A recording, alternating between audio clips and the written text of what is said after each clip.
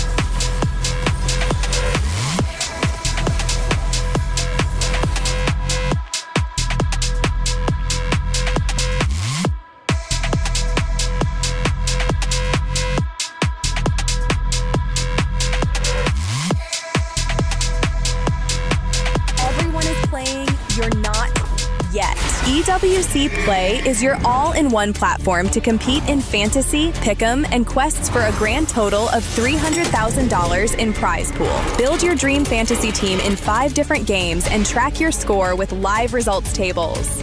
Predict the winner of every game, every group stage, and every tournament. Complete daily and weekly challenges to earn boosters that help you climb the global leaderboard. Got what it takes? Join EWC Play now.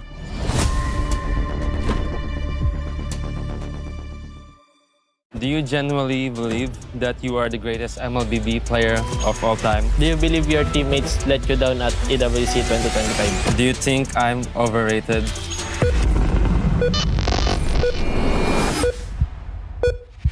Hi guys, I'm Carl TC and I play for Team Liquid PH. Hi guys, I'm Kyrie and I play for Onyx Esports. The Esports World Cup wanted us to ask some of the internet's most asked questions. But to make sure we tell the truth, we have connected ourselves to a lie detector. So if we lie, everyone will know. Do you genuinely believe that you are the greatest MLBB player of all time? Yes. Yes, he does. Yeah, he definitely is. I think maybe because of all the achievements that I won. Yeah, fair enough. He won everything. Do you consider me your biggest rival? Yes. 100%. Straight away. Nice. Does it bother you that I have more followers than you? No. Ooh. I think you're testing me there, aren't you? No, I'm telling the truth. Do you ever look up how many followers you have? No, not really. Because I don't really care.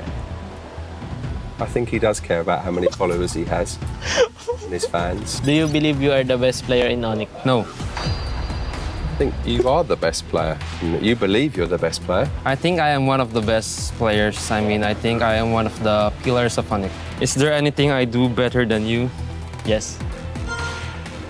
Which things? In Assassins and also the face. Yep. I'm happy to hear that. Would you ever join my team if you were offered the opportunity? Your team.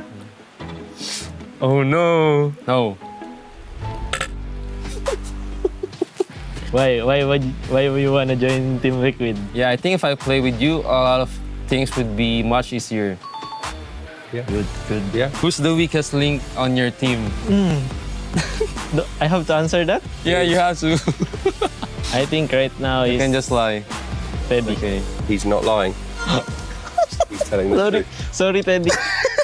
It's understandable because he's a rookie, right? Yeah. Do you believe you would beat me in 1v1? Maybe in some heroes. I think right now I would lose to you in 1v1 just because I always see you 1v1 on live stream. Yeah. Do you think we'll be remembered as the 2 greatest players? Yes. Yes. Wow! Ang nagsisinungaling pare. Do you believe you will finish your career with a greater legacy than me? No. Wow, humble. Why would you think that? Because I think your achievements are very hard to achieve and yeah, it's just being consistent is very hard. Good. Do you think I'm overrated? No. Thank you, Carl. I'm just surprised with the questions. Do you feel more appreciated by Indonesian fans than Filipino fans? I see. If I... okay. Yes. I think you love both of your sets of fans. Good fans in both countries and there are also bad fans from both countries. Do you think you will still be a professional player in 5 years? Yes, but I think maybe not in Mobile Legends but other games. Oh. Yeah, I was seeing a pretty big reaction there, but that's because you've been in other games. Yeah. That makes sense. Do you worry that you will eventually fall off? No. I think you worry about it. I worry that I might get tired. I've been playing non-stop and maybe getting a bit of rest is good. Is there anything about my gameplay that you wish you could copy? Yes. Which gameplay? I won't tell you because you might use it against me. Okay, fair enough. Who receives more unfair criticism, you or me? Me. Yeah. Why? because I have already won a lot and I think they're still comparing us. Yeah. He's doing very well, isn't he? Tell him the truth. Yeah, he doesn't lie. Straightforward. Have you ever sent a negative comment about me to one of your teammates? Yes. What is it? Can I know? I always used to say that I'm better at Assassin's Creed more than you, but they would always say, you're better than me overall. Do you believe your teammates let you down at EWC 2025? No. In which part did they let you down? After losing, it's just I see the flaws of my team and I just couldn't help but compare my teammates to TLPH. Yeah, even though I trust my teammates, but yes, you just can't help it. Do you think your team this year is stronger than last EWC? Yes. I think I know why. Febby? No, not Teddy. I think, kind of Teddy, and I think also because of our new coaches. They improved so much. Okay. Do you believe this is the year you win EWC? Yes. Why? It's because he's not on your team. But there's also a lot of strong teams, but I do believe that we can win. Okay, that makes sense. Yeah. Last question. You need to focus, Carl. Yeah, let's go. Do you consider me a friend outside the game? Yes. Those questions were not easy. I'm glad it's done. It was very tough.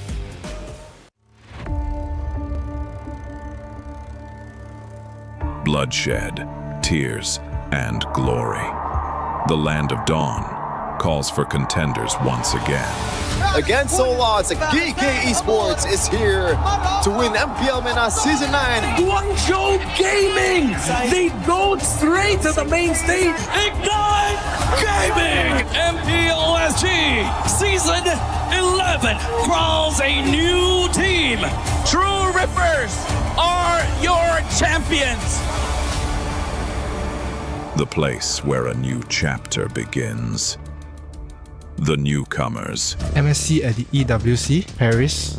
For many of us, this is our first. We may be the underdog. We may have sacrificed everything to come this far.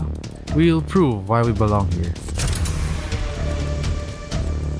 It's the first MCT Grand Finals, and Entity will be your first champions. Bro!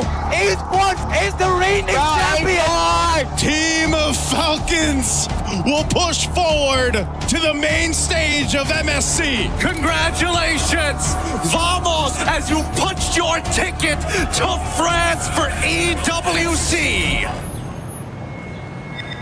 Breaking barriers, defying limits. The aggressors come with nothing to lose. We carry the expectations of our country, our families. The fans who believed in us. This is the stage we've been working toward.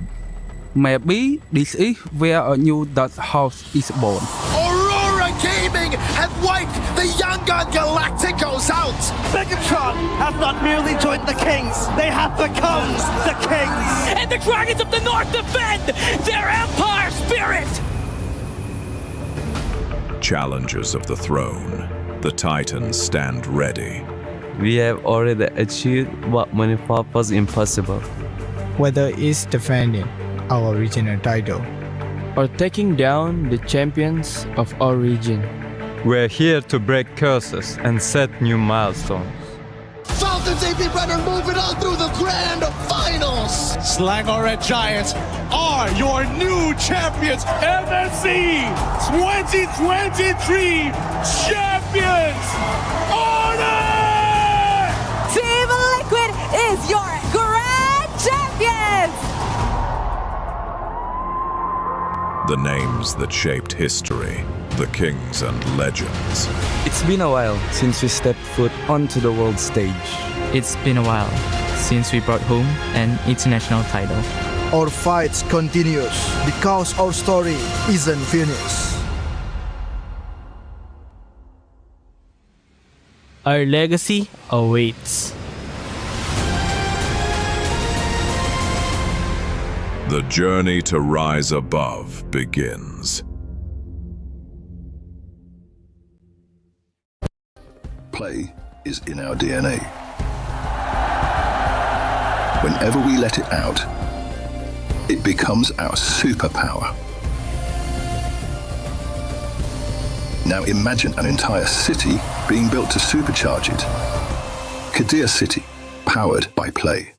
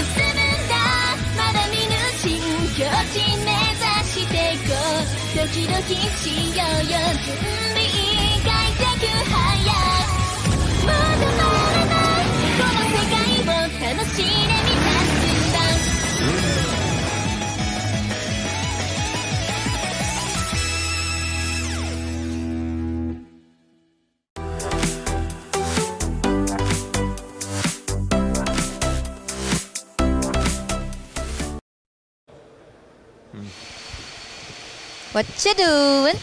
I'm busy doing my pick'ems actually. I'm on the Esports World Cup website. Okay. Picking the winners for today. So I was thinking SRG probably going to take game one. SRG, yeah. Up against GK. Yeah. We got that. Yeah, I think that's right. Yeah. Yangon taking on Pro Esports. I'm thinking a 2-0 there as well. Actually. For who? For Yangon Galactic. What? No, for Pro Esports. I think Yangon. What?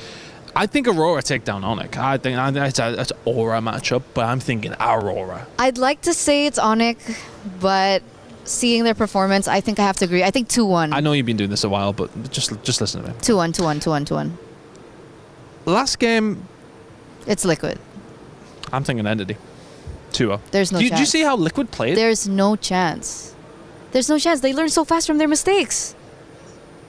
They're the defending champs. They have the GOAT, Kautizi, they have JP, my GOAT.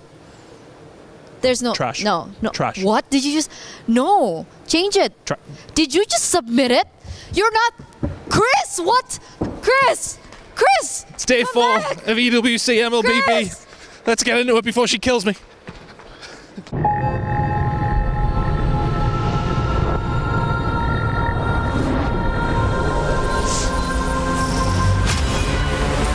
In the past, we were always in Asia. This year, we came to Paris. What stories are still left untold? Kami sudah membuktikannya, tapi ini baru permulaan. Tiada siapa akan ingat siapa nombor 2. We need the win. Bukan sekadar keinginan, tapi tekad. Hindi ang pag-abot sa top ang pinakamahirap. Ang corona ang mahirap ipagtanggol. What happened last year became fuel for us this year. This time, we bring it to the prize and finish it. A new lineup, new chemistry, new fire. Once champions, not settling for podium finishes. World champions, defending MSC champions. As the final boss of MLBB, can anyone stop them? Names have been named, stars have risen, but now they need to show the world what it takes to rise above. This time, the world is bigger than ever. Like every year, new challengers step onto the world stage. Some carry the ambitions of 2 continents. Some fight for the pride of home turf. Some have never stopped chasing the throne. So who will finally rise to clinch the title? This is where unresolved stories find their ending. A new shot at glory. One more chance at redemption. We are back. Kali ini, sekali lagi. Bukan atau tidak, Pareho lang ang chance namin. No one is untouchable. Let's fight. Bukan ako kalau bisa. 2 champions, 1 game. Paris breaks through limitless possibilities. Welcome back to MLBB here. MSC at EWC 2026 is well underway, and as we welcome you to a nice weekend start, we have anything but a nice time for the teams who are facing elimination coming up in our first and final matches of the day. It is dire straits for our teams, but there is also a chance for glory if you can do things right. We'll see how much these teams have learned, how much they've bounced back as Group B takes center focus here on Stage 3 of the Lenovo Legion Gauntlet. Welcome back to the show. My name is Rain Day. I'm your host here, and I'm joined by my lovely panel, Brigitte and Lefel. Brigitte, I like the pink. Lefel and I went dark, and Lefel, you might have hit your face there. We won't worry too much about that. How you feeling? I'm feeling great. I'm excited for today, especially as this is Group B. I feel nervous. Yeah, I know, because the but last you know time what? you and me are I here, know. it did not go well, Brigitte. Hey, listen. Yes. You are nervous because you're in first shift. I mean, yeah, but first shift has been amazing so far. Right? But I get to relax a bit because I will be watching during the last 2 series. And then you can become a duck. Yes, and I can become a duck. I just like react and, be. You guys may not know this, but she's part minion, part duck. I'm not. I haven't exposed Brigitte. I just said that something funny has been happening up here during some of those crazy upsets. But I didn't say what. I didn't say what. Okay, so she knows. I'm gonna let her reveal it if she wants. Otherwise, just know we were getting hype up here. Let's take a look at the SDC rewind from yesterday. Speaking of games that have already happened, it was again more fanfare. Maybe not as many surprises. Might have gone a little bit more traditionally, but the meta has evolved. Brigitte, you were over there and obviously casting and talking about this. How did you? She had an amazing time, especially the last game. I know. Bro, so much energy in that one. I know. Okay, now that you pointed out the last game, I might have to focus on the last 2 series we had yesterday. Because if we're talking about the meta and what else we got to witness yesterday, it's probably the Melissa that really stood out to me the most, because we saw very drastic performances on the Melissa. One where it was very efficient and one where it kind of struggled. I mean, like for me, looking at Guangzhou Gaming, that Saber though, right? The Saber going into the Yu song with the Atlas just to shut down the Link, and oh my goodness, does it look good. Look at this one. This is the draft where they use, where they say like, do you want to fight? It's just yes. There's no hesitation. Dude, I love Guangzhou's draft yesterday. Yeah, they sent, their competitors home. True Rippers representing India, their first time at an international stage. It was all GZG, though. May was happy about that. He talked about his emotion coming up, not just for losing, but getting into MSC, talking about what it means to win, carrying the shoulders, all the work that has gone into it. GZG stays alive. They'll face competitors as we rally out our bracket, as we fill out our bracket later on today. And then, Vamos goes up against Team Spirit. Yeah. Talk about a surprise. Because we were like, okay, Vamos is strong, but are they strong enough to defeat Team Spirit? Which, by the way, hearing the rumors, apparently Team Spirit is doing so well in scrims that this, for the teams that know, is considered as an upset, because it's not just a win, it's a 2-0 win. Yeah, it's a strong win, Brigitte.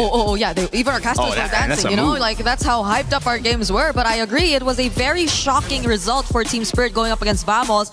And as much as we really wanted to celebrate Guangzhou winning in their previous series, they have to face Team Spirit next. But that's for tomorrow, I know we are all awaiting that matchup, but there's much more to look forward to today. It's kind of difficult because when you look at a team that you'd like to face, it's not a team like Team Spirit, but they did lose. So maybe you have something that you can use against them, Brigitte. Like maybe a Saber again? Yeah. We'll see. Team Falcons PH took up against Team Vitality. The Death Note was brought out, guys. One of my favorite animes. Okay, first of all, something that I do have to say. Bro, Moreno, bro, on that Selena. How does a Selena, it's already hard for you to get a stationary target. He keeps getting the fanny.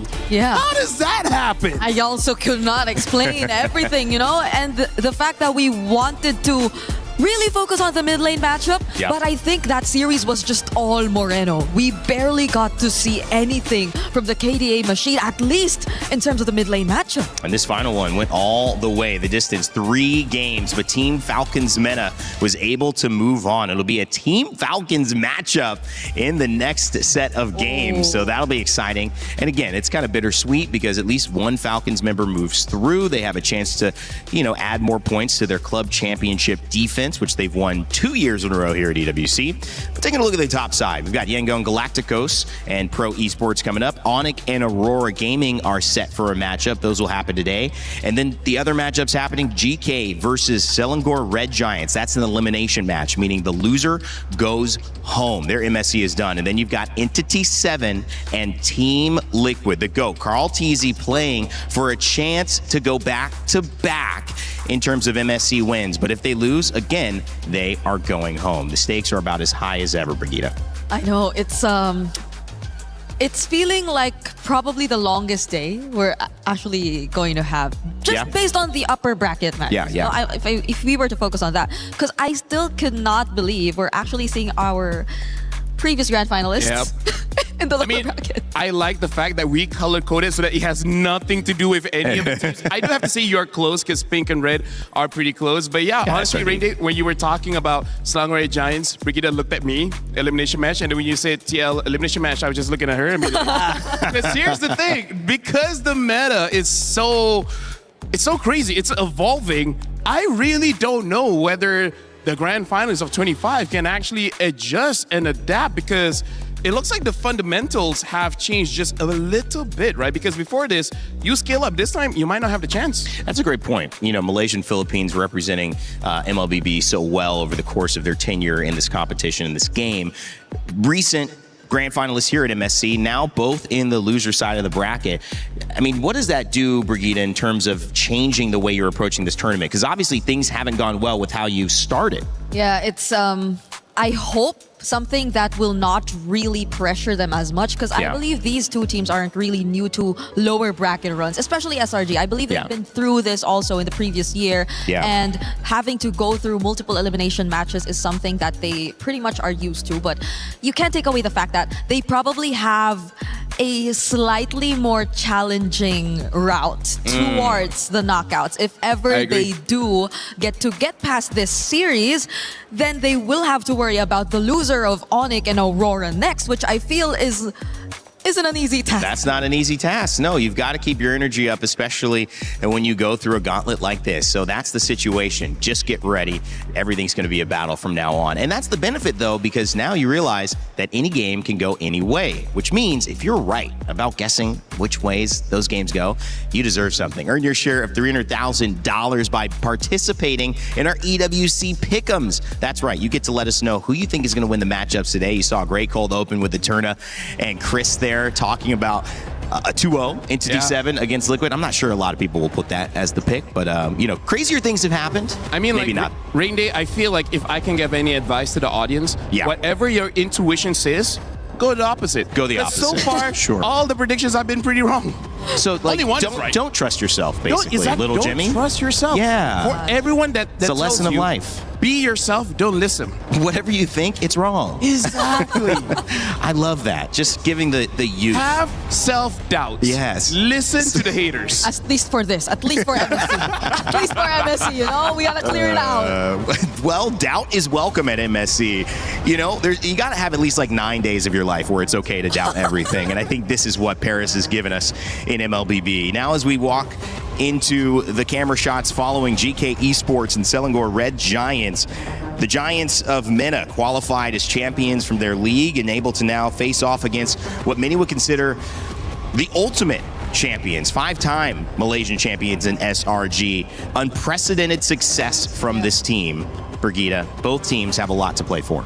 And I'm hoping we get to see them in a similar spot as they were 2 years ago, where they had a near flawless run, where Sekai's was just performing out of his mind, and where he was actually labeled as the Sky Prince? Because that was something we're yet to see from them. Yes, they got comfortable every now and then, but the moment they got their hands on the Ling, I feel like it was a surprise to us to see that kind of performance from SRG. For me, I still want to see him on the Ling. It's just that banner all these crazy crowd control heroes, right? Yeah. Like even you saw like the Belleric, the Eudoras. Yep. Like I really feel like as long as those are not on the table, it's a little bit better for Skies. Because when there's a lot of crowd control, he really can't do much. Well, speaking of GK Esports, who he's going to be trying to do a lot with, they have a team that is built to understand that they have a challenge ahead of them in the Malaysian Champions. Can they do enough to move through this elimination gauntlet and keep themselves alive for one more day? Eterna sat down with Shin to get his thoughts. Hey everyone, it's Eterna here over with Shen, captain of GK Esports. How are you feeling coming to this elimination match? I mean, we didn't get to what we want last match, but today I think we're gonna play better because we got enough time to play more, and we're really excited because we're gonna beat with SRG, so it's really fun to play. Yeah, we're all anticipating this next match. Yeah. And were you surprised that SRG ended up in the lower brackets with you? Yeah, a little bit, but I think this meta, it's there's no really you can say really team gonna beat everyone or something like that. Oh, okay. Yeah, every team has a chance, Every team has a chance. It is a very interesting meta that we're looking at right now. And earlier on, you said that you had a little bit of time, right, to prepare more and so on and so forth. So did you think that was one of the main reasons why you lost your previous match? Yeah, I think we didn't get enough time with each other to adapt to the new meta. But I think now we're gonna play better for sure. Okay, if there was one thing that you could fix from that match that you lost, what was it? I think our draft. Okay, your draft. Yeah. So the drafts have been studied. It's been prepped for today. Did you think that the communication was okay? Chemistry, execution, was it okay for you? I mean, not really, but we didn't get to play the game, so I can't really say that, Okay. But what about you personally? In your performances so far here at MSC, have you been satisfied with it? I mean, not really, because last match I didn't really perform. I think my performance was really bad. Today I hope I can do good. Okay, we're all hoping, we're all anticipating, we're very excited as well. Is there one person from SRG that you think will be the main problem later on in your game? I think Innocent. Innocent. Okay, why is it Innocent? I think he's for me is the most strongest one on the team, so that's why. Okay, so your eyes are going to be on Innocent in this next matchup. Is there anything you want to say to SRG before your match? So yeah, good luck, and let's give a good match to the audience, What about your fans back at home? I mean, I want to thank them for the support. I say sorry for our performance last match. I hope we can fix it today, and yeah, keep supporting us. This has been so wonderful. Thank you so much, Shen. And before we go, I do want to ask you, as team captain, are you the person that usually, supports your team mentally, emotionally? Yeah, I think so. What do you usually say to them? I give a speech before the match so I can get them motivated or feel their hunger, more. Yeah, that's all. Oh, what's it like? Can you give us an example? I mean, I cannot, It's Okay, pretend I'm your teammate. Okay, Eterna, we're going into this elimination match, and then what do we do? What do we do? What should I say? Yeah, okay, I'm listening. Usually I say it's fine, we didn't get enough to practice, but the match isn't decided because we didn't get that, but I know they're a strong team and it's fine, but they're only players like us. They do mistakes, they feel pressure, so we just need to play every minute, win it, keep winning it every minute, then we keep going until we win the game, something like that. That's captain for you, ladies and gentlemen. I feel so motivated today to do my job. Thank you so much, Shen. We're throwing over back to you guys. In order to stay in it, you got to win it every minute. That's what Shin basically said to me, and I like it. It rhymes, and I would be motivated after that as well. I'd say, keep going, man. Keep dropping some bars. All right, obviously on that side, GK Esports getting ready to go, but they're facing up against the Giants. That's right, in Malaysia. Selangor Red Giants. They've got the Sky Prince, and they've got all of the titles ready to go and seek and in search of another MSC opportunity to get back to a grand finals, claim a championship trophy. We had a chance to sit down and talk to who Shin thought was an important player, Innocent with Eterna. We are now here with Innocent from SRG. Welcome. Are you surprised to be in an elimination match? Yeah. You are surprised. Yeah. Why were you surprised? Did you think that the meta would favor you this time? I mean, based on our scrims, it's good. Oh, okay. We don't have any problems during the scrim. But suddenly, during our first match, it shows that we're lacking something. Ah, okay. They're lacking something right now. And I do want to say, because this is kind of similar to what happened to you last year at MSC, but you managed to go all the way to the grand finals. So is this just something that SRG does in the early stages?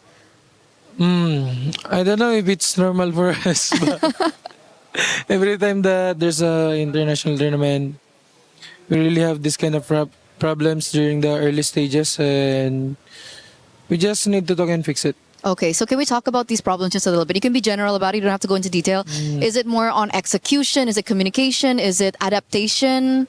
I mean, there are some onto the communication side, and the others are more on to... I mean, there's a lot of heroes now. Okay, so there's a lot of heroes. There's a lot of heroes popping out, and sometimes you don't face them before the international because other regions they have different heroes.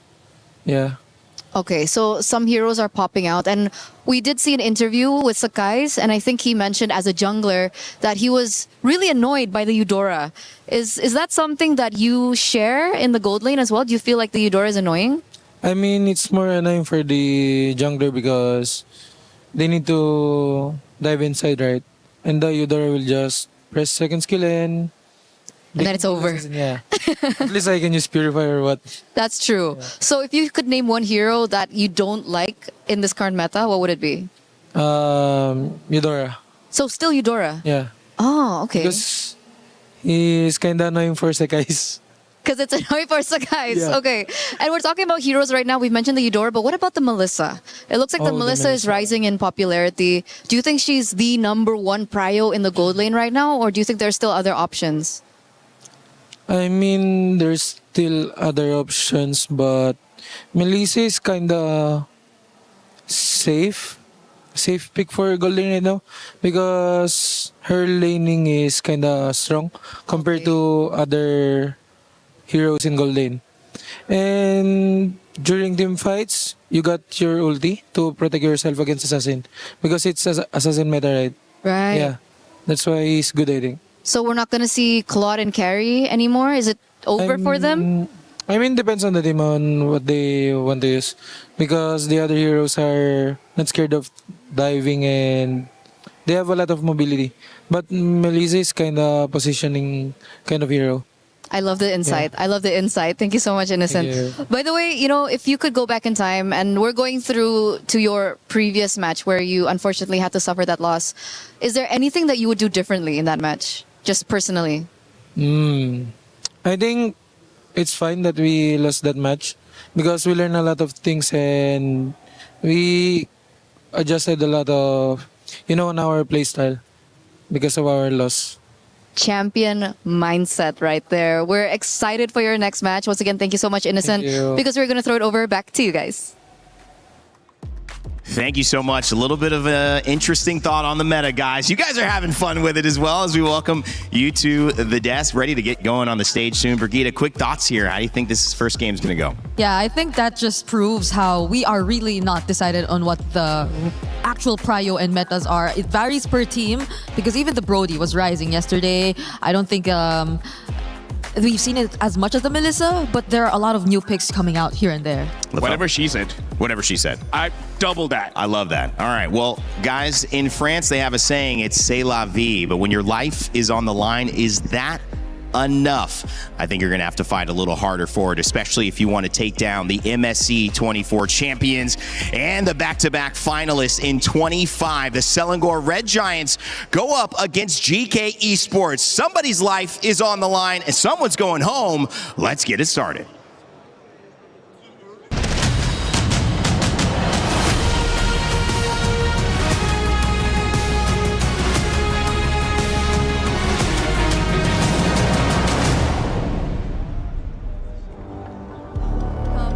To the fourth day of MSC at EWC 2026. It's Rose and Milosh here again for another day. Now guys, yesterday we sent home 2 teams and 2 teams proceeded to the knockout stages. Today, history will repeat itself as we crush 2 keys and promote 2 teams.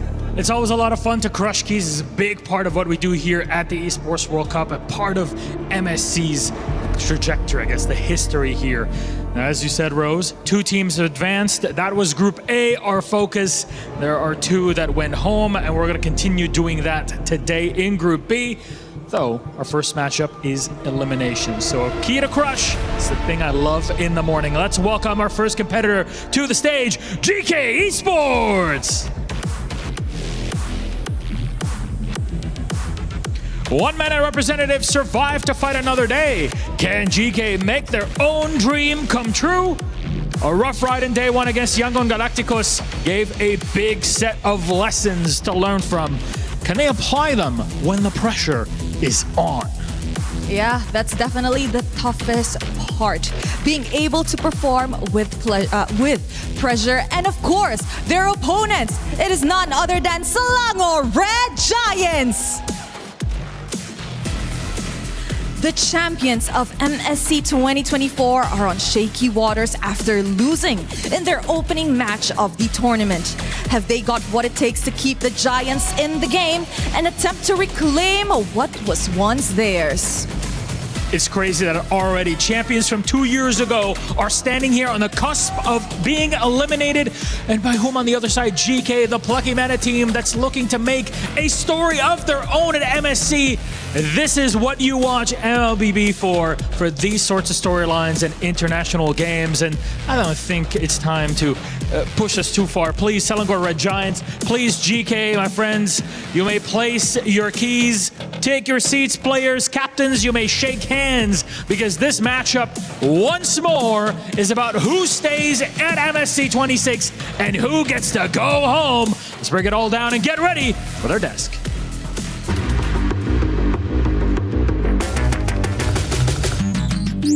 Day 3 just wrapped up and we went through our upper bracket and lower bracket matches. True Rippers were sent home by Guangzhou Gaming, but Ignite Gaming had to suffer the same fate. Then in our upper bracket matches, My Goats, Team Vitality from Indonesia sent Falcons PH down to the lower brackets. And we also have the boys, Vamos from Malaysia, pulling up an upset victory 2-0, dominating Team Spirit to make it to the knockout stage first. By Sawa with the Rapid Dryer, keeps him at a bank.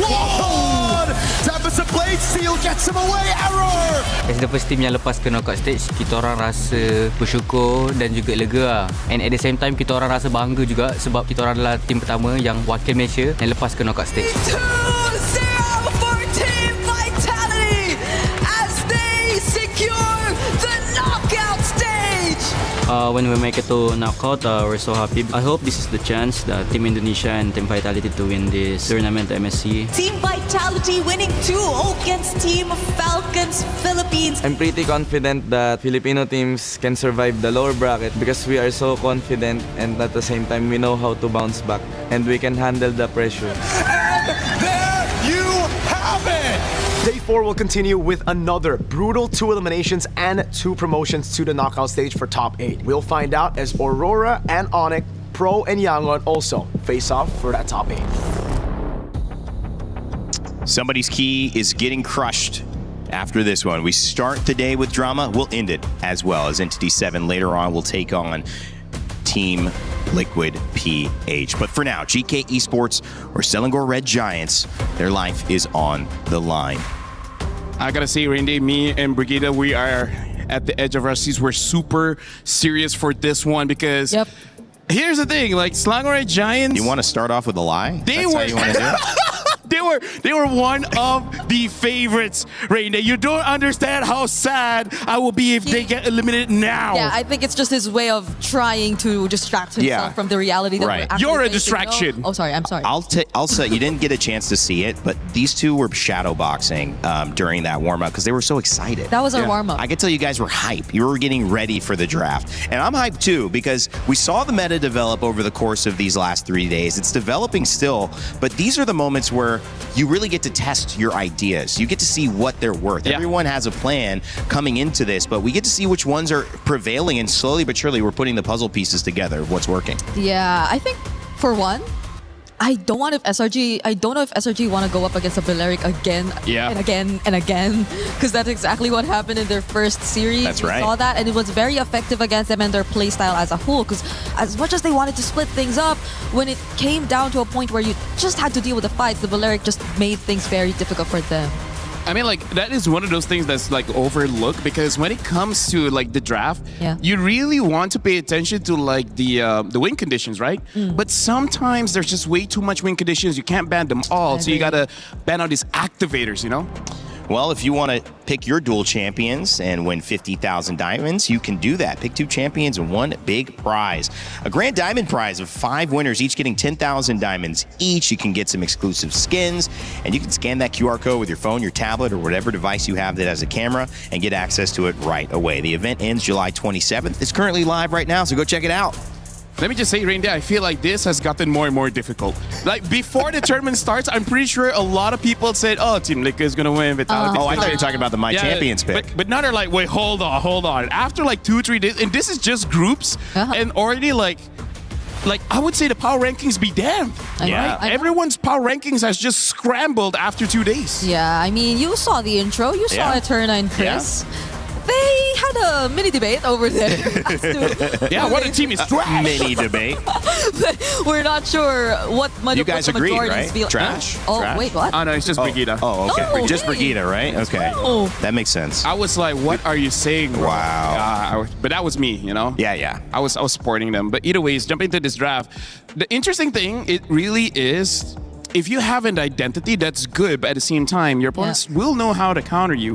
For Slangway Giants, I would say after their first match against Pro Esports, I don't think it's super defined just yet, their identity, because game 1, 2, and 3, it's different drafts. Even the win condition is different. So I really don't know how they're going to approach this one going up against GK. It's interesting. You did mention, go ahead, I don't want to interrupt you there, but I was just thinking Pro Esports and PvP, you'd mentioned that Belleric, and he was so successful against them. What do they take away from that now going into how they prioritize this draft? I mean, I initially wanted to put a bit more focus on that, but as Lafel mentioned, it's a bit hard to narrow down the win conditions and what you really want to focus on when it comes to the draft. And that's on top of the fact that SRG themselves, unlike the other teams who tend to just really go either tanky EXP and they just shuffle everything else in the lineup, they've been using either tanky or damage EXP. So you also don't know what kind of approach they want to starting from the EXP lane, which I think is very crucial in this current meta. So let's see if they get to finally establish it here now that they're in a very dangerous spot. Expanding River and maybe expanding conversation of the assassin meta. 2 characters, 2 heroes that have made the biggest impact in that, at least from an eye test. It's been Harara and Ling. But they have a very different win rate. Over the course of these last few days, we got some stats in the green room. Harara, 73% win rate. Ling, 43. And these are 2 of the Harara Ling assassin users that you might think we might see that matchup again, Lafel. So that could be a big thing on the ban list or not. Okay, so we're already starting off pretty interesting here. Slangway Giants, they are on first pick blue side, GK second pick red side, and a Harley ban. That's rarely a first phase ban. But just to expand on the conversation of Ling as well as Harara, I'm looking at a Eudora. Either ban it out or first pick, because at this point it's 100% pick and ban. And every single, I would say most junglers, they're like, yeah, we don't like to go up against her. Yeah, but I kind of wonder about the Harley ban. What could have been the idea behind this? Is it just a jungle matchup that they're trying to avoid, or is it a different hero that they're planning to put out and would rather not go up against the likes of a Harley? I see 2. 1, either they're going for a marksman pick, right? So you don't want to deal with the Harley. or Eudora a ban. nice Eudora ban. The other thing, Break, you remember Aurora? Aurora Gaming with Mr. Big Brain Midnight? Okay.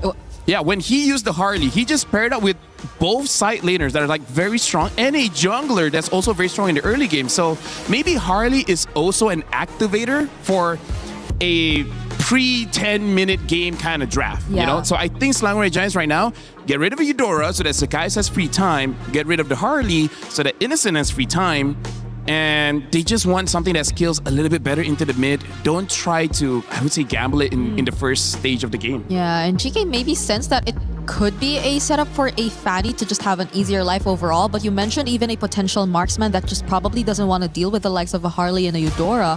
What if SRG, as pointed out by Eterna in the interview earlier on, have plans of maybe putting out a marksman like the Melissa later on? Because I don't think the Melissa would really want to deal with the likes of a Harley Eudora, but that's the thing. We're not entirely sure just yet. We're just somewhat, personally for me, I feel like Melissa fills a hole that is currently there in terms of the draft, which is there's not a lot of siege because look at all the mid so far. The Eudora, the Valentina, they've been mid-range mages, right? They haven't been someone that can really push people away from the turrets for you to get the free objectives.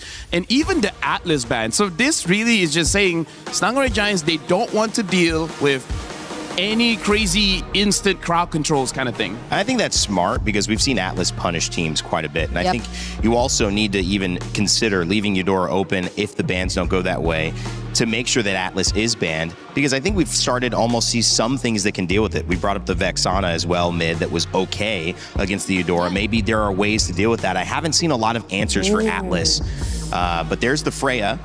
One answer is the Belleric, I guess, which is also still open. Yeah. But the Ling too. Like, is it time? I would say Hirara. Hirara. I think Hirara is just a bit better, but to be safe, honestly, I wouldn't mind if SRG just takes the Belleric, because after that, the other roamer that's kind of like AoE control is the Minotaur. Yeah. And Minotaur is much more manageable, especially if you get the Zushin. If you get the Zushin. Yeah, and GK have been very unorthodox with their roams. Like they went Jawhead. There was a Jawhead Selena, right? Yeah, it was a Jawhead Selena. So, okay, SRG do lock into Hirara. They've been performing better on this hero as well. And the fact that they did take out a couple counters too will make it much easier. But GK, on the other hand, do they lock into Belleric, which is somewhat a really good pick? It is a very good pick. SRG based on pro and in general as a whole. One way you could deal with that, my thought is, if you have trouble against Belleric, you prep for that.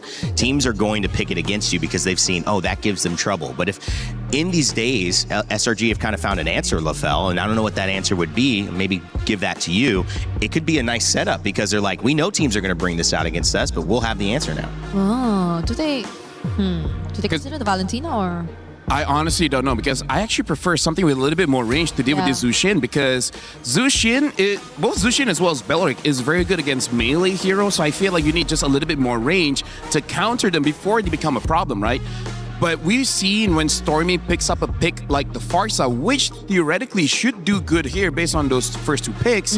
The problem is there's still a lot of junglers as well as EXP laners that can deal with the Farsa. Like, for example, the Yuzong's still up, so now they pick up an Eve, a much safer long-range hero, and they even pick up the Moskov just in case if GK does want to go for that Ling route. Yep. I'm liking SRG's opening draft because this is more honest, but at the same time, it's just very strong heroes. Yeah, and it feels less like them just willingly handing over some of the picks you would just really expect to be prioritized as power picks, as in contrast to the way that they drafted during the first time that we saw them, wherein they were letting go of picks here and there. And that's a Ling which they also did let go of this time, but it's not like they gave up on it. Right. They had the Hirara, which is stats-wise a much better performing jungler here currently in MSC.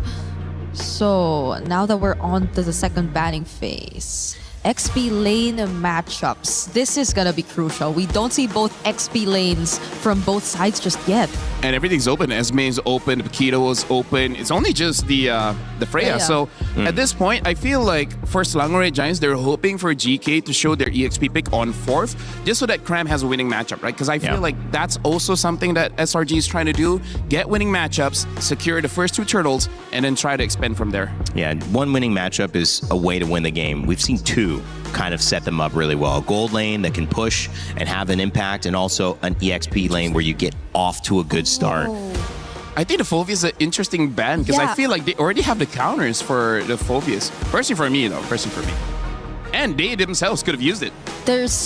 We kind of are used to seeing Belleric in the roam, but they have used it in the EXP also. That's true. Oh, yeah, true. But the Phobius ban, though, being taken out, again, yes, probably for the lane, but maybe there's a chance they also consider in an XP lane which doesn't want to really go up against a Phobius. And that would be something like a Paquito, I guess. Paquito and Arlo. Yeah, they might try to get that. In terms of Arlo, I can see it because they do have the Belleric as well as the Zushin, and now the Barat. So this does seem more like an Arlet pick coming up. SRG, I think they would be okay to just let the Arlet go and try to fight back with either a Paquito or an Esmeralda. Both, I feel like, should be able to do their jobs quite well against GK's lineup. Or I don't know if they want to go for a Lapu. That's like not necessarily great, but that's definitely one of Cram's comfort. Yeah, because even the Arlot or even the Barat's ban really tells you a lot. Yeah, it screams Arlet for this one.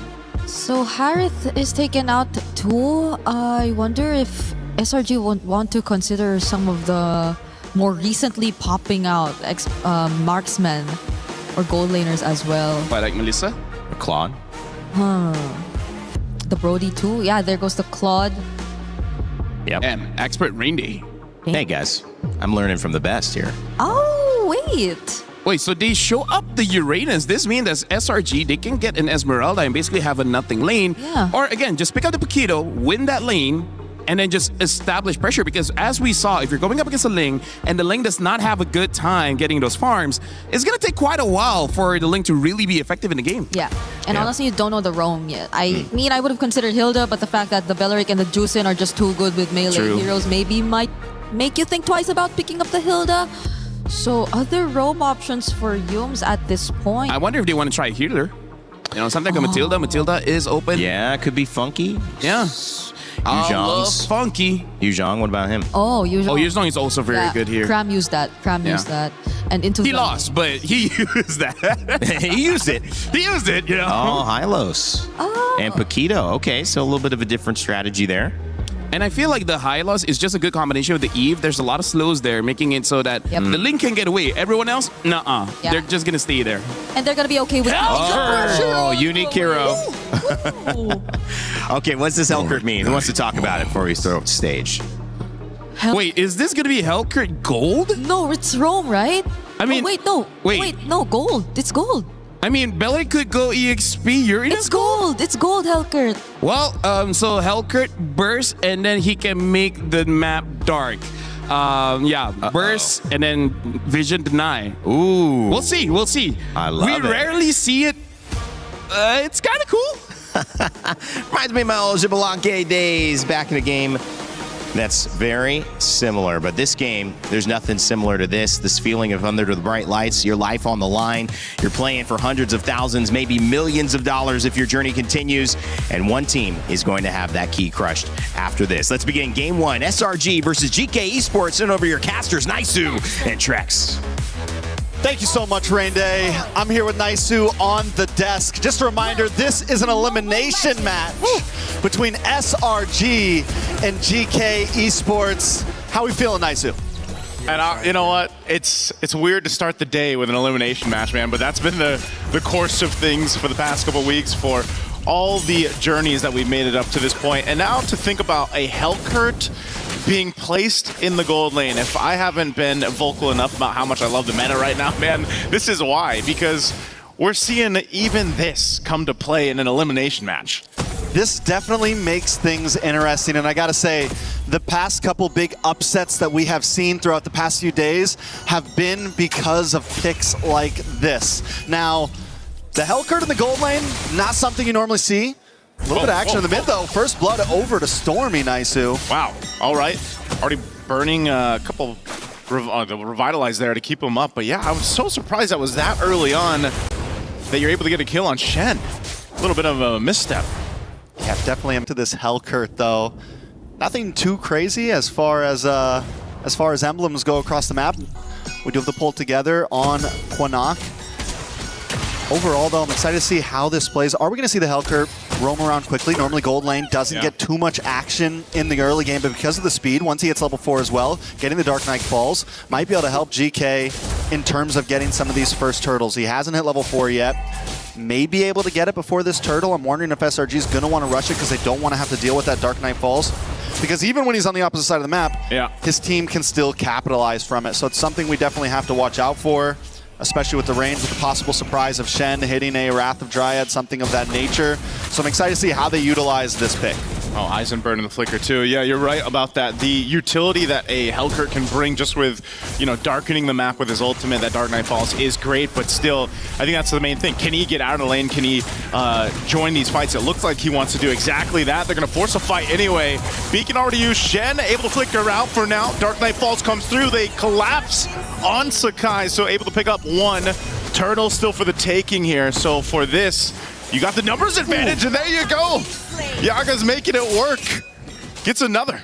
Yaga. Things already turning around for the side of GK. Looking good. They take a death early on. But we're already seeing the possibility that Sakai's is going to have to be careful going off on his own, even if it looks like he can secure a kill, because at any point, Dark Knight Falls comes down, Yaga pops up, helps gets the kill. He is an assassin. He's still squishy. And that's what I feel like is going to be the target. You add that up with Stormy as well. We haven't seen Yve work out too well for a lot of teams. I feel like in a lot of drafts it looks nice, but the fact that there's things like Lings now being highly popularized, some of these assassin picks who can jump onto you, and the lack of movement from the Yve once you drop that ult, you are just a sitting duck. So Stormy, the big win condition for SRG, I think, is going to be positioning and timing on that RWM. Yep. And the same thing is going to go to GK with this Dark Knight Falls and things of that nature. Quanok already using the beacon. Actually in a flicker forward. Dark Knight Falls. They want to collapse on Stormy, as you were mentioning it. Tempest Blade's already going to be used. Yeah, trapped into a real world manipulation though too. On the back foot, GK has to disengage. They wanted to go for that. Now multiple members are low, and here comes the follow through. A spear from Innocent will be able to find a double. He does it again in the mid lane. He just never misses. That's the reality situation with Innocent. And I want to go back to what I was saying with Stormy. That last RWM was huge, but Cram. Oh, Cram. Okay. You know, this is why the Paquito's so deadly. Couple combos, and you're half health or less. Yaga's going to get spotted out. He does get stunned here, but he's fine for now. Yes, back to what you were saying, Trex. You know, I think fighting around the real-world manipulation is key. We just saw it in the hands of Stormy there in that fight, especially because they know that GK's idea behind this draft is to just kind of go in, make it happen, get a kill if they can, but your real-world manipulation is your biggest counterpunch to that. Not only this, but you can slow them down with a glorious pathway from Yum's Hylos, and they've got a lot of tools. So once GK kind of goes all in, the problem is if they don't catch anyone, can they get out? And sometimes you might see that Dark Knight Falls even be changed to more of a defensive use if they need it at some point. And that's where so much of it is going to be who will pull the trigger first. And Stormy did such a good job in that last fight when GK was invading onto the purple buff. He holds on to the RWM. Dark Knight Fall went down first. Stormy moves around, finds a good position, and then after the fight's already been going on, he drops it. Oh, here we go. Fight for the second turtle. Less than half health here. They're going to force it anyway. Innocent gets a solo kill. The turtle's going to be secured by Sakai's, but he might lose his life for it as Quanok picks up a kill. Looking for Cram. He's trying to get away, but there's just a whole lot of crowd control locking him down as Aizen will pick up for himself. So a bit of a trade across the map, but that's also a lot of gold and push now for Innocent on the Moskov. Yeah, I don't think we expected things to go like this. It's 5-4 right now. GK holding a small, ever so slight gold lead. Still, the game is at a standstill, but every fight has gone back and forth. Neither team finding full leverage. Neither team really getting a full grip on this game. GK Esports, I'm wondering when is the time to really pop off? Yaga is going to get a couple more items, and I kind of want to see where he's building towards. Is it just full burst damage? Do we have the... There's your Sky Piercer. Sky Piercer. I was wondering if maybe we were going to see like a Blade of Hep disease, something of that nature, but no. Sky Piercer up front. Berserker Fury already in for Zeno.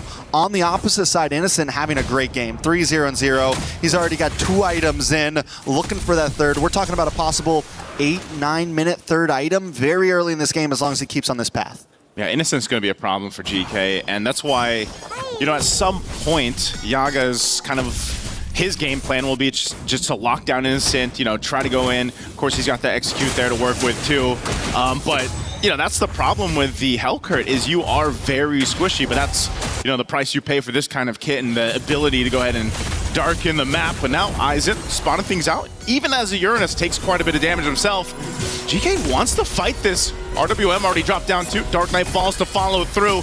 They're going to extend it further. And now here's the surprise as it comes on through as Quanok is gone.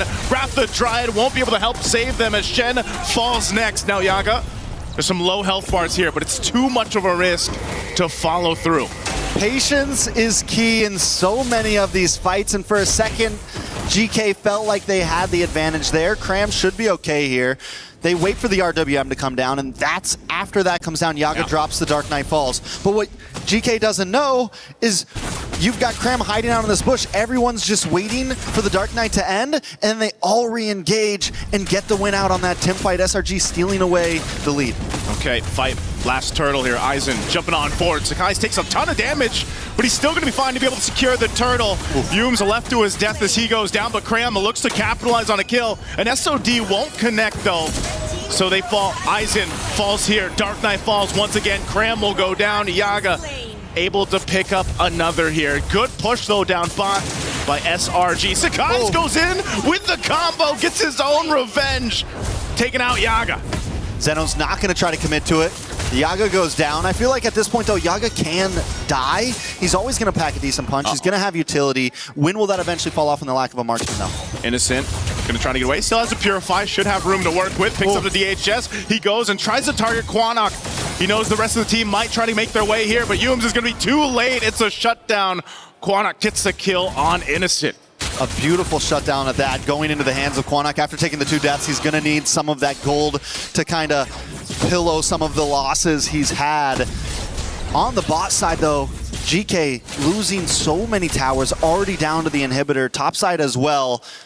Though GK's been doing well in some of these team fights, in terms of macro, they've been having a little bit of trouble, and I think that's the sacrifice that happens when you pick up this Hellcurt. And yes, you can use it as a split pusher sometimes, but they've been using it a lot more for these turtles, for these objectives, for these big fights. They haven't really been sending him off to the offlanes, and I'm wondering if there's going to be a point where they kind of change his game plan on what they want to use that hero for.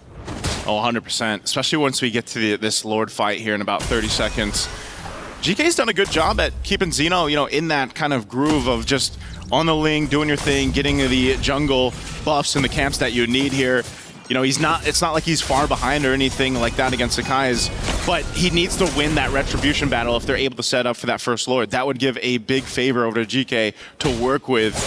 So right now it's just kind of maintaining the map.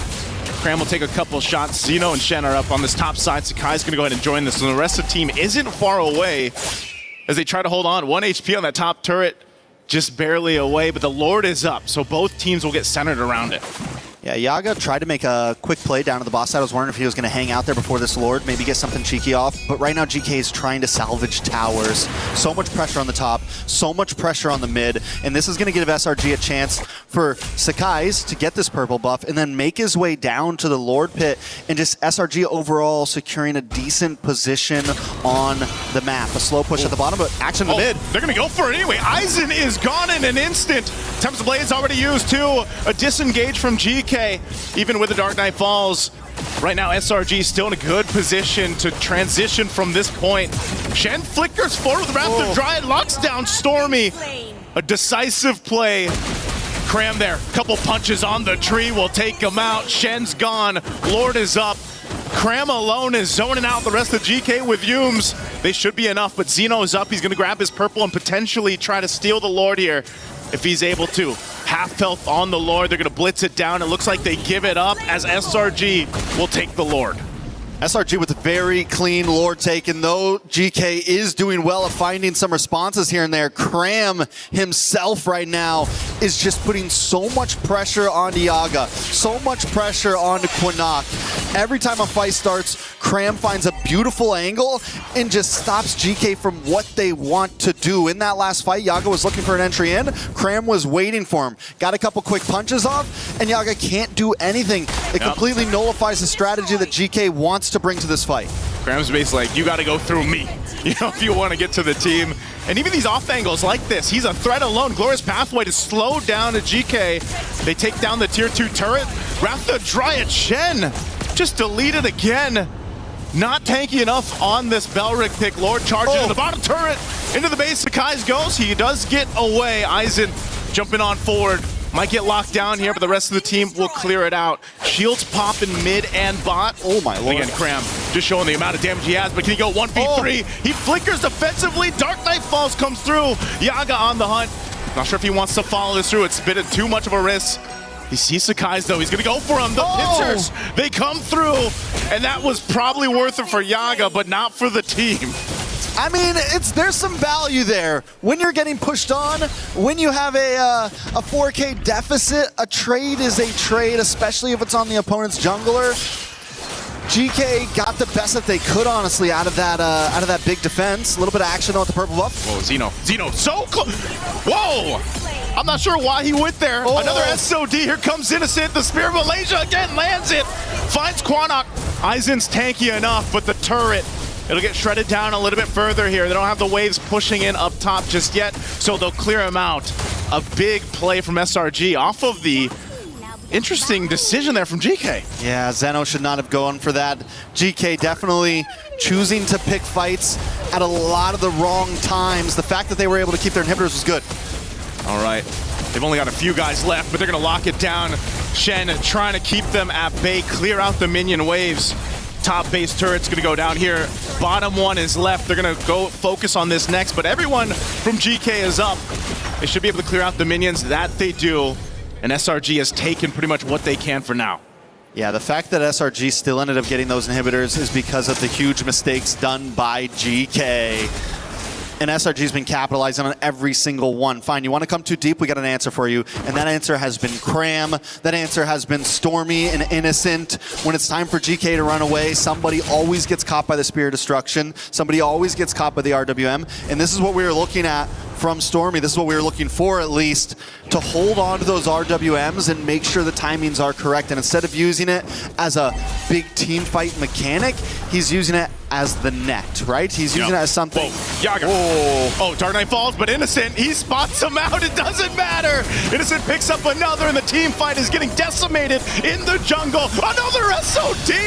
He doesn't miss. And Zeno falls. Aizen could be next. Last one for GK. And they just get wiped off the face of the map with SRG. They don't need a Lord. They got a wave of minions coming down the mid, a 7,000 gold lead, and death counter's too high. Too high for GK. They're going to have to scrap this one up and go next because SRG came through in game 1 in this elimination match. Definitely a tough start to that game for SRG. Another pick to throw them off their balance, but they held it together. And as the game went on, the lead got out of hand for GK. Things got a little too crazy for GK, and SRG kept their cool and took the victory. Again, man, there was an attempt there, do something unique in the draft. Interesting in the draft, gold lane Hellcurt. You could see where it could work. There was uses for it, but essentially you have no way to even contain Innocent. Whether it was Innocent or not, if it was just a Moskov has free reign to do what he wants across the map, and you have to kind of deal with that. The macro threat that Moskov had in comparison to what was going on as a team just was too much to deal with. And again, when you have someone like Innocent who's, I don't know what his accuracy is on those spears, man, but they just seem to hit 9 out of 10 times. We need a percentage on that, honestly. Something like that. And, again, you have tankier heroes on your side for GK between the Uranus and the Belric, but it just wasn't enough. A lot of the times they were initiating into this fight and they would just get decimated more like quicker than not because of the firepower that was packed in to this lineup of SRG. So go back to the drawing board for game 2 because this didn't work. The early game was better. I feel like they were actually able to maintain, the game and not lose this crazy lead, but GK's got to come up with something else here, Trex. I mean, I get it, right? Game 1, you try something because if that something works, it puts you in such a huge advantage for the rest of this series. It's a mental game, and GK was not able to pull it off. But even more of that, SRG was able to keep their cool through it all. Let's see what our panel has to say about that. Rain Day, take it away. Thank you, Trex, and nice, great cast on the first one. This was an interesting game, but you got to say GK Esports had moments where they looked much better. 5 kills after their time with YG, who got 55 kills against them. Now they added 11 to the tally, so technically doubling their overall efforts and effectiveness, but it wasn't enough against SRG, who I feel like, Brigitte, this is just my take, I want to hear yours, just had a win condition in the Moskov and in the Harara, and their team fights really came together very well. Yeah, and on the other side, it was very specific for Yaga, who had to go up against that win condition you mentioned, which was Innocent on the Moskov, because I feel like Yaga and what he's been through in the first series, in their first showing here in MSC, was something they do not want to go through against. Yeah. So they picked up a very aggressive gold laner, a very unique gold laner at that. And you saw the intention, you saw it work to a certain extent at the beginning, but again, for a more sustained team fight or for the long run, I think they lost sight of how they should have played around the certain lineup. Yeah.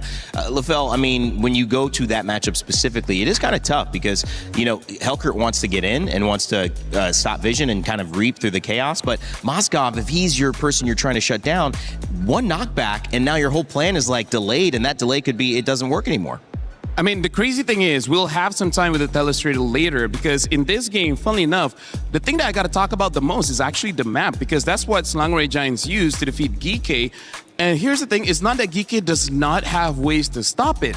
It's just that somehow they weren't able to just because Innocent, he himself was invisible in the map. The moment he shows his face, sure, he dies. He made that one mistake, but then never again. Yeah, you would think that GK would have a less harder time finding Innocent because they had 2 assassins. They had such high mobility heroes and even a Uranus who could just pretty much, you could rely on him to control the rest of the map. And he's the guy who could just split up from the rest of the members. Actually, 3 of them, like either of these 3 could just go and take their separate ways from the team, but it still didn't work out. How'd you feel about Cram? I feel like his Paquito is pretty impactful. Very much so. Honestly, Cram, I will talk about him a little bit more during the analysis later, but he was the reason that Selangor Giants can change their game plan mid-game to actually make it so that Innocent gets to a point where he can start carrying because for me personally, I saw plan A, and I would say the first 5 minutes, they saw plan A cannot work. Okay. They switched to plan B, and instead, Cram has to be the one getting all the attention, and after that, honestly, smooth sailing. Yeah. Cram just did not hold back that game. I feel like there was this one instance, even when I was watching, that he was already caught by 2 members. They were trying to poke him down. They were trying to threaten him out of the lane, but he stood his ground. He just stayed there, hid in the bush, and was ready for a potential re-engage if ever GK actually wanted to go for one more round. And that's the thing about Cram. He's a very aggressive XP lane, and the Paquito, I think, allows him to really play the kind of playstyle that maybe we've been missing in that first series that we saw from SRG. And it was really interesting to see the results of yesterday's performance, or not yesterday, but the day we saw Selangor Red Giants fall earlier on because the Belleric gave them so many issues. GK prioritized the Belleric this time around, guys, and it doesn't give them any issues. And I think that's just SRG know we need to have an answer for this. The Paquito worked really well to give them the space, but LaFell, I want you to break down what you saw in that game.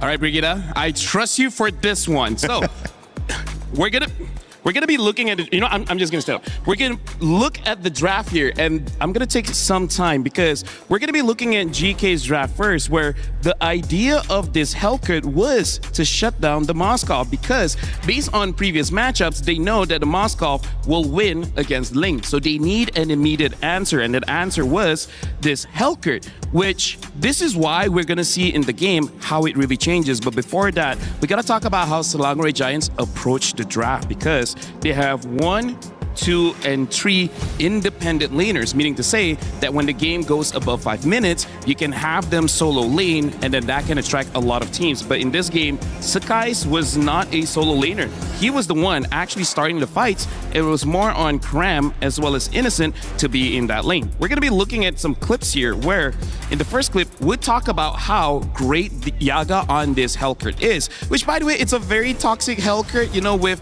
Master Assassin, Rupture, as well as the Execute, just to make sure he actually gets the kill. Because as we're looking at the positioning here, you can see that Sakai's is supposed to have a flank angle because his job is to actually have and engage with the stun. And then look at the rest of Selangor Red Giants. They're just trying to establish some kind of box just to make sure that Sakai's is out of this box and he's dealing with everyone else. But you can also see that Zeno and Yaga, they're off to the side, aiming for Sakai's because they know he's going to be the disruptor. And then eventually, they will go for Innocent. But first things first, it is going to be Skies. We're going to be playing the clip just to see how they execute this. Kill Sakai's because they know his positioning is going to be outside of the square of influence. And then after that, even eventually killing off Yumes. This is where the draft works really well. And then we can see in a different clip here, this is where I want to show actually the minimap. As we're looking at the minimap here, you guys can see that okay, never mind. You can see that Cram is all by himself, right? And he's been doing this for the good 10 minutes of the game. He's all alone, and every single time again comes up to him, he never dies. That's the big thing because we're looking at the minimap and see that the rest of the team, they're always together. Look at Innocent's positioning on that Moskov. He's close to the Eve, and even Sakai's is close behind. So the entire game, they made into a 1-4 split where it's supposed to be the Moskov. But remember, Moskov did die that one time, so they changed the plan. Cram is the one going for the solo lane. And then after that, we can see here, this is where we start to see Selangor Red Giants win when they split up the fight. And that's why, Rain Day, you were talking about the Belleric. Belleric is good in a big fight.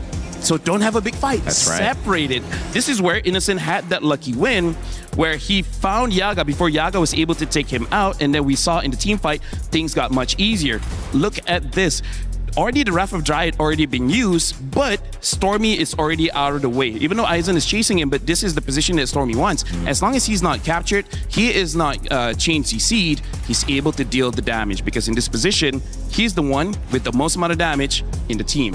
Where the analysis is done, but if we look back into the items, we can see that Sakai's was using Queen's Wings, so his build is not full damage. He's built more like a fighter, surviving as long as he can. So his job, look at this Sakai's build. He has 2 Spell Vamp items with the War Axe as well as the Queen's Wings. He's not about assassinating people. If he gets it, great. But if he doesn't, that's not his main job. He's just there to distract. The damage is coming from Stormy, Cram, and Innocent. Yep. SRG were just so efficient. I think this was the most Thank you, production, by the way. That was amazing. Hey. Great How job. about Mike? Great job to you and Brigida. How about the mic holder? You are the She's best. barely almost sweating right now. Yeah. Later, I'll make sure that you don't have to stand up and that you'll just have to sit down while doing it. No, you stand up after this. Okay. No. Oh, wait, hold on. Okay, Hold on, that's too much. Going back, yeah, I agree. It was a very effective play from SRG this time because I feel like in the last few games we saw them try to split things up. They weren't consistent in doing so. It was like it was eventually almost always a point wherein they had to still resort to team fight, which again highlighted the impact that Belleric could potentially have. Yeah. So in the scenario, I think they found a way finally around it. So it might be one of the picks that they're willing to give more so than the others we saw ban, which still remain a question to us, by the way. Why the Harley, right? Why did they take that out and what could be the reason behind? I honestly feel like they're going to play this option, right? Play 1-3-1 and then eventually become a 4-1. They're thinking against a Harley, they cannot win the side lanes. Right? Against the lane, they can outplay that. So I think that's just going to be the strategy coming in from Selangor Red Giants. They're going to play the map instead of the straight up team fight. That's a really good point. I mean, they've obviously come in with a plan, and sometimes taking a loss gives you the most amount of information. We talked about it. Even when you look down to Entity 7 and Team Liquid PH coming up as well. A lot of people surprised at some of the loss, but also there's a good chance to learn something valuable, and you might say invaluable, if this is the beginning of another SRG run to finals. Because if you're going to give it up, you need to know how to deal with it. They certainly definitely found a way to deal with it, but the question is now in Game 2, will they give it up? Will they go back to the same? Will they let GK Esports switch it up, or will they have another plan of attack? I mean, here's the thing. I feel like GK kind of read into it with the Hellcurt as well as the Link pick. It's just that the execution wasn't there. So I do wonder if GK wants to change it up just a little bit. Because Langway Giants, for better or for worse, they're showing that they're not interested in team fights. They're going to be playing the side lane. So I think more and more teams are going to catch it. And this is going to force Langway Giants to basically adapt. But here's the thing. This is an elimination match. Yeah. The fact that if you lose this or the next game or the next match, you're eliminated. So this is actually a pretty tough situation for both teams, GK as well as Langway Giants. Yeah, especially for GK, because really, you pointed it out. I'm not sure if they want to go for a similar approach in terms of just picking a very unorthodox lineup into SRG to potentially catch them off guard, or probably, you know, like shock them to a certain extent. Did it kind of feel like they were maybe trying to catch SRG in something and go versus playing to their own strength and finding a win condition? Kind of, yeah. Because I think it was something they observed. But that's the thing, like you get to observe it from one team, but you have to also acknowledge that that team is definitely going to learn from it. Yeah. So they're less likely to replicate the same mistakes that you saw from them, though you could definitely consider it. SRG this time showed that they were not the same team that we saw 2 days ago going up against Pro Esports. And this is my question, and they answered it already. You got to ban the Moskov or deal with what made that first thing do. But again, it's reactionary to what has worked. We'll see if that continues with the Fanny and, of course, the Marcel band on the other side of SRG. Honestly, I like the ban here coming in from GK because they're betting out the Moskov. The other gold laner that can play the strategy that Langway Giants already did was the Claude. Those are the only real two marksmen that can go play the side lane. They can go for a fighter. There are quite a few fighters that can handle the long lane well. But right now, with this Moskov ban, with this Harara ban... Interesting. Freya might eventually be let through. The Paquito will get through again. So, yeah, SRG, they're banning out the Harara. Do they just go all in and ban out that Ling as well? I think you have to ban Atlas here. Who Atlas is also a pick you got to consider, yeah. Because they're also leaving the Eudora open, so there are just so much trades that they could play around if ever they do leave that Ling. And if they hand over the Atlas, then maybe they can also consider the Beleric for themselves. So I think there are just so many trades on the board right now. Yep. SRG might even consider a throw ban at this point if they just really want to like let all of these things keep open. something open. Yeah, because at this point, I feel like it's either Ling or Eudora, because I feel like the rest you can kind of deal with. Yeah. Even if they pick up Atlas, you can pick up Beleric, Valentina, and then suddenly you're looking pretty strong, vice versa. Or maybe even try to ban out of Valentina and then ask Harley, the question. It's Harley. I mean, like, in a way, it opens up the draft. And it does keep them, you mentioned the only other people that could do that, maybe the Claude. Claude's still open. That was actually banned by SRG to prevent a counter to the Moskov that they wanted it to go. But now that they've revealed that's what they want to do, they're going to keep it open. Maybe they can do that since the Moskov is banned. Yeah, the only thing here is GK. I kind of feel like out of all the picks, I'm actually feeling that Eudora is probably a very strong early pick, but instead they go for the Ling. Might be a mistake. Eudora Atlas. Yeah, exactly. Langway Giants can go Eudora Atlas or Eudora Beleric, whichever is their pick. Yeah, whichever they want, honestly, because either the Atlas or the Beleric, I feel like would be really great tools already. You have so much ways to force out a Purify, and then GK might settle with just a Purify gold lane as well, which...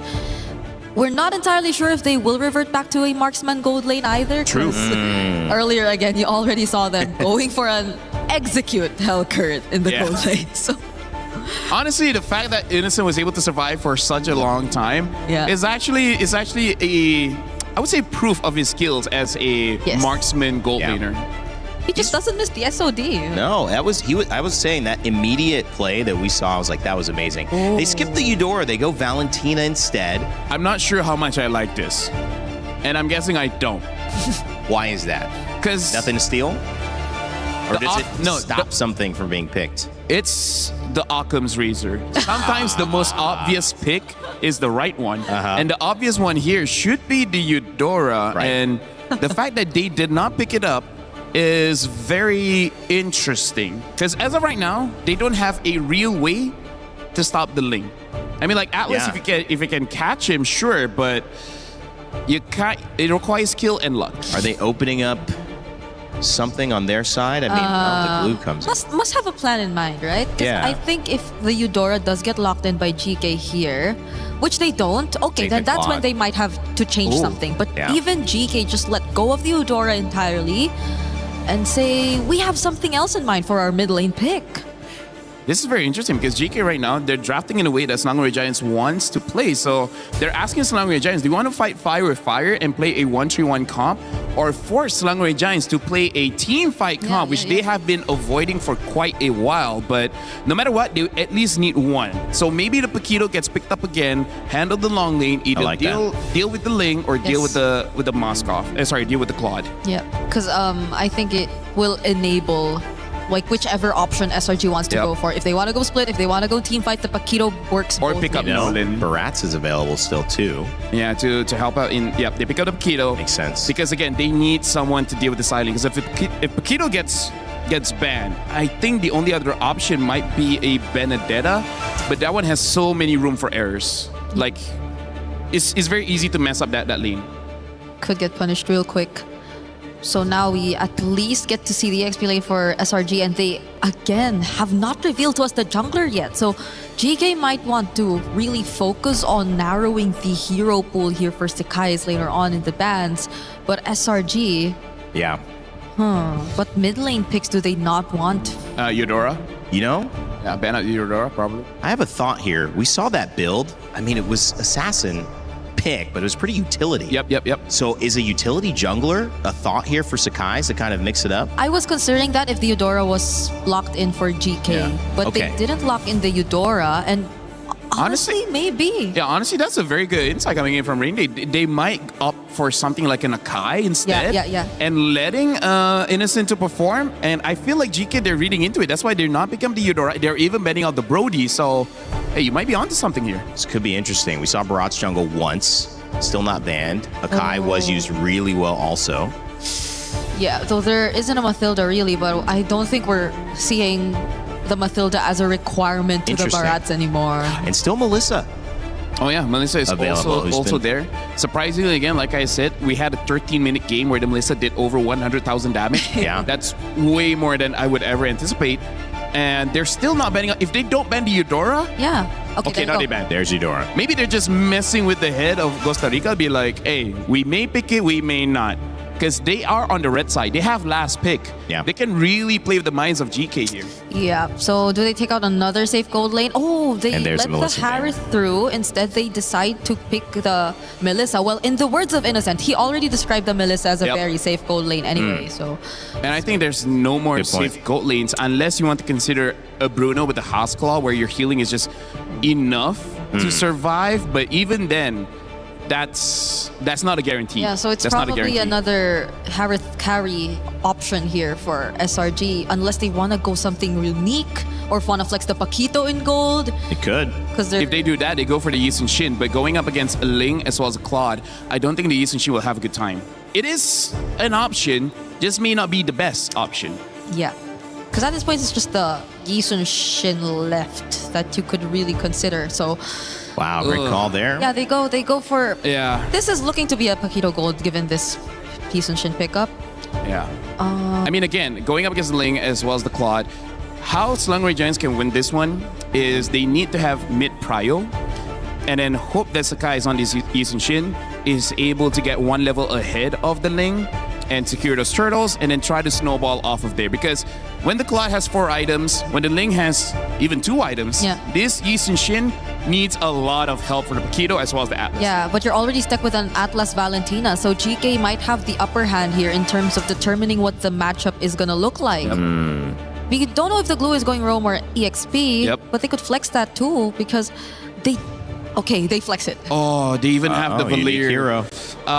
So the Valir is good at denying, I would say, everyone from Slangway Giants. If they want to go in, Valir will just push them away. And they even have Esmeralda to say, if you put Paquito into the EXP, the Esmeralda can deal with this. Here, GK, this is another way to draft, and it looks very effective. Yeah, it looks very cool. I like it. Hot. GK looked very cool and hot because of the Cool Valir. and hot. Look at that. Yeah, it's hot and cool, but Well, what's going to be the cool hot pick from Innocent? should be EXP. Should be EXP, right? If they don't want to put the Paquito against the Esmeralda in the lane. They need someone to deal with this Valir, so someone that can dive. Yuzong, a Lapu, Dairav just to deal with the Esmeralda. Oh, wow. This is very interesting. It's only been Falcon's PH using the Dairath. I think the last time... I don't think it won either. It didn't, no. The last time Kram used the Dairath was MSC 25 during the group stage, and he won that one, but that was the only time he used in that competition, so... Wow. Quite a long time since he's used the Dairath, especially here in International. Who gets the edge from you guys? Quick thought. This is... Okay. GK sound very cool to... Look very cool to Moy. I think GK is easier to execute. All right, we'll see who executes here. SRG trying to go 2-0 and keep their tournament hopes alive to get back to the grand finals. If GK Esports lose, their key will be crushed. It's all on the line here in game 2 as we send it back over to Naisu and Trex. The pressure is on as we jump into the land of Dawn. SRG 1 game away from securing a victory and moving forward. GK just trying to tie things up here. This is Trex and Naisu bringing you the live action in this game. How we feeling, Naisu? Well, you know what? It's pressurous, Trex, because GK also already burning a flicker early on from Shen. We know how this mid lane goes. Obviously, as a glue, you can go ahead and heal some of this back up, but yeah, I think the pressure is there definitely at this point in the competition. GK is feeling it, but I like that they're still willing to bring something unique to the draft. Now, we saw that in the last one. You know, the Hellcurt kind of worked for a bit till it didn't. But now the Valir. Valir solves a lot of the points here that SRG brought to this draft, and I think them themselves bringing out the Dairath, who, you know, as our panel, our studio mentioned, hasn't found the most success, but it still makes sense, especially against this matchup against Aizen with that Esmeralda. This is, you know, one of those picks that ends up working real well in terms of that matchup. But now, when it comes to the team fights, how can that help things out? He's really putting pressure there on Aizen, but, you know, first turtle is where we see just that threat.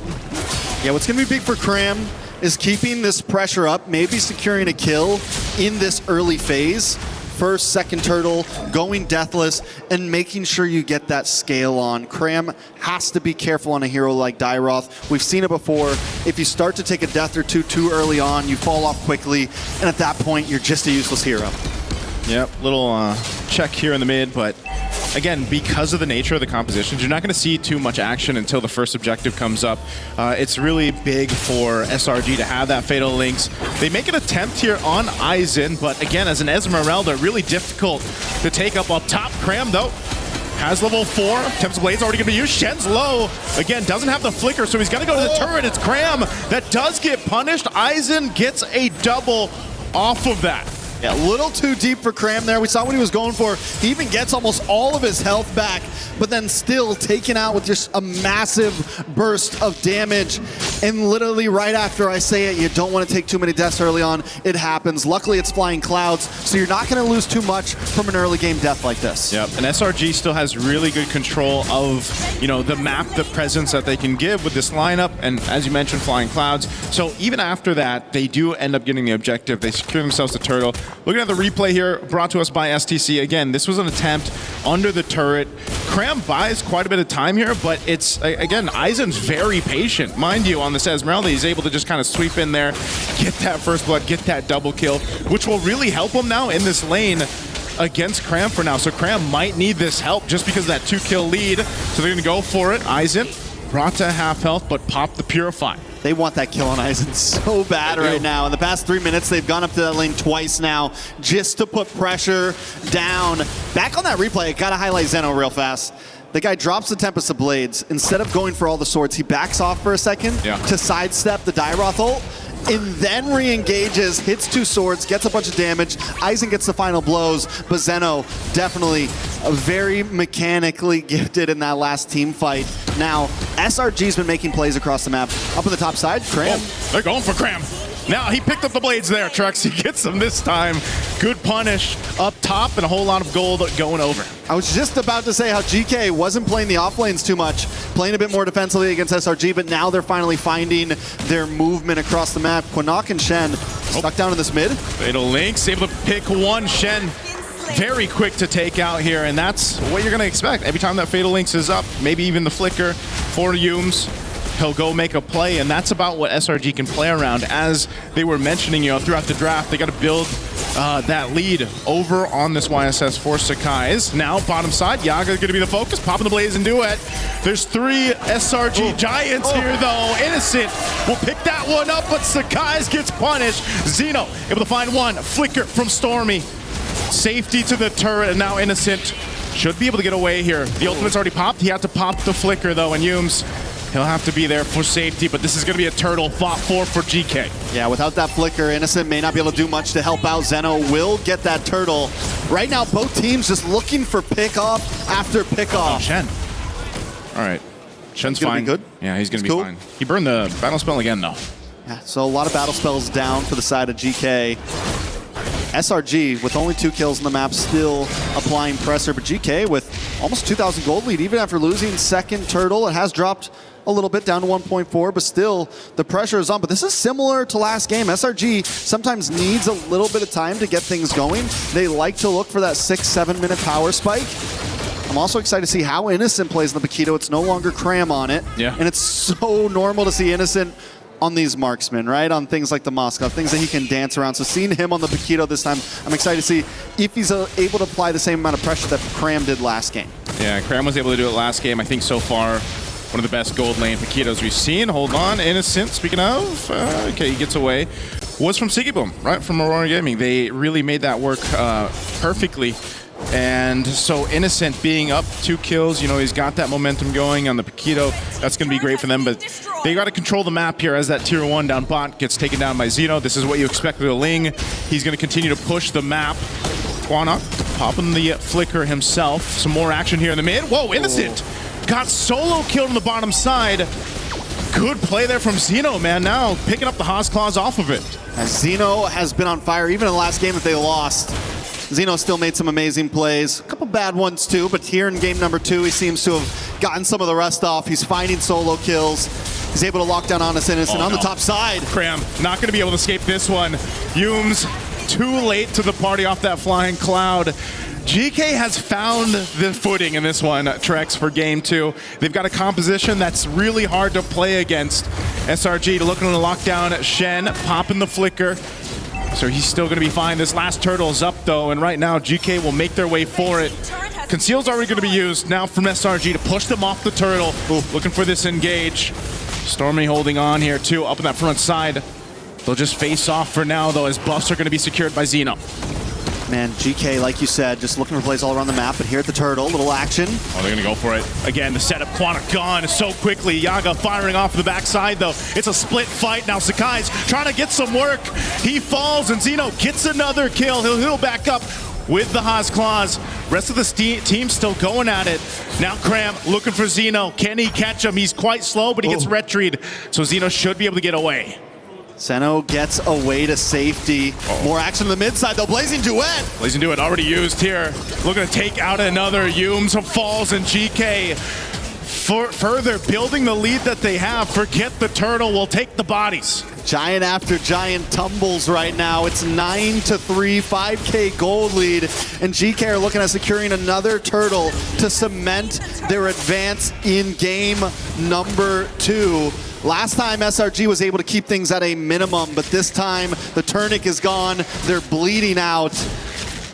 Is there an opportunity? Innocent, we got to see something from him, but the problem is it's a tough game for a Paquito. You got the glue. Aizen's there. Okay, he canceled the recall. He's there to go ahead and supplement Yaga here. Falling Star unused. Oh, Zeno! Under the turret, the rest of the team's gonna get caught in the jungle to fight. GK wants to take it to them as Sakai's falls. Cram trying to get away, but there's 4 members here, and Aizen leading the charge. Meanwhile, Zeno will push mid. GK Esports has total control right now. All right. A little bit of a Fatal Links used on to Aizen there. Does pop the Purify, but at this point... Popping that Purify. GK. Shout out to Leo. GK. Shout out to Leo. Pop that Purify. GK making their way in. Making their way downtown. And it's not looking good for SRG. Like I said, Innocent's going to have a tough game, man. I was about to... It went right Wait for the Lord. Yep. Wait for the Lord. Wait for the Lord. So as I was saying, we wanted to see Innocent do great things, but we can't count him out completely because the problem is this is a tough game for fighters. This is a tough game for the composition that SRG brought. The moment we kind of called it, we said, big chance YSS could come in and then they go for a double fighter-fighter. But the problem is before they even did that, they lock in the YSS and then the Quinnock comes in and we just know, ooh, this is going to be tough for a big fighter composition. 100%. You see the Valier, you see the glue. Those are things that are just going to give Cram and Innocent a hard time in this game. And it doesn't give the space for Innocent. It doesn't give the space for Stormy.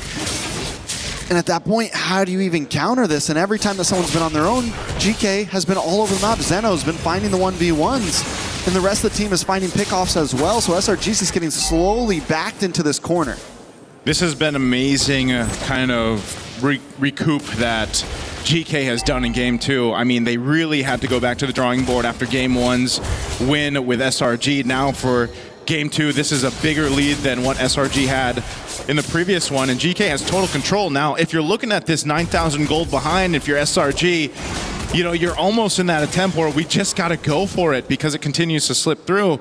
And even so, even being down this much, GK will still take things at ease. They'll slow it down. They need that purple buff for Zeno, and they'll just wait because if SRG overcommits into a fight, Trex, they could get destroyed really just because of the economic lead right now for GK. I gotta say, this is something so many teams have really stepped up to the plate on in terms of this MSC. I haven't seen that many super big brawly matches. A lot of teams have been willing to take the Lord slow, been willing to dance a bit, play the macro game, even when they're 8,000 gold ahead, right? Yeah. They weren't trying to rush things. They know that at any point, SRG is still a threat. Sometimes a dog backed into the corner is even more dangerous than one that's on even footing right now. Think about a giant backed in the corner. Exactly. GK respects that. They know what they're dealing with, they know the enemy, and they know they have to approach this meticulously. Right now, they'll have to do that on the defense. Once that Lord comes up, it's going to come down the mid. They still hold on to maintain their shields right now in the base, but those are definitely going to pop here, if not all 3. So they're going to have to hold this on. And, when you look at this composition, you got to think, too, how good is that base defense with this kind of composition for SRG? And it might be okay, but it's not the best. You have to expend a lot, so they go for a play anyway. This makes it better. They take out Yaga. And now Lord will charge in the mid. They're preoccupied here on the bottom side, though. Quinnock throwing out the fireballs to slow them down and burn them slowly. Lord finally goes down, but not before it takes out the mid base turret. So GK, that might be all they get because they lost Yaga. The Flicker are going to be burned too. SRG, do they want to go for this fight? Quinnock taking a ton of damage. There's their Bism strike. Sakai's able to find him, but they get caught in the jungle again. They forgot about Zeno. They forgot about the rest of the members of GK. And they're still here now, focusing on the bottom base turret. They're going to lock down on Innocent with a 1-2 punch in the shields, but they get shredded through anyway as GK picks up another and a base turret. Once Yums misses that Fatal Links, SRG had no reason being there because now GK's at their base. Stormy tried to clear it out, but not enough. GK will hold on to their hopes for MSC and take us to a Game 3. The pressure continues to build. SRG is stopped in their tracks. GK brings it to final game match 3, and they do it cleanly. It wasn't just it didn't even feel like a close game, honestly. GK completely just has control, and I think it all started in the draft, personally. The draft, I feel like I don't know. I don't know if there was a last-minute call to change things up, over for SRG's side or what exactly happened, but the Valier was also just a big part of this. Aizen, mind you, too, on the Esmeralda was phenomenal. When we first saw Aizen, a couple years ago when he was back on Lil Gun and, making a name for himself, I remember he was one of the players to stand out. And in this game, he standed out for GK with the rest of the squad here to follow through just because, again, they had to come together as a team, play around the Ling, supplement that so that Xeno can do his thing. And, this was really a team effort for them to get to a Game 3 after how quick of a game and devastating a Game 1 was against SRG. So, and now Trex, it comes down to it. When you got that one game left for either of these teams to move on forward for MSC, I don't know. Do you still bring something new out or not? There's a lot to question here. A lot of questions. Hopefully the panel can give us some answers. Rain Day, how we feeling over there, guys? That was a good one to leave to my experts because Brigitte Lafell, this was a game that, wow, had the emotion behind it. It also had the impact behind it. GK Esports knew they were going home if they didn't win. And so guess what they did? They won. Now it's a best of 3, turned into a best of 1. Next game, continue or you're out. Welcome back to the panel. My name's Rain Day. Brigitte, I will leave this to you. You kind of like GK's draft. It proved to be more impactful. What was the difference that you thought, and then how did it show up in game? It's funny because I just said, their draft really looked cool. Yeah. But there's a deeper meaning to that. Yeah. It's mostly because of the way that they managed, I think, the mid-duo matchup, really. It mattered the most because it was something revealed to us very early on, and I know that there was still a flex factor in terms of SRG's lineup. We still didn't figure out that the Paquito was actually going gold up until the later portions, but it was just, I think, the moment they brought out the Yi Sun Shin, that's about it. That's all GK needed to really wrap up their draft and secure a winning matchup for them that could really favor them in the long run. Lafell, I want to know your initial thoughts as well. Are you surprised by that or kind of went the way you expected? I was not surprised because when you were asking which draft looks good, and I said that, well, GK's draft is easier to execute, and that's kind of a way to say that. I would say SRG, they overthink that. How do you make that work, basically? Because here's the thing. You know that there's a wall in front of you, and yet you're trying to charge against it, right? Yeah. Because it's not that GK hides so many good picks. They already shown the strong heroes that they have, but then Slangoray Jai is like, you know what? We can deal with that. We're gonna use heroes that lose against your heroes and hope for the best, and that you just can't do that here in MSC. Yeah, too good, high quality. It's like your counter is on the other side, and then you pick up that hero. Like, what? Yeah, even a lot of missed opportunities. Yeah, even logging into Dyra last pick, I feel hurt this lineup much more than they could have picked Eudora. Yeah, because what? They could have picked Eudora. Oh yeah, that too. Earlier. And even the fact that they went for another damage XP lane was just really focused on matchups and winning lanes, when in fact they needed to buy time and create space to farm because they settled with the Yi Sun Shin, which is a scaling jungler, and Lafell was very vocal about him not liking the idea of the Paquito being flexed just to make room for a Yi Sun Shin. So it demanded so much more win conditions for SRG to pull off. It demanded that Sekai's actually got all the space in the world, which obviously GK did not hand over to him. And you have Cram, who has such a good game on Paquito, and you kind of draft towards this idea, but the reality is it would be better if you probably had Cram on Paquito again and you figured out a way to keep Innocent feeling comfortable. And it's not like they didn't have options. The Harith was available. Yeah. I mean, here's the thing. Rain Day, this is an interesting fact, but Slangoray Giants only has win on the Moskov. Wow. When they don't have the Moskov, they haven't won a game. You know what? That makes a lot of sense, though. Yeah. But I think it's deeper than, if we take it one level deeper, right? It's the Moskov. But when you have a Moskov, that means Innocent's comfortable and he's impacting the game. And that also, because he's doing that, is opening space for Cram to also impact the game. And if you have two of those things, that's kind of a winning, I don't know, formula, strategy, right? Yeah. Is it the character though, or do you think there was a way they could have outdrafted that? No, honestly, I think that's been the playstyle for SRG. The playstyle that's been working for them. It's really focusing on the sides, making sure that the sides win, and leave it to the sides to open up the map rather than the mid doing it for them. So it's ironic. It's ironic to say it because it's a marksman. You would expect that's a marksman you should protect, but if it's a Moskov, then you don't really have to do that much for him because most of the time you have to not have him alongside you. And there will be an SOD anyway, so he can just catch up to the team fights when they feel like it's already necessary for him to participate. But for the most part, now that it's taken away and you have to see Innocent on a Paquito, technically it is similar because you kind of can do it in terms of the same approach, but the fact that they had to focus so much of their attention on just Sekais, and Sekais being the sole carry of the game, I think really hurt them a lot because that was shut down by GK and they had no other fallback to resort to. I'd be curious to see Yi Sun-shin's win rate. Hasn't been great. I think it's quite low. I'm not sure if I've seen him win, actually. I don't think so as well. I don't think Yi Sun-shin has won as well. Part of the reason is because he needs time, he needs item. Because he's basically a marksman, right? And we see in the current meta right now, if you need time, there's not enough time for everyone. Yeah. Well, let's see what you put together for us, because you got another Telestrator segment. LaFell, Brigida's going to hold you. I can sit down? Yes. She's letting you sit?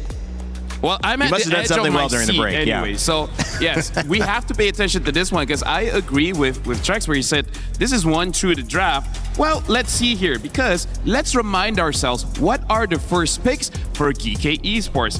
Ling is pick number 1. And then later on, they picked up the Claude as well as the Glue, pick number 2. So this is no longer a surprise, right? So let's talk about why the Ling as well as the Claude pick is good. Well, just like SRG, they like to play the side lane. So this opens up the map for them, which we will see in a clip later on.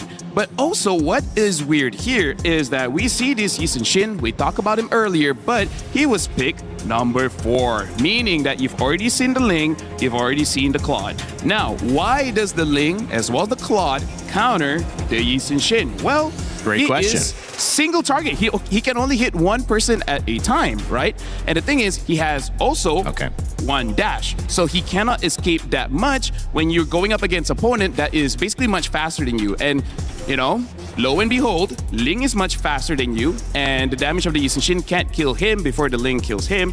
And the same as the Claude. The Claude can ignore all of your defense. No matter how many friends you have in the front, he don't care. He can just dive in. So this is already a non-factor. And then, as we look even more, they early pick the Valentina, which probably is just to make sure that the Atlas pick does not get basically countered. But the thing is, you already see the problem of the Ling, right? Shouldn't you solve this problem first with the Eudora? So that was a question mark. And then the piece de resistance, this one, the Valier. What good is he? Well, see this area? This is all Valier. If you're out here, this is already looking like an ice cream cone. You guys cannot do anything against a Valier. Valier is basically the mage equivalent to a Melissa, right? You create an area where no one can get in. So now, let's look at all the juicy clips here. What I want to show is actually the mini-map. See how Selangor Giants, they're in red. Look at how close they are, right? This is like 5 minutes into the game and their draft wants to team fight. But then, we'll see what happens. Just ignore Selangor Giants and then look to the side. This is what Selangor Giants has been doing. This is unprotected, right? You see this? Zeno is solo farming. He's grabbing the turret as early as the first 6 minutes of the game. And then all the while, SRG, they are getting what? Nothing. They're not getting anything. So this is already losing the macro based on the draft. But then we're going to look at the later stage of the game. And the one that I really want you guys to focus on is this, right? The Valier is here. And yet you see Selangor Giants, they are here. They're all separated where there's a clear line that the Valier is making saying that you cannot cross this line. If you can't cross this line, then you basically cannot fight anything. This whole area right here is controlled by Valier. Nice rectangle. And this happens quite a lot of time. Imagine one hero denying that big area. That's huge. That is amazing. The fact that Selangor Giants had no real range lost them the game. Great segment, LaFell. Great analysis as well. And Brigida, and great mic holder. Well, I've considered reaching over and going, do you have anything to say about that? Which one? Just whatever. I just wanted to get involved in holding a mic to you. Okay. So for me, thank you. This is how it feels like to actually have the mic. I would say really the Valier was what made a big impact in that game. I agree. Okay, that's enough. I think that's Sorry I can't to the hold. sound engineer. You did that for that long against him, with him? What? You did? Oh, yeah. Wow. Yeah, wow. did you see me switch my arms Yeah. like mid? It's Oh okay. my Even God. nice to struggle. Really? Yeah, he was like, oh, now I see why Brigida. I was wondering why I feel you're better reaching now. over with your right. I feel better now. I feel better now. She's getting sore. Listen, I do want to hear Hey, about if you that hang Valir, out with me, though. Brigida, we're having a workout. Wait, what? Pause. But you know what I mean. Pause, LaFell. What the heck? Yes. What? What the heck? Okay. Okay. Okay, Valir. You haven't gone to the gym yet. Yeah, I don't. Jom lah. Aduh, hai dini. Valir, Brigida. You were making a Brigida. point. I interrupted you. I apologize. I'm trying to get you back to that. If you don't have okay. anything to say on it, that is okay. I can move us on to a different conversation. It's okay. It's okay. No, I really feel like GK 100% won that draft. Yeah. And I don't know whether Selangor Giants like anticipated that or they were just as surprised. But hey, Salutes to Coach Costa Rica. GK won game one, and now there's a real possibility Selangor Giants, being one of the favorites, gets eliminated here and now. Game 2 victory for GK, bringing it back. SRG started strong, and now they are potentially facing a do-or-die situation. But they've been there before. They're kind of comfortable here. M6 saw them do it again. And we'll see if this is just another part of their story or if this is the end. Remember, the winner of this will advance to the lower bracket between Onyx and Aurora Gaming. We'll see that game come up a little bit later, but either way, challenge is just beginning. It's like from bad to worse. Yeah, I know. It's like, hey, congratulations, but also it's gonna be pretty tough. By the way, Selangor Giants, they are first pick here. GK is on the second, Expanded Rivers, and Selangor Giants, they already banned the Eudora as well as the Harley. And the Moskov has been banned out. So I feel like Selangor Giants, if they want to play how they usually play, which is those side lanes, they might have to consider picking up the Ling early and then later on picking the Keto. Because, oh, by the way, ladies and gentlemen, we have a sub here. Looks like Sakai's will not be playing in game number 3. Oh! It's going to be Uni substituting for the jungle role. So wow. Wait. I don't know whether the draft is going to change now with Uni playing or not. What's happened here, Brigida? Your reaction tells a big story, but we can't see it on broadcast. I think it's just more on my emotions of being shocked and disbelief that it's not Sakai's playing in this do-or-die match. Let me ask, because I'm coming in and wondering, I've not seen this before or in this moment in MLBB. Does this mean Sakai's wasn't performing? Does this mean they feel that Uni can provide a hero pool that's better in this matchup? There can be an angle where you could consider that, but also maybe SRG just wanting to switch up the plan overall, because there might be some difference between their playstyle when it's Sakai's and when it's Uni, and that is something we will actually get to figure out here as we get to see the draft and how does this change the draft for SRG, because they went for very similar bans. The Hirara is open again. We can see Uni on the Hirara if they want to consider that, but you have the Ling option as well, and they banned out the Eudora. Yeah, at this point, it really is your own flavor, because Uni can definitely... Well, I haven't seen him use the Hirara because it's still a very new pick, but you know, when the Ling was meta, Uni was pretty good because in Malaysia, Sakai's is the #1 jungler and Uni was the second. But honestly, after MSC, it looks like Air 44 might be taking the #1 spot. We'll see how Uni performs in this one against GK, because again, this is elimination. This is very serious. And this is nerve-wracking as well. If you're Uni, all eyes are on you. But the good news is they let the Hirara through this time around. And I think that is a big part of the win condition. And remember, 73% win rate. That went up in game 1 as they won with the Hirara yet again, and the Ling lost. So now, we'll see if they can improve upon it with a response pick of the Freya, finally let through, and on the side of GK Esports alongside Zhu Shin. Yeah. I would say this is pretty smart because they pick up the Freya because that's what they want, but they also pick up the Zhu Shin because if it's just a Freya, Selangor Giants will reply with the Phoveus. But now they're sowing a Zhu Shin, and an option of a Hylos can come in later, and that will completely deny that Phoveus. So they're asking Selangor Giants, do you want to take the bait? Do you want to pick up a hero that can deal with the Freya, but then basically be useless against everyone else? Or do they deal with it differently? Because I think the Belleric is also still an option for SRG. Yes, true. So if they just don't want to match it, which SRG have been doing even in game number 2, right? They went for a Dairoth into the Esmeralda. It's a very straightforward approach. Then maybe they can consider a Belleric. So Oh, they get the Brody Paquito. Well, they want to win the lane here. Brody is one of those, and I think the Paquito is also a takeaway because I think Brody, there are some tanks that he can deal with or fighters in the gold lane that he can deal with. A Paquito, not so much. So what we're waiting to see is that Brody, kind of just like Moskov, he has a stun with his second ability, and if he wins the lane, level 1, level 2, he can freeze the lane, deny a lot of minions, and basically win off economy at that point. So Selangor Giants, this is a different way that they're drafting right now.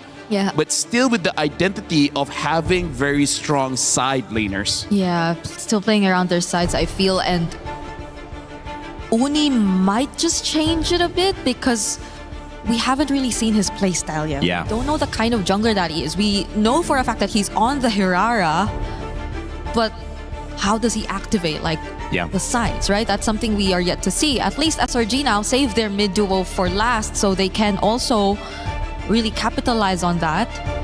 But now we're heading into the bans and they're just about to lose out on more options. The Eve also taken out by GK already.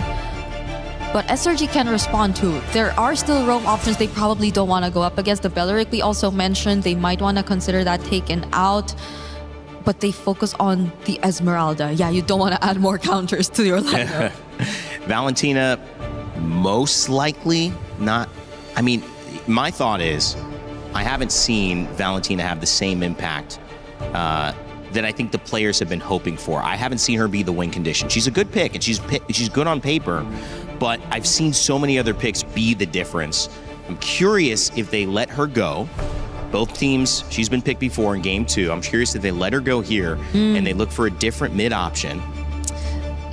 I guess, mostly depending on what the 4th pick for GK is gonna be, maybe, because at this point it's just really nothing that you get to take your ultimate. Right? More so, the range is also going to be lacking again to a certain extent. Although you have the Brody. And honestly, Brody is probably one of those marksmen who just really thrives when it comes to range. But other than that, it kind of might limit them a bit more if they go out in the Valentina again without knowing what the EXP is going to pick. If it's not just really going to be a heavy-duty ultimate that they can pick up. But there goes the Did they like ban. the Valir? That's the other question. Did they like it? And they say maybe we want to consider that as well. Belleric banned.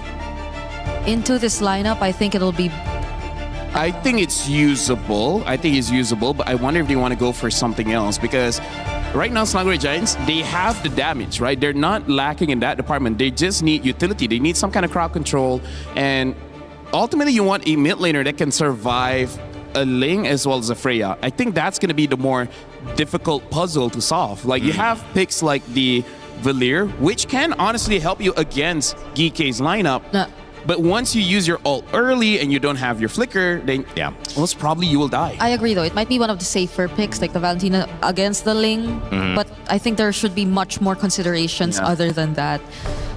It really is just the crowd control here because the mid lane is also going to be pretty important. They pick up the Hilda here, which might be a bit dangerous. And now the Kimi. Okay, so now I see the idea from Selangor Giants, which is we have more muscle. We just charge forward and we just show that we have better mechanics and damage in the early game. But now you know that you're going up against Freya in the gold lane. That's going to be tricky. We'll see whether Selangor Giants will gank the gold lane a lot or try to help out the EXP. Either way, they have a side lane that wants to win that and destroy the turrets early. Selangor Giants, high risk, high reward kind of draft. But I would say it's much easier compared to game number 2. All right, well, you heard it from the panel. I don't have to say much more. You know the stakes. A best of 3, now a best of 1. The winner moves on at MSC. The loser, their key is crushed. It's GK Esports and Selangor Red Giants ready to battle for one last time here in Paris, France. And let's send it over to your casters for game 3, Naisu and Trex. This is the final move in this game of chess between SRG and GK Esports. Let's jump into the land of Dawn as the pressure builds. Naisu, the final sub, the final draft. Uni comes in to try to make things work for Selangor Red Giants. Thoughts on this? I don't know, man. I think everybody probably reacted the same way around the world watching this, when it comes down to that one game, you know, sometimes you have to take that chance. Sometimes you have to take that risk. As amazing of a player Sakai's is, you bring in someone new into this lineup to make something happen when it comes down to one game. You can already see the aggression coming out from SRG just to take a camp. Quanok gonna deal with some damage sitting at half health. He's gonna be fine, but SRG more aggressive to start things out. Wow, flicker burn too. So it's still going for mid. Yeah, I mean, I'm not... Ooh, Uni actually able to still get that. The retry was a little early from Zeno, and he's able to get his own camp, but I'm not against completely the aggression that SRG is bringing. Sometimes in a game 3 like this, both teams take it slow, but SRG says, no, we're gonna hit the gas, we're gonna try to catch them off guard, and that is how they are playing this right now. The Kimmy pick, another throwback to old metas along with this Hilda. And the pressure's on. I've been wondering when we're going to see the Hilda. I'm wondering if they're going to use it in your typical way of let's harass Zeno, let's harass this Ling, let's try to get in GK's face as much as possible. I think especially if you're SRG here and you're trying to take something from the last game, it's, you know, how do you contain or at least get rid of Zeno? Because, you know, last game he was able to go ahead and scale up so well on the Ling. And, you know, the panel mentioned this, too. It was so interesting to know some of the facts between those top two. I feel like they're the top 2 pick jungler heroes right now. That Hirata being at 70+%. You know, the Ling sub 50, I believe it is. But hold on, mid lane, there's some action. Yaga taken out of this. And they're able to go ahead and pick up a kill. It's a bit of a trade, but the objective for GK is the focus now for the first turtle. It's going to go over to them. And so Innocent actually gets the solo kill onto Yaga. Down in bot lane. Stormy goes down in the mid side, so a trade for trade. Let's take a look at that replay down on the boss side. Yaga gets ganked by Yums and Innocent. So even with losing, ooh, very close call, but even with losing that, still it's 1-1. Turtle goes over to GK. Small gold lead. Yeah, small gold lead to work with. Either team, you know, they can't let this gold lead get out of hand once we get to that mid game. And you know, if you're looking for picks across the map, that might be some of the best cases that you can go for if you can't fight for the objectives yet. An early kill, too, going over to Innocent does help, of course, with that Brody. You know, you get the Blade of Hepsies locked in early. You can start to go ahead and build on that. It is going to be a bit of a difficult lane for him just because, again, you got the Freya to work against. For Yaga, you know, he's running that Warcry emblem, so that's why you want that space to work with. That's why the hero that Brody helps really deal with that. All right, so things have kind of slowed down after the initial few minutes of aggression, or maybe not just yet. A little bit of action in the mid. Everyone should back off. Nothing too crazy to happen, but no. Oh, they're going to go for it anyway. Whoa, the beacon was gone, and Quanok next. Shen, the next to follow. Zeno's here, though. Tempest Blaze dropping down. Going to be looking for Cram or anyone he can find, and Zeno goes on through with the Tempest of Blades to pick up a kill for himself. Zeno continues to be the bane of SRG right now. It's been, what, 3 games of Ling, and every game he seems to step it up a little bit more and more. And, you know, this was an amazing play. SRG backs off for a minute, but then they look for the re-engage right after the beacon's about to be done, and they're able to catch him. Luckily, Zeno finds a moment of saving grace, able to get the kill onto Cram. Yeah. So it's still 2-2. Both teams continue to go blow for blow, and that's been the story these past 3 games. So far, it's been such a interesting series for this one. You know, just from game 1 to game 2, how one-sided for each team it was, and now at this point, you know, relatively even as we get our way to the second turtle. And you have SRG trying to get this secured already, as Uni's going to go ahead and work on it. Meanwhile, mid lane, there's going to be a fight breaking out. Quanok already burned the beacon. Both gold laners going to make their way. Zeno goes in, but SRG will win the retry. But can they win the fight as Cram is taken out? GK might just be happy with 1 kill. Zeno going for more. Stormy will keep him at bay. Unless Uni wants to re-engage in the mid lane, goes in and gets the damage out. Yums is there, but still not a follow-through to get GK down. All right, so Hunter Strikes start to fall in maybe a little bit late for SRG. We just saw Uni get his. Cram gets his after death. Maybe just if they could have got that a bit sooner, we would have seen a little bit more damage, a little bit more possibilities. Luckily, SRG still gets the turtle in the midst of the chaos, but Cram now 0-2. In game number 1, this Paquito was the thing that brought them to victory. Yep. And with the start that it's have, GK's learned that, listen, we don't want to let that happen. we need to make sure we focus down, and Zeno is making a job of that. We do see the Sky Piercer lock in for Innocent. So he hasn't been able to get stacks off it just yet, but if more kills can start getting locked in for him, this Brody could start to become dangerous. Yeah, they got to deal with this. Beacon used, Cram, next target, flickers defensively. Rest of the team trying to help him out, but Cram, nowhere to go. Another kill picked up, and Humes, unfortunately, not able to help him stay alive. So GK, they'll continue to do this, Trex. Look for pickoffs, look to play around that Beacon from Quanok, and it's working so well for them for now. SRG, this game, not really waiting for the power spikes to hit. Yes, Cram got the Hunter Strike, but still, you can't just go in like that, especially when you are behind, especially with the composition that GK has. I think the goal should have been to wait just a little bit longer, maybe another minute or two to really start trying to make those plays happen, especially since he's already taken 2 deaths, and now it's 3 deaths. So hopefully Cram can kind of back off a little bit, slow it down, wait for your time to shine. It's what you did in game number 1, and it's what you're going to have to do in game number 3 to get this victory. GK, on the other hand, just need to keep capitalizing on these small mistakes. This is one of the difficult things, though, to do, you know, when you are a Piquito that is, you know, you've died a few times, you're trying to figure out how do you bring that value to these team fights and, you know, turn the tides of them. And unfortunately, when you're down, it's a little bit harder to be able to do that when you have the lead. So now, some ultimates being thrown out here. Turtle's up, and you don't have a traction pulse now for Stormy. They could still fight even without it, but it's going to take some master fighting here from them to be able to pull this off. GK's really been playing around their ultimates really well, just like they are now. Hume's really low. Zeno waiting for that window of opportunity to jump in. Might just try to go and steal this turtle here. Goes in and makes it happen. And now Stormy on the run. The rest of GK just happy, staying disciplined, takes the objective, and goes elsewhere. Even though it wasn't exactly straightforward, SRG backs off a bit during that turtle fight because they know Aizen is coming with that Throne of Ruin. And if they stayed for that turtle, getting caught by that would have been detrimental. Could have been an end game type of fight. Oh no, they're gonna collapse down here. They're looking for a kill on Aizen, but he's able to get away. Now Zeno joining the fight in the mid, gonna go for Uni. Uni trying to use the iframes to get out Temps of Blades too.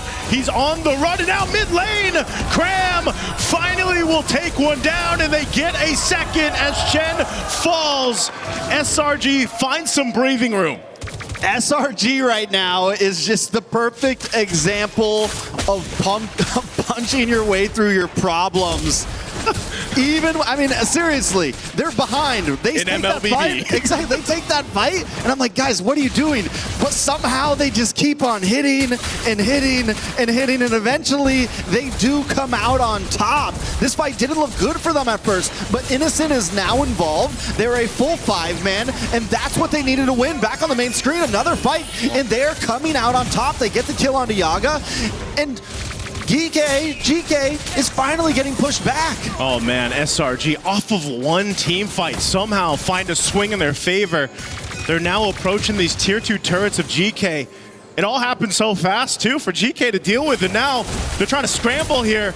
Shen, half health, he has to watch the tier 2 fall, and you got 19 seconds for that lord to come up. All right. SRG now with a 2.5K gold lead. In just a matter of about 45 seconds, they have completely took this game into their hands, and it's looking reminiscent of game number 1. And Cram continues to show that on this Paquito, even with a death or 2 or 3, I can still pack a punch. And Innocent was the sleeper build all along, hanging out in the gold lane, and we were waiting for that moment for him to get involved in these fights, and now the damage is there as well. He's got the Sky Piercer, he's got two stacks on there, 2 kills worth of stacks on there. Yep. He's feeling himself right now, and SRG, this is going to continue to scale upwards and upwards. Yeah, those stacks really are something to worry about. They're going to blitz this Lord, going for it. A Gleam comes through, Uni! SRG gets the Lord. They're going to be able to collapse down on the fight. A couple flickers on the defense from GK. Cram looking for the reinitiation. They're going on Shen. Shen has nowhere to go. Another stack for Innocent, and they find a double.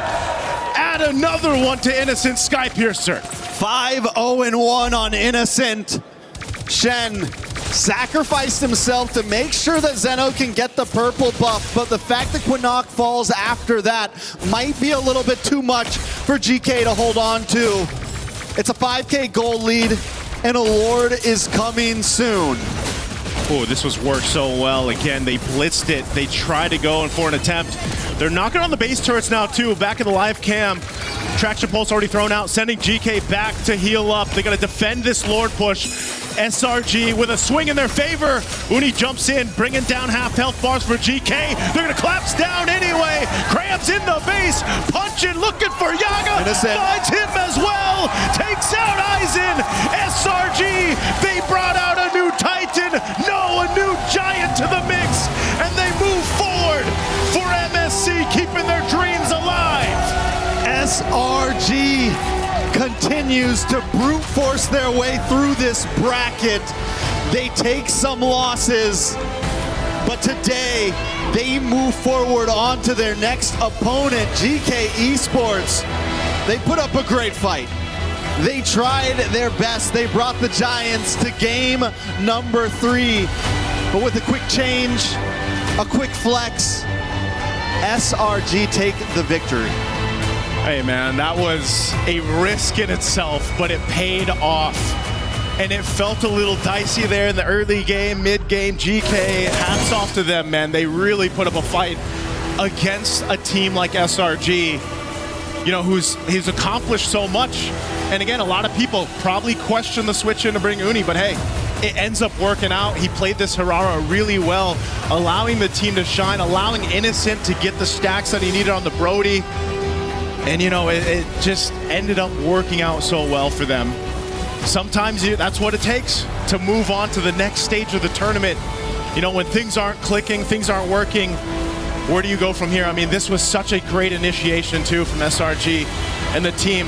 Mind you, how much Cram dealt with in this game, how, you know, he has 0-3 at one point, but still punches on through this game, and they punch on through to move forward. That has been what this MSC is all about. Persevere, punch your way through, adapt, find a way to flex your way to victory. On stage, we got an interview. SRG being able to survive their first elimination matches of the group stages in a 2-1 win up against GK Esports. Right now on stage, we are with Uni, who got subbed in later on in the game. Hello, Uni. How are we feeling? I'm feeling so speechless because I just play one game and then suddenly so easy win. Wow, easy win. Okay. We are getting started here on stage. Uni, first of all, talk to us. Coming into MSC, a lot of the people were saying that, you know, SRG has what it takes to probably win back the championship, right? But what happened? Why did you guys start off so shaky? Is it the meta? Are you guys having a problem adapting to it? Maybe we just behind with the meta because we're trying to adapt more. And then, yeah, maybe just lack of comms like that. Yeah, I think that's that. Okay, you said that previously as you guys entered the tournament, you guys were a little bit behind on the meta. But what about now? How are you guys doing now? Is it better? Have you guys found your footing? Has Uni found your footing in this meta, in this jungle patch especially?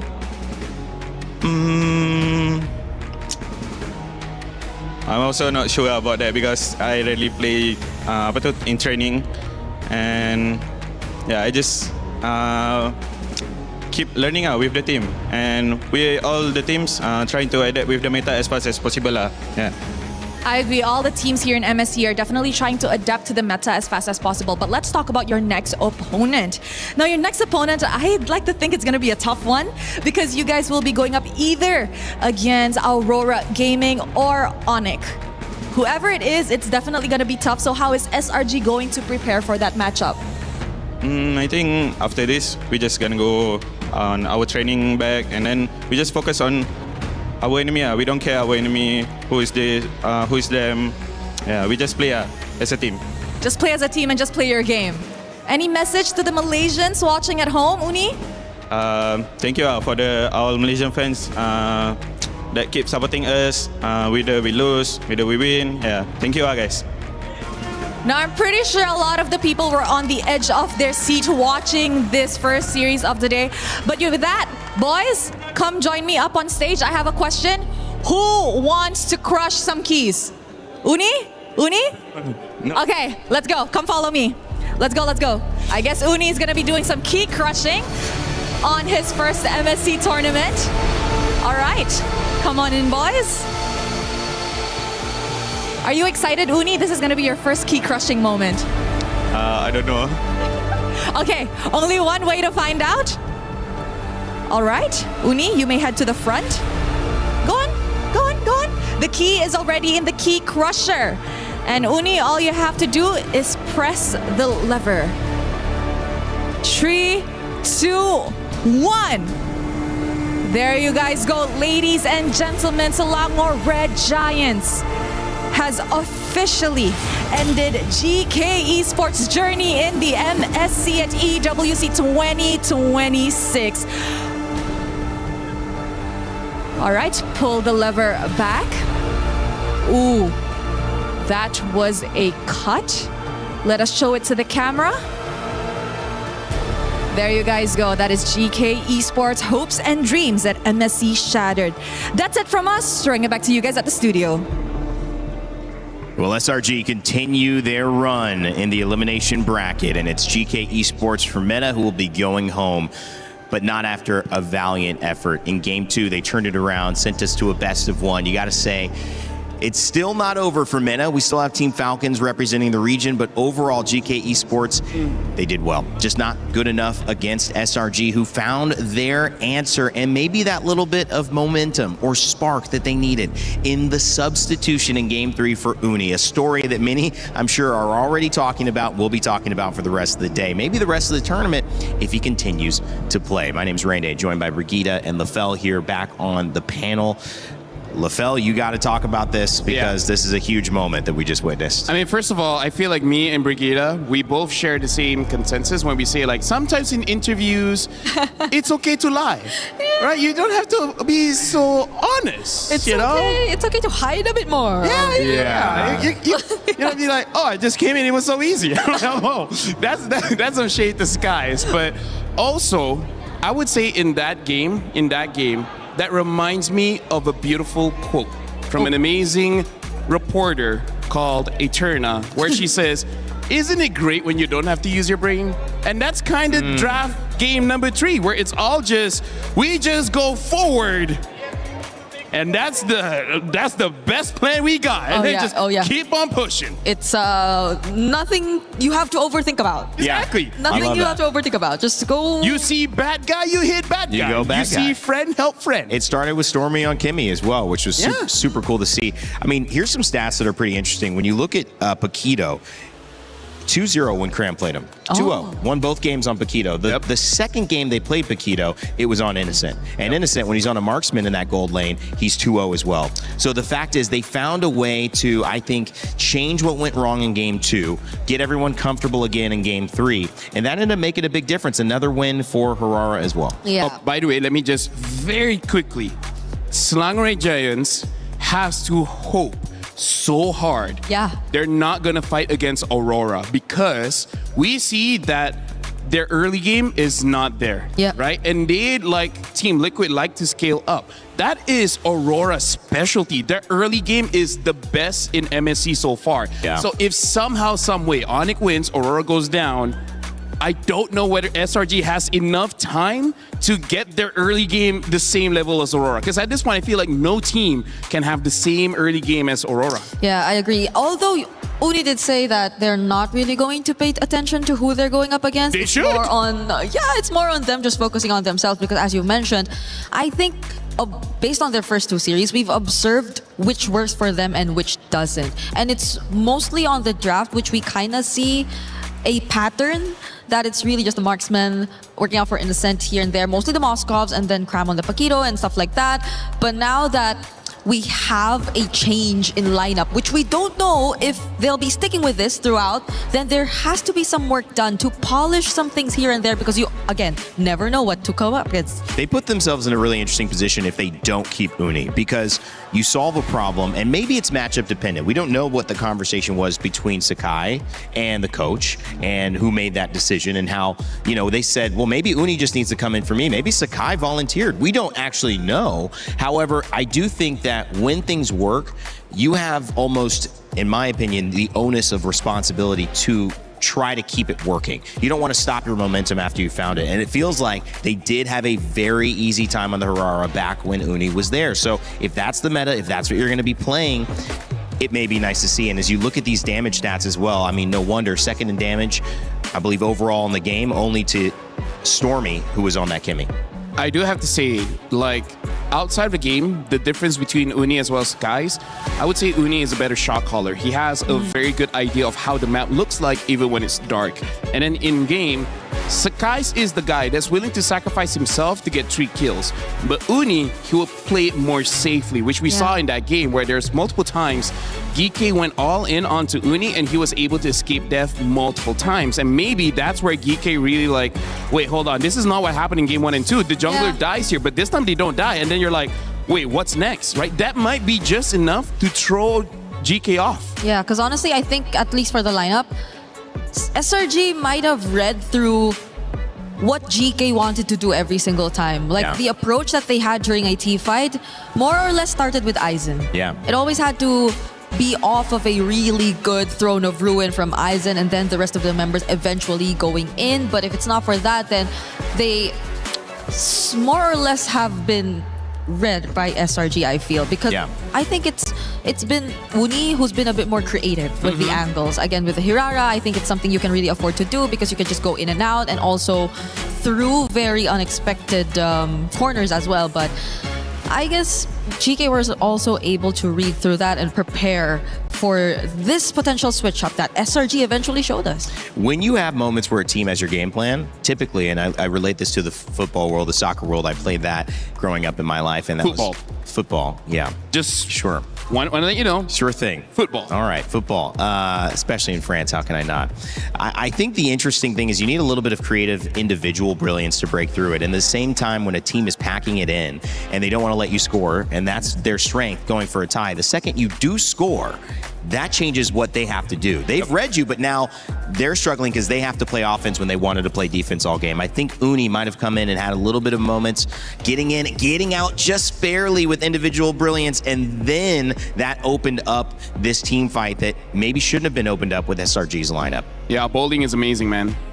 I do like to bowl too. Hey, that's great. I have my own bowling ball. Do you? Oh, really? Yeah, No, I don't. I have two. Custom made and everything. My favorite sport is Mobile Legends Bang Bang, you know?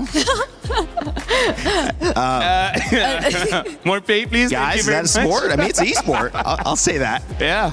Although I do have to say, again, Slangway Giants, they won, but they're not out of the fire because there's so many things they got to fix, Brigida. I agree. Brigida. What? Brigida. Brigida. Yeah, thanks, Leifel. I don't know if it's enough time, though. I don't know if it's enough time. Okay, It's, we'll see. Less than 24 hours because I think they're having their next match tomorrow. Like all other elimination matches are happening tomorrow. So let's hope for the best. Hopefully, though, this has been enough learning experience for SRG moving forward. We'll see. It certainly was an experience for GK Esports. Maybe didn't end the way that they wanted, but of course they found a way to bounce back. Got to hold their heads up high for that game too. We had a chance to have an extra interview with Shin talking about what it feels to have his key crushed and what this journey meant to them. We're backstage now with Shen. What happened in that match? I mean, we kinda. You can talk into the mic a little bit. We kinda were playing good. Everything was good. We kinda like rush every set. Kinda rush, you know. That's why the game get out of the hand, you know. Okay. That's the problem. So that was game 3, or from game 1 as well? I think game 1 and game 3. Game 1 and game 3. We kinda rush a bit. Okay, because in game number 2, I think that was a valiant effort. 10,000 gold lead for you guys. You guys are definitely on the right track. What is it? Was it a communication error? Was it a shot call error? What made it so rushing? Yeah, I think we always like good with the draft. After that, we moved to the gameplay. I think everything was like comfortable to play, and everything was good. Everyone doing his job, so it was good. You know, it was a good match for us. Yeah, that's it. Are you okay? Yeah, I'm good. I'm good. Is everyone fine as well? Yeah, they're fine. They're fine. They're fine. That's sad because we could win, but yeah, I mean it's fine. You were very close. You were very close. It's kind of close. What lesson did you learn from this match about you guys? I think to be more calm. You know, it's like we don't rush everything. Like we just we just fight when we need to fight. That's all. What did you think caused it? Was it like the adrenaline rush? Yeah, I think it's like, you know, we're winning and we like want to fight. So it's like, kind of like this. There's definitely a lot of things that you can learn from this match, and obviously we're very excited to see you come back onto the international scene. That was a very valiant effort. Thank you so much for being here.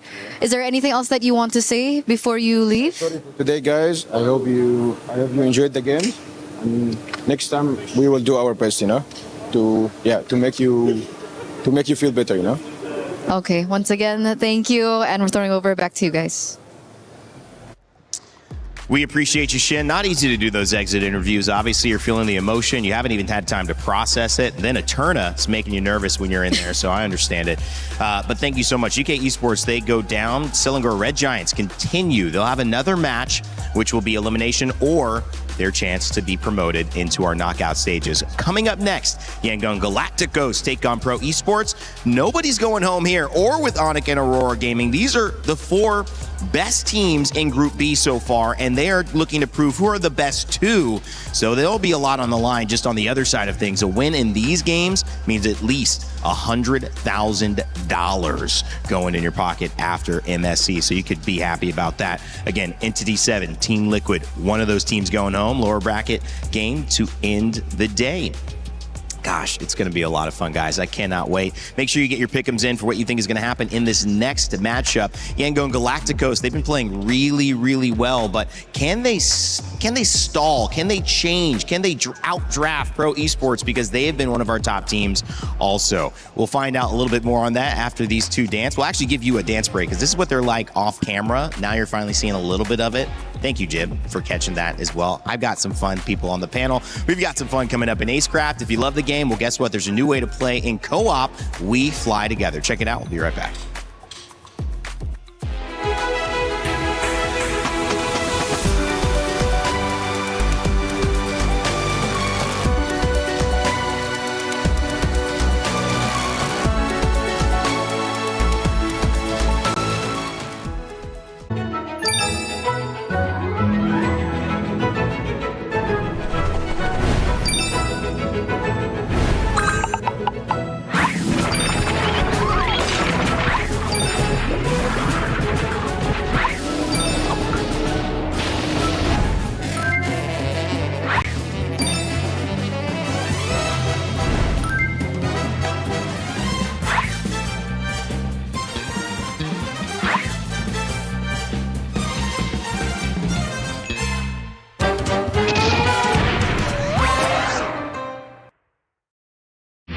A lot of people are haunted by their past. I'm inspired by it. They're not just playing for themselves, they're really playing for their entire family. They have defeated their demons!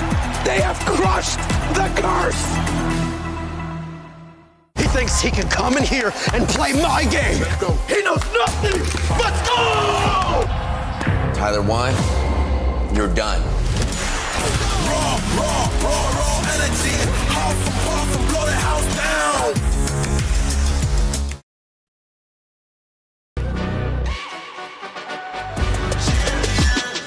This ain't no regular thing. I came for the ring, you know what I mean. You see my name in the lights, better get right, I'm champion.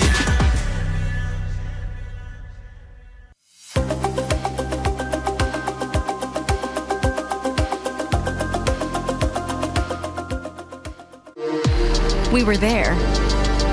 For every click, every clutch, every respawn. We were there for the years of grind. And we're here. Now, the proud founding partner of EWC. Powering the biggest event in gaming, shoulder to shoulder with the world's best. Making history. Greatness deserves a stage. Lenovo Legion.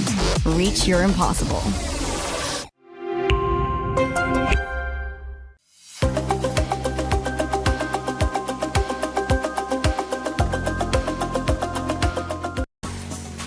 Greatness deserves a stage. That's why we have the Lenovo Legion Gauntlet here, Stage 3 at EWC 2026. And by the way, if you want to be involved, if you're here, maybe you're going here and then going home, maybe you've been watching the games online on our YouTube and Twitch channels, you can literally become a co-streamer and earn prizing. That's right. Based on how many hours you get watched, there are certain tiers of prizing you can earn for your community, engaging in your co-stream, being a part of all the action, whether it's at the Lenovo Legion Gauntlet we've got here, the STC Arena, or the Kadia actually Gauntlet, where we have the Battle Royale Arena where I started this show. All of these stages are great ways for you to cover the action, be a co-streamer, and maybe even level up your stream and the prizes that you earn. Make sure to scan that QR code and check it out if you want to be involved. Welcome back to the Lenovo Legion Gauntlet. My name is Rain Day. I'm joined again by Brigitte and LaFell, and they're very, very professional. I do got to say, I don't know how she does this. It's so hard sitting like this. I can't even, You need to move forward a bit. You have to sit on the edge of your seat. It does get easier. This is a really good point because I have to talk about pain. You know, this is for me. I saw Shiver sitting in this moment for Dota 2, and she crossed her legs, okay? She crossed her legs and she held the tablet on her lap. So I'm just like, okay, this will work. If I hold this for 30 more seconds, I'm gonna fall off my chair. Okay, this is not functional. So I don't know how they do it. Brigitte, you got the cross leg buff. I mean, we're too big. LaFell, I mean, look at my thighs. It's the soccer thigh, the football thighs. Oh, he got hurt already. No, too strong. There you go. I'm too strong. I don't know. She's been kind of winning the fights you guys been having off stage. We don't reveal that. Okay, sorry. That's too much. Well, can we reveal a little bit of how this is going to work as you guys continue to do the Macarena? I'll take over for here because we have a very important dynamic to be determined. You know how we have those upper bracket winners, right? We're going to see one in this next game show up. We're going to have another one in the following game. When you reach the upper bracket, you are going to be ranked based on your ability to go 2-0 and have a total fastest game winning time, which means if you won every game in 10 minutes, well, 4 games, 40 minutes, that's going to probably be the fastest time. But let's say one game was 20, one game was 15. Well, another team who also qualifies, if they have a lower average time, will beat you. Now, let's say there's a crazy scenario, guys, and they have the exact same time in terms of winning every single match to the second. Well, then we will have the single fastest match victory be the time. That will be the decider if it goes there. I can't imagine it going there, but that is how you'll do it. And what's the point? You get to choose in that order who you play against. And LaFell, I know you've been at other MLBB international events. It's working differently. You can choose from anybody in any group. I do have to say though, based on just my memory, I feel like the fastest should be Aurora. They had a game below 10 minutes, and then even after that, it's like only in the teens. So I feel like if they're able to get a quick win over Onyx later on, they'll be first pick. And I gotta say, they keep it up, I gotta say, having first pick to choose who your opponent is gonna be, that's gonna be a huge advantage. Huge. Wait. Huge. Yeah. Huge. I agree. Huge. Huge. You know why? Why? I don't think you want to choose anyone, honestly, from the lower bracket. You don't want the Group B ones. Yeah, the Group B's. No, maybe not, right? Whoever gets to advance, honestly. So, like, any choice will be difficult. Yeah. Either way, you'd probably want to choose where you feel you'll be more efficient. How? Rain Day, you want to say I love it. No, I will say something here. Game 2 coming up. Let's start moving our way into it. We're having a lot of fun today. Yengo and Galacticos, they're going to be jumping on with Pro Esports, and this is the rise of the challengers. 2 dark horses, one will rise above. But if you've looked at the way that they've played, Brigitte, they don't look like dark horses. They're not playing like them. 2-0s for these teams. They have been dominant in their showcases so far. Yeah, Pro Esports pushing SRG to the limit, and their jungler being such a standout player too. You see the highlights from Coily on the Hirara, and I must say it's very MVP deserving if we ever get to actually label an MVP per series. But on the other side, I don't think you can just talk about Coily. You gotta talk about Han. Han has also been an exceptional jungler, especially in the current meta. And it's interesting because Yangon Galacticos seem to have a really decent grasp of the meta, other than the fact that you're expecting them to be very unorthodox. But they're coming here into MSC with a not so out of the meta playstyle just yet, because every single time I look at Blink, I just can't help but think, like, is he going for something unique? Yeah, exactly. Is he going Hellcurt? Because we saw the Hellcurt in GK instead earlier today, right? What if somehow there's like a Eudora row? We don't know. Oh, we'll never know. And I believe these two teams played against the teams we just saw, right? They were the ones who took out SRG and GK Esports, which ended up being pretty evenly matched. I mean, especially after that sub, which changed the dynamic, maybe that would have been a game that went 20 minutes towards the very end of game 3. So both of these teams on the upper side very well could be matched up. Are you okay, Ring? She is. Brigitte okay? Did something happen? Be professional, guys. We're be professional. okay. Oh, God, I can't join you. I wish. I got to last all day up here. You guys get to leave after this series, so I have to take care and pace myself. Yangon Galacticos, their squad comes in. You mentioned Han being able to be a star jungler. That has been the focus so far with the Lings, the Hararas, the Fannies being banned. Will Han continue to have that impact? Yangon Galacticos and their road to EWC is hoping to prove successful. If they can get a win here, it will be everything they hope for and put them on the road for even more. Yep, it's a really great showing.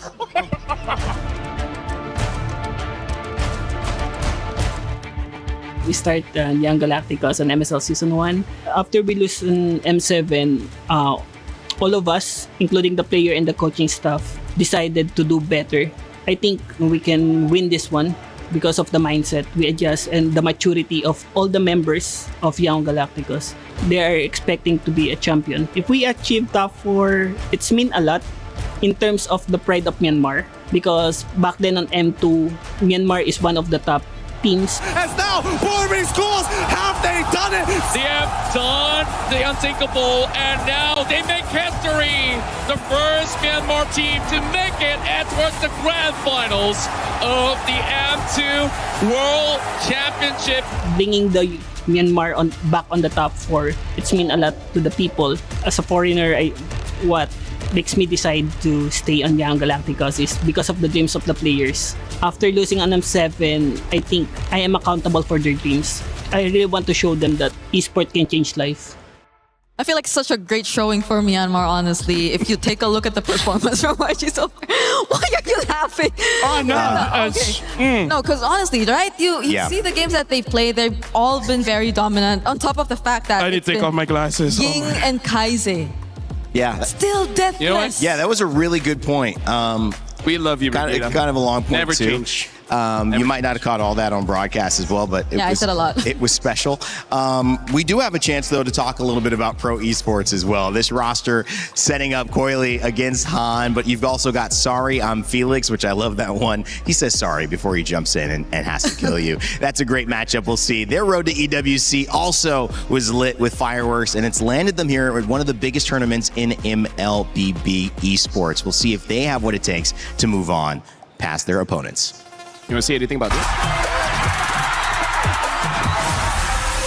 Pro Esports start in MPL KX Spring Split 2023. We qualify from Challenger Cup, and I joined since the beginning. And after 6 seasons, we finally became the champion of MPL KX Season 10. Coily! Coily!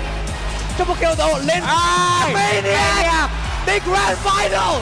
Pro Esports is the reigning champion for MPL KX! When we win MPL KX, of course we are excited because we've been having this dream for many years already, and it's our first time winning, and we qualify to play on international stage, which even make me more happy and excited. Your mastermind, lift the trophy! After we winning, I feel so impressive to come back to EWC because since last year I didn't make it right now. Yeah, back to the EWC feels so impressive. See you soon! Now on to Kenji! It's a double kill for Seoul, and it's a 2-0 clean sweep for See You Soon! The Cambodian Owls will fly onward again. Because last time I come here and I just make it to top 5 and top 8. So for the best player that I had, I think we can make it to the grand final. In Pro Esports, we are like a family. We have a good bonding, so I'm pretty confident with them. They always talk out to me like, it's okay, don't feel pressure, just enjoy the game.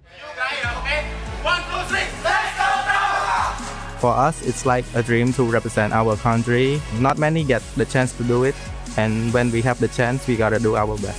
អរគុណអ្នកទាំងអស់គ្នាដែលគាំទ្រ Pro Esports ហើយកុំភ្លេចគាំទ្រពួកយើងនៅ EWC 2026 Well, that key insight in that slow-mo shot, it is not up for grabs just yet. These teams are not facing elimination. They're facing something even greater, a chance to get that much closer to that $1 million first place prize as LaFell and Brigitte get serious, ready to go. Oh, yeah. Yep. We got to start talking about this matchup, guys. I mean, quick thoughts after seeing those two roads to get to EWC.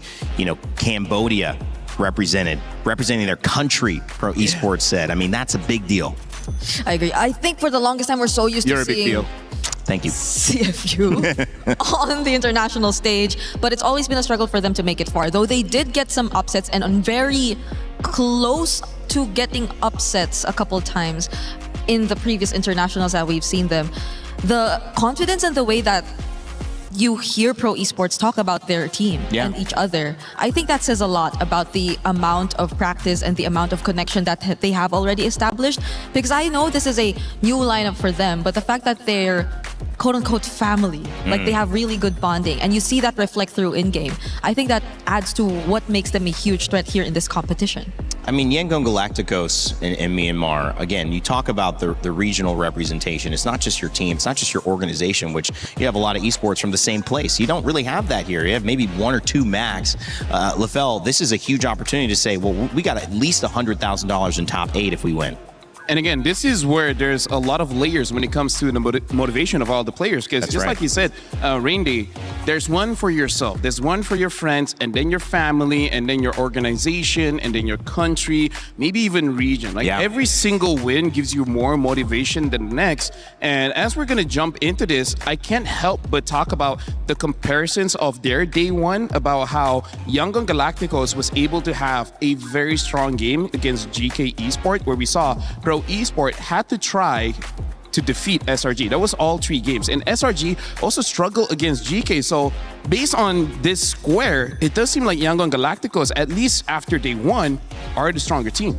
Well, it seems like we have an audience that agrees with you, LaFell. 65% for Yangon Galacticos in the Pick'ems results. Pro Esports get a good 35, though. Brigitte, that's not like out of the park. No. And I'm glad it's closer now, because every time it was significantly favoring another side, we always just get upset. So I don't think we can define like who will be the underdog specifically here in this matchup, which really makes it a must-watch. Well, trying to learn about this meta and so much involved in this one is all that we can do to help put these two teams together. Dark horses most likely considered here.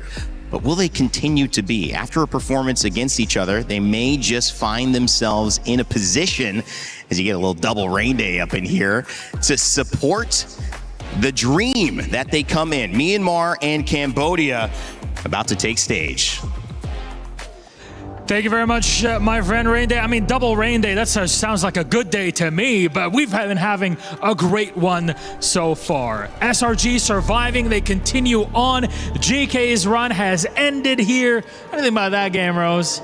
Ooh, that game, I feel like everybody was on the edge of their seats because honestly, SRG was so close to bombing out of the group stages, and I don't think anybody saw that coming. This is what we get here, right? It's the MSC 24 champions that had to fight for their lives in the low bracket in group stage just to show you how competitive MSC is. That's what we look for. That's what we're here for. Yes, sir, Milosh. So with that, we move on to the second match of the day, meaning the winner of this match goes to the knockout stages. Ladies and gentlemen, join me in welcoming Yangon Galacticos.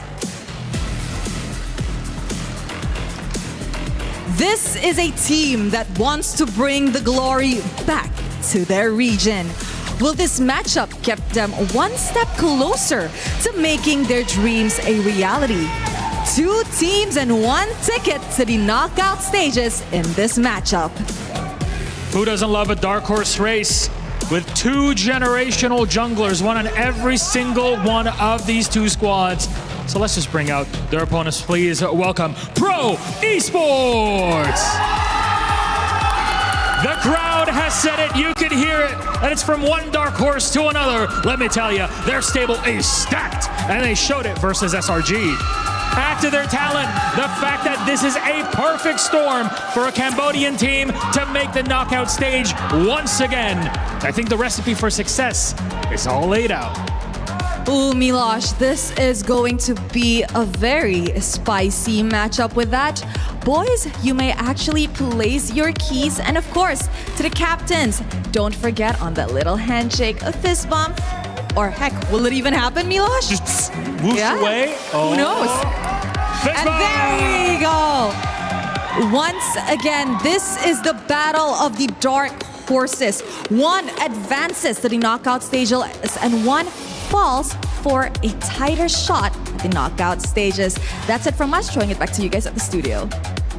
Thank you, Rosa Milosh. The dark horse race continues, but again, like I prefaced, anybody who's been watching these games and these 2-0s should think anything but that these two teams don't have a chance to win. Their success has not only happened in their region, now they get to do it representing themselves on MSC's stage at EWC 2026. And as we continue to highlight the conversation between who will be the best jungler, which assassin king will reign supreme. We've already seen Princes stumble, I would say, earlier on in that game. And we've also now got a chance to maybe claim or crown a new king.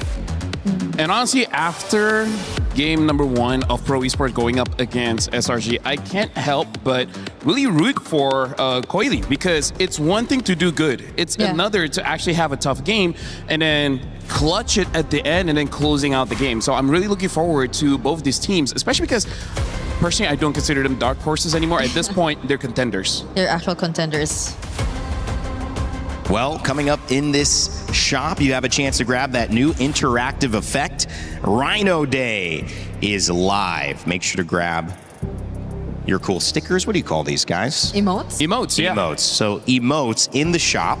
You could spam them in your games when you, would get a triple kill, a maniac, a raid, or just do it just to show people that you got it before you start laning. Just to be like, as soon as you get in. As soon as you get in. Yeah. So what you do is that you clear the minions, you stand in front of your opponents, you recall, and then you spam the emotes. Yeah. Okay. Great. That's the MLB good analysis, culture. guys. Show your aura. Show your aura. Aura farm. Yeah. The more emotes you have. Aura garden. Nah, it doesn't work that well. Or a garden, or a farm. Anyways, in this game, I really feel like because we know that the junglers is going to be pretty crucial.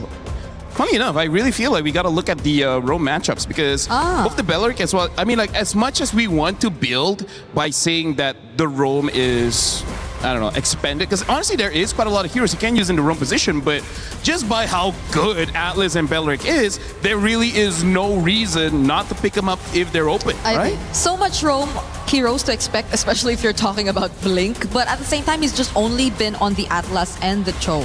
But you could argue the same. PP has only been on the Belleric because we've seen that spammed throughout the 3 games they went up against SRG. So we haven't seen much explored just yet. I think the most creative they've been in the draft so far was really in the XP lane. Because Yangon, they've never used the more common XP lane. It's always the Barretts or the Ruby that you really got to see from them.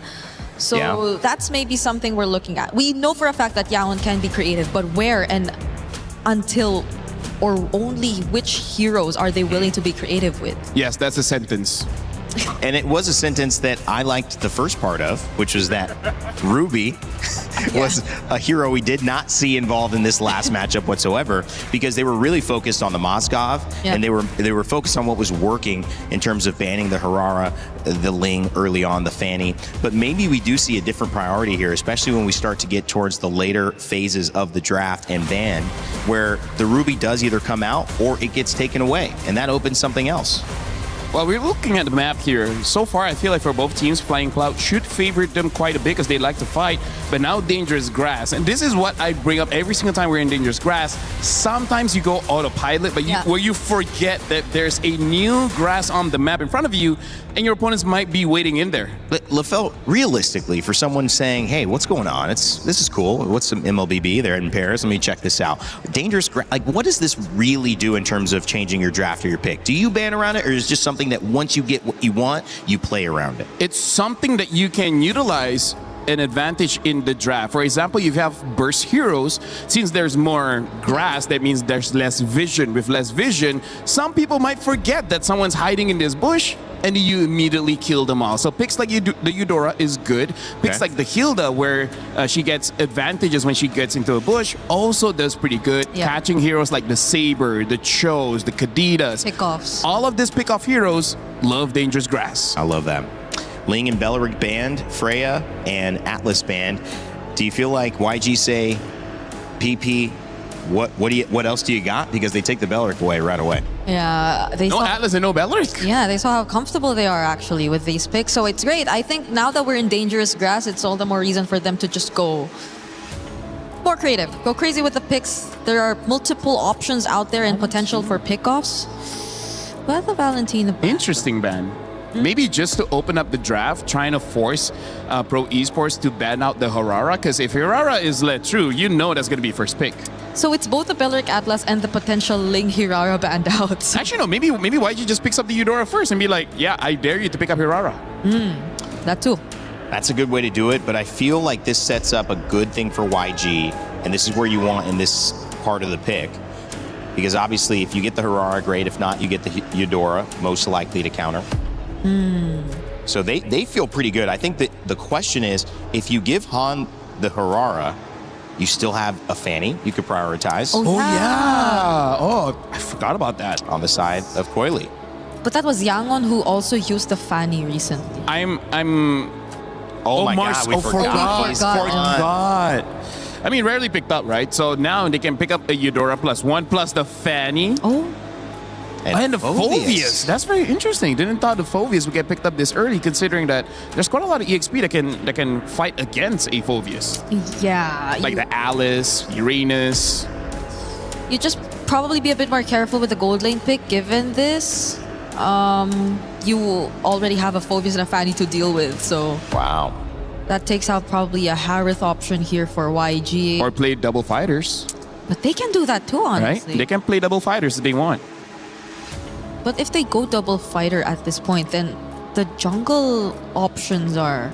I think a Hirara is still fine, but maybe the mid. It needs something like a Kimi or something. Whoa. Maybe no double fighters. Hero. Whoa. Coming up, it's the Fredrin. This feels very pre-patch. Yes, that's the best way to put it. This feels very pre-patch. Pro Esport already having a proactive kind of draft, and then YG, a lot of control. Like basically every single hero here has a way to start the fight and control the fight. When it comes to a Pro Esport, just like, I'm cooler than you. Yeah, I think a Lilia looks Patrick good is here. cool. Oh, Glue. Yeah. Why did that? I thought you were shouting out Patrick. Patrick. Hey, you know what? Patrick Production is also cool, all right? Coolest guy ever. He's the kind of guy you'll buy ice cream for. But he means the SpongeBob skin, Patrick, that Glue gets to be in-game. Well, they banned out the Arlot still. Well, again, weird, it's Arlot Fredrin, yes, but... I mean, like, they already have the counters for it, so... I feel like they should have banned something like an Atlas, right? Atlas, Uranus, because they do well against the Phoveus. Ruby's still available, but not necessary now at this point. Yeah. There's just so much threat for the mid lane too for Pro Esport. Like you could pair a very annoying mid lane with the Glue. I think there's still like the option of Eudora is still available. Lilia Eudora. You mentioned that as well. But the fact that they took out an Arlot, is there just something they don't want to break formation? And look at this, YG, they ban out the Eudora because, again, even though they don't have an assassin just yet, you just know the EXP is going to be a damage dealer, the gold laner is going to be a damage dealer, and having a mid-trio like Marcel and Fredrin always in front of your face, Eudora has an easy time to stun both of them. Eudora will disrupt them quite a bit. And now even the Barats gets banned out as well. So they're drafting in a way that makes sure that their EXP laner gets to win, but again, there are options here. It almost looks like they want YG to use something like an Alice or a Uranus that's, you know, I would say not super front-heavy tanky. Like the tankiness of a Uranus as well as the Alice is from healing, not necessarily because they have a lot of HP. But speaking of that, I think Pro Esports are yet to pick up something to deal with the massive HP that could come through for YG. Like they don't have Shred necessarily just yet when it comes to the team fights.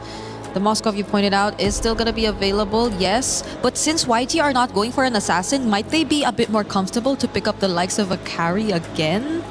Maybe, honestly, maybe. Because you know that it's not going to be an assassin. The roam is a question. The XP lane is a question. So that's only probably the next consideration that they're looking at before locking in their goal lane. What's this? Let's go pro. I'm fan of PP. Oh, he loves PP. Oh. Claude. Which is, I mean, very good. Very good. We've seen Claude prioritized in almost every game so far today. And this game, there's not necessarily a hero that counters Claude just yet. Yes, as a matter of fact, the Claude already counters the Gourd, right? So that's also something here where Pro Esports, they have a good dive hero in the Fanny as well as the Claude, and optional dive with the Glue as well as the Fulvius. So this Gourd shouldn't have a good time, but hey, who knows? Maybe YG creates enough space. Yeah. And what does YG lock in for Do they want their gold Paquito? lane and their XP? Yeah, Paquito is still up. Though it's gonna go into a Fulvius. It's not great, but hey, ignore the Fulvius, then you're good. Moskov gets picked up here for YG. Should be able to deal with the Fanny, and to a certain extent, the Claude and the Uranus gets picked up. Like we've been talking about, a good fight against the Fulvius. And overall, this kind of draft, you need a front line, because the Marcel is more of a support than a tank. Okay. Right? You still need a front line. Pro Esports just need their mid laner. I think there are just a multitude of options out there. The Lilia still there. If they Lilia want, sounds great. Lilia sounds great in this lineup. Even Valir is going to be super annoying. Yeah. Previously they used Vexana. I don't know if they want to go for that again. Vexana ban. Oh. So yeah, I feel like Lilia and Valir are two very good anti-tank options that they can go for. Honestly, I'm good for either. If they want to increase another unique hero, they could pick up an Aurora. Oh. I like me an Aurora. Has not been seen for years at this point, but they pick up the Zetian instead. So unique. They want some scaling when it comes to the late game in case the Fanny doesn't work out. Guys, in terms of execution, who do you think leans towards it being a simpler job to get it done? I don't know if I'm just more used to seeing the Fred and the Gourd and how simple the lineup of YG is, but I feel like definitely mechanics-wise, it's also the easier to pull off lineup compared to Pro Esports lineup right now. I agree. It's just that I would say Pro Esports, they're scaling. Maybe they're able to outscale, but that one is more of a matchup in the gold lane. Well, after the last 3 international tournaments for Cambodia, they've got a new representative who's looking to finally make it into the knockout stages. But will it be Yangon Galacticos from Myanmar, who shut down their dreams and maybe have a little bit of a story to tell for themselves? We'll find out as we begin game 1 of our second series of the day. It's all upper bracket for the next 2. Let's send it over to your casters, Naisu and Mirko. Thank you so much for the breakdown and welcome, ladies and gentlemen. It's our second match of the day here. This one, not an elimination match. It's to find out who's going to move forward to get to that knockout stage. Will it be Yangon Galacticos or Pro Esports? Both teams, Mirko, have been looking darn good. These drafts, though, a little bit of a throwback, I feel like, now that we've been through so much versatility and flexibility in the draft. This looks a little more standard. It does. It looks a little bit more of what we are accustomed to, right? Yep. I do think it's kind of weird, though. I mean, the panel already pointed out, but the fact that Pro picked up the Phobia, still, though, banning out the Arlet. And YG really seems like they're going back to comfort, something that they used to win MSL Myanmar. Back again, it's Han on the Fredrin. Fredrin in the jungle is just a very different change of pace, you know, from what we've seen so far. A lot of assassins duking it out, but now you get a Fredrin, which, you know, makes sense with the lineup because you can play around that durability that this gives you. You know, if you take a look at the emblem setup too, you're playing with a lot of speed with the Marcel, obviously being that kind of annoying support slash roam that he is. Soily, goes in now, the cables as well, shreds him down. Han will fall first blood over to Coily. Whoa! Oh yeah, I guess is that a statement of, hey, you're gonna pick a Fredrin, well I'm on a Fanny. This is the assassin meta. Is that where we're going right now? I guess. Coily straight into the orange buff set up by P. But dang, I didn't expect that damage, bro. Yeah. Straight up, walks up, well, flies through, and gets, even though Han was able to secure level 4, he wasn't able to tank up that damage. Now trying to steal this away from Coily. At least he gets a bit of compensation. Okay, yeah, you know what, at least something. Turtle's up though. Both junglers have those retributions ready. They'll get in position for this one, but Yangon Galacticos is going to go ahead and get that space to work with. There they go. Mystic Gush gonna tear PP down with Han. Locking him down. Coily forcing to flicker out. Now Han's gonna get caught by the Phobias of Felix. It's everybody disengaging. Ying still holding this angle. Back to level on the board. All right, so a bit of a trade. No one going to get the turtle just yet. Jungler is going to grab their buffs for this one. We'll take a look at the replay by STC. Great setup here, you know, to go ahead and capitalize that Mystic Gush, utilizing the Fredrin kit, but you get a lockdown, and you can see how dangerous it is for Han, though, because if he's, you know, in this vicinity of the rest of the team fight, he's actually shredded down quite quickly. It's just not tanky enough just yet. We gotta take a look at the items right now. If we're talking about how Han can actually like deal with Pro, right? He's on the way to the Dreadnought armor. I feel like he should have just rushed that straight up. He went for the Ares belt first, a bit more HP, trying to play around with the passive and then Praetor's Wrath. Let's see if it works out. Felix on the turtle. Yep, just walking out. This should be free. Yep. No purple buff on the hands of Coily. A straight up red tree now is Sa. Has to flicker out. Good taunt though. Brings Felix in for the shoulder bash. The Dark Wave lands and then Praetor's Wrath is right there, but Felix is able to sustain for a bit as Coily jumps into the back again with the cables. Tears through Kaiser. He gets another with the cutthroat. Big double for Coily. Han isolated and it will be fed over to Kuzin. It looked like it would have been okay for YG on the way they went through that. Oh, sorry, Felix. Ying? Okay, he doesn't have enough damage, but yeah, the idea was there, but you always have to remember when you're up against a Fanny that being caught in those choke points around the walls, around the jungle, is not where you want to be. And, you know, just after getting that objective, that turtle, then all falls apart here. This was going so well, but then look at the back line. Coily has all the room to work with, just lines them up, and is able to go ahead and swing in, pop that damage out, while everybody else gets cut off from each other. So that's really good game sense coming through from Pro Esports and the rest of the team. Also a bit of a whiff from Blink. That golden hour was supposed to keep Kaiser from getting initiated on, but it only found Kaiser. Gave Coily the opportunity to just wait, go for those cables, and find the double. Yep. This is the reason we don't see too many Gords, too many Yees now in this meta, right? It's just, if you don't have Flicker, you're dead. They had their moment, you know, and that, I guess that's one of the things as we gone through the days here for MSC is that development of the meta. And yes, some heroes that just feels like just weeks ago were doing so well are obviously struggling in a sense, but this is something that I would say Yangon Galacticos, if they get to, let's say, a late game and you get a little more durability to work with, if you're able to go ahead and play around the golden hour from Blink, then, you know, that's one of the cases. Plus the Moskov, still a power pick in that gold lane, able to move through. You do have generally a safer laning phase to deal with that Fanny, you know, from Coily approaching. But that's the thing. It's more so of Yangon Galacticos really trying to hold on. You can see Brute Force Breastplate now picked up for Han. That's going to help him a little bit to deal with that kind of burst physical damage that's coming through. Second turtle up, though, as YG gets space to go ahead and work around this. Coily in the base can go ahead and swing in here anytime he's ready, but it's just a stare-off for now between both, fighting for this space. One thing you got to take into account if you're Pro is Sanji in the bottom lane here on the Moskov. He's chosen the Bargain Hunter for a reason. He knows his job this game is just to farm out. No pressure here. Han's going to be able to take this for free with Retribution. It's going to be the Mystic Gush now on P, but he's able to flicker out now as Kozin gets caught by a ton of big bonk as well.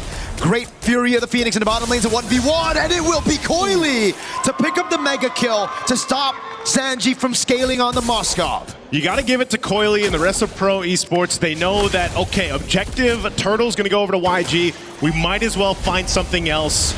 It looks like he's going to be able to get the turret down nearly. Yeah, should go down here. They trade out a kill and a turret. As we look at the replay, once again, this was a really good decision from Coily. Again, he has all the room to work with, even pushed back by the Spear of Misery. It doesn't really matter. He's able to go ahead and find the kill. I was looking up top, the taunt landed on Kuzin, then we saw the Fury of the Phoenix. So in our eyes, it was like, oh man, Sa popped that a bit late to save Kuzin. Turns out it was a call from Coily probably down below to go for that kill on Sanji. That's why the Fury of the Phoenix was tying for the pickoff on Sanji rather than to save Kuzin up top. Blink though. Golden Hour, the SOD lands as well. PP gonna be able to actually walk away from the Appraiser's Wrath now as that's a shoulder back from Felix. A flicker out, away from the Mystic Gush. Coily with a jump in the cables. Pro, great disengage. Yeah, good use there. Again, to keep him at bay. Coily had an angle to go for, gets stopped in his tracks. Golden Staff here picked up by Sanjit as they continue up the top. Here the Phoenix appeal for Kuzin as he gets away with BMI, and Felix finds to pick up a Ying.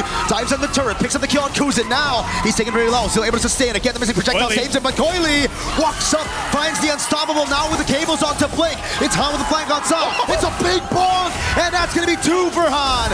Coily, though, wants another. A triple responded over for a double. Kai's with a missing projectile and the gush onto P. What a bloodbath from that top lane. Both teams able to get multiple kills as we take a look at the replay brought to us by STC. Again, Fury of the Phoenix is great. And look at both junglers. They have their moments here. Han cleared out that mid lane. He makes his way up to the top. He sees multiple health bars low up on this tier 1. He sees his moment because he knows Coily's having his own. So might as well go in for this.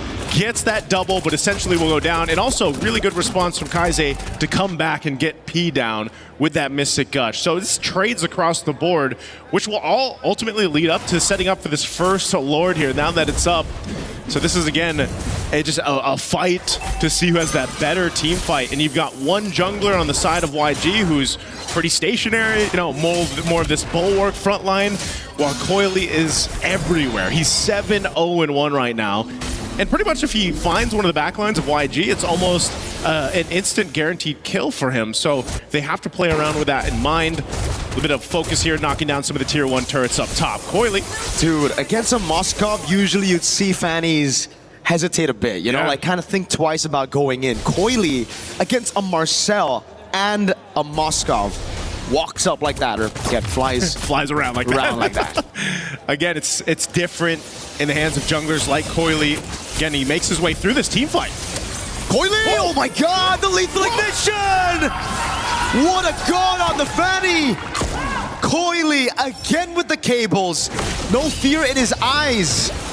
Oh man, fighting for this Lord. As I said, goes to the back line, he's able to get a kill. Now with the numbers advantage. Felix the walk up again, the slam slam, the pass back from P. That's a mount already. That means the Lord is going to be free again. Han he's so trying desperately to get through. Coily's taking a bit of damage now. Goes for the cutthroat as well. Blink with the golden hour. Oh, he saves the game. Han walks up. Goes for the red tree, but it doesn't land. It was still the golden hour. The red tree went over to the member of Pro. Goes with the pickup on the Lord. Now it's a big taunt on the Felix and slams on the pass comes through, but Felix gets around with Inferno Pursuit. Almost takes Blink down with him. Ooh, that would have been way worse if Pro Esports did not get that Lord. Kozin was able to go ahead and secure it, I believe, just in that midst of that fight because Coily went down. That's also a big shutdown, though, taking out Coily like that. So for now, Yangon Galacticos, they found a little bit of momentum to work with. They should clear out this Lord relatively easy. And now some of that gold starting to build up, starting to go in their favor. Sanji's got the items mainly that he needs at this point, and the rest of the team is starting to get tanky enough to deal with it. It's more about the execution part, the micro part when it comes to these team fights. The biggest threat here, too, is Kaize on that gourd against Coily. If he's taken out and he doesn't have a flicker and he doesn't, have that whatever defensive item he decides to go with, that's just unfortunate because your whole game plan is I'm gonna get a stun off, Mystic Gush real quick, get some people low, and build off of that. But he knows he's gonna be a target, and so now for YG they have to adjust these team fights. And it's just so sad to see the golden hour now 2 times. First time was okay, that was just unlucky by Blink. Second time, miscoordinated by Han and Blink. Right, the golden hour was there, it delayed the Lord. Coily was already dead, but Han went for the red tree. Because the Lord was still in golden hour, the red tree went to one of the Pro members, and that's why Kozin was able to steal it away. Yeah, once again, Marcel, that golden hour is so valuable, but at the same time, sometimes it can backfire in a way that you don't expect. Now it's pretty much even across the board, except for the fact that you got a couple extra turrets for Pro Esports off that Lord take, off that Lord push. Helps open the map a little bit for them, but they still have plenty of time to go ahead and find something here. You've got some pressure on this purple buff. Uh-oh, they're gonna all in on P. Flicker out of the Appraiser's Wrath and a Mystic Gush already. That's gonna be Coily with the damage. Oh, the mount as well. Big Fury of the Phoenix. Onto a choke point. Han with a taunt. Onto 2. Ying still trying to buy some time as Han pops P. Okay, they fight back again. It's been trades all game long for the past 12 minutes here. And you're seeing it too. Now because of these items falling into place for Yangon Galacticos, you can't find whoever you want aside from the Gord. Kaize, for Coily to go ahead and get, because just again, you have enough durability at this point, and you have to start to rely on your both gold laners to turn the tides of these team fights. But you'll see it here. This is a team fight comes through. P surviving this is also crazy. Good use of the defensive flicker, staying alive, and then he mounts up and brings back into that Fury of the Phoenix blink. So really good timing there, but Han also gets his revenge. Again, he had a tough start to the game on this Fredrin, but so far he's really found footing. And the gold lead is non-existent for YG versus Pro. We should have expected this coming into this matchup. YG with a dominant game against GK to make it here. Pro with a crazy upset victory over Selangor Red Giants. Both trying to fight for that qualification to knockout stage. Han holding on a neutral objective, jumps on P. No flicker, Mystic Gush, and then Brazer's Wrath to take him down. Now Felix gonna get caught by the taunt as well. Sanji clearing out mid. Kozin doing the same thing, but the wave up top is good for Pro. Oh, they're gonna fight for this Lord here. It's at half health. They know they're down P. They're gonna just blitz this Lord though for YG. Han's trying, the golden hour's placed down. Oh, Felix! With a steal on the Phobius! With the help of the Fury of the Phoenix, how did that just happen? Was that just a dark wave? Like, no way, we gotta get a replay on that. What? We have to see it. Again, that Fury of the Phoenix really helping. They're trying to hold on to this mid turret, but man, another Lord. Uh-oh. I thought he was gonna pay for his sins, but no. Flicker, get out of jail free card, Coily. Oh, he's here. He gets caught in a frozen moment. Oh my God, it went a crown. Perfectly timed by Kaize. A fade away. Coily wants part 2 with the cables. This time trying to bait out a battle spell. That's actually pretty big though. The Winter Crown being down at least is something as they approach the base. That's what they want to play off of this Lord here now that everyone's going to be up. But again, at least for the Gord, at least for Kaize, he still has Flicker. He can just kind of post up in the base, help clear things out. The fight for these buffs though, man, P taking a ton of damage too. Kozin trying to take down the tier 2 turret. Lord makes its way up top now. Oh. Coily gonna be stopped here, clearing out the Lord. This might be all they get. They do get some damage done to that top base turret, but still, YG's base defense and their composition will clear things out relatively quick. So, I mean, based how things have gone for the last couple Lords here, it's got to be the retribution for the next one, man. It's going to be so important for either team to go ahead and secure that, to get this momentum as we look at the items coming into place. There's even a big difference gold-wise between the XP laners, but Sarion Felix is actually doing a really good job of just kind of being that front line that he needs to be on the Phobius. This is why even after those nerfs, the Phobius still finds itself at a pretty good spot in the drafts, right? Still prioed, banned in the first phase, especially with the Assassins coming back into meta.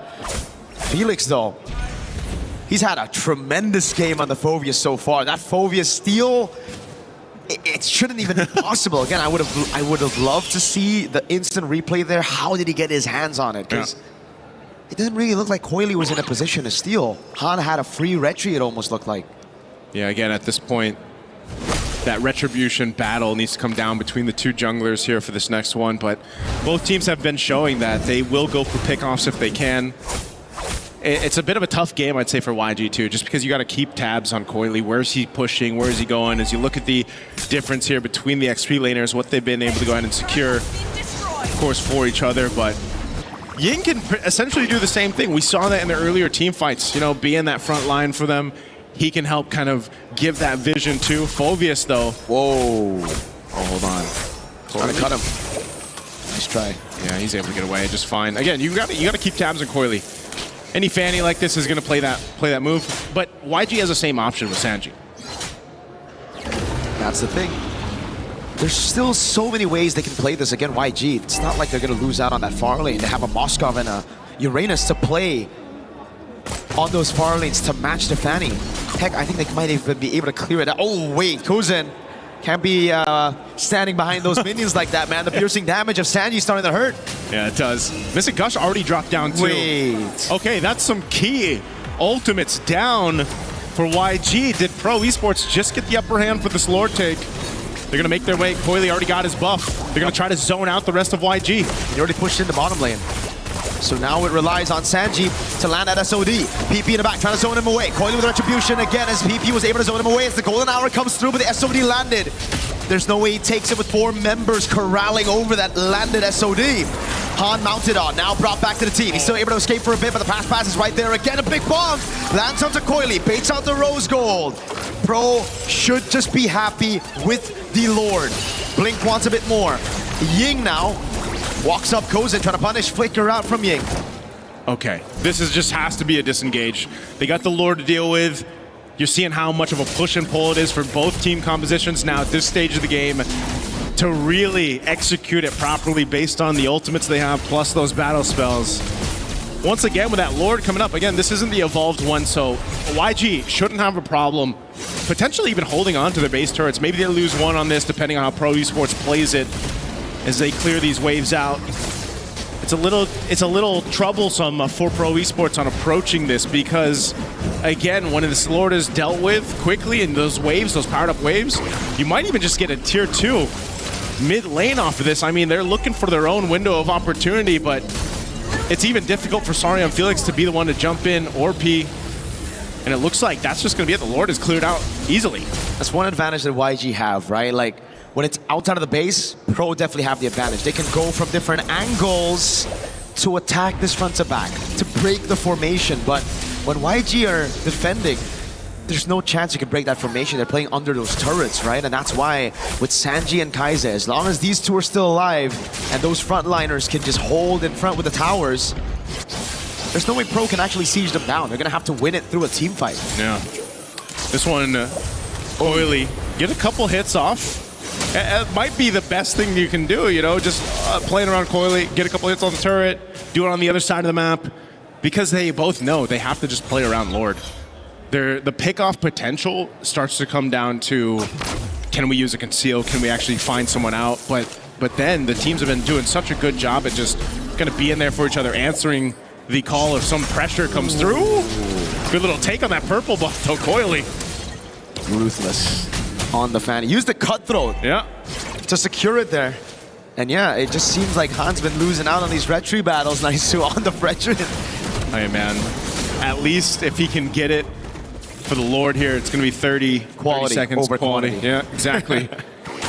You know, and that one will be evolved too. This is a very different game one than what we've seen so far throughout MSC, especially, you know, you're reminded once that Fredrin gets picked up and a lineup's kind of built around it, this kind of utility jungle concept, it's very different, bit of a different pace. Pete just walks out of there, blink. Frozen moment, Felix walks up, that's Sa with a massive Fear of the Phoenix. Toilets for the ankle, big golden hour. How do they utilize this? In the midst of it all, he's getting the slam again from P. He's able to flicker out to safety, now it's Coily. Looks for an angle to go with the cables. Just trying to bait those resources from YG. Again, nobody falls. Just a flicker burnt for Kaize and P. And a flicker for P. Ying. Yep. It's all this battle of resources at this point. Coily, as hell of a start that he had in this game, he knows that he can't just throw himself into the arms of YG. And so he's going to continue to push down that bot, it looks like. At least cut that wave through. YG's going to make an attempt on this Lord. It's half felt right now, but Coily will be here in time to face off. P has no flicker. They know it. They're going to try to burst him down. The taunt lands as well. P's able to survive. Oh my god! Oh. The rebound with the Fury of the Phoenix. Good golden hour in the back line, but Coily's able to buy so much time. Sanji caught in the dark wave. Now the blazing duet from Kuzen. Oh, Sanji. It's all up to Sanji now. He's going to be confident slam in the pass with a nature and also the immortality buy. It's an immortality buy for Coily as well. Dark wave lands. Sanji's still there. Ying trying to buy some time. As Blink is in a 1v1 against Coily. It's an all-out fight everywhere in the map. Again, Coily trying to chase Blink down. He's running away. He finally gets cutthroated and assassinated up top. Oh, I thought that was a nice block, though. I thought it was going to land on Coily, but man, they bought some time, but Pro Esports, they want to go for this tier 2 turret. They want to take this purple buff out. Wait, they don't go Lord. They reset the Lord. They reset the Lord. I have to go. Let's look at this replay again. Started things up with the Mystic Gush over here. This fight breaks off into 2 areas. Collapsing down, golden hour used into that Fury of the Phoenix. Meanwhile, also a real cam. It looks like Pro Esports is going to secure themselves that Lord there, but you know, that was a fight that was dissected on through. And that's one of the things that Fanny will do too. You know, you were able to go ahead and split the fights up focusing on the right targets. Golden Hour, it just feels weird in some of these instances because it's like, it's clearly there to stop the momentum of a fight, but sometimes it ends up just kind of splitting things off in an odd angle for YG. So now it's back to the defense of YG. They have a good composition to defend, but Pro have an evolved Lord now. At 22 minutes, it's a different kind of Lord. Wind of Nature for Kuzen. Bootless at this point for both of the gold laners. Okay, clear out these waves. Lord is up top. It's going to get that charge in. Taking out the base turret. YG has no choice but just to let that go. They're going to have to deal with the Lord, clear it out. Potentially losing some more base turrets. Conceal's going to be used from Pro Esports though. Double top from Han now with the force play as well. Coily with a jump in the back line, but it's going to be the winner crown again. Flicker around, Blink shredded to pieces, but he gets the golden hour. All base turrets taken out now as Ying buys the immortality in time, keeps himself alive. Han! With a big taunt on the Brazier Strap, but Kozen was able to Wind of Nature all of that physical damage. Okay, YG lost the base turrets, but it's okay, they're still in the game. They've got some more waves to deal with here, and knowing that they're down Blink, looks like Pro Esports still wants to go ahead and potentially end the game here. Ying again, pops into Consecration, bending the mini waves over to the right side of the map. Sanji clearing it out. Kaise no flicker. He needs to play far back. Pro are still lingering. That's a bounce! The Mystic Projectile landed. The BMI gets Kozen out, but the Rose Gold was already procced. So that's all they get. Pro Esports off that evolved Lord will take down and strip the base of those turrets. Taking the disciplined route, even amidst the lead they have, it's just YG still able to fight up. They're still able to do well. This is where we start to see the item swaps come into play. Winner crowns even being picked up. You've got multiple across the board here for YG. Wind of Nature sitting on Sanji. Sanji has been doing a great job just staying alive because he's so pivotal for them to actually be able to stay in this game. Kaise as well, very happy with his Mystic Gush timings, but he's got to go in a way where we saw in that last fight where he pops the Winter Crown, he Mystic Gush. It's still being used even when he's frozen, but again, it's better for him to go ahead and do that in the base. But this time, now 24 plus minutes in the game, this Lord, I don't know, man. If Pro Esports able to secure it, even with this kind of defensive lineup YG has, I don't think you can defend against that. Coily still pushing in that bottom wave. He knows it's going to force someone from YG, force Sanji to go clear that out, respond to it. Holy moly. Even with the guaranteed slow push, Coily decides to shove it straight inside the base. This means Sanji's going to have to deal with it. And he shows up on the map. Kozen utilizing the position to go on to Ying. He has a bit of crowd, pops in Consecration. That's the Fury of the Phoenix, baited out already by YG. This could be the angle. They've reset it, and Sanji has cleared out bot. Yeah, he's cleared out bot. He's handled the waves really well. YG, this is a Lord dance as ever. Still half health on it. Fury of the Phoenix still on cooldown, so they don't have that right now. And Han's tanky enough to go ahead and sit here, like we've seen so much before, on this Fredrin with an immortality to go ahead and just tank up the shots. Blink jumps in. Golden Hour doesn't land on anybody. Felix is able to evade right now as he lands the Dark Wave, but Coily's gonna go up top. Mystic Gush and a big Appraiser's Wrath. Coily in the base. Blink trying desperately to go back into the base to save it. He gets there in time, but Coily has a few minions on it. Now it's gonna be the SOD that lands. Sanji gets Coily down. His first kill of the game, and it's a massive shutdown. Both junglers, though, will be taken out. A last-ditch effort from Coily to try to make something happen, knowing that the Lord was secured by YG. Really good timing against Sanji. Might have been his first kill, but it was an important kill. Might be the one to potentially win them the game here. They've got a really strong, evolved Lord to march down this mid lane. Now, 45 seconds for Coily to be up. Can Pro Esports delay this further? And without Han, the same thing. Is Ying going to be the guy to go in and tank this, lead this, or will it be Blink? He's got a golden hour that he can play around with. The game plan here might just be to knock down some base turrets. Mystic Gush already on Felix. Golden hour catches 3. No follow-up though. Felix is able to escape. That Fury of the Phoenix from Sa, buying them a bit of time. Now can they clear this Lord? Base turret, I think, will surely fall. Sanji's on it already. But hold a second, after that charge, it doesn't seem like YG have the resources one hit to push in forward even more. It's just going to be the base turret taken by the Evolved Lord. Pro, again, able to defend through the wins they got all the way from the start of the game. Those base turrets on the side lane, nice. Yeah. So Pro Esports, mind you, again, they were up quite a bit, 7,000-ish gold. Again, at this point, it's more about switching the items, but they did lose that lead that they had. They also lost a base turret off of that. So YG now in a position, now in a seat to actually go ahead and be in a better position to win the next Lord fight. The biggest thing for Yangon Galacticos is literally just dealing with whatever Coily is going to do. He's the only guy that can push the opposite side of the map. And Sanji so far has been the guy that YG has counted on to deal with it. Ooh, dude. They This is flicker down. very squishy Patrick in the face of Mystic Gush late game. Yeah, it's definitely hurting. A flicker down is something for YG to play around with. Some big waves down bot that they're going to have to deal with too here, but it's just playing around each other because they just know that if Coily jumps into this backside, even on Kaise, and gets a winner crown, that's value. Everything comes down to pop in battle spells or defensive items now that we get this point. You're going to see these potions being picked up now too.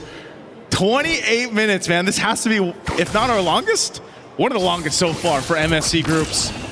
Fighting for this Lord up. It's going to take some time to go ahead and take this one down as both teams get in position. A whole lot of immortalities to play around too. Sanji clearing up that bottom side.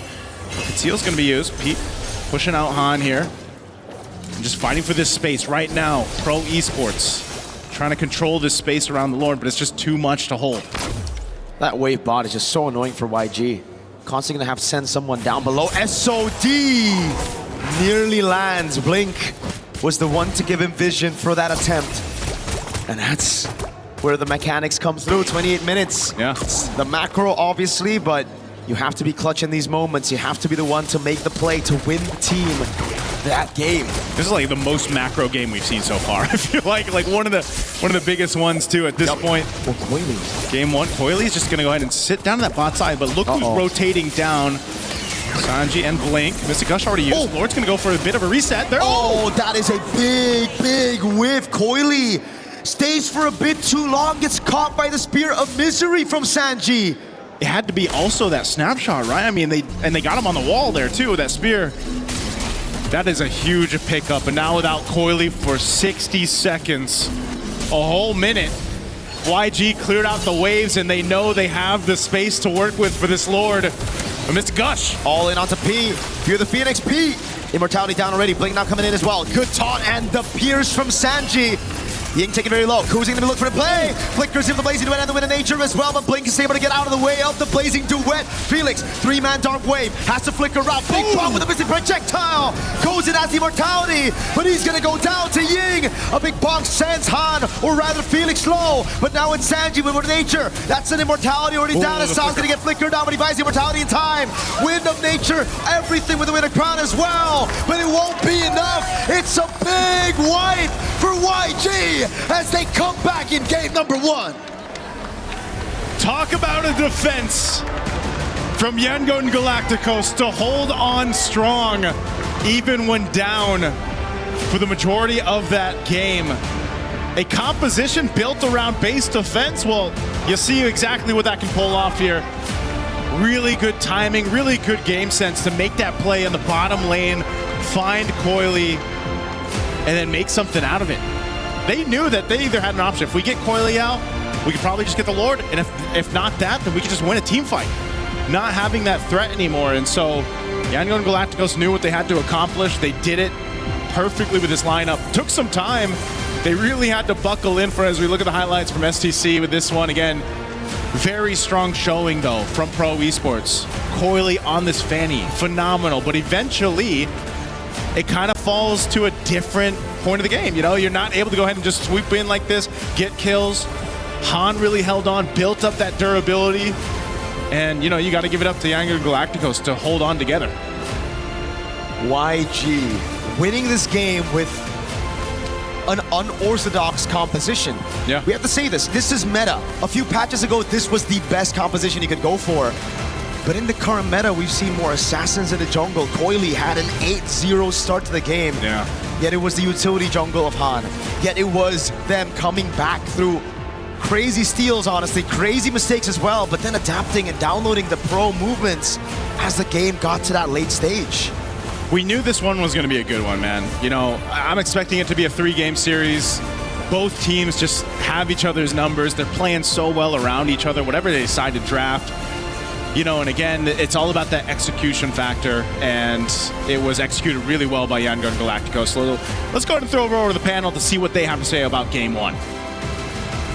Thank you guys so much. Great matchup there to kick off our second series of the day. It was Yangon Galacticos with the defense of time that somehow, some way stalled out the efforts of their opponents and made them think that maybe that Fanny, that assassin, isn't at the top of this meta if we let Marcel available. The other news that I want to give you, 4 games Marcel has been let through, 4 wins. Might need to stay on the ban list from now. Welcome back. My name's Rain Day. Brigitte, Lefel joining me on panel.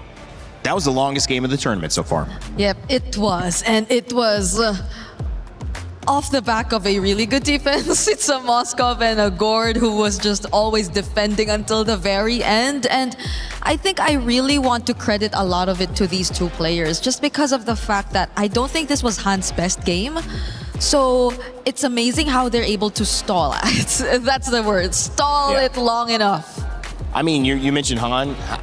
I want to get your just initial thoughts, and I'll start asking about that matchup. No, I mean, like, here's the thing. You came in, I would say, at the right meta where there's a lot of assassins, where the game is pretty dynamic. But imagine this is basically our life for the past 2 years, where tank jungles are a thing. This is it. Almost every game goes above 20 minutes. Because something about tank junglers, they can just hold on for dear life until eventually you make one good play, and then you win that way.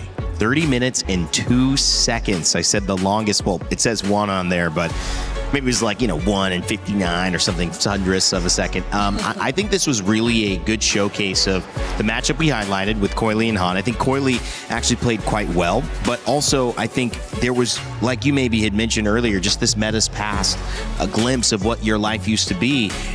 Maybe that's just not, maybe you just can't let that be played in this meta. Maybe you have to force assassins in this meta, otherwise you're in trouble. By the way, let me just say, look at the buffs there. How many times Han has been denied of the buffs? The orange buff, he only got 12, and then Coily got 17. The purple buff only got 15. Coily got 17 again. And look at the objectives as well. Like, I gotta say, 4 Lords was taken by Pro Esports. Only 1 from Yangon. So this is a really not a great game for Han, and yet somehow, some way, again, with the Gord as well as the Moskov, they were able to hold out long enough until that moment finally came for them. Yeah, I agree with you. There might be a bit more question as to whether or not this pre-patch quote-unquote meta is still actually effective currently. Because I don't even want to point out anything about the draft that we saw from Pro Esports, because they were able to really make it work. Yeah. They found the early game, secured it in their hands, and you saw highlights after highlights, especially from Coily. But it just boiled down to that one mistake down bottom around the 28 or 29 minute mark, and eventually another one from one of their carries, Kozen too. So these were the 2 players who could just not afford to go down, but in that sequence, it was the both of them who unfortunately had to. And you could no longer defend that siege if you were Pro Esports. It was a style that they ended up needing to draft around, having seen the Fanny come out, the talent of Coily, and he put it to great display. He showed how effective that character could be, but it wasn't enough. Leading the entire time, Pro Esports stumbled at the very end. YG maybe made them stumble, and they got the win. Game 2 is upon us, but Lefel, before we do that, break down what you saw in Game 1 that led us to this longest game of the tournament so far. So I agree with Brigitte, we don't have to look at the draft too much, but I feel like we still have to talk about 2 things here. The reason why I say when it comes to the late game, it's going to be a skill matchup between the teams is because if you go to the late game, the Moskov as well as the Gord is amazing just because they clear the lanes very fast. The Moskov has an added advantage where even while he's clearing the minions, he can attack the enemy. In comparison to what Pro Esport has, I would say the weakness of him trying to end the game was having the Zetienne. Zetienne is pretty good at sieging, just not enough, I would say, firepower to make the Uranus, worried, to make the Fredrin worried. So the front lines really don't care that much getting attacked by the mage, hence not giving time for the Claude to actually attack the turret for himself. So now we're going to be looking at some clips here. We're going to look at the early game, and this is the effect. One of the reasons why, yes, I'm standing up, but as long as you're comfortable, right? one of the reasons why we don't see a lot of Fredrin is because he has been nerfed in the HP department. Rarely do we see this when Fredrin starts off in his own jungle, and look at how fast Fredrin got bursted down. And in that moment, we even saw Fredrin get level 4 first and then the Fanny. So not even had a level advantage, and yet the damage is just you know, he can't sustain it. And then going for the second thing here, this is honestly just glazing the Fanny of Coily, because look at this situation. I feel like for all of the Assassin players, they know how difficult it is, where if we're going to be looking closer into the minimap here, you can see that the Gourd as well as the Claw, they're protected. They're behind a wall. They're close to the turret. This is a situation where you don't really see Assassins going in for the kill, and yet you look at how Coily uses this entranceway. Like, there's not a lot of situation where you can go through here and be safe. The only reason why he is safe is because the rest of the front line are here. There is zero protection down back. All of the damage dealers are here. Thank you very much for illustrating this for me as well as Brigida. Look, he just goes. There's no protection. And this is why that sequence was amazing. But then as we go through, some mistakes start to creep in, where this is, I would say, the first mistake coming in from Pro Esport. We have to zoom, and we also look at the highlight circle here. Look at how low Coily is. Yeah. He should not be anywhere close here, because the thing is, the Lord does true damage. Even though this is 9 minutes, the Lord doesn't hit that hard. You still got to respect it. During this time, the golden hour was used trying to stall, but this is where we got to say, unfortunately, Han, not just Han, the entire team does not utilize the golden hour very well, because they use most of their abilities during the golden hour, and by the time, you know, expires, it kind of doesn't get used anymore. So this is the first mistake coming in from Pro Esport. They do things differently here. They could have ended the game much earlier. And then this is basically the final one, where this is one of the rare times that Han finally gets a win around the Lord, and that's like 25 minutes. And then at this point, this is where winning really counts on skill and a little bit of luck, because Coily was trying to end the game here, but then as he's reaching forward, he got hit by the SOD. Man. Look at how perfect that hit really was. And then Coily was next to the base as well, so he will get stunned up if the SOD did not hit. I don't know about you, Brigida, but do you feel like Coily could have ended the game? I feel like he can. Thank you so much, Rain Day. There's a world where he can, especially as you could see. What is that? You could see how it's just taking a bit more time for Kaiser to go in. He doesn't have the Mystic Gush either. Yep. So he can only rely on basic attacks. He honestly could have ended the game, and I would say those are the two mistakes that happened for Pro Esports, which is the Lord at the 9 minute of the game, as well as at the end of the game, they just don't have enough firepower to actually end it. She couldn't let her card fall. I get it. It's okay. It's okay. Thank you. We're moving and grooving over here. You know, this could have been a standing. Hey, this is our whole stage. This is our home. We can stand if you want. We sit, we stand, we do it all here at MLBB. What a fun, game. We're a fun bunch. Again, this is such a fun bunch. You guys are obviously fun, but this game is so fun. It's so great to dive into it. I've loved coming from Apex, right? I mean, we're so focused on the game and where the game goes, how it evolves, how it grows. We are fans of that. We want the best for that. This game, the sky is the limit. Obviously, so big around the world and so many great communities who are involved in it. Games like that, if you're a fan coming in and saying, it's EWC 26, I want to check out MLBB. Maybe it's my first time checking out this game. That is one of the reasons why you say, wow, this is fireworks, and I could just jump on this right away, maybe play alongside, grab your phone, grab your tablet, jump in, bang, bang, let's do it. I love it. Become a bang banger. Yeah, become a bang banger alongside us. Let's go, man. I'm having a blast. I know you guys are as well. Let us know in the chat if you're having fun as well. Any co-streamers also. Hopefully you guys are enjoying this event. Flying Cloud will be where we set up the stage for our second matchup. It was all Pro Esports until the very end. And I guess that's my biggest question to start with this second draft. Yep. Did it go right and you executed wrong? Do you try to keep up that playbook and say, listen, there's little ways on the Lord fights, on these little moments where we could have won that game, so let's not deviate. No, if I'm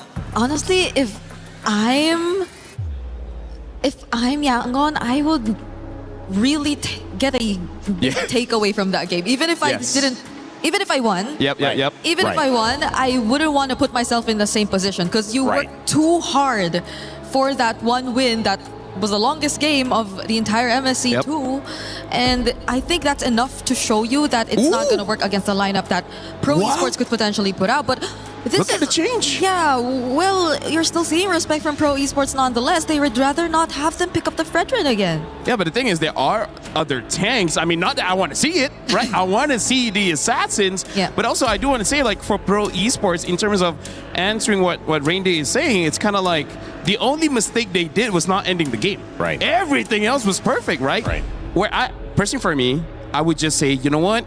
Glue and Phoveus, you guys don't matter. Dive into the turret. If you die, you die. But let me end the game. Because that's, I would say, one of their mistakes. They should have just been brave enough to sacrifice some of their members and then ending the game. But again, going up against a Moskov as well as the Gord, it's kind of difficult to end the game. But now, the Freya does get banned out. Hirara is still open. Same as multiple other heroes like the Eudora, the Zushin. Yeah. Quite a lot is still there. I mean, I think the good thing that's happened here. Oh boy, we probably did not expect this. But you know what? It kind of gives you an insight, doesn't it, Brigitte, into like how comfortable PP probably felt on that Sorry, I Bellerin. just saw it. Finally. They probably were like, that's kind of how we've been winning. That's where we feel comfortable. So we should just prioritize that. Yeah, I feel like it's a finally moment here for PP because a lot of their playstyle really revolved around having a really reliable Belleric in the middle of everything, and that hands over the Hirara to end the Eudora. But I'm thinking this is something they should have expected, right? The fact that they went for the Belleric means that they should have pretty much expected this, and at least they can draft around this hero again, which worked out for them. Yeah. They don't actually have to change anything. They get PP more comfortable. They get Coily back on the Fanny if they want. And they can start looking at other lanes, try to secure maybe their mid. If they want to do that. I'm just thinking here, like, they're letting go the Eudora. Do they want to go for tank jungle again? Because there is still a few heroes that's pretty viable, but no, they go for a Yi Sun-Shin instead and a Ruby. Whoa. Randy, for now, I don't think Yi Sun-Shin has won a game yet. Hasn't, no. So, I don't know how to feel about this one, especially this early. Right, you're showing your hand quite early here. Yeah. Because even the Ruby, and it's not like you're seeing a dive comp per se from Yangon just yet, but it seems like Pro Esports have built on their catch, have built on their capability to just... It looks like for Pro Esports here, they just want to build a castle around Yi Sun-Shin, right? Have a lot of utility and then let him free hit. Well, think about how long that game was, right? Oh, yes. The ability to scale, having an answer for late game. Yi Sun-Shin does suffer early, but late, that's where he's going to shine, right? And Hirara, not like a Ling or a Claude, can dive in super fast. She can still dive in, don't get me wrong, but not the same way. And now having the Barats, where I think that's a pretty good answer to what Pro Esports are already showing, because when Barats gets the max stack of the big guy, he does have some resilience, meaning that he doesn't care too much about crowd control. He does care, but not too much. So that's a good way to like just be a front line for the team and waiting for your opportunity to go in. I gotta say YG is drafting pretty sound, and Pro Esports does seem like they're showing new-ish things here. Yeah, I agree. It's also making me wonder, because I think the probability of us seeing a double fighter lineup in Pro Esports is pretty much very high. Yeah. But for YG, on the other hand, who are showing a Hirara right now, I'm wondering, and a Barretts too, I'm wondering if they're planning to even consider that route as well. Because if they do, then that's going to make things... I guess that's going to allow them to play around the Hirara, yes, but the range, I think, is going to be a problem. Melissa. I feel like Melissa would work well against the fortress that Pro Esports is building. Yeah. As of the moment, they still have that option. They can pick it up. They banned out the Carmilla. Interesting. We haven't seen a Carmilla just yet, so maybe they got some information about what's going on with Young Galacticos here. Right now, they can pick up their gold lane if they want, because they don't have the gold lane as well as Roamer. And I feel like showing either or doesn't exactly expose your draft too much. Because it's not like, oh, you show Melissa, I'm going to pick up something like a Farsa to kill you. There's multiple ways to deal with a pick like that. And you know that the Yi Sun-Shin is going to the jungle anyway, so there's less things to worry about. It's, at this point, really just a potential... What if Yi Sun-Shin gold? Oh. I don't like it. Hey. Who knows? Oh. Ixia. Okay, Unique hero. Another new pick again. Okay, We're going deep here. if they're going double fighter, then the other fighter has to be a backline. Yeah, like a Lapu, Benedetta, Yeah. Yuzong. There has to be someone to reach that Ixia because, well, it can I also think be the CC mage. is okay. I think CC is okay. Yeah. If you want to put CC gold, but Ruby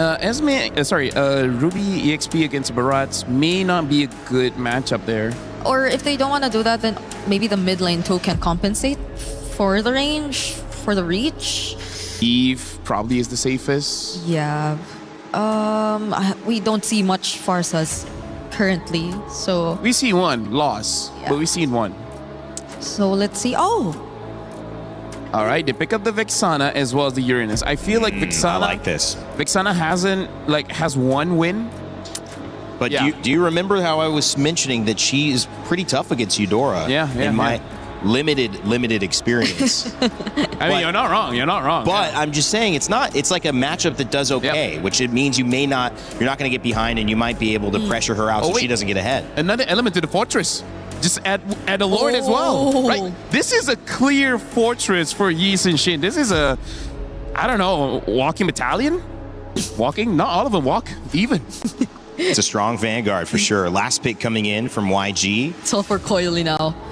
Synonymous with Myanmar at this point and trying to do another historic run. The Matilda. Wow. So another unique hero. A lot of defense coming in from Pro Esports and Yangon Galacticos. They have a lot of ways to approach the fight. I gotta tell you, Brigida, I do not know how to approach this draft. Yeah. So I'm gonna look at this like a fan. This seems like a fun game to watch. Yes, it does. I think it's just very specific for Yangon. They can go very specific with their targets, but Pro can go a little more heavy on team fights for this game. Well, I'm the pro analyst. I know exactly what's going to happen. Vexana's going to beat Eudora in mid lane. I can't believe you guys don't know it. My Grandmaster rank games, I already figured that out. Okay, let's send it to two guys who have a better idea of what might take place here. Game 2, trying to tie it up.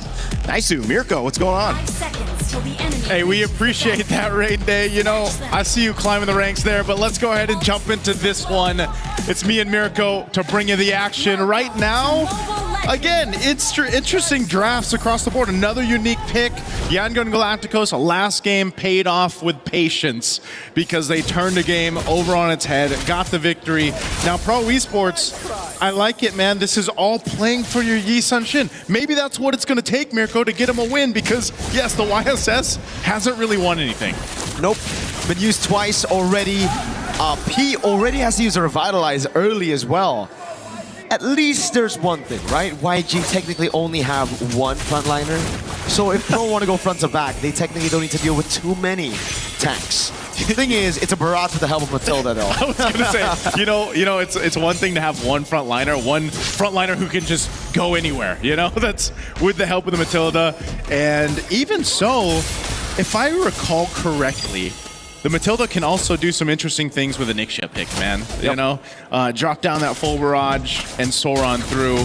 So I feel like for Yangon Galacticos, the upper hand here, aside from just Sanji. Okay. That was all right. Burn the flicker. One of the upper hands that I was going to say. Oh, hold on. Whoa! A Purify out. First blood for Hans still, despite the Purify from Felix. So that's an upper hand, getting the first blood, but it's also just, again, mobility options that they have to play around with this composition. Taking a quick look at the emblems, you can see where they're going with this. Again, the Matilda is going to have a whole bunch of mobility to work with, and this being Flying Cloud also kind of brings everybody back to the team fights really quickly. The Barrett's being the one tanky guy, you can see him. You know, he's got the tenacity, he's got concussive blast, he's on the tank emblems. Ying knows his job for this one. Koza's going to be able to take that gold crab away from Sanji. Obviously already won that lane earlier, but Sanji can just walk back up in Flying Clouds very easily. That's the thing. Doesn't matter if you really bully your opponents here this early on with the Flying Clouds map. Oh, big chomp by Ying, spits him out as well, gets a stun, and look at the peel from the rest of the team. Felix able to stop that from happening, the pick off on Coily, but he's a bit too low to participate around this turtle fight. Yeah, I really like that sound effect there, Miko. That was a good one. Now for the turtle, fighting it off. Not sure if they're going to get in range. Han gets the turtle secure. Okay, circling Eagle. Oh, not on Sa. He was already a free kill, I'm guessing, for Blink. YG go up 1,000. Up 1,000 gold because they've got a couple kills in their favor. A turtle, a little bit of extra gold off these gold platings too. So this is all really starting well for Yangon and Galacticos, and I think that's why even our panel was kind of mentioning this with the composition that Pro Esports brought to the table. You know, playing around your YSS, you've got enough bodies, I mean, even an extra one with the Eternal Guard to protect you and give you space. But if you're not able to go ahead and utilize that and let Coily get farmed up here, scale up, it's going to be really difficult for him. I mean, look what Han is doing to Coily's jungle. Hey, if he can win on a utility jungle in this meta, imagine what he does on a Hirara right now. I wonder how he feels after going from a Fredrin to a Hirara. Hey, to be fair, I think Han's just chill with it, man. Like, I don't know how many heroes he has in his pool, you know? Like, we've seen him on a Fanny as well, and then the Fredrin, and now it's going to be the gank onto Kuzen onto the bottom lane. Oh my god, the full barrage as well with the guiding wind. Kuzen's still able to stay alive for a bit, though. Good Eternal Guard on Blink, but he's able to flick around and gets the guiding wind out away from the roots of P. Able to get away off of that, too. I mean, that's dirty to see, but yeah, makes it work. Again, they said this is going to be a fun composition to see in motion. Well, there it is. You do something like that. Looking at the replay brought to us by STC. Brings it a little bit too far, you know, but still able to cap out a kill under the turret, and then good flicker usage there to stay alive by Sanji, and then guiding wins on out from Blink. That's a tilter, bro. That is. After losing that close 30-minute game, this is usually what happens, you know, after you lose a close 30-minute game, it might be a quick one in game 2. We saw the Burmese fans earlier. Yeah. Up on stage. I got my sound effects approved, by the way, by the king. the king yourself. The young man from the Philippines. Yo, shout out to the king, man. Shout out, man. We'll see you really soon. And now for this second turtle. Up here, Pro Esports has control of it, but they wait for Coily to get in range here. Little poke back and forth right now. Both teams, Ying playing up that front side. There's the Mount Shocker. Pulled in the Dino, the Eternal Guard as well. Bull Barrage comes around. The red tree is good for Coily. Dives onto Han, untargetable for a bit. Able to escape with the help of the Flask of the Oasis. So it ends up being a big win for Pro finally. XP and Turtle.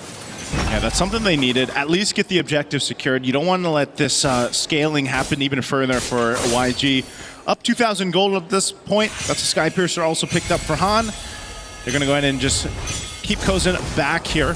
You know, one of the things too, speaking of this, hold on, circling Eagle. Oh, stun. Oh, God. Oh, God. Yeah. I was going to do the caca, but... Welcome to the Thunderdome. We need a Thunder effect, man. I don't know how that's going to work. I don't know if Leo's going to approve that one, but that one's not. He'll come up with something better. But that is the interaction that you can expect. One of many that Yangon and Galacticos can go ahead and play around. And so for Pro Esports, you know, that's one of the hard things about it is like, what way is YG going to approach our fight? You know, or they more so just kind of have this universal, straightforward approach. We saw it where they're able to go ahead and bully off Yangon and Galacticos off of an objective. But even so, if that ends up being the case, you know, once the Lords come to play, the approach is going to be different. So Pro are just going to take it slow, but YG scaled pretty well as well with the Ixia, right? Yeah. So, I mean, we're just going to have to find out again. A 2,000 gold lead for YG. We've seen massive gold leads turn around in very, very good games. Like yesterday, Falcons Meta against IG. They held like an 8,000 gold lead. IG were able to come back through forcing Falcons Meta to make mistakes. Seems to be the case, you know, whatever team makes these mistakes kind of gets punished on them. The teams so far that have been competing throughout MSC, they all do that really well. Once they see an overstep from the opposing team, they're able to go ahead and punish it. Now this is also just the nature of the compositions you have, you know, with a Eudora. I mean, there's a reason why the Eudora is picked up so much. One of the top picks right now in that hero pool. Last turtle though, again, playing around that stun that you have, the mobility that Matilda brings, YG will wait for their own moment. Goes in. Oh, the chop missed. I think he's going to be pulled back as well. Oh, great taunt to read the flicker too. But it won't be a kill. They're just buying time right now for Coily to get his hands on it. But Han walks up. Great CC from the circling Eagle of Blink. To steal it away now, Han locking him down for Sanji to get a few shots on that full barrage. PP with a walk up, a taunt that doesn't land. And it's the combo, but it's a Belleric. He should be able to get away from this, right? Hold on. Vitalize taunt. Oh, he picks up the kill with a basic attack through the CC chain.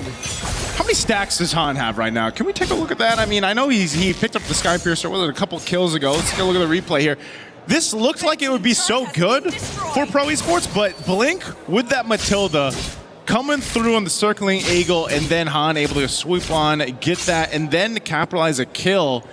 You know, this is one of the things you got to watch out for. We've seen it before where Hirara gets like max stacks on the Sky Piercer, and next thing you know, you're gone, you know? And so Pro Esports, even if they want to buckle in a little bit for this, it might be one of those cases where you don't want to wait too long just because of the scaling that's happening here with YG. Now, bringing it further, you can see, okay, couple stacks, so 2 kills off of that when he picked up that Sky Piercer, but it's that threat now, that threat of just kind of almost lining up the kills too easily for YG to capitalize on.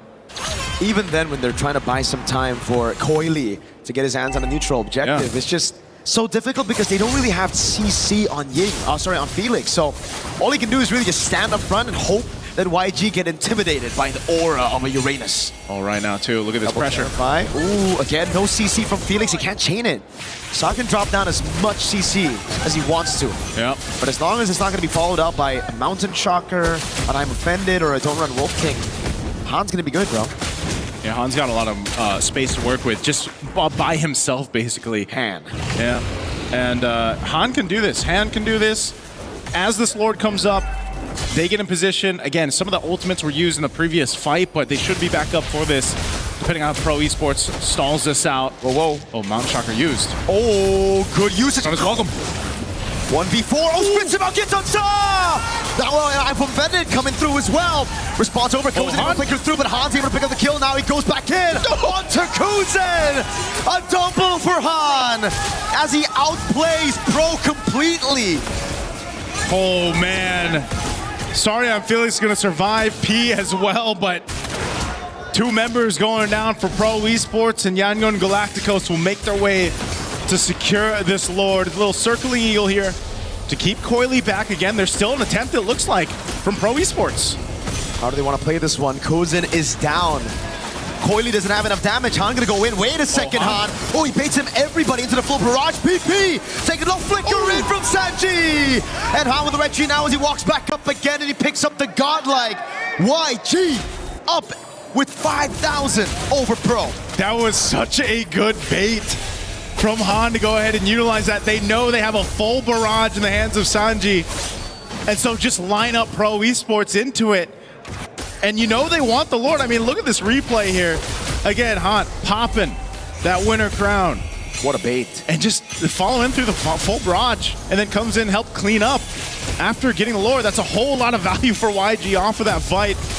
And now Lord in the mid lane, they're knocking on this tier 2. Full barrage. Oh my God! Kuzen just got bleeped out of the game. Welcome to the Thunderdome, basically. Lord charges in. Oh! Okay, Purify used. There's the shields. They're going to pop in mid and bot. Asanji is still down there right now. Down Kozin for 10 seconds. Pro Esports just has to let these turrets get whittled down here. Han's walking in that wave up top. They're trying to hold on to this one holy defense shield. This is such a problem, man. I mean, even alone, if you go too far forward, if you're Pro Esports, you're going to get stunned. Or you're going to get Circling Eagled, or you're going to get Daytona's Welcome. Like, this is what I'm talking about. There was so many options that YG can play around with, and that's what's gotten themselves almost this 9,000 gold lead. And it just seems like the Yi Sun Shin might not be it in the meta, bro. Yeah. Like, he's done... it's not Coily's fault. It's a pick. He's done nothing in this game, right? Farming up. Oh, whoa. Finds him, as we were talking about, throws him back to 3! Ying, what a play on the barrage! And now it's Han on Kozin, trying to find the kill, the stun lands, and it's a basic attack that gives Han a double. Now on Felix, can he get it? His hands on the 80 stacks of the Sky Piercer! Han with a triple to send Yangon Galacticos to the knockout stage of MSC at EWC 2026. What a dominant game 2 for Yangon Galacticos after an endurance test in game one. They just came in to this one with a different game plan, and my oh my, did they execute it well. Talk about draft diff for this one and just execution. Again, Yangon Galacticos, familiar names across the board for the most of us here that have watched international MLBB, and they are a team that just does it so well in so many different ways. And they're definitely going to be a force to be reckoned with in the knockout stage, man. Again, that mobility that Matilda brought to this, and I mean, to make an Ixia work, Mirko it's insanity, but it's the insanity that I'm really liking with our meta. No front line except for Ying, but that was already enough. And again, we saw those moments come through again. Naisu, full barrage, pulled back by the guiding wind. So many times here was just them corralling onto Ying, but then forgetting the plot, everybody else having the time to deal damage, to pick up on those sacks. And once Han got the first 20 sacks, it almost seemed like it was over. Yeah, Han did again. This Hirara, there's a reason why it's 70% win rate. Plus, 70% plus. Because you do things like this, man. I mean, Han was what, 10-0-2 by the end of this? You know, multiple stacks. But also the Eudora. Like, if you get Eudora and Hirara right now, it's almost like, okay, what are we going to do against that? Because even when you thought you were able to get away, look at that. Boom, stunned. You have nowhere to go. Han can just kind of swoop in, clean up that kill. And, you know, sorry, I'm Felix. He's sorry, but Han's not. He goes and gets that triple. So it's just phenomenal execution here. We're going to have to throw it over on stage, of course, with Milosh for our interview. Hello, my friends, and yes, congratulations, they advance on. It's Yangon Galacticos. What a performance we had, especially that game one. What a long bout. Sanji, thank you very much for joining me on here. That game one was incredible, a 30-minute back and forth between you and your opponents at Pro Esports. I want to ask you, why did you pick the Fredrin to be on your lineup? Because it's mostly been kind of redundant at this point. What was the plan behind it? Sanji အရင်ဆုံးတော့ဂုဏ်ယူကြောင်းပြောလိုပါတယ်ပထမဦးဆုံးပေါ့နော်ဒီ Pro Esports ပေါ့နော်ကိုယ့်ရဲ့ပြိုင်ဘက်ဟာလာဒီလောက်မိနစ်30ကြာခဲ့တဲ့အချိန်တာအရှေ့ကြာဆုံးပွဲပဲဒီမှာ Fredrin ကိုဘာဖြစ်လို့ရွေးခဲ့တယ်လဲဒီအနောက်က debut ဟာပါလဲFredrin ဘာလို့ရွေးခဲ့ဆိုတော့ကျွန်တော်တို့ ਨੇ ပို့ပြီးတော့အဆင်ပြေမှထင်လို့ပါကျွန်တော်တို့ player ဟန်လဲသူ Fredrin မှာ confidence အများကြီးရှိရဆိုတော့ကျွန်တော် Fredrin ကို pick ခဲ့ရပါ The reason that I picked Fredrin was this one will be match for us and one of our teammate Han experienced a lot with this Fredrin. It worked out really well for you. Now, this was the longest game we've had so far here at MSC, but how do you bring it back? Because there was so much back and forth in that game. How do you bring it back given the pressure that there is in this game on you? အဲ့ဒီတော့ဒီပွဲဟာပထမပေါ့နော်အကြဆုံးပွဲဖြစ်ခဲ့တယ်အဲ့တော့ဒီလိုအရှုံးကနေပြန်ပြီးတော့အနိုင်ရအောင်ဘယ်လိုမြန်ပြန်လုပ်ခဲ့လဲဘယ်လိုပြန်လုပ်လဲဆိုတော့ကျွန်တော်တို့တယောက်ကိုတယောက်ယုံကြည်ပြီးတော့ပဲအကောင်းဆုံးဆော့သွားတာပေါ့ဒိန်းနေ defend ပြီးတော့ပဲ We trust each other and then we fight back together. And it was honestly a beauty to witness. Now, you're the only Sanji that's qualified, the first one and the only one so far that has qualified to the knockout stage. We've all seen the Spider-Man meme between all of you here. What does that mean to you?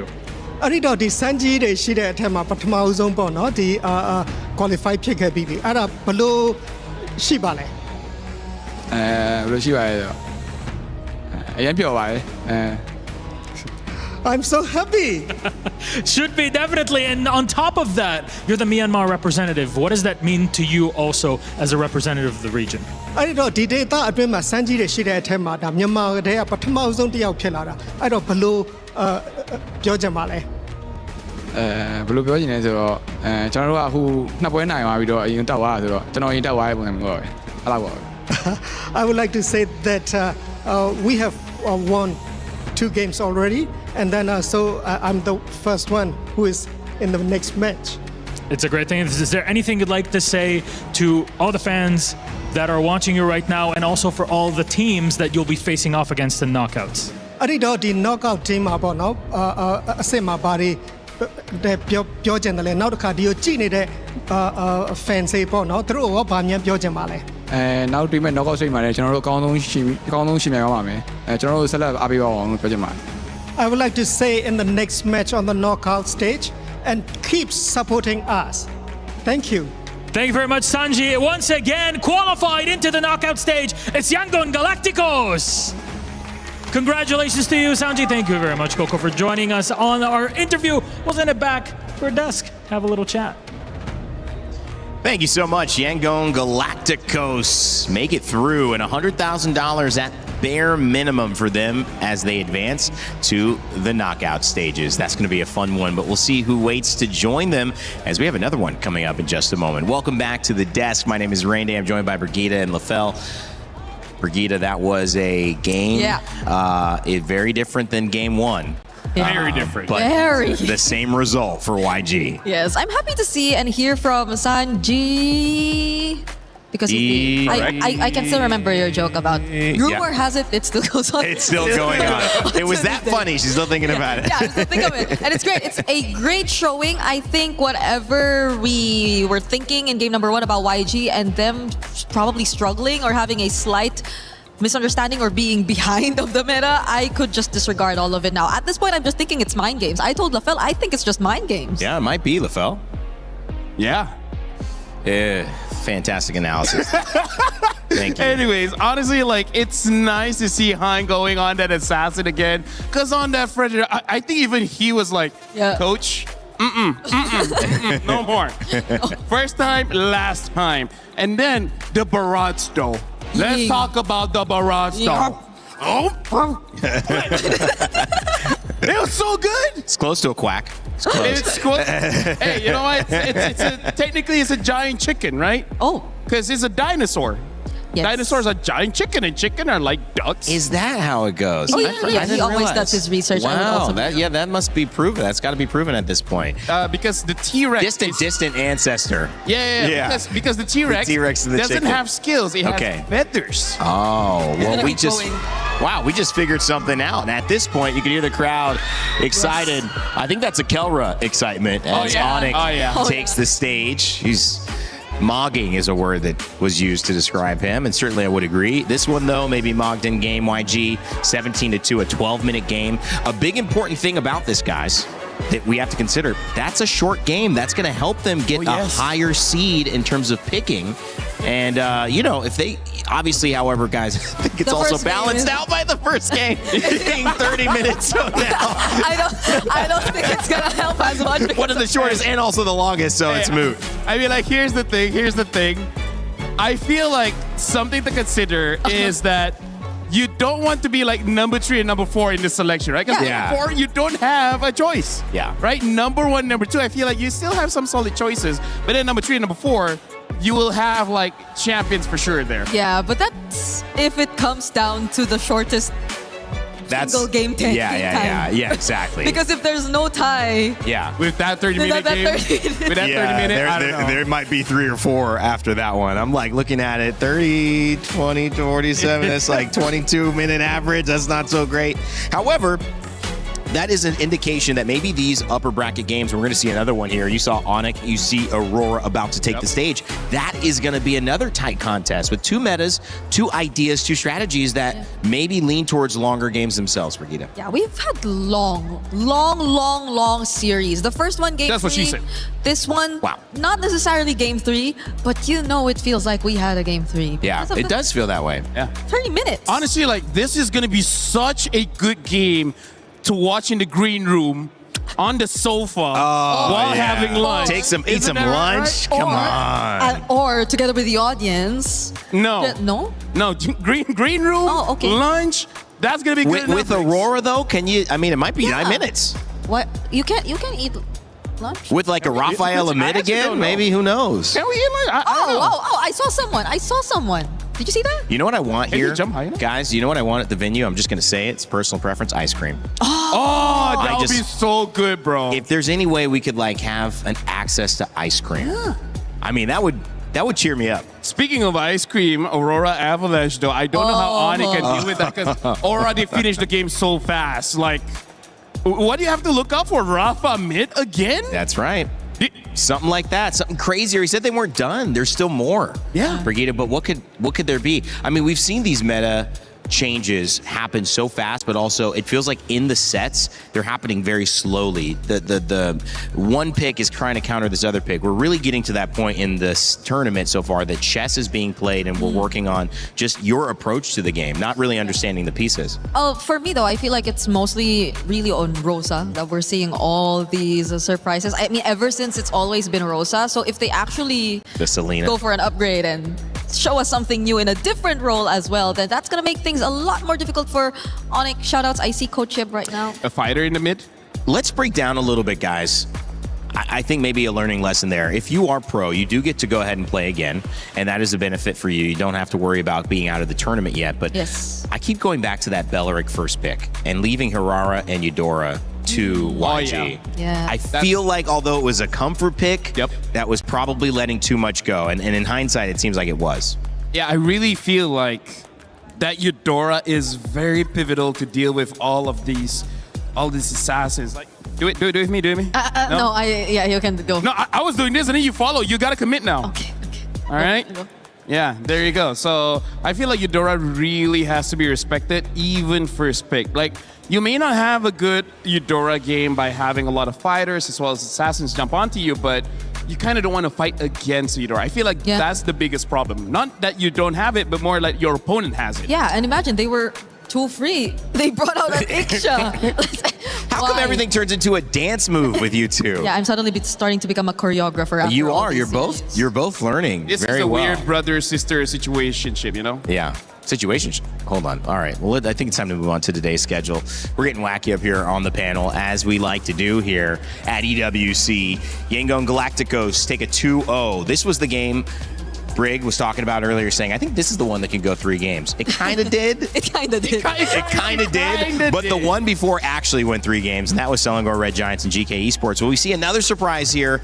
I think many people are thinking it could be quick with Aurora Gaming and how they surprised Team Liquid PH. But if you know Onyx and you know Kelra and that squad, plus their fandom here at EWC in France, rooting them on, I doubt that is going to be a game that they give up very easily. I can hear the screams. You could see it written on all their papers. There's another fan right there. Boy. One who will be seated here in just a bit. Yeah, he might have access to the stage. Oh, no. Oh, no. We're going to change out our panel pretty soon as well. Make sure if you have your idea of who you think is going to win in this Onyx and Aurora matchup, or even Team Liquid PH versus Entity 7 later on in the day, get your pick'ems in. You have the chance to earn $300,000 of your share of prizing just by participating. And what's the worst that can happen? You're wrong. It sucks to be wrong, but hey, that's c'est la vie, right? We're in France. You can be wrong about some things. At least you participated. Coming up after this, we're going to change out our panel. We've got Onyx and Aurora, another upper bracket match. It's going to be a brawl, and I know a game that's pretty good at brawling, Street Fighter. Oh yeah, and they're doing something with MLBB. Check that out. Human body was built to move. Not trapped at a desk in one singular posture for 12 hours a day. It's time your chair evolved. This is Secret Lab Titan Evo. Ergonomically engineered for you, gamers, hybrid workers, artists, backing your every move.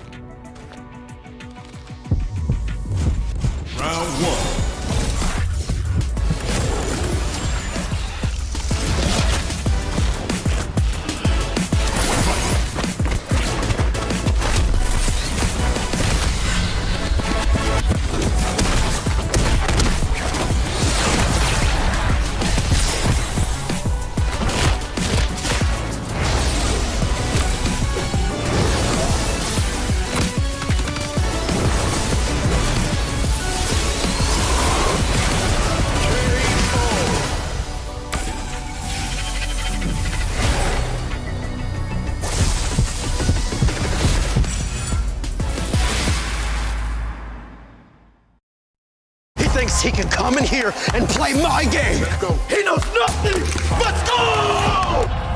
Tyler 1, you're done. Raw energy. Half and blow the house down.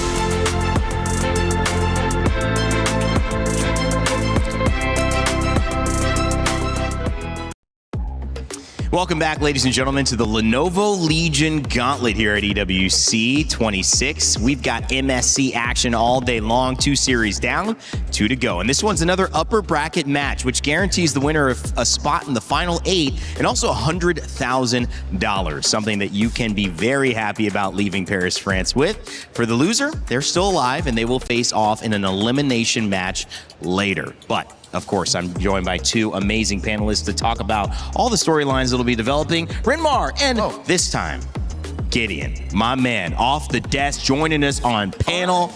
I'm gonna start with you. How you feeling, brother? I'm feeling really good. You know, these past couple of days have been really interesting, seeing some of the highest highs for some of these teams, the lowest lows at the same time. So I really got a good scale to what's been going on, at least on the ground, for a lot of these players. Renmar, too, this has been a game where we've seen developments across the scene, these 2 series. Yeah. I mean, that first game between YG and Pro, 30 minutes, longest game of the tournament. We've seen some mistakes. We've seen some great drafts. A lot to talk about. Oh, yeah, definitely. And still the meta is so wide open. Like, a lot of people were wondering, hey, could we get, you know, like the global ban and picks? We don't need it in this meta. There's so many options, so many permutations to consider. And at the same time, it translates to some really great action as well. It's not just all about the picks, it's all about the drafts. Teams are balling out this MSC.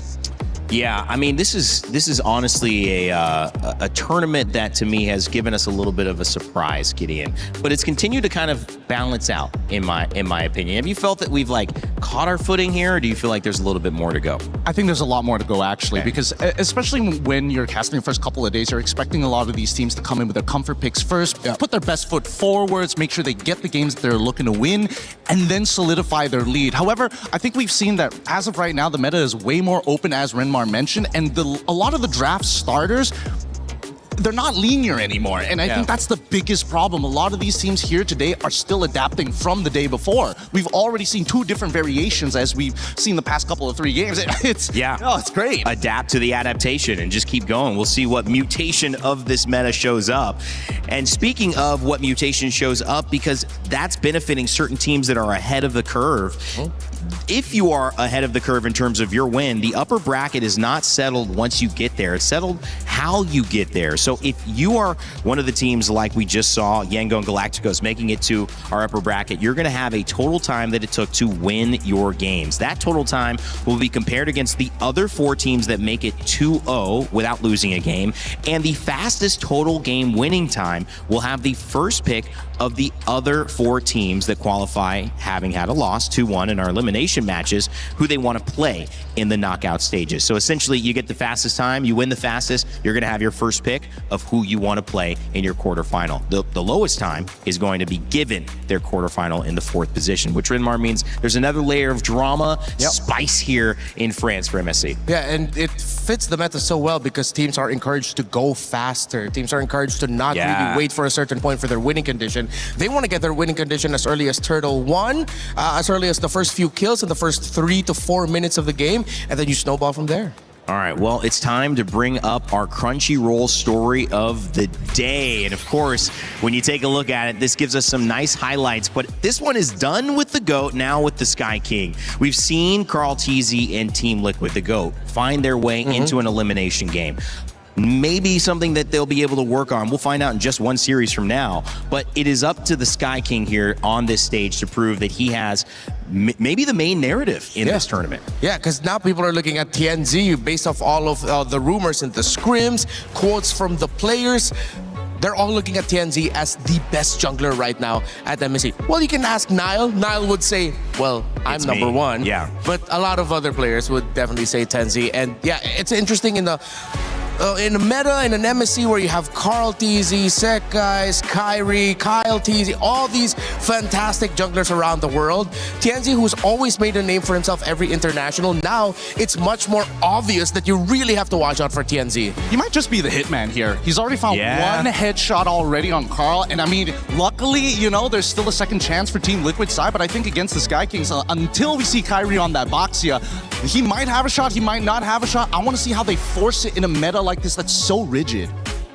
One of the interesting things about these two teams, and we saw it before, is that everybody had a game plan that worked. We saw a lot of 2-0s in these upper bracket runs to get here, and Aurora Gaming was no different. But Onyx has had their own traveling fan base. They have had some incredible moments with this roster. But Aurora is not anybody that you can just sit back and say, okay, let's show up and play. You actually almost have to expect the unexpected, Renmar. Yeah, that's what I'm expecting. The unexpected. I want to see a very tailored draft again. We saw the Rafael in mid lane the last time from them. I want to see if they have something like that prepared for Onyx. Did Coach Midnight and the team come up with something very specific to deal with the Sky Kings? All right, well, Onyx Esports, let's take a look at that roster that's showing up as well.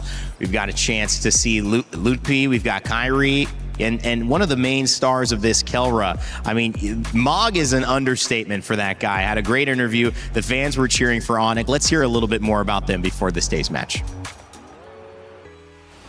Eterna here, and we are now with the Gold Lane Standard, Kelra.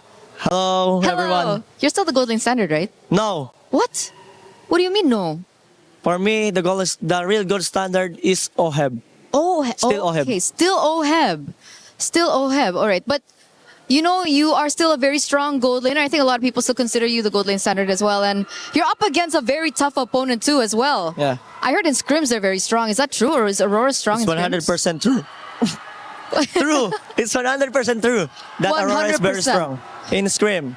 Why? What makes them so strong, Kelra? For me, it's because of Chenzi and also Rosa. They give Chenzi more space in game and their aggressiveness. Speaking of Rosa on the Selena last year at MSC, I know you're under a different banner, you're under Onyx PH, but they beat you in groups. Yeah, I want to take my revenge with Kyrie right now. Take your revenge with Kyrie against Aurora? And, yeah. You have something to say to them? Oh, just good luck and have fun. Chenzi, let's play basketball after this match. And Lunar, let's play basketball again. Again? So you played basketball already together? Way back in M6. Oh, who won? Okay, I think he lost. He won. I won. Okay, Kelra won. But what about this match? Who's gonna win? Let's see. Let's see. Be humble, sit down. Earlier on, you mentioned Kyrie. What? Do you think Kyrie is on par with Tianzi in the jungle position? Kyrie, Chenzi. Okay, so Kyrie's better than Tianzi. But little bit. But a little bit. Okay, little bit. So, coming into this, you're confident? 100% confident. Is there going to be a challenge for you? Yes. There is a challenge. What's the challenge? Chenzi's Hirara. Oh, Tianzi's Hirara. I don't think that's going to be let through. So, good luck, Kelra. Thank you for this interview. We're going to throw it over back to you guys. I would have loved to see that basketball match. We have a court here at EWC. Yeah. I mean, we can get some shots up. Hopefully, they got to watch out. Kelra is really good at shooting three-pointers. Yeah. Like, the humility was there, though. He didn't want to say that he was the winner, but he had to correct Eterna, right? Yeah. He had to correct her. I also love the fact that he only talks in statements. It's just factual every single time. He doesn't pose, he doesn't give you any kind of space to be like, oh yeah, I'm going to... No, this is it. That's it. I love that confidence. Yeah, and strangely enough, even though he hasn't been with King Kong and the team for some time, he sounds a lot more like King Kong now. Or maybe they sound like each other. I'm not sure. Well, when you look at that team, obviously they've got to go up against an opponent that's been surprising everyone. And we thought, can it be the Sky King now that goes down? TNZ has been a threat, but so has Rosa, bringing out that Rafaela and Coach Midnight as well. Even Lunar got a call out. I mean, you know, the only person not mentioned is Pagu here. This is a team that we need to see. And when you put this team together to get here to MSC, their journey just beginning. Now they have a chance to make it into the knockout stages and do it by taking down some of the best.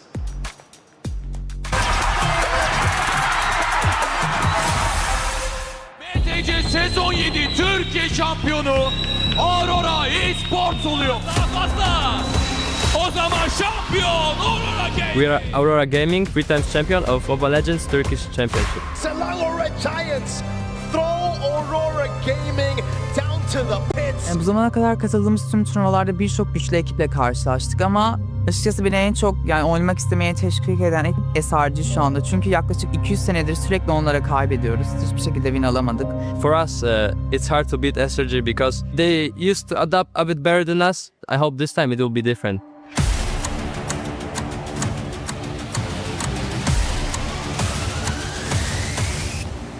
M8 Türkiye'de olduğu için MSC bizim için önemli bir hal aldı. Çünkü M8'de bu MSC'de gerçekten başaracağımızı düşünüyorum. Kesinlikle çalıştığımızın hakkımızı vereceğimizi düşünüyoruz ve kesinlikle bize karşı güvenen herkesin de güvenini kıracağımızı düşünmüyorum ve kesinlikle bu sefer birinciliğe oynayacağımızı düşünüyorum. Finale kalacağımıza inanıyorum. I want to prove that we can compete against the Southeast Asian teams and we can actually be the strongest team. To do everything they can to defend, but Aurora Gaming have locked on the base.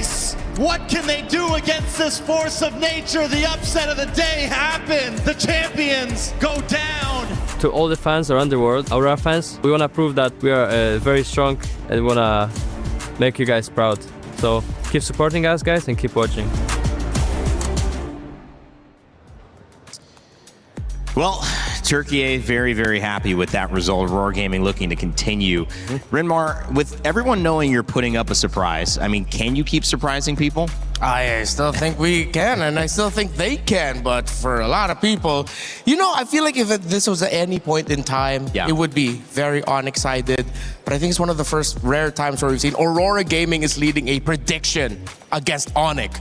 I think there's some amazing. It's some really good arguments here. I think that this is one of the few times that Aurora Gaming are coming into this with the perfect storm. I mean, our international at the end of the year is going to be in their home country. So this year is going to be huge for them. On top of the fact that the meta actually supports a lot of their players in their previous history. They played it before. So they've got a backlog and plenty of wealth when it comes down to creative drafts. That M Series being held in Turkey. What a great place. A stop off normally when we head to Riyadh. However, this time around, it's all Paris, France. Aurora Gaming representing Turkey A, trying to keep surprising their opponents, and they'll face off against Onyx, who want to represent not only the yellow, not only the fans here in the building, but their shot at taking down the team that looks untouchable. Will Kelra really claim the gold standard in this matchup? Because if he's going to do so, it puts Onyx in a dangerous position. Getting ready for our third series of the day, $100,000 and a spot in the top 8 knockout round on the line. It is Onyx versus Aurora Gaming, both 2-0. Somebody's gonna lose, so let's kick it off.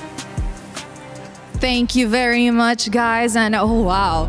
First up, before we even talk about match 3, let's touch on match 2 because the first game went on for half an hour, the longest thus far in MSC. But the second game, it flew by in a blink of an eye. It was clear that the first game was kind of the big, I guess, the piece that broke the camel's back. Because in a moment like that, you're thinking, all right, a back and forth 30-minute, there's no way we can continue having this for game 2, for game 3, and that was indeed the case. It's so exhausting mentally to keep that up game after the other, and honestly, it just worked out well, right? Myanmar moves on, we get to see them in the knockouts, but that's for later, Rose.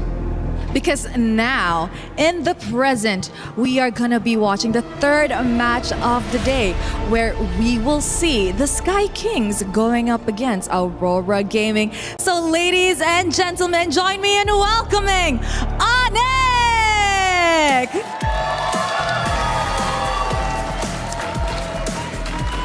The Sky Kings are here to claim their knockout stage ticket with a meta that they are oh so comfortable with. Is that enough to push them through the day? All right, the Sky Kings, not bad, not bad. They're great in their own way. They got fans here even all the way in Paris. There's always somebody looking to cheer for Onyx, but I'll raise you one. On the other side, a team looking to prove themselves. Please welcome the King Slayers, Aurora Gaming!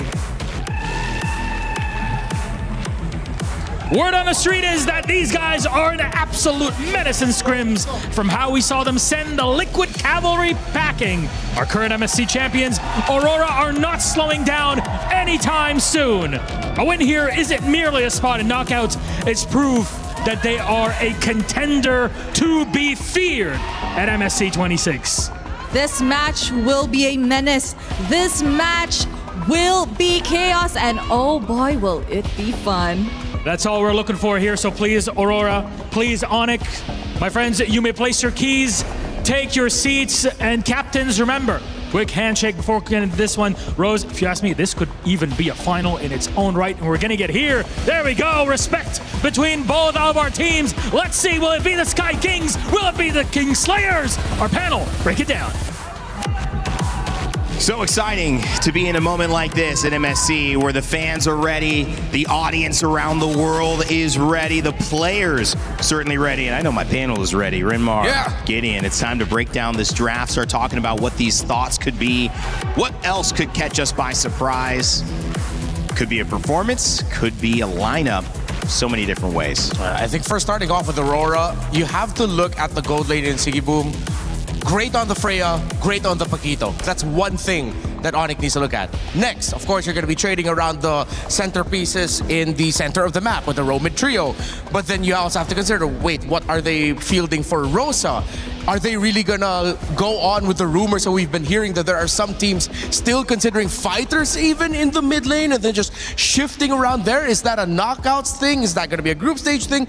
We don't know. It seems like the more we talk about the draft and consider the permutations, it's more difficult for Onyx to think about Aurora. I agree, but we have to listen to, what not only the fans have said, but what we have on data so far. So far, the permutations when it comes down to that mid trio has been devastating. Do you attack the jungle? Do you start attacking the supports? The big Belleric Atlas Valentina trade is still up in the air, and I think right now Coach Midnight is already thinking about it in his head. How could I either blind pick or have flex picks in that particular area to keep teams on their toes?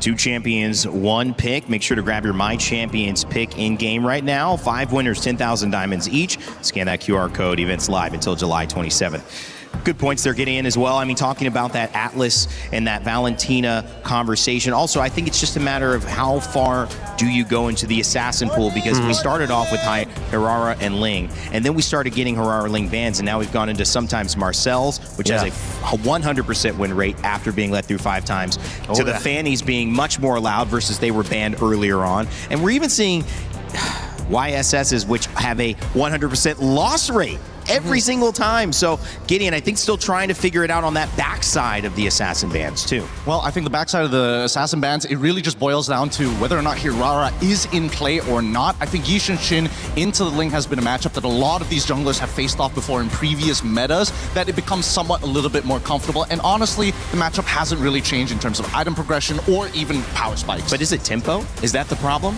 I'm glad you mentioned this. I'm looking at Remar. Both of us agree. It's all about tempo. That's why everybody is looking to pull yourself together on that flicker just to make sure you're just 1 second faster, just 1 moment quicker to catch you off guard. I could be in the club, though, that is asking, may we no longer see Claudes in the YSSs? I don't know, it's just not doing it for me in this meta. The YSS feels cursed. The Claude has less than a 30% win rate right now with multiple picks, and there are 2 very talented gold laners in this matchup. You have Kellera, you have Sigiboob. I know they can do a fantastic job with the Claude, but I feel like in this meta is such a dangerous spot for him right now. Hell, even Onyx was able to bring back a Granger and make that work. I'd rather see that right now instead of the Claude. Well, these early bans are going to set the tone, and what they've done is answer at least one question. Marcel, not allowed. Neither is Atlas or Hirara or Zushin or Paquito, which has been kind of a flex potential gold lane or EXP laner that's picked up in that second phase most often. Atlas a first pick, so is Marcel, and obviously Hirara. So it leaves some things open, Gideon. What's your thought? This is an interesting opener because I think from the get-go, I think that JWay has already figured out, hey, we want to make sure that we can, start to alter some of these matchups. As much as Midnight is saying, you know what, the Belleric Atlas trade, CW is telling them, you know what, let's take it 1 step further, right? We're going to get rid of Hirara. Now, do you want Ling or Freya? This time they go for Fanny, but that just means that it's less likely for them to go for the double fighters. Yeah. So let's see now where Onyx will be putting the pressure on. They don't need to pick the Ling right away. That could show up at a red 3. Just don't consider the long time to carry carries anymore. No more long farming. Go fast as well. Something maybe to make it comfortable at the center of the map. I mean, we've seen some surprise Selena, surprise early Chose as well from both Vitality and Onyx in the past. I wouldn't... Whoa, they picked it up right away. They didn't need to wait, and then they went ahead and picked up the Eudora. I thought they'd want to pick up maybe one of their roamers already. You don't want to play with your food, because I think what may end up happening is they're worried about 2 bans or 2 picks from Aurora that would force them to have to change something in the EXP lane or roam before it gets banned out. And so they're prioritizing having the Ling just to be safe. You're killing it. You're killing it, Raina. You're absolutely right. And now instantly we see from Aurora's side, right? They're still going to try and fight for that tempo. And a lot of it is really going to boil down to how fast you can actually clear that mid wave. Now we have Selena, probably going to have Season Hunter as well to kind of speed up the leash. So not only are they going to get that Fanny like extra fast coming out of that jungle looking for a gank, but at the same time, at least with the Selena, you have that vision of where they're going to move without having to commit too much. Yeah, this is MSC 2026, not 2025, right? It's Kelra in Onyx going up against Fanny and Selena. I saw this last year already. That was the matchup that was getting referred to in the interview with Kelra, wherein it was Aurora then who were able to surprise Onyx Philippines that time. Were they ready for this to show up already? Because it feels like you're just getting reminded of the ghosts of your pasts. There we go. I like that. Coming out early, Badang. So what I expected that might come out earlier, well, I thought it would be the Cho. This Badang with all the dive. Of course, we saw how great the Badang was up against the Fanny when it was picked up by Vitality against Falcons PH. Great pickup. Yeah. And I mean, it's so much has already been shown just from the intentions in the banning phase, right? Again, we've seen a lot of red sides not actually go for the Paquito ban, and not to mention that Midnight is taking the authority of saying, you know what, I will be the one who bans on Marcel. I will give you that free ban on the off chance just to make you go for this Eudora. Because he went for the Fanny straight away without hesitation. Yeah, so now you have to look at the gold laners. Cho gets banned out by Onyx. You still want to consider the Moskov, the Brody, both still in play here. Both great against the Fanny, but then this Uranus, I think, is putting a big question mark for Onyx in terms of their overall damage profile, especially early on if they want to fight for the major objectives, because you have the Uranus there. Aurora, rightfully so, take out the Brody. I wouldn't be surprised if that becomes a Moskov ban later on, so you're really dwindling down the picks that Kelra could pick up. That would be great against a lineup of Aurora. Yeah, it makes a lot of sense here, and I think even for Onyx, they understand that even if they do end up having to play against the Belleric, they can either ban it out now or look for something that utilizes concussive blast to kind of help them clear that wave. Because so far, based on what we've seen, Selena's kind of by herself right now, and the only other thing they have to worry about is single target lockdown. Yeah, we saw one great combo from Vitality, the Badang, and the Melissa that is also still in play here for Onyx if ever they want to pick it up, because you know you're up against a Selena that would want to get close.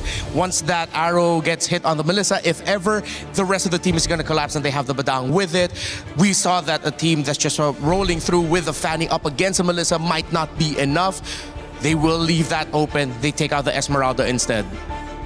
I feel like they're trying to set up for potentially Harith here, right? They know that the EXP lane is kind of out in the open, and more importantly, they've got the Uranus as well. They just want to make sure that it doesn't overlap.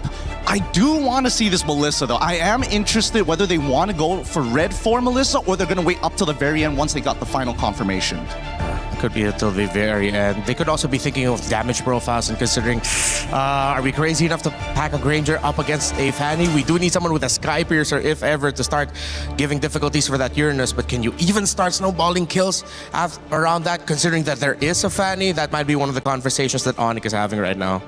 It's early game stuff, but like, I'm thinking about the late game as well, because at this point, now Melissa doesn't really have much contention anymore. I don't think there's actually a quote-unquote winning matchup, thanks to, CW getting rid of both Freya alongside with the Paquito, forcing Aurora to kind of play, you know what, we got to start team fighting, but majority of the heroes don't scale, and there's the Harith. They needed that to match up with the Melissa. Minotaur as well, very good at the initiation. We'll see if they have enough peel, and that's the conversation too going on the side of Onyx. What are they going to bring to round out this lineup?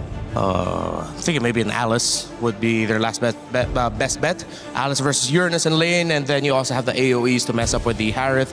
If ever, wherever the Minoan Fury is, that's where you drop your Throne of Ruin so that the team fighting is a little bit more awkward for Aurora. I do like the Harith and Minotaur getting picked last. It's one of the heroes that, despite you not having a ladder reach, Minotaur covers a lot of space with the Minoan Fury that would make Melissa quite troubled but not countered. Yeah, I think there's also an argument for, even Phoveus to a certain degree, right? Do you want to have a strong side lane or a weak side lane or something that is contestable? And it looks like they actually want to go for something contestable, right? Interesting. They want to fight, they want to engage, they have it all in this package within Sora. Wow. Honestly, looking at the lineup, you could cover up the names and it would be hard to tell who's who. Except so far, Melissa has just been great so far in this tournament that it's hard for me to lean away from the Onyx draft. Maybe it's really just because of the Melissa's record right now that I'm favoring theirs a little bit more. But don't get me wrong, Aurora has answers.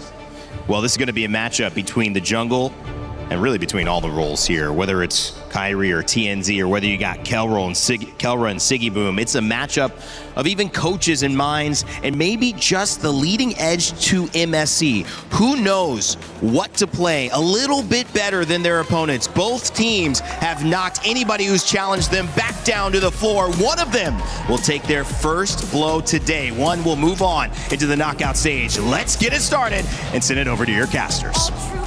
Thank you so much, panel. Here we go. This is the most anticipated match of the day. It's the battle for knockout stage.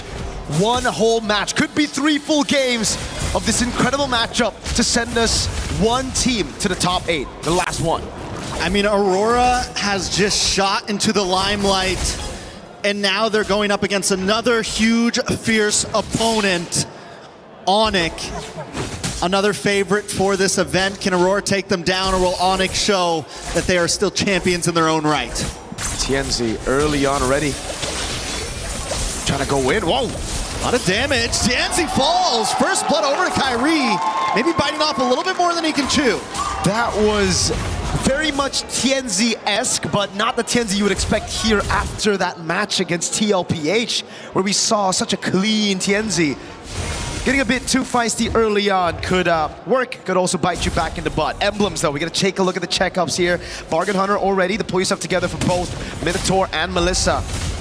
It's also the Wilderness Blessing here for Rosa instead of what we've seen from Moreno, the Bargain Hunter, or even the Season Hunter for a lot of different Selenas. Keyboy doing really well with these walls though. Even that earlier catching TNZ, the wall just came out of nowhere, able to stop him. And Kyrie immediately capitalized on it. We just saw it once again to slow down Pagu, to, if you're gonna come into our jungle, be ready to possibly be taken out. And that is what Onyx has already shown Aurora. We gotta take a look at the bigger picture as well though for Aurora. They have the 2 lethal ignitions. One burst, one good arrow could send Onyx back a lot, but I think Onyx just have the counters here. Missile arrow. Speaking of arrows, a lot of damage on a Keyboy. Brings it down to about 20%, but Kyrie maybe looking for the re-engage here. TNC's there as well. Wants to dive in, not gonna fully commit. Aurora's learned their lesson. They're gonna kind of take things slow. No purple buff just yet for Kai. He's gonna be delayed quite a bit here.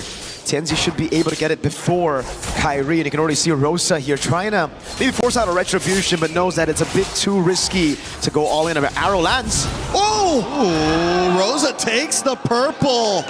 Very well done, but Lunar taking a lot of damage. Loopy able to get the kill. TNZ wants to engage as well, but look at the damage. Keyboy tries to stop him. TNZ can't be stopped.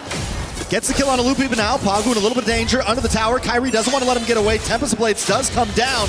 Kyrie in a bad position though under the tower. Has to back out, but Keyboy wants to chase it as well. The response, Keyboy bites the bullet for diving too deep. No purple buff on the Ling, and you can see instantly a massive mistake, I'd say.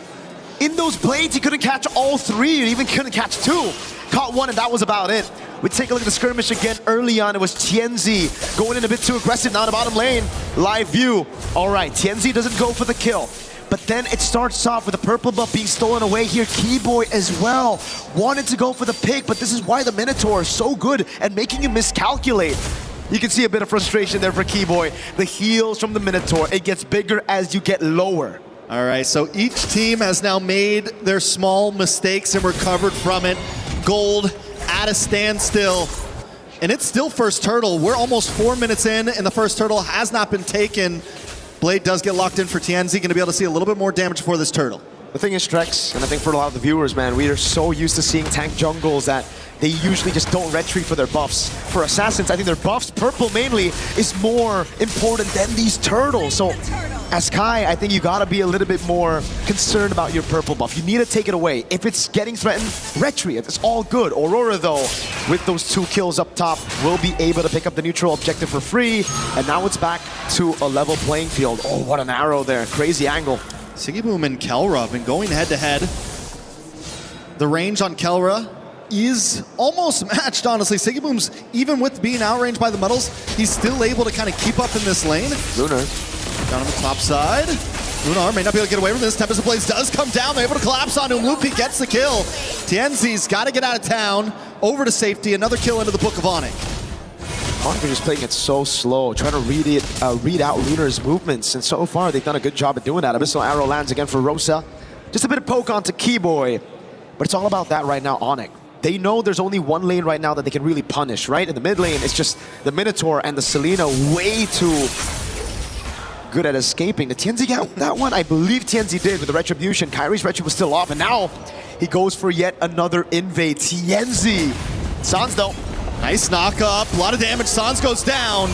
Aurora able to find pick after pick in there, constantly just testing the waters, pushing in, looking for any target. An arrow comes low. Kelra in a little bit of trouble at a tower. The go away does come out. Rosa doesn't have another arrow to fire off. And Pagu can't connect. No wonder we've heard shouts for Aurora being #1 with another team. And scrims, dude. They're so good at taking these awkward fights. Onyx built a composition that wants to go in, that wants to just dive straight. And it's really good at countering the Assassin jungle as well with the Eudora and the Melissa. But if Aurora find a way to split Onyx up and take these individual 1v1s everywhere across the map, it just gets so awkward for Onyx composition to react to it. And it's all about the positioning for Aurora right now. Even Pagu coming in, keeping vision. We talked about splitting them up, and then we have Rosa in the river shooting out these arrows. One does connect onto Loopy. Tienzi decides not to get involved. Pagu making his way up as well. Another arrow comes down, lands on a Keyboy. Keyboy in a lot of trouble, will fall. Rosa now gonna reposition. They claim the turtle pit, and Kyrie has no way in. Tienzi wants to find a target. Kyrie's forced to Finch Poise, and now Onyx is backed off to the jungle. Rosa on the Selena, an absolute beast. We saw them knock Onyx Philippines down to the lower brackets of the group stage just last year in MSC 2025, and it was also with Rosa on the Selena. Look being mid. A lot of damage. Loopy trying to defend. Big Minoan's Fury onto multiple members. Whoa. Into the back line. Tempest of Blaze does come down. Kyrie able to find Tienzi. Loopy very low, but still survives. But Rosa gets a kill on Sans. Rosa looking for more. Looking for another air to shoot out. Decides not to do it as Pagu and Rosa back off. It's Tienzi for Sans. Onyx wins out on that one. Crazy skirmish. Kai's recall gets canceled. Now Lunar wants to go for the cut. Ooh, Kyrie under the tower. Not in a safe spot. Does have full energy. Should be able to get away from this to safety. But the tower will fall on that top side. Again, it's Aurora just making these moves proactively around the map. Yeah, they went in under that tier 1. It was a bit of a mistake, but it was a risk that they were willing to take to push their lead even further.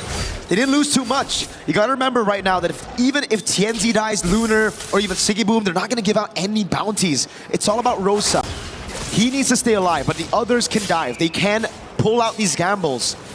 And Onyx are still behind. A whopping 3,000 gold behind. Kelra's not given space to actually farm out, and it's because of these arrows again from Rosa. Not only that, but even when Onyx able to get a kill, they find Tienzi earlier. Aurora's movement on the map has been so crucial. They find both offlane towers. They're consistently hunting for this mid lane tower. They aren't only evening out or winning the skirmishes, they're winning on map play. Just truly have become a whole new into this MSC. It's all about defending the mid lane right now for Onyx. Damage control, trying to get space for Kelra to farm out. Haas Claws built up by Kai. The Flask of the Oasis as well. The Orange Buff secured by Kai, his own, but he's still falling behind a whole level down of Tienzi. Onyx gotta look for a big set, but even then it's gonna be very, very tough for them because Aurora have ways to deal with it. You get a stun on Sigiboom, Rosa, Tienzi. Then you're gonna get AoE'd by Pagu. There's the healing as well that just keeps them alive. Kind of want to see the items on where Kyrie is in terms of gold compared to TNZ. Just 700 gold behind. Not too far behind. Definitely still capable. Loopy as well, holding his own, actually ahead of Lunar right now. That could be the big play. Keyboy sets something up, and those two can output the damage. Not to mention, Kelra has been free farming, hasn't taken any deaths. It's definitely not GG's for Onyx just yet. Nope. They can definitely scale with the Ling and the Melissa. They will have enough damage later on to actually pull out a comeback. But Aurora, they're pretty good. They've got pretty good scaling as well with the Harith. Even the Selena when it comes to map control. If they continue to pushing these turrets, take away these tier 1s, Onyx will be choked down even more. They're going to be forced to suffocate inside of their own base. And that's what Aurora are trying to do right now with a massive lead on Rosa and Sigibuma concealed into the mid lane. And an arrow that lands. Does land. Loopy kind of walked into that one though, but Tianzi to the backside. Looking for an angle, gonna walk into Keyboy. The wall does not come out. He's able to safely move. Loopy force a dash away. Onyx positioned back into their jungle as Aurora takes over the Lord Pit. Watch for Loopy and Sands, looking for an angle in as well.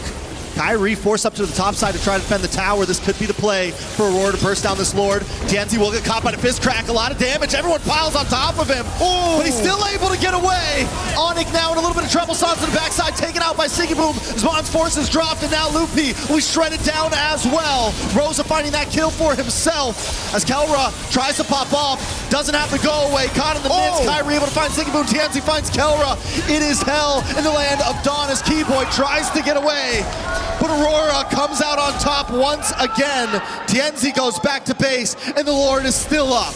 They're just too good in this meta. Oh my god. The healing coming in from Pagu with the Minotaur and Tienzi with the cleanest cables to get away from Kai, who was hunting him down with the Finch Poise, even with a purple buff. And you could see that delay from Tienzi got Kyrie into such an awkward spot because he already used so much of his energy to use the Finch Poise to try to chase Tienzi down. Then Aurora through that skirmish, really just utilizing a sustain out. Oh, these guys. Live game, thought we were still in the replay person.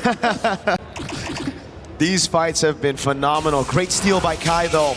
We're seeing the glimpses of that M3 Ling Kyrie that really shocked the world with his crazy pattern. Again, reacting to the moves around. Shout out to Seer there, shout outs to him. Biggest Aurora fan in the building. I like to see it. Both junglers right now, Tienzi, able to get out of that fight earlier, getting hit by the fist crack.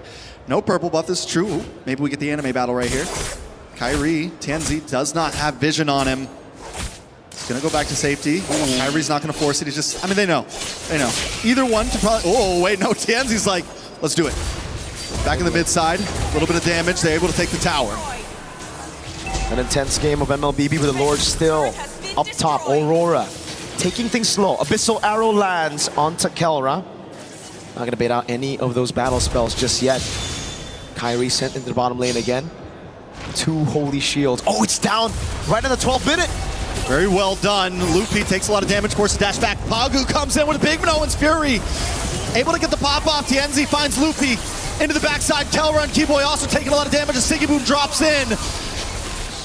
More damage on to Kyrie now. Kyrie looking for an angle in as Kelra gets free shots from the backside. The Lord has broken through.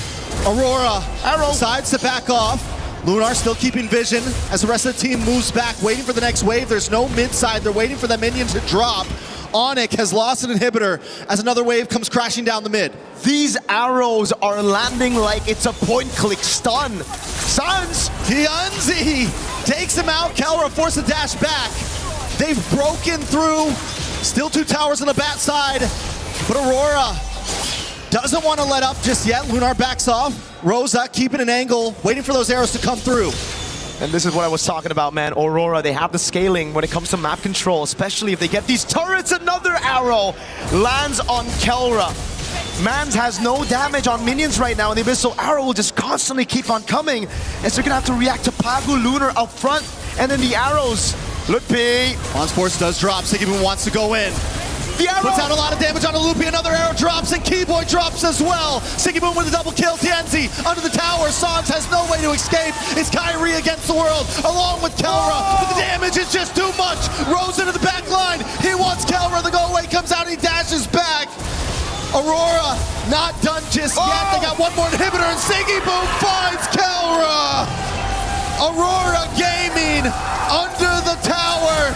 Take out Onyx and take game number 1. Rosa on the Selena.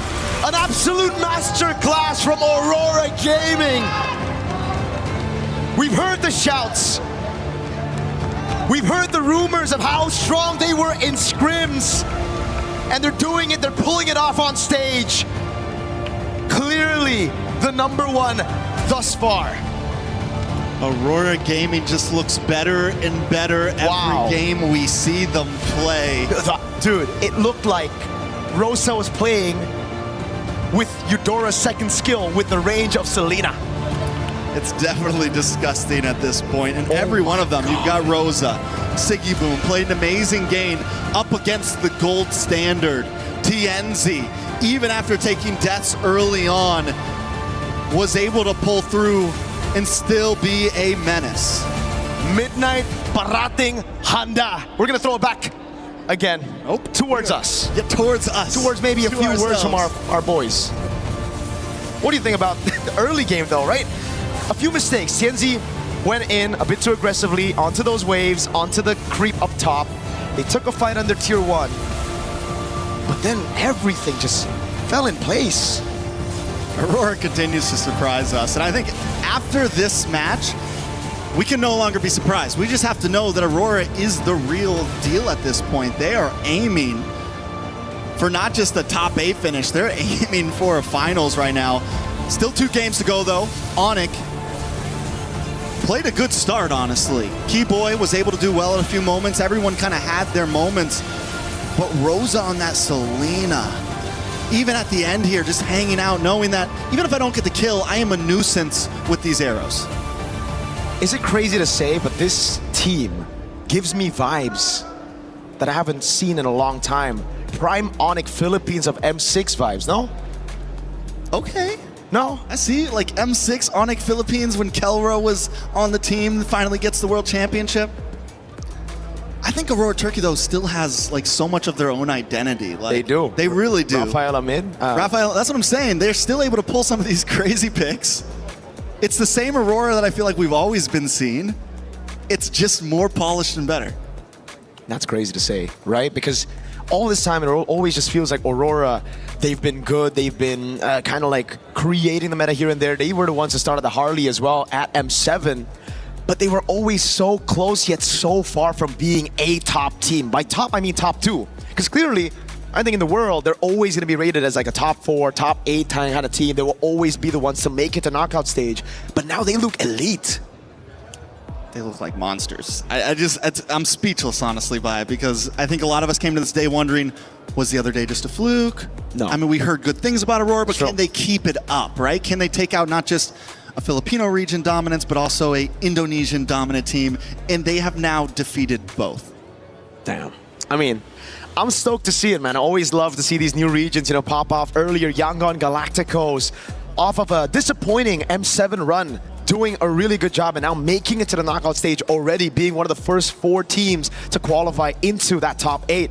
Now Aurora going through, I think, the hardest first 2 matches you could expect from a team in the group stage, going up against TLPH in their first match and then having to meet up against Onyx ID. Speaking of Onyx, though. Speaking of Onyx, I think we have a guest. We have a guy, a dude. You know him? I've heard of him. You know him? I don't think I've ever done an interview with him before. That's cool. Oh, there Hello. he is. My guy, King Kong. How you doing, Hello, bro? guys. Hello. What's up? What's up? What's up? King Kong, first question, man. Instantly, I gotta ask you this question, right? You see the meta right now. You see all these assassins. You see the Selena in mid. How sad is it that you're not here, dude? Because it really feels like it's your meta. Very, very sad. Had to bring that up first. I gotta bring that up first. Playing assassins. What would you have done in the meta, though? Like, would you have dominated this scene? I don't know. I guess we'll never know. I guess we'll never know. Any tips for the sister team, the brother team, Onyx? Did you watch that game? How we feeling about it? What went wrong? Oh yeah, I watched. Give us your Game viewpoint. 1. Advice: maybe just be aware of Aurora's early game dominance, especially the first minute of the game. Earlier, I think they were aware, but it's just that Rosa's Selena, mind blowing. It is mind blowing. You know, you played with a very, very good Selena as well, one of the best in the world. You know, any advice to deal with a Selena for Onyx, or maybe just for Onyx? Advice for Selena, maybe. Let me think. 1 second. I think just ban it. Just ban it? Just Straight up? Just ban it. Just ban it. Makes a lot of sense. No advices, just ban it. Just ban it. Okay, that's the advice for CW and Yeb. Let's see if they actually take that into game number 2. But now I want to ask your thoughts on Aurora Gaming, because they have looked phenomenal right now, right? They beat TLPH. Very phenomenal. Yeah. Very phenomenal. And now they're on course to actually getting a 2-0 win against Onyx ID. So thoughts on Aurora? Thoughts on Aurora? Actually,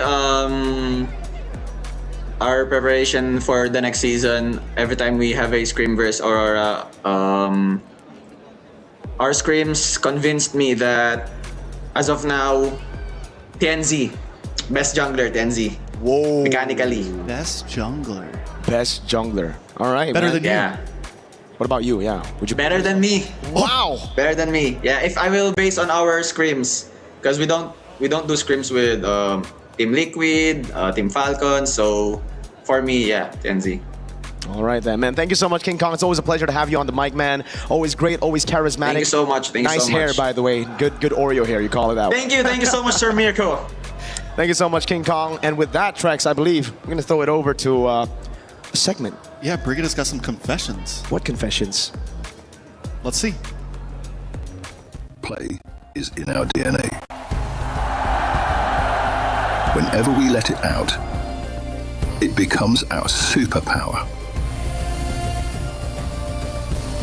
Now imagine an entire city being built to supercharge it. Kadir City, powered by Play.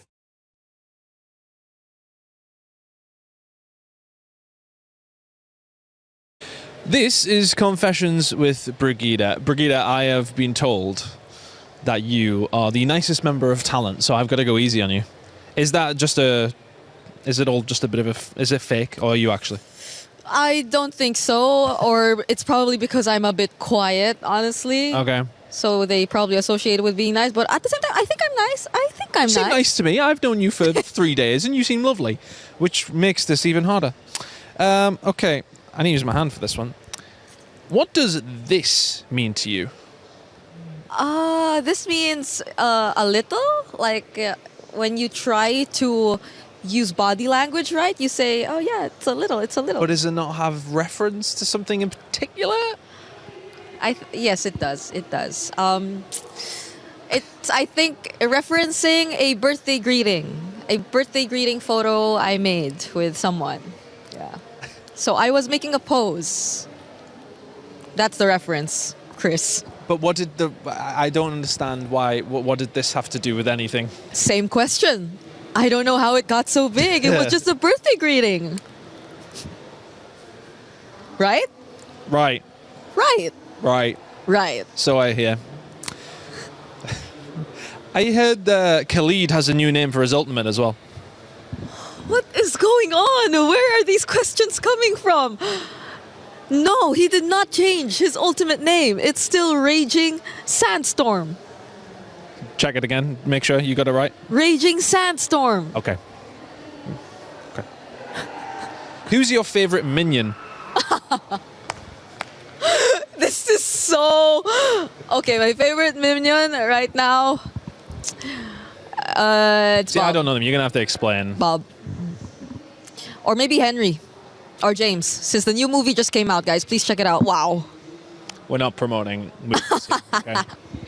We're not doing that. Okay. It's not what we do. I heard you're a big BTS fan. No.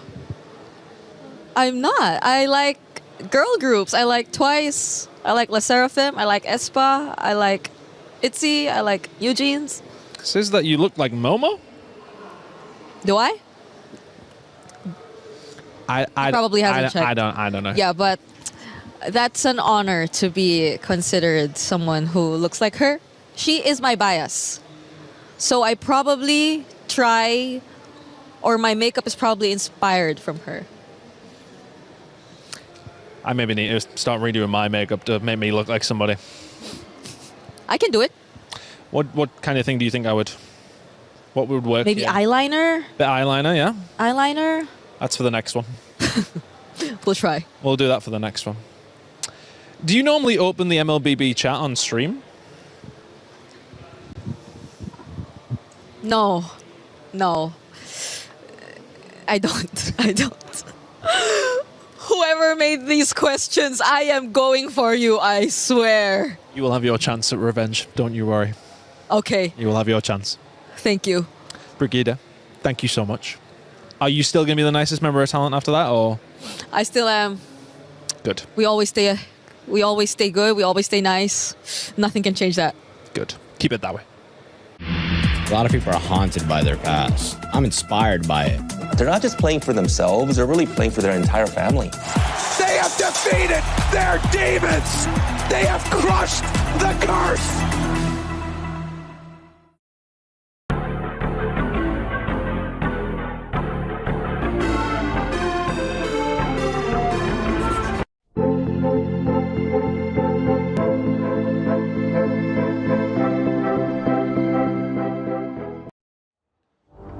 Welcome back to the series of this day. Aurora Gaming in the lead against Onyx. 1-0, dominant and undeniable.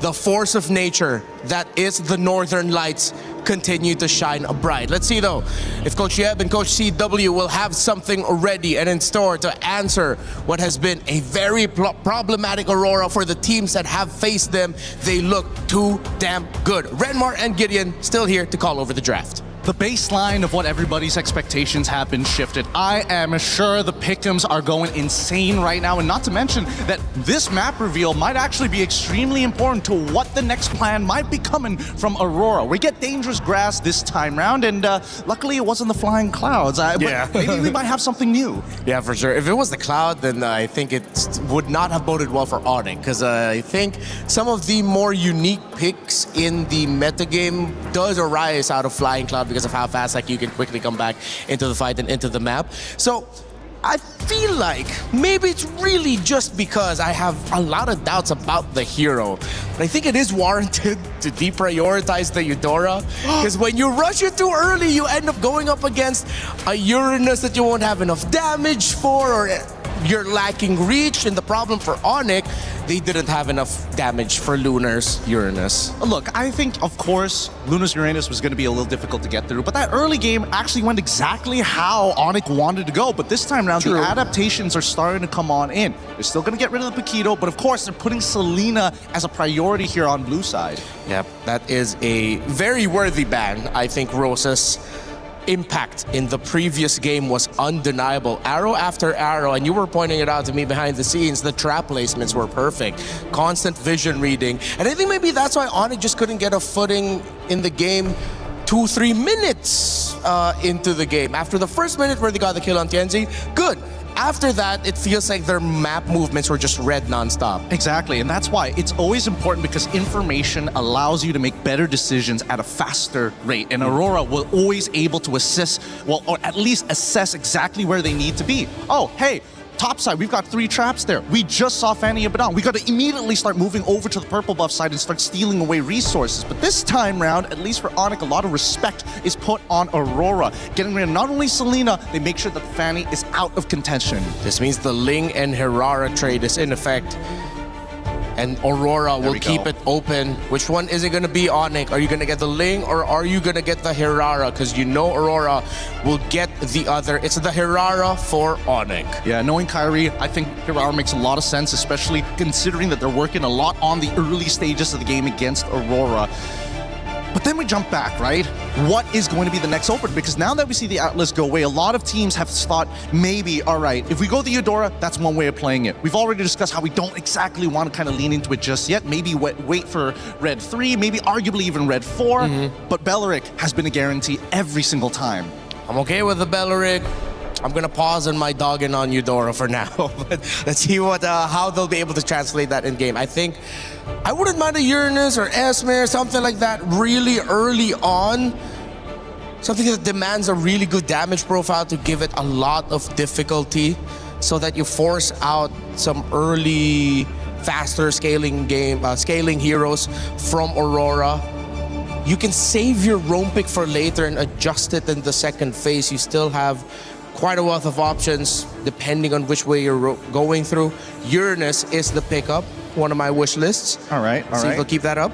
Let's see if the second part of it is going to complete themselves, because we've seen a lot of blue sides reveal their lanes super early, but this time they're making sure that they have a little bit of everything, right? We've got our EXP already set. We've already made sure that we at least have single target lockdown in case that Ling shows up here on red 3. And I think that Aurora needs to make some difficult decisions here, because Tianzi isn't going to get an assassin. Then what does the team kind of pivot towards to? And I think it has to be Sigaboom at this point. Yeah, still gonna be the Ling.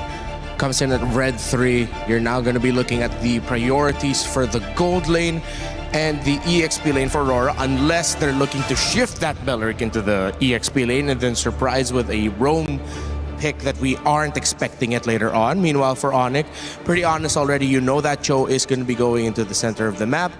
And then you're waiting for their mid and their gold laner. Oh, really great ban here. Good ban. Yeah, I mean, I'm expecting Esmeralda on the side of Onyx side just to kind of, free up some space here and make sure at least Lutpi is going to have a much better matchup to try and control this lane. They knew that Paquito was kind of out of the question, and thankfully Freya got banned out for the side of Aurora. Now Esme, the expected ban. We come back to Aurora one more time. Is it going to be heavy? Maybe even a Lilia? I feel like, unfortunately, Lilia now, her HP is just way too low against these assassins, against these burst mages. It might not be worth it. Wonder if anyone's cooking up something unique here. So far, though, we can still expect the usual options in gold to pop up. You could even think about maybe Aurora is still considering the Harith, knowing that you wouldn't expect something like a Glue to show up. The Vexana in its range plus its AoE would have been detrimental for a Harith. Maybe if you take away a million, no? Okay, they'll take out a Brody. So you still have Moskov, Harith available. Claude, maybe I'll have to reel back a little bit into what I said about Claude earlier. He still might be viable here. I think it's something that Onyx might have to pick up, because I'm feeling like Aurora is trying to set up for another Harith matchup into Melissa. That might be what they're trying to repeat here for Midnight side. I am interested though. Onyx, getting rid of the Barats, get rid of the sandbags, and now all that's left is going to be the Alice and the EXP. You're still looking for a means to not only engage upon your opponents, but not to mention that there's like a decent amount of iframes. We don't get the Harith, but at least the Claude gets locked in for Aurora. Yeah. If Aurora will make this work, they play Claude, they play Ling, they play Eudora. I think they need a little bit more tankiness in them, a little bit more sustain would be great. Meanwhile, for Onyx, at least you get an honest matchup in the gold, and you can field any of the usual picks. They do have dive, so if you want to go for something like the Itcha as we saw earlier, it wouldn't be worth it. Yeah, there's a lot of things that could go wrong here. I'm thinking whether Valentina might be worth it just to steal the Wrath of the Dryads, but really it's kind of tough overall, right? Because you're still not going to be able to get the correct battle spells out of certain targets, and I think Eudora never is going to take Purify ever, especially with the meta, the way the meta is shaping. Moskov, as you called it, has already been locked in to deal with the Assassin instead of the Melissa matchups, and now we get the Hilda at the very end to round things out, and I'm liking this a lot. I really thought the Hilda might end up onto Onyx side, but with their opener, there was just kind of no way. All right, you get two aggressive roamers that field around the map, and hell, the Aurora draft, they were blitzing right through it. Gideon, last thoughts about the lineups? Last thoughts about the lineups. I'm going to say that this is a lot more even than I thought it was going to be, but most importantly, Lunar on this Hilda is going to have to do a lot of work, especially in the early stages of the game. That Uranus has full control, so you know what's strong side, you know what's a weak side. Maybe that might be enough, but that mid, that's number one. Aurora Gaming at the cusp of history to make it into the knockouts.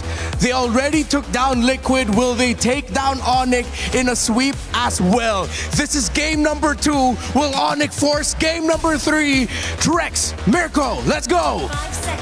A back-to-back win, a back-to-back clean sweep from TLPH to Onyx would certainly put them up there when it comes to greatest performances for a team in a group stage, but we'll find out here. Onyx have some solid answers as well. And just like Gideon pointed out, it is much more even here this time around. Yeah, this seems like a much more straightforward draft from both teams. It's honest, it's simple, the game plan is there. There's nothing cheeky, there's no crazy Selena, there's no weird healers on the field. I'm excited to see how Lunar decides to rotate. How much is he going to harass from the CXP lane? All right, quick check on the emblems again. It's going to be the Bargain Hunter this time for Kelra on the Moskov, trying to get that item power spike. Quick, Suns! A lot of damage on Hassan's first blood already, but Tienzi in a little bit of trouble. Keyboy will respond with a kill of his own. Jungler for mid lane. Feels like a win for Onyx, and now Kyrie's looking for more. Dashes in the mid side, gets some good damage on a Rosa. Pagu as well, but Kyrie can't get the finish. But still, they may have to go back after this lane. Keyboy. Kyrie once more! Pagu falls, but Keyboy gets the kill. Deja vu to game number 1. It's Onyx who strike here early on, getting the lead 2-1. Last time it was a 1-0 pickup on TNZ. And just like in game number 1, it seems like Aurora are going to have to force, or are going to be forced to climb back in this game already. No purple buff on the Ling, but everything still is relatively calm, right? Some pretty good picks here and there. Yeah. Just that. I mean, overall, they're going to go back and forth. It's the same thing we saw last time. Like you said, last time it was 2-2 in the first 3 minutes. Gold sitting at a standstill. TNZ, just like last time, takes a death right in the beginning of the match. Can he recover like he did last time? Kyrie, though, it's sad that those kills had to go into the pocket of Keyboy. 2-0 and 0 would have looked a lot better in Kyrie's hands, but still, a win is a win in the book of Onyx right now. Turtle is up. Tempo-wise, Aurora have been able to keep up with Onyx, and the thing is, with Rosa staying alive earlier in that skirmish, he'll be able to get level 4 before Sans. Sans has gone to the XP lane, soaked in the entire wave, and still isn't 4 just yet. He'll get 4 very soon. But that means Tienzi will almost a steal. What a crazy SOD to be sending there. Sans steals the Wrath of the Dryad. Lunar again with a tempo in the bottom lane. Onyx on the turtle. Yeah, Lunar's going to have to try to make his way up. Tienzi looking for a possible steal here. Lunar is going to try to open things up. Kyrie still able to get it. Tempest of Blaze does come down right next to Kyrie. Kyrie takes a bit of damage, forces the top side. Rosa falls to Loopy, but Tienzi also low, and Keyboy gets the kill. Onyx finally responding in game number 2 as Pagu falls. Sigiboom comes in with a blazing duet, but unable to get the finishing blow on any members of Onyx. Keyboy still chasing down Lunar. Loopy uses the flicker, gets the final hit. No, it's Keyboy who dashes in to finish him off. A big win from the Sky Kings, this time on Turtle number 1. They learned from their mistakes. It was an insane utilization of the untargetable by Kai again to react to Pagu with the Wrath of the Dryad flicker combo. Then he outplays the situation, gets away, and baits everybody into this skirmish. Kyrie with the retribution and the play. And now it's Onyx who are leading with tempo and gold. Great reaction though from Sigiboom. He did rotate quicker. Kelra was right behind him, trying to rotate over, and that's why Sigiboom couldn't stay for a bit longer for Lunar to deal enough damage over on Keyboy, and then the dive happened. Yeah, at this point, Onyx has taken a decent lead.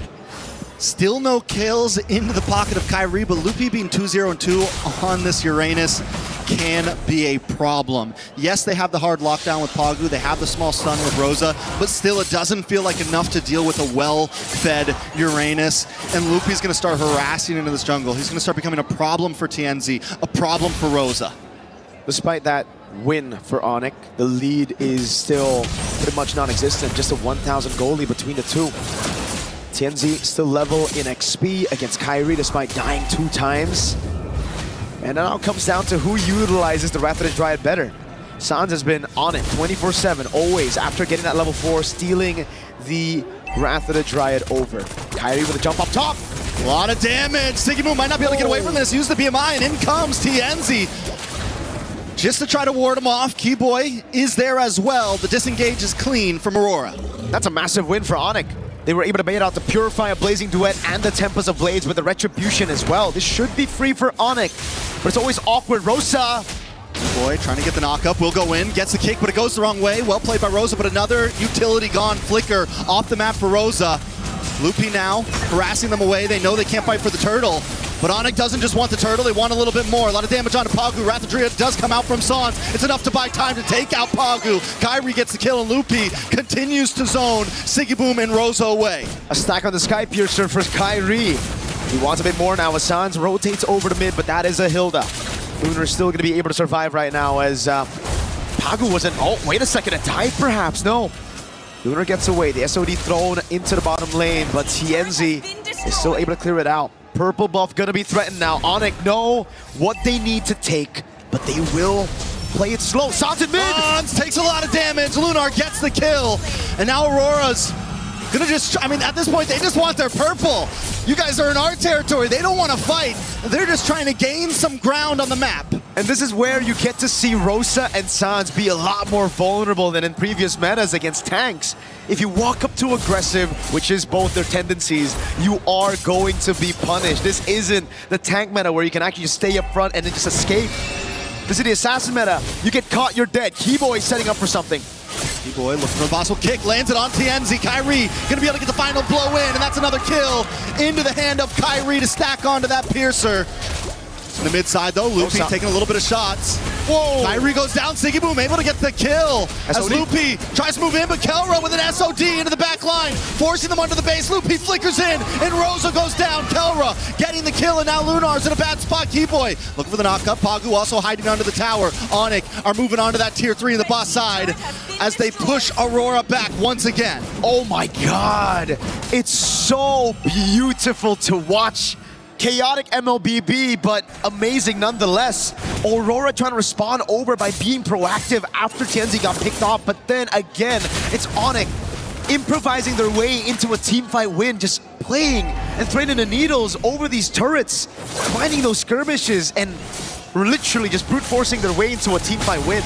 And that's what it's been for so many games. We saw it in the last series, SRG able to brute force their way in, and now Onyx showing that they can go toe-to-toe, play the same type of game as the others. Last turtle on the map, Aurora probably won't even be able to fight for this. They just want to go for their purple. Nope, I think they're gonna have to give this away unless TNZ finds a miraculous steal, but on Cho, on the hands of Keyboy, I don't think you're gonna try to actually walk up there. There's been a couple of times already where he's been caught by the Jeet Kune Do. Keyboy just has a way with the Cho whenever he's up against an assassin. And that's why TNZ, the man who's been popping off all throughout MSC, is now 0-3 against Onyx ID in game number 2. Yeah, Aurora can't really start these fights at this point. They have to kind of let Onyx come to them and look for the bait. They have to get Keyboy a little bit too deep, or Sans a little bit too deep, to where they can respond and envelop the enemy. Onyx, on the other hand, has been able to catch Aurora off guard time and time again. Lupi gonna take a couple shots, should be okay. Doesn't have the consecration right now, but still not a huge problem. Oh! Into the backside, TNZ with the Tempest of Blades does land down onto Kelra. Kelra's able to backstep, a lot of damage back onto Lunar. Kyrie trying to jump in. A nice way the Dragon. TNZ goes down. Every time Aurora tries to make a play, Onyx responds quicker, and there's Keyboy. Lands onto Pagu. Zoning the rest of the team back, they're able to get another kill. Double for Sans. As Onyx advances, Holy Defense goes so down, but in the backside, Keyboy once again setting up the fight for his team. What a play, Sigiboom able to still get a shutdown, but Keyboy goes in with the Jeet Kune Do, baits out the flicker from Rosa, but finds the Jeet Kune Do on Pagu. So at the end of the day, it's still a forced error. They're still able to utilize all of their resources well enough to punish Aurora and their awkward movements. It really comes down to these members playing as individuals. You gotta win those 1v1s. It's been a lot of 1v1s across the map in game number 1, but now Onyx have read it. They finally are able to adapt to the circumstances that Aurora have put them in, and Aurora, they're the ones who are struggling to even find a structure right now. That's gonna be their first structure in the game. Turret tier 1 down below, but TNZ's a level down on Kai, about to be 2. And look at Keyboy in this bush. Sigiboom needs to be careful. May get caught out here. And I feel like so much is on the shoulders of Sigiboom right now with the game that TNZ has had. He's just not able to fully pop off. He has been a target for so long. Holy moly. Sigiboom, on the other hand, still has the ability to scale up But to be able to do that, you need Pagu, you need Lunar to be able to set something up for the team. I'm surprised Onyx aren't just blitzing the Lord right now, knowing that Kairi is 3 whole levels ahead of TNZ, and they have Moskov to play out in the side lane. But they're gonna take it slow. Aurora are the ones holding the Lord, but look at Kelra up top. This is a bad move. Kyrie forced away. A big kick by Keyboy with the Wave of Dragon onto Rosa. Rosa's gonna go down. Kyrie able to get the kill. Now Pagu also caught in between 3 members as Loopy in the backside zones them all back. Kelra up in the top side, chipping away at this tower. Roars is trying to defend the base. Now look at the damage on TNZ. Tempest of Blades comes down, but it's just not enough. Songs into the backside. Lunar, Aurora are scattered as Onyx close in onto the base to tie this game, tie this series. But they gotta wait for another wave. It's Lunar, 4 seconds on the clock for Rosa, 8 for Pagu. Can they bide enough time? Can they hold the defense? Onyx knocking at the door, another wave of minions comes out. Pagu's there as well, doesn't have a Wrath of Dream, but look at the big stun, look at the damage from Rosa. Aurora Gaming live to go another day as Lunar dashes in, gets pushed back, and Onyx has to run away at this one. That was a bit of greed from Onyx. They got everything. Yes, good plays by Aurora, but Onyx stayed too long when the Lord was up as well. They could have backed off, went straight for the Lord, but instead they tried to double down on the end and they got caught. That's the thing. That's the beauty of this meta. Doesn't really matter if you're 8,000 gold ahead. One mistake can set you back, and it almost did. What is that damage? It's a whole 1,000 gold difference in the mid lane, yet Rosa was able to burst down these squishy members of Onyx. Oh, Aurora really wished for TNZ to be up right there, dude. That would have been the dream for the burst to come through, TNZ to respawn just on time, getting the pitch poised.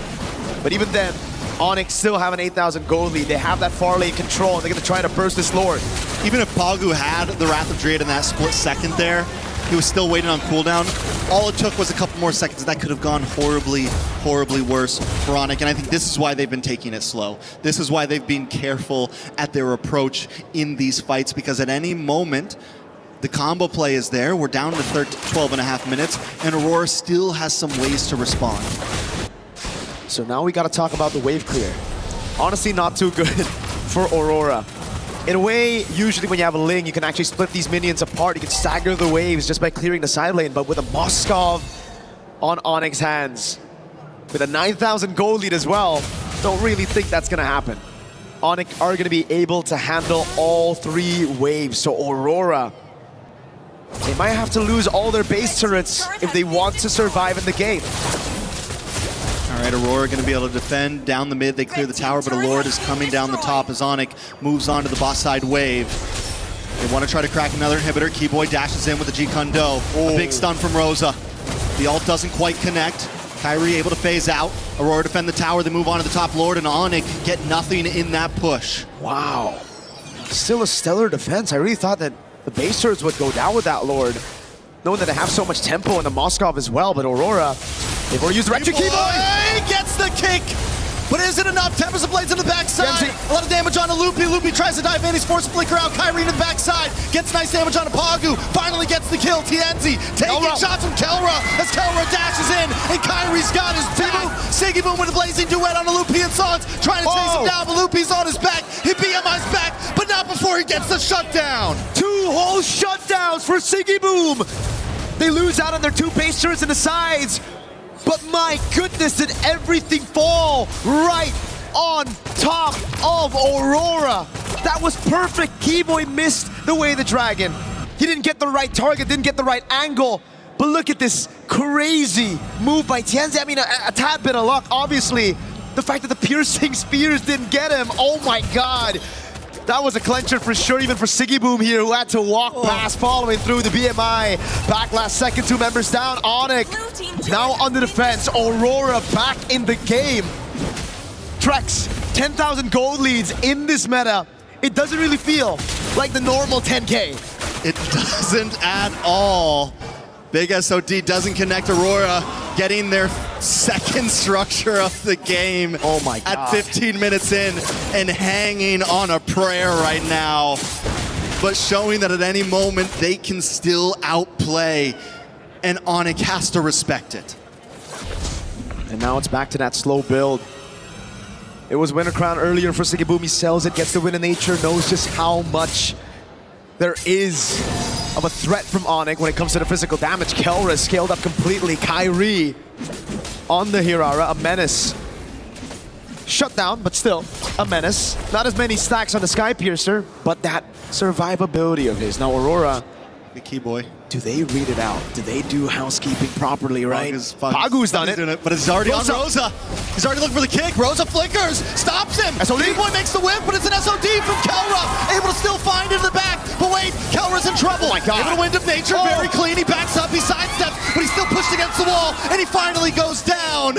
That's not worth it. Kelra for Rosa is not worth it. In trouble. Lunar, maybe in a bad spot as well. Kyrie able to pick him up. It's two members down on the side of Aurora. Pagu, Siggy Boom, trying to defend. Sans moves on. Pagu goes down. A double kill for Kyrie. TNZ, where are you? They need you. You gotta get back to base. Up top, Siggy Boom clearing out the wave. Final baser of the game gonna be falling. Keyboy. A lot of damage. He will go down. Keyboy finally gets the kick. And it's Siggy Boom. 6 seconds on the clock for Rosa. Siggy Boom may not be able to do this alone. He doesn't have the blazing duet. He doesn't have the damage. He's trying to defend. The base is low. He's cleared it. Rosa's back. And Kyrie's down. No way. Aurora still holds on. The iframes are there. But Onyx wants to end it. Can Rosa do it on his own? And Lunar's back up. The base not down yet, but finally, Kyrie and Onyx tie the game. What a game! What a series to the end of that push. Rosa keeps everybody on the edge of their seats. Onyx still though, holding on, utilizing the leads and pushing through with the iframes to touch from those Suns. Kyrie said it in an interview. This is our meta. And to level this series 1-1 in a battle from a promotion to knockout stage, yeah, that's exactly what we needed. That's exactly what we anticipated. My goodness, what a good game of MLBB. What a good series. We still got one more to go at this point. I want 4 more of those. Yeah, just give me the best of 7 at this point. Let's just keep it going. Oh man, God. That was just beautiful, beautiful, beautiful MLBB, man. From both sides, even Aurora defending for that long, trading off. Rosa comes back up, Siggy Boom hangs on, but Onyx did not want to they didn't want to turn around. This is all or nothing right here. We're either finishing this or we're losing this. There were no breaks. They took it out, right? There was a nitro button and they definitely put it on. The gear from 1 to 6 as well after that first turtle. And it was Aurora playing on the back foot for such a long time. It's impressive, honestly, how they were able to turn things around for just a bit. Especially here. It just came down to hero plays after hero plays for Aurora to stay in the game. That game was only, what, 18 minutes, something like that? It felt like a 25-minute game. Dude. It felt like that game had me on the edge of my seat throughout the whole thing. And I mean, so many great plays. Siggy Boom here, able to save the base. This is when they had a slight entry back in, but here's the end. Rosa up, Kyrie gets the immortality, Winter Crown's back, able to get to safety, iframes out of the shot, Keyboy Loopy re-engage, and iframes the Forked Lightning once again. The SOD landed. We're gonna throw it to the panel to dissect this game and break it all down. Man, that was a fun one. Onyx tie it back up, and we go again. Best of 5s coming up soon, but best of 3s for now. So we turn it into a best of 1 to tell us what the story will be, who's moving on, and for a match that has about at least a minimum, if you win versus if you lose, $40,000 on the line. Oh boy. That's kind of the way it should go, huh, Rimar? Yeah, I love the show that we are getting. Yeah, clearly that was a one-sided on the game, but Aurora on the defense. But Keyboy went into this game with a mission, man. He wanted revenge, and he got it. It's some hot stuff. Honestly, it's some of the best Hiraras we've seen so far, the best plays that we've seen so far, and really high caliber decisions that are being made from both sides with compositions that honestly, one mistake should have been kind of over for. It was a lot of like base holding almost and continuing. Gideon, was this in your mind more of the fact that Onyx was making a moment that shouldn't have been a moment, or where they needed to be more aggressive? Were they less patient? Was it just really good defense by Aurora, even though they should have died in some of those earlier moments? What do you think about those base defenses, how they kept going? Well, I think a lot of it just really boils down to how you kind of envision your opponent, right? I think they understand that Aurora is coming in really, really hot right now, and if they drag the game out any longer, the higher the possibility that maybe they were going to drop the game afterwards. Obviously, there were some moments where maybe the most correct play was to go down to the Lord, but why risk it when TNZ has been this close every single time to stealing away neutrals? So just pushing and pushing, saying we got to end it now. This is it. We throw it all against the wall. It worked. I mean, it was great to see Onyx bounce back. And Rinmar, I know you got some plays that you've lined up for us in terms of how that game went. What did you catch when you were looking at game 2? Well, I was looking at the draft first and foremost. Gideon and I had some very important discussions about it. Looking at the draft, of course, our priorities over the side for Onyx. We both really liked that the choke came out early. So the orders have been a little bit twisted, but then just keep in mind, all right, Gideon, I need your help out here. All right. You don't need to put your armor on me, but I like it. So I like it too. It's great vision. Somebody take a photo of this. Smile. So the Joe actually came out of the first phase alongside with the Hirara, and the pick that I really liked coming out of the first phase was the Uranus. Onyx knew that Aurora needed to pick the Ling at the 3rd slot here, and that's exactly what they did. Because if they wanted to match the Esmeralda into the Uranus, they can't. If they prioritize the Esmeralda over the Ling, they're losing the Ling, and then suddenly they're down on Assassin. They needed to rush the Ling at red 3. They banned out the Esmeralda later on. Now, I feel a little bit vindicated with my, I wouldn't call it hatred, but dislike for picking up the Claude and the... Yeah, you do. Eudora early on. It doesn't work. Especially with the Uranus up, but...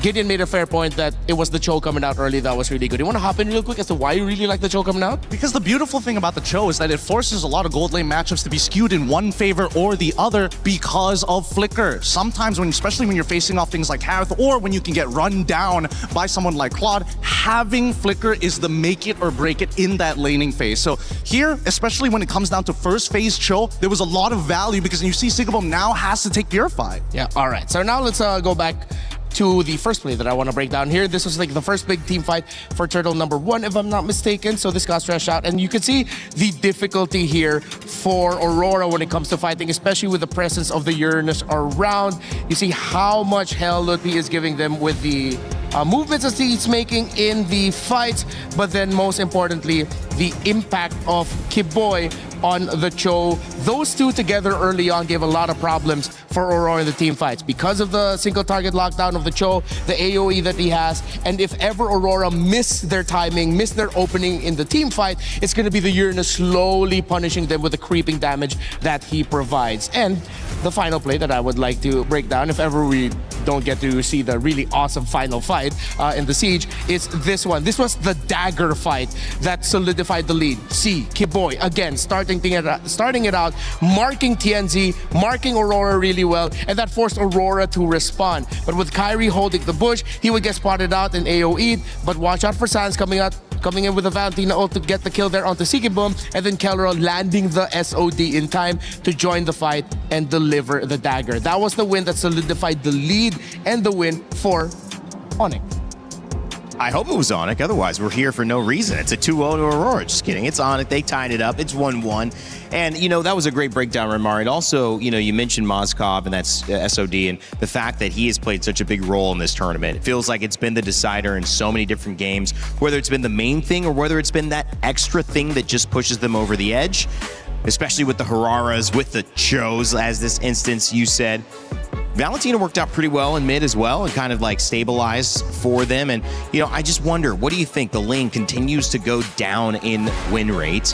We see the Harara go up in win rate again, Gideon. Do you really think it's that matchup? I mean, other question, how do you enable the Ling enough to where you start moving this around back in the other direction? That's a great question. I think a lot of it comes down to priority, right? That's why we see a lot of these highly defensive plays coming out from a lot of teams who is like, oh, you know what? Because Hirara is actually so good at clearing these waves early on, especially at level 2, they look for these fights. So it's a game of rock, paper, scissors. It's either I invade, you defend, or I attack your mid lane, try it, make sure I get some battle spells, or maybe I trade junglers. Either way, it's about punching above your weight and getting as much of value as you can with as minimal discounts as possible. Yeah, the tradings early on, especially for those picks, is getting really quite difficult. I think Hirara is just such a really great pick. The multiple iframes that you get, the multiple dashes. I know Ling has a slightly similar kit, but again, it's the difference in what happens if suddenly one of the main pieces you need around to help support the Ling. We think of Ling as an independent hero, as an assassin, but it does need some help as well. It needs some sandbags. It needs someone to help crowd control and peel for itself if ever it decides to finally join in with the Tempest of Blades. But what happens when the Hilda gets taken out early? What happens when the Bellary gets taken out early? It gets difficult for the Ling and Tianzi to start making a move of when to go in. It feels like it just has a higher floor than the Hirara, right? I mean, in terms of being able to execute it, I would say. I think I might have reversed that in the way that I was trying to explain it, but you need more elements to make sure your Ling is absolutely dominating the way that a Hirara feels like. If she's a first pick, there's so many different ways that we're seeing lineups built to exploit what she does well, and she's getting the job done. I mean, you can't have a 75+ win rate without that, right? You have to be flexible. So it seems like maybe that could be a priority going into it in terms of, even though somebody gets Ling, somebody gets Hirara, is it really an even trade anymore? Yeah. I think it's the acceptance of, I'm going to play for the later stages of the game and Hirara wants to play in the early stages of the game, right? It's very clear identities when these jungles have to actually battle against each other, because even so, there are some pros and cons, right? Despite Hirara having 4 abilities at level 2, Ling can cross the map in less than 3 seconds, right? You're giving away pressure for extra strength when you are playing this Hirara. So that's why it really boils down to that mid lane. And I think that a lot of teams have started to recognize right now, hey, if we can influence the lane with our picks, Cho, very good example of this, to force people to take out Purifies, I think then it starts to open your mind to what other options you have of what truly is strong side and weak side. Yeah, so we might need to revisit the importance of showing up Cho a little bit earlier in the draft, as Gideon pointed out. For me personally, the type of mid laners that you have and the damage profile that you have, looking at the opposing EXP laner. If Eudora's up, I really don't like to pick it up if the Uranus is around, if the Barretts is around. Yeah, Onyx coming back from that first win. We thought Aurora was going to continue on doing what they did, early, quick success, and now Onyx has forced Siggy Boom, and the first time Aurora's coach, Midnight, to come up with another plan. This is their first loss of the tournament so far. I think at this point, maybe they just go for the trade. They go for the Ling Hirara trade. They got to ban one of those options. Ban one of those out, pick it up, and then force the other to play a different kind of assassin? Exactly, because so far blue side first picks have been very interesting when it comes down to like whether or not you're going to get one of these assassins. So the 2 predicaments that we're currently in, the Hirara Ling, on top of the fact that, you know, Atlas, Beleric, and Valentina are still highly contended. Now that we're adding Cho to the mix one more time, I think now, especially with both of these teams who heavily depend on both Ziggaboom and Kelra, there's more priority for the supports to go up. With the rivers being the map that we're playing now, you're gonna have to commit abandon to Freya at some point. You always expect with Freya in rivers to always join Turtle One. That's a given. If it's not gonna be the Freya, then it's a really fast rotating gold laner to see if they can build an early lead, similar to the Claude that might want to join in, or a Moskov, you SOD in for Turtle One, and then you just walk back right quick through the river as well. Well, the Atlas and the Marcel taken down, Fanny as well. Onyx and Aurora kind of trying to throw it all on the line here. Yeah. This is kind of interesting, right? So Onyx have respected, you know what, Fanny, Selena must go every single time. But then you come to Aurora side on blue. This time they made sure, you know what, we're going to do exactly what you did in the previous time. We're going to ban out the Marcel. We're going to give you that last option to decide whether you want to do the trade. And yes, they do go for the trade. Hirara gets banned out. It wouldn't be too surprised if this is going to be a Ling and then trade for Cho. Yeah. Onyx would want to get the Cho, and they have an option to go for the utility jungle if ever. There are still a lot of assassins on the board. You could still consider bringing back the Harley, but of course, as we discussed earlier, the Freya trade is active, and Aurora would rather go for the Freya. They can play the flex. They have options for it. They don't need to rush showing it, whether it's going to go into the EXP or gold. Interesting. It just means that they're more confident in that in comparison to giving TNZ an option or trying to expand the pool just a little bit more, which means that Onyx at this stage need a decent amount of peel. They could go for traditional counters, but that might reveal too much early on. I think it's going back over to the Eudora once again. You think Aurora's going to be crazy enough to go again with that Raphael in mid, Barrett's XP, Freya gold? They could set it up. They could set up for it, but they need something that like hard scales in that jungle. And without the Harara early on, I think now they need something else to kind of fulfill that position. Ooh, Pack. Ooh, an early Paquito. Now that's interesting. So I think they're also opening up their options as a flex in the gold. So if ever that Freya goes gold, then you send the pack on over, and then at least you get a fighter trade in the gold lane. So that means the Esmeralda, Ruby, Trigger Fingers need to be there. So let's see whether we find any of those indicators in this draft. Then, if you're already getting rid of Zushin, I would have imagined that they would look for something a little bit more peely, right? Or at the very least, the Cho at some point of time. It makes a lot more sense now for Aurora than earlier, now that they've shown the link. But even so, I still think that there's a lot of value in it. It also makes sense to take out the Jushin if ever you're going to be going for like a full dive, because you guys do not want to get like all crowd controlled up in the air by Jushin. So that might have already been a tell by Aurora that despite this looking like a flex, this could be a close to mid-range style of composition for Aurora. And yeah, here we go again with the Uranus coming out early. They get the Belleric.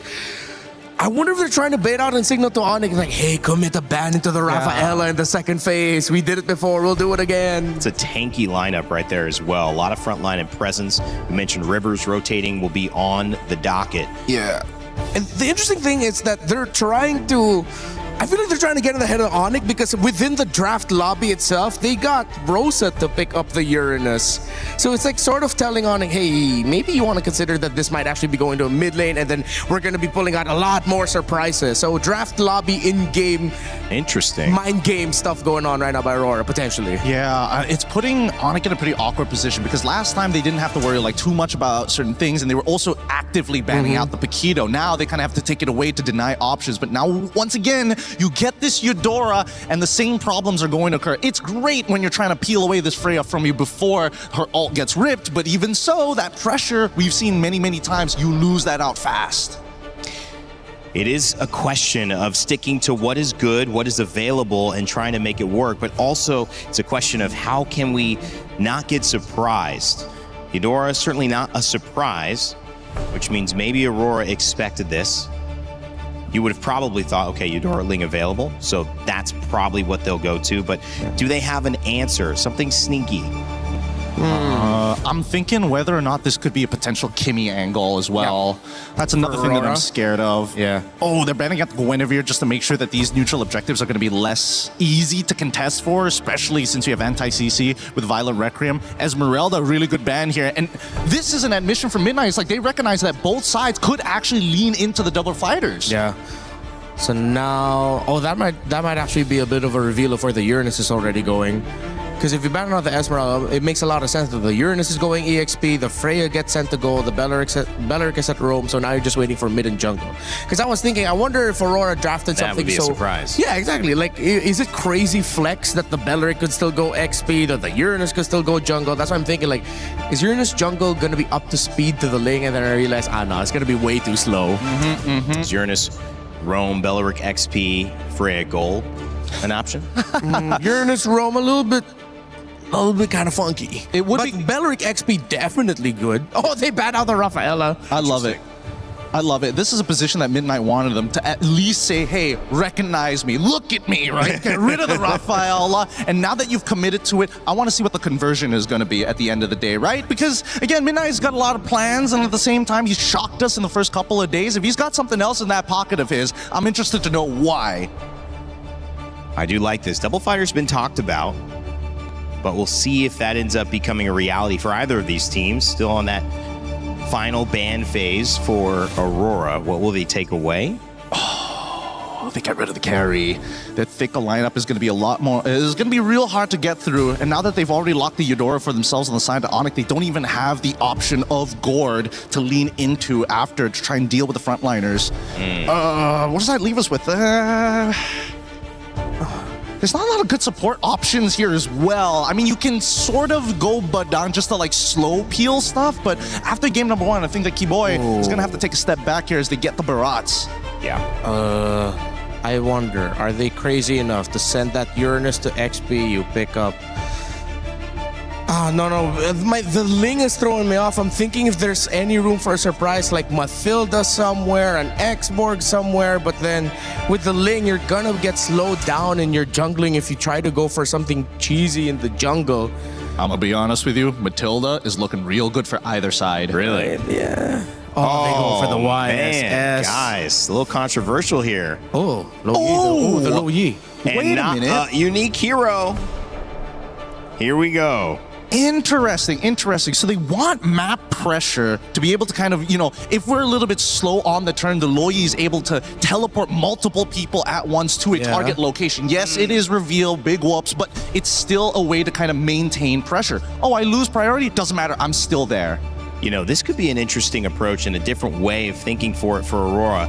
Onyx, you think they expected this one? I mean, final pick, they have a chance to respond, but I mean, first time we're seeing Luo Yi in this tournament, and YSS again has not won a game, been played about 6 times. This will be the 6th. We'll see if that changes here.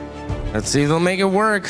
You see some cursed options so far, and I think this will balance things out in terms of like the cursed option curses, I guess, with the Eudora getting picked, knowing that the Uranus is still open, the YSS getting picked, knowing that it's going to be a little bit slower because there's a Barons on the other side. Oh, interesting choices, but with the Low Yi, this might be the X factor.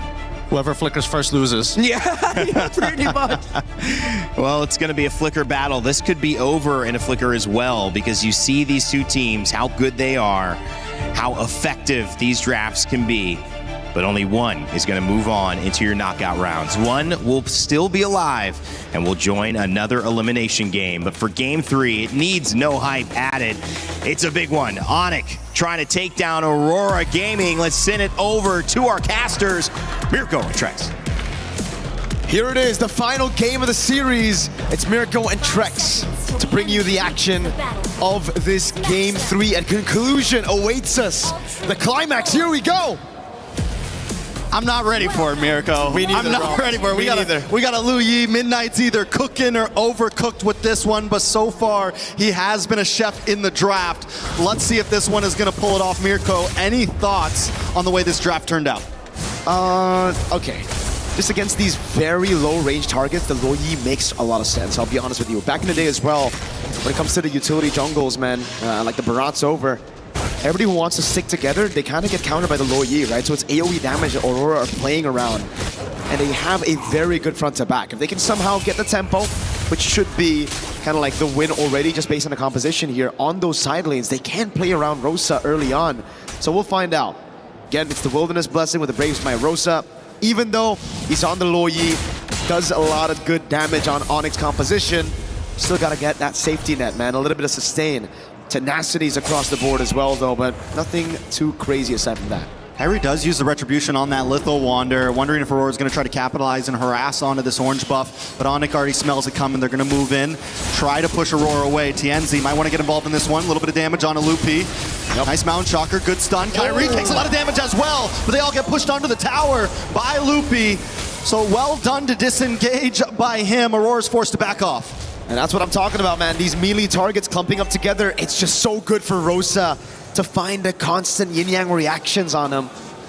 And it's gotten them a free Golem. Yeah, they should be able to get this one. Let's see which way it goes. TNZ actually does. Oh, TNZ down!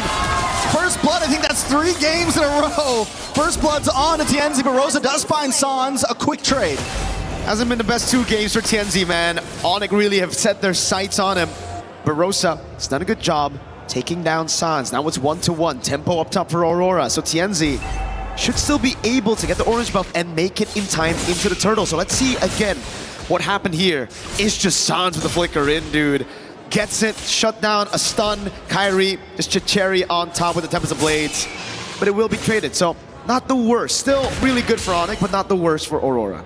And Aurora is not, whether it's game 1, game 2, or game 3, they're not going to stop their style of play. And that's that early aggression. That's exactly what King Kong was talking about in an interview. They have to watch out for that first minute or 2. And Onyx has been dealing with it well. Diversion play up to the turtle. Kyrie's already there, forced to back off. A nice pullback from Loopy. Good stun. Nice stun on Alupi as well, but a nice stun from Sands as well. Rosa trying to get involved with the yin-yang overturn, but not able to land. TNZ able to take the turtle. Tempest of Blades does come down. Rosa able to flick back. The Keyboy's in a little bit of trouble. TNZ falls to Lupi, and now Lupi drops Siggy Boom. They're going to try to move on to Kelra. Kelra might not be able to get away with this one. Enough damage, and Kelra goes down. A double kill into the hands of Siggy Boom. TNZ is nothing but a bait to reel Onyx in for the rest of the team to corral over and just pounce. Siggy Boom with the rotation, similar to Kelra. Kelra had the instant rotation first, but again for Siggy Boom, it's about waiting for those resources to be depleted by Onyx already from the rest of the team for him to come in as the main carry. 2 kills over, now the gold lead as well.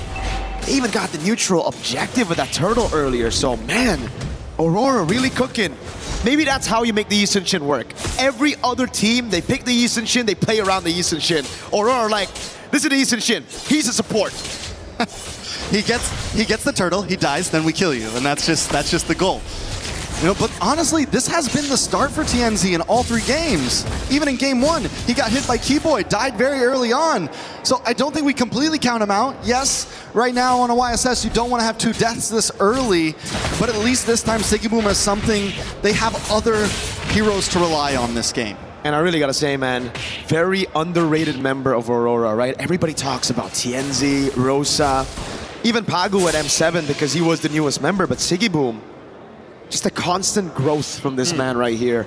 From his debut on Aurora, actually from his debut in S2G at M6 to then joining Aurora. He's now all alone, but that's why Freya's meta, you know? Never really out of the meta since M7.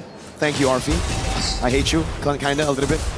I like the Freya. I like seeing it. It's fun to watch. It gives us a little bit of taste in the gold lane. But you were mentioning Siggy Boom, and the fact is, yeah, a couple of years ago, would we have said Siggy Boom's going toe-to-toe with Kelra in the gold lane? Nope. That growth right there shows how far this team has come. But Onyx has the talent to match it, has the talent to snuff it out. Keyboy works his way down, gets caught by the yin-yang, will have to back off. Lupi taking a lot of damage as well, may not be able to get away from this. Siggy Boom gets a knock-up, and Lunar gets the kill. A nice taunt on to Keyboy as well. Keyboy able to dash away to safety, but Aurora get another objective. And the diversion again, sending them over to orange buff. Kyrie isn't even gonna try to contest it. Wow. They know there's no chance. Hey, it's just so good from Aurora. Dude, they're, you get reactions! That's it. Bada bing, bada boom. Sal just got cooked. Again, he's been getting cooked. Kyrie gets an orange buff though. He steals one back. So Kyrie's constantly being proactive on the map. Now, Siggy Boom up against Kelra. Siggy Boom up against Kyrie. Siggy Boom up against the world. Looking for the next target. Kelra might not be able to get away with this. Siggy Boom along with Lunar now. And down they go. He buys the time. Who is this man? That man, Siggy Boom. Really puts the boom at MSC right now with the Freya 3-0-1 in a 2v1. He likes those odds, just go straight through Onyx. Lunar with the backup, immaculate. Now another diversion, tier 1 in mid, tier 2 down below. They're moving, they're flowing, they're grooving. They're in flow state right now. Aurora has achieved perfect flow state. They're 4K ahead, it's game 3. And normally in a moment like this is when teams start to crumble. But Aurora's just getting stronger. No way. Rosa, able to flick back. One more shot. Kyrie, can Lunar chase him down and at least even the playing field? Lunar doesn't have a flicker. Kyrie should be able to get away. He gets out. Wait. Oh, was it close? You thought that was a seal, bro? Hey, wait, no, that's Keyboy. Looking at how chaotic the game has been, how many flanks we had in the last game, I don't blame you. For a second, even my eyes deceived me. I was like, yo, is that Who's that? Is that Belric? No, it was Keyboy, just to conceal to help him in case the chase went a bit too far. But Aurora, 4,000 ahead, TNZ gets away. Onyx trying to tie Keyboy. Ooh, Keyboy does dash in, but TNZ's on phase because of the Traceless. Keyboy now, Siggy Boom on to Sans. Keyboy gets the knock-up, but Siggy Boom doesn't want to let him stop him at all. Keyboy will fall, and now Siggy Boom's under the towers. Loopy's taken out up in the top side. Bring me back to the other tower. What are they doing? Lunar finds Sans, and Siggy Boom goes back to base safely. Not even close, baby. Siggy Boom. Wait, Kai. Kyrie with the Tempest of Blades looking for TNZ. Kyrie still steals a turtle, but he loses his life. Was it worth it? I don't know. I don't know if that was worth it. He took the purple buff as well. They got the turtle. It really comes down to how Aurora are able to convert now off of that kill. Because Kairi got the purple, I guess there's not much resources in the jungle to take away from him. That very clearly should have been a free turtle for Aurora, so I guess if we look at the conditions, sure, it's pretty worth, right? All right, it's the only thing they can get. It's the only thing they can At least get. you got something. They got something. That's what we're looking at. Fair enough, fair enough. Lunar on the Uranus this time, you know, last Who's time. gonna deal with this guy? Nobody. Nobody. They have they got a little quick sun from Suns. They have the big knockup. They do have crowd control, don't get me wrong. But are you going to waste all of that on Uranus when you got Siggy Boom jumping around? Nope. Uh-oh. No purple buff this time. Yenzi. Kairi with the back and forth will not get taken down, but Siggy Boom's there. He's forced to jump off the wall. Pagu not going to chase him down. Back in the mid side, Onyx just trying to defend. Yenzi is up in levels, 3 whole levels up against Kairi. Remember, folks, this is a 0% win rate Yi Sun-shin that he's on right now. No other team has made the Yi Sun-shin work. I've seen worse odds. You've seen worse odds, yeah. Again, Onyx, it almost seems like they have the... Oh, good seal from Pagu. San's gotta be careful, he doesn't have flicker. They're trying to bait something out here. Pagu's on him, Pagu's on him. Loopy won't be able to get away, but look at Keyboy with the knockup on to 2. Tienzi though still finds Loopy and they're all dashed in. Pagu falls, Kairi trying to dash back, but he gets pulled in once again. It's a double kill for Tienzi. It's a full team wipe. Aurora, the holy defense. They need another wave. They shouldn't be able to end it here, but wait, they still have a cannon minion. Lunar tanks it! This is bad. Lunar taking the shots, that saves the cannon minion. Oh my god! Aurora are gonna move on to the base. Can they finish it here? Another team crumbles. Another team falls. And Aurora walks over into the knockout stage. First it was Liquid, now it's Onyx. Aurora with a statement, a declaration as they make it to the knockout stage. Winning on a Yi Sun-shin that looked unwinnable. 0% win rate before Tienzi got his hands on it. The Loyi, another pick by Midnight Parating Handa. Siggy Boom with a performance of a lifetime on that Freya. And in the backup of Pagu, the tank of Lunar. Impeccable. MLBB from Aurora Gaming, one of the best to do it. One of the best group stage runs ever. TL, then Onyx, are you kidding me? There are no more excuses. There's no one saying, oh, they're overhyped. Oh, it's a fluke. Nothing like that. Aurora have just taken out 2 of the biggest teams in MSC back to back cleanly, performing perfectly. Wow. I mean, who's next in the chopping block at this point? I don't know, man. At this point, Aurora, it almost seems like they're not scared to go up against anybody. You meet the first 2 teams on your opponents, the first 2 teams that a lot of people thought were the favorites to win it all. Well, guess what? Coming into the knockouts, Aurora are the favorites. Let's get an interview with Tienzi on stage. Yes, my friends, Aurora Gaming have done it. They advance to the knockout stage. And we're blessed to have Tienzi on the side here with us to talk. Look, Tienzi, I'm just going to lay it out straight. What makes Aurora so good right now? 2 huge wins to go into knockout. Aurora'yı şu anda bu kadar güçlü kılan nedir? 2 çok devasa bir galibiyet aldınız. Sürekliliğimiz ve Midnight sayesinde olduğunu düşünüyorum. I think it's our continuity and also thanks to the Midnight, our coach. He's been doing well given your compositions. We'll talk about that in just a second here, but everybody's been talking about it. Is Tienzi the best jungler in the game right now, especially in this meta? Do you believe that that is the case? Are you the best jungle player right now? Not really. Yeah. So humble, why? Yani bence diğer jungle'lar da fazla iyi ama bu iş takım oyununa bakıyor, o yüzden iyi değilim yani. I think the others are also great, but this is also about teamwork, so I don't want to just focus on myself to say that I'm good. Very good, very nice and humble. Now, it is a team effort to advance to this level and make it to knockout. How do your teammates also play around you in that jungle to enable you to farm as much as possible, to prepare yourself for the big team fights and eliminations like we saw in Game 3 here, where you were very effective as a team? Ve burada ekip olarak çok etkili oldunuz bu gördüğümüz eliminasyon eleme maçlarında. Ve ekip seni yani bir sonraki maçlarda nasıl destekleyecek? Daha etkili bir şekilde rolünü yerine getirebilmen için. Daha iyi olacağını düşünüyorum. Böyle komplarda jungle oynarken rakip takım çok fazla jungle'a fokus atıyor. O yüzden oynaması da biraz zor. Biraz daha iyi oynamam gerektiğini düşünüyorum bir de.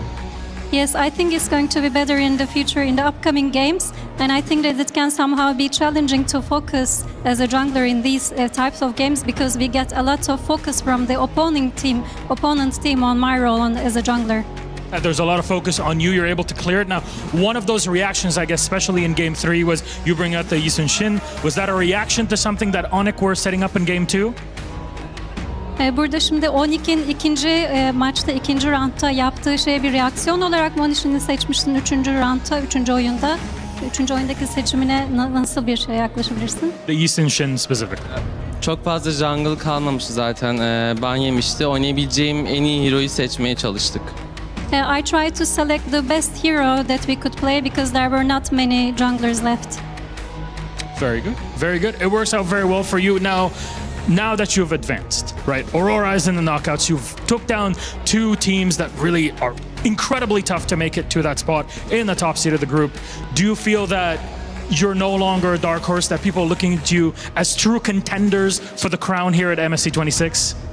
Evet, şimdi çok böyle başa baş geçen yoğun rekabet gerçekleşen maçlardan sonra yani senden ne bekleyebilirler? Yani bundan sonraki maçlarla ilgili olarak artık yani bir dark horse olarak görülüyordunuz. Yani beklenmedik bir şekilde çıkış yapan bir ekip olarak görülüyordunuz. Ama artık hani daha ciddi bir rakip olarak kendinizi kanıtladığınızı düşünüyor musunuz? Kanıtladığımızı düşünüyorum. Uzun süredir de Dark Horse değiliz yani. Diğer STR takımlarla birebir olduğumuzu düşünüyorum. Diyeceğim bu kadar. Yes, I think we have really proven ourselves with the game that we have played at so far. I think we have also not been a dark horse actually for a long time, so I think we are very much comparable to the other teams in that sense. There you go, seeing yourselves as one of the greats. Thank you very much, Genzi. Congratulations, teşekkürler. There it is. It's Aurora Gaming advancing to the knockouts. What a story. Onyx, they're going to have to work through it. Panel, what do you think of that?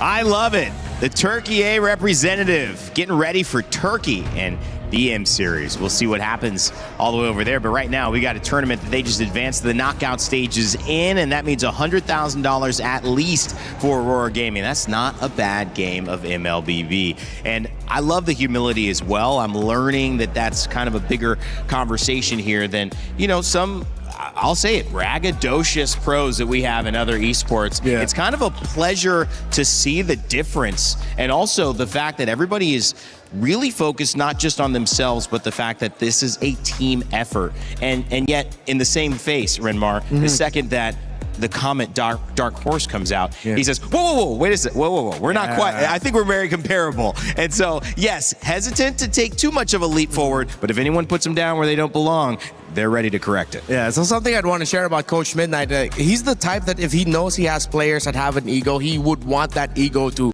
thrive in a healthy fashion. Sure. But he also understands that if he looks at his team and sees, okay, maybe they're not about the ego, but they're more about looking at their efforts together as 5, as 6, including the sub, like what they can do as a whole team, then that's what I'm going to be focusing on. So it's good to see that these players, historically, they have also always just been very humble as well. And to see that thrive now and be really damn good in this meta, it's a sight to see. We've seen them grow up over the years, Gideon. Yeah, no, Genzi, he always had that jawline. It only gets sharper every single year. Same can be said about Rosa. Everybody on this squad has history, and I think. I thought you were gonna say a jawline. I mean, I was gonna say that too, but I'm waiting for the M series so that everybody has got that cut. But overall, I think it's really unique to see Aurora in a position where they've not only gone through multiple iterations of their own lineup, but they are finally settling into themselves, saying, "This is it. This is the moment. This is the culmination of an entire region working together to get to a 15-4 score pre-10 minutes against the Sky Kings." I mean, going to a third game, it's going to hurt their overall time. But I mean, if you go to a third game, you want it at least under 10 minutes. Yeah, and at least they were able to clear that out. And it was fast, it was clean. Clearly, you knew that Aurora Gaming and their conditions early to mid were clear. They can play around their Freya, they can play around the disruption of the Uranus, and Lunar was definitely a presence to be felt just to set up for TNZ and the Yi Sun-shin eventually to climb up. And TNZ was given some difficulty here by Onyx. He was targeted, his rotations were somewhat slowed down, but it wasn't ever completely disrupted to the point where it felt like Aurora had no movements. With the Freya on board, with Uranus on board, even if the Yi Sun-shin's movements are nerfed, the side lanes can flow the game, the tempo of the game so much better. Let's not forget about the logistics problem here. Oh no, my jungler keeps on dying. What do we do? And now you're really utilizing Rosa here on this low E, being able to not only teleport you from buff to buff to save you the walk time, but always continuously reaching further and further on those conversions when they do actually get those picks. And that's why I really love seeing Loyi come back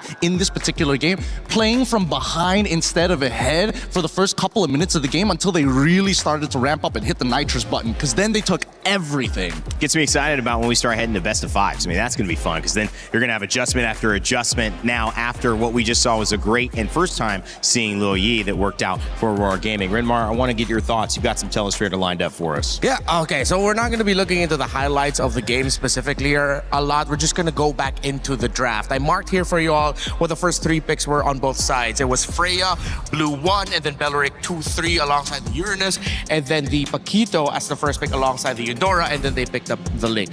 Again, okay, maybe I wouldn't once push the issue about picking up Eudora when the Uranus is open, but I feel like the pick that actually delivered the death knell was, well, 2 of them specifically. You get the Barretts over here, which would eventually get picked up at the red 4 slot, if I'm not mistaken, and then the Loyi that Gideon got to mention. So the interesting thing about the Loyi, besides the fact that with what Gideon mentioned, with it being able to deliver the team around the map faster if ever the Yi Sun-shin's rotation was nerfed, look at it from a team fighting perspective.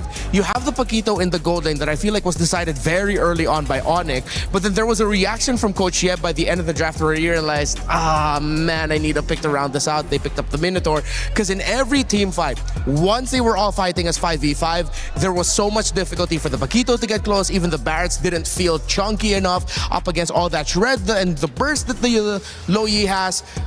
Then it got to the point where Freya has damage, Yi Sun-shin has damage, and Oni cannot fight comfortably. They're fighting under a lot of crowd control. They're fighting under a lot of damage. Look at the composition of Aurora, and you can just imagine how much of a nightmare it is to deal with that if you are the Paquito. There is just way too much to deal with. And if you are one of the main damage dealers, like I needed 3 circles just to make the point really felt that the Paquito would have struggled in every team fight. Add to that as well, if you cannot get the early game domination that you need with the Ling and Eudora, you're not going to get a good bridge into the mid to the late game. And what stops early game dominations most frequently? It's lineups that have the Uranus and the Belleric. Those are tempo stoppers for lineups that want to snowball fast. That's an amazing breakdown. Thank you, Renmar. And thank you for the attempt to hold the microphone, Gideon. He just went by himself there. He ripped it. He ripped it. He didn't like your hug before? I didn't realize that. I was like, oh yeah, I was holding my mic. Thank you though. Thank you. Hey man, I'm just a bench warmer here. Today's schedule coming up on your screens in just a moment. We are almost done. We've got one more series, and this is not an important one at all. Just kidding. It's Team Liquid PH, who are your champions of last year, going up against Entity 7. Ooh. The GOAT, Carl Teasy, will he find a way to come back after a loss against Aurora Gaming and stay in this tournament, or will this be the end and we will guarantee a new champion? Entity 7 has a lot to prove, considerably the underdogs in this matchup. However, Gideon, we have seen a lot that we didn't expect in this tournament so far, so no one's counting anyone out yet. Absolutely, but it's about the level of polish coming into this tournament, and so far Team Liquid has shown that they're a little bit behind on what they were going to. Well, I don't know if it's they're behind or whether they're like holding back on what to show in these tournaments, because remember, our format isn't like, oh, we go through a round robin of a group stage. No, it's immediately, you got 2 lives, you mess that up, you don't get a second chance. So I think Entity 7, if we need to see something good, first off, foundation, game and polish. All right, well, let's make sure you guys are watching because you can get your pick'ems for that final match. If you haven't done so already, before it gets going, let us know who you think is going to win. Is it going to be Team Liquid PH? Is it going to be N87? We will follow along with the fan vote and give you guys information on where it stands before we head into game. Before we do that, we're going to get the teams back on the stage, take a little bit of a moment away right now and let you listen to the Saudia radio comms from yesterday's matches when we come back, our final series of the day.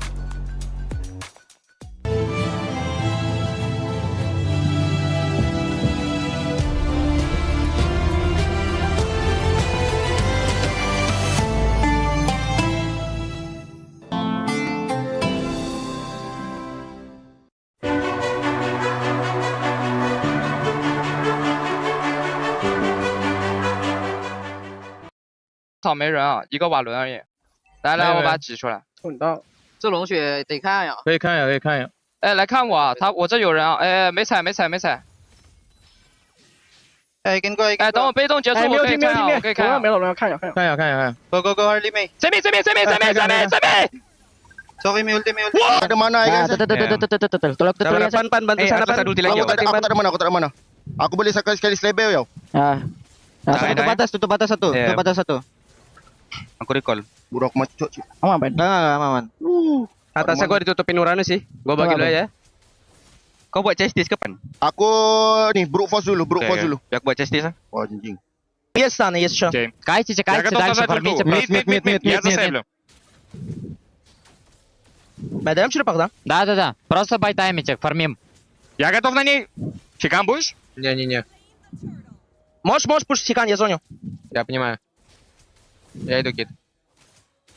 Парень, мы точно не можем? Херара, блядь, одно хп бегает. Я даю все скиллы.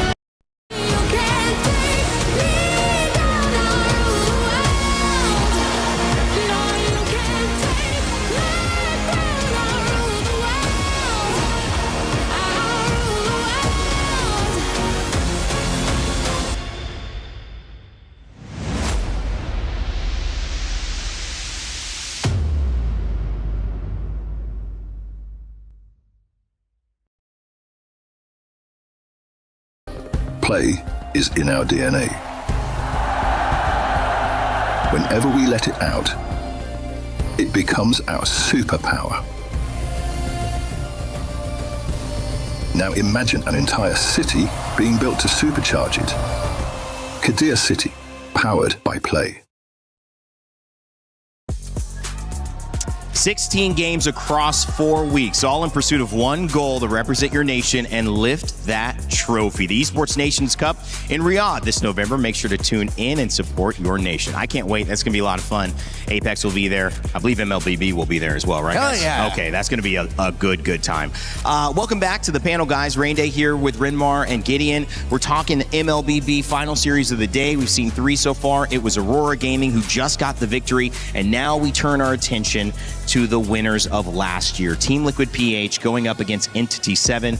I would say, Rinmar, it is a significant upset, despite, even great competition of Aurora, to see Liquid in an elimination match this early. But if any team has the ability and the experience to bounce back, it's certainly this team. Yeah, I mean, they've already gone through a lot of hardships over the years, and when it comes to their tournaments, of course, they do have that DNA to bounce back. And we do have this very specific thing about Liquid. We call it Galit na Liquid, which is angry liquid, right? Yeah, angry Liquid. When they come from a loss that they least expect, suddenly they bounce back in the next series looking like killers. And that is something that Entity 7 should be kind of afraid of. I mean, you got to play your own game, Gideon, but the fact that you're going up against the caliber of players on Team Liquid PH, it's got to mean you can't just play your own game, right? You got to be aware of who you're playing against. Oh, absolutely, 100%. Especially, at least there's a lot of material to kind of look through to see how Liquid is going to play in the first place. True. And I think that, unfortunately for Entity 7 in that region of the world of the Americas, the Scrim partnership and caliber of practice that they can get there in comparison to coming to this international and seeing who is available to play, it's going to elevate them no matter what. So I think this is a great experience for Entity 7, but at the same time, if by a chance of God, or if they have a new plan to take down Team Liquid and it works out by winning this series, God, must that feel so good. LATAM representative, even though they're representing the totality of the Americas right now, they took down the NA rep, and this is the first time LATAM has been on this international stage. It's exciting because, of course, MSC has brought us many exciting things as well. And there's Team Liquid arriving, the GOAT, Carl Teasy. There was a lot to dissect about the loss, but there's also a lot to dissect about the history of somebody who knows exactly how to get the job done on any and all international stages in MLBB history. So, again, so many big narratives. We're going to have to somehow focus down on the little things, though, as this meta is still, again, surprising people here and there. Yeah, I wonder if Liquid are going to approach this similarly to how Falcons Men approached their previous game, wherein they forced the meta to go back into something just a few weeks back with how they got through the wildcards, trying to force to bring back those utility jungles. Will Liquid have evolved in the, 1 or 2 days since we last saw them? And then suddenly show off that, okay, no, we are definitely up to part of the meta. We just needed a little bit more time. A lot of questions that I'm excited to see how they're going to answer. Yeah, and especially seeing, well, I've been in the scene for a very long time, and Aeon, an ex-player now turned coach, seeing him smile walking out of that bus makes me a little nervous. There's only 2 times I've ever seen him smile like that. One, when he was already looking to win a championship locally, and the other time is when we saw an absolute destruction of a Malaysian team versus a Singaporean team that he was playing on. It's the exact same look, and it's already making my spine just crumple up and fall. I thought number 2, you're going to be like, eat McDonald's or something, eating some type of burger. I was like, yeah, he always smiles when he gets his thing he likes. But at the end of the day, that's a great storyline to pick up on. He's going to be going against Entity 7 and want to make sure that smile, unfortunately for them, is wiped off their faces if they have anything to say about it. Latin America, of course, the ability to prove themselves on this major stage would be massive. But just getting here is an accomplishment. Here's the road that they took to EWC, and it was anything but easy.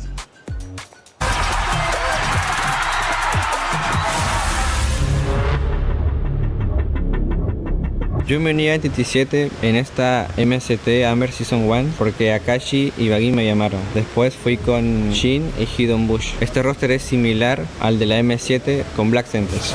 Now just 2 members, down goes Detective, and ladies and gentlemen, we have Black Sentence. Com a junção que teve da América do Norte e América do Sul, eu acho que elevou o nível das duas regiões em si, porque a gente não se jogava junto contra. Eu acho que a América do Norte é uma região bem forte, inclusive tem players que já ganharam o MSC, então elevou o nível de todo mundo e a gente consegue chegar mais preparado para jogar o stage internacional. Este es el momento en que esa llave se convierta en de ustedes. Esa llave va a ser con la que ustedes abran la EWC. Norteamérica y Sudamérica no han encontrado un avance porque creo que deberían mejorar los tratos por parte de las organizaciones hacia los jugadores, como también apoyarnos más y dejar de odiarnos entre nosotros, porque al final somos una región y hay que apoyarnos mutuamente. A última vez que eu joguei em evento internacional foi o M5, acabamos não indo tão bem, mas eu acho que deu para pegar bastante aprendizado, pegar bastante experiência internacional de evento presencial. Eu acho que dessa vez vai ser diferente. Yo creo que este roster es mejor que el de Black Sentence porque con la experiencia a la M7 fue muy buena, como también la sinergia que tenemos con el nuevo equipo es muy buena. A Onyx é um grande time, eles estão sendo campeões faz bastante tempo na Indonésia, tem jogadores muito bons, ainda mais que entrou o Kelra. Eu acho que eles são muito fortes nas lanes, eu acho que a gente se pegar alguns heróis que tem pressão no começo de jogo, eu acho que a gente pode lidar bem contra eles. Para todos mis fans, espero que puedan apreciar a este nuevo y mejorado equipo gracias a la nueva competencia MCT Amber. Eu acho que os fãs podem esperar bastante coisa de nós, mesmo que caímos contra time forte e se ganharmos caímos contra o atual campeão do MSC, eu acho que eles podem esperar bastante coisa da gente. High expectations for South America here. Yeah, they are looking to show off a little bit more of their playstyle. I feel like they got the short end of the stick. They went up against Onyx, now they're going up against Team Liquid. Against Onyx, they tried to bring back what made them work out and get success in Amber, but the problem was it looked like they were drafting 2 metas behind. They were drafting before even wildcards, and even though they got some of their picks, it was picks that we were thinking it's not the picks that we're looking for now. So maybe they learned a lot from Onyx. They said they learned a lot from their previous experiences. Hopefully they learned from the Onyx matchup. Well, honestly, I think they've got a lot of ambition going behind them, because it's totally understandable from their POV that it's like, not only are we looking for organizational support and the fact that, you know, they've combined the region to raise them up, but they have yet to have that amazing international finish to show, yes, this region has what it takes to play against the best. So again, this may not mean much for a lot of people out there, but for those players up on that stage facing up against Liquid right here, right now, if they could take even one game away from them, that could put that extra chip, you know, that one extra chip to say, these boys are worth investing in. And that's what I'm hoping that this game and this series raises up the region as a whole. Yeah, and we started off the day with a result like that. We didn't expect that it would get to the point we were wondering, is GK actually going to eliminate Selangor Red Giants? What if how we started off the day is how we're going to bookend it? What if we get to the point where we're wondering, I can't believe Entity 7 might be close to beating Liquid. This is the MSC where surprises come every single day, every single match. I'm not going to completely turn off the idea that Entity 7 might come running right out of the gate. Yeah, you can't. You can't do it because, again, you have expectations and sometimes you just set yourself up to be surprised. On this side, though, we have to look at Team Liquid PH. And when you look at this roster, from Sanford to Sanji to JP to Teddy to the GOAT, Carl Teasy, who back at MSC 25, I tried to say this in a different way, but said, yeah, I've done it. I've accomplished everything that can be accomplished. And accepting that honor is a very good thing for him to say, this is where I am at now. Where can they go from here? Because as defending champions, of course, they have high expectations and high hopes. They're going to work their best. But what have they learned from that earlier loss this week? We had a chance to sit down and talk with Sanji about it. We're now here over with Sanji. It's so good to see you again, Sanji. Yeah, good to see you again. Good to see me again. That's great. It's mutual. So, Sanji, we didn't get to talk to you after your match loss yesterday. What did you think happened in that match? I think we're surprised. Their drafting is so good, and now we're very confident. You're very confident now because I think a lot of the casters, especially the ones on the panel, they were talking about the early game. I feel like TL usually dominates the early game, but Aurora gave you kind of a hard time. And your upcoming opponent, E7, likes to play the early game. So what do you think about that, Sanji? Now our enemy is like, we read, it's like, and before we face Entity, we have a Scream, and we know that's their gameplay, and they love the early game. And Aurora, we're not having the info. That's why we lost. Okay, so you didn't have a lot of info on Aurora, but upcoming against E7, you're confident? Yeah, I'm very confident. Very confident. So talking about the picks, you mentioned some surprise picks, and I think a lot of us were also very surprised. Rafaela mid lane, Sanji. What's going on in the mid lane? I don't know, maybe a lot of heroes came back, and I think even if you pick like Angela or like Matilda, I think it's okay. Okay, so there's a possibility for those two heroes to come back in the mid lane. Have you heard about the new rumor? Fighters in the mid lane? Yeah, I heard. Is that something that could possibly pop up here in the meta? I think it's possible because of the like strong mid. So that's why fighter is good also. Okay, but do you like it? Do you like this meta? Does it suit you, Sanji? Yeah, I like it. You like it? Yeah. So are we expecting some crazy picks maybe coming up from you? Not for me. I think for my teammates. Okay, we got a little bit of info there. Thank you, Sanji. But after that, obviously you're coming into this. Do you have maybe a message for Entity 7? I think good luck and have fun and give the fans the best team. Oh, best show? The best show. The best show. Okay. Thank you so much. This was very fun. Sanji, good luck on your next match, and we're throwing it back to you guys. Not enough info. I mean, that makes sense. I would say that Gideon is a real thing that looked like they didn't get a chance to play because they were just so in shock at what was coming at them. Yeah, understandably so, right? Yeah. Even I was dumbfounded when I saw that lineup just come up with the Rafaela in that mid lane and absolutely just dominate the earlier stages. But I, for one, have already admitted many times, especially after M2, that I cannot doubt the GOAT. I'm actually contractually obligated not to doubt the GOAT ever, because I doubted him then, and from that point onwards, it has just been uphill for me. I've been so glad that I'm standing behind Carl TZ and watching his games. He is an absolute monster for a reason. I'm on the other side. Every time I predict for Liquid, something bad happens. Every time I predict against Liquid, they start steamrolling through their opponents. So maybe this is the time for me to say, I think Entity 7 is going to win.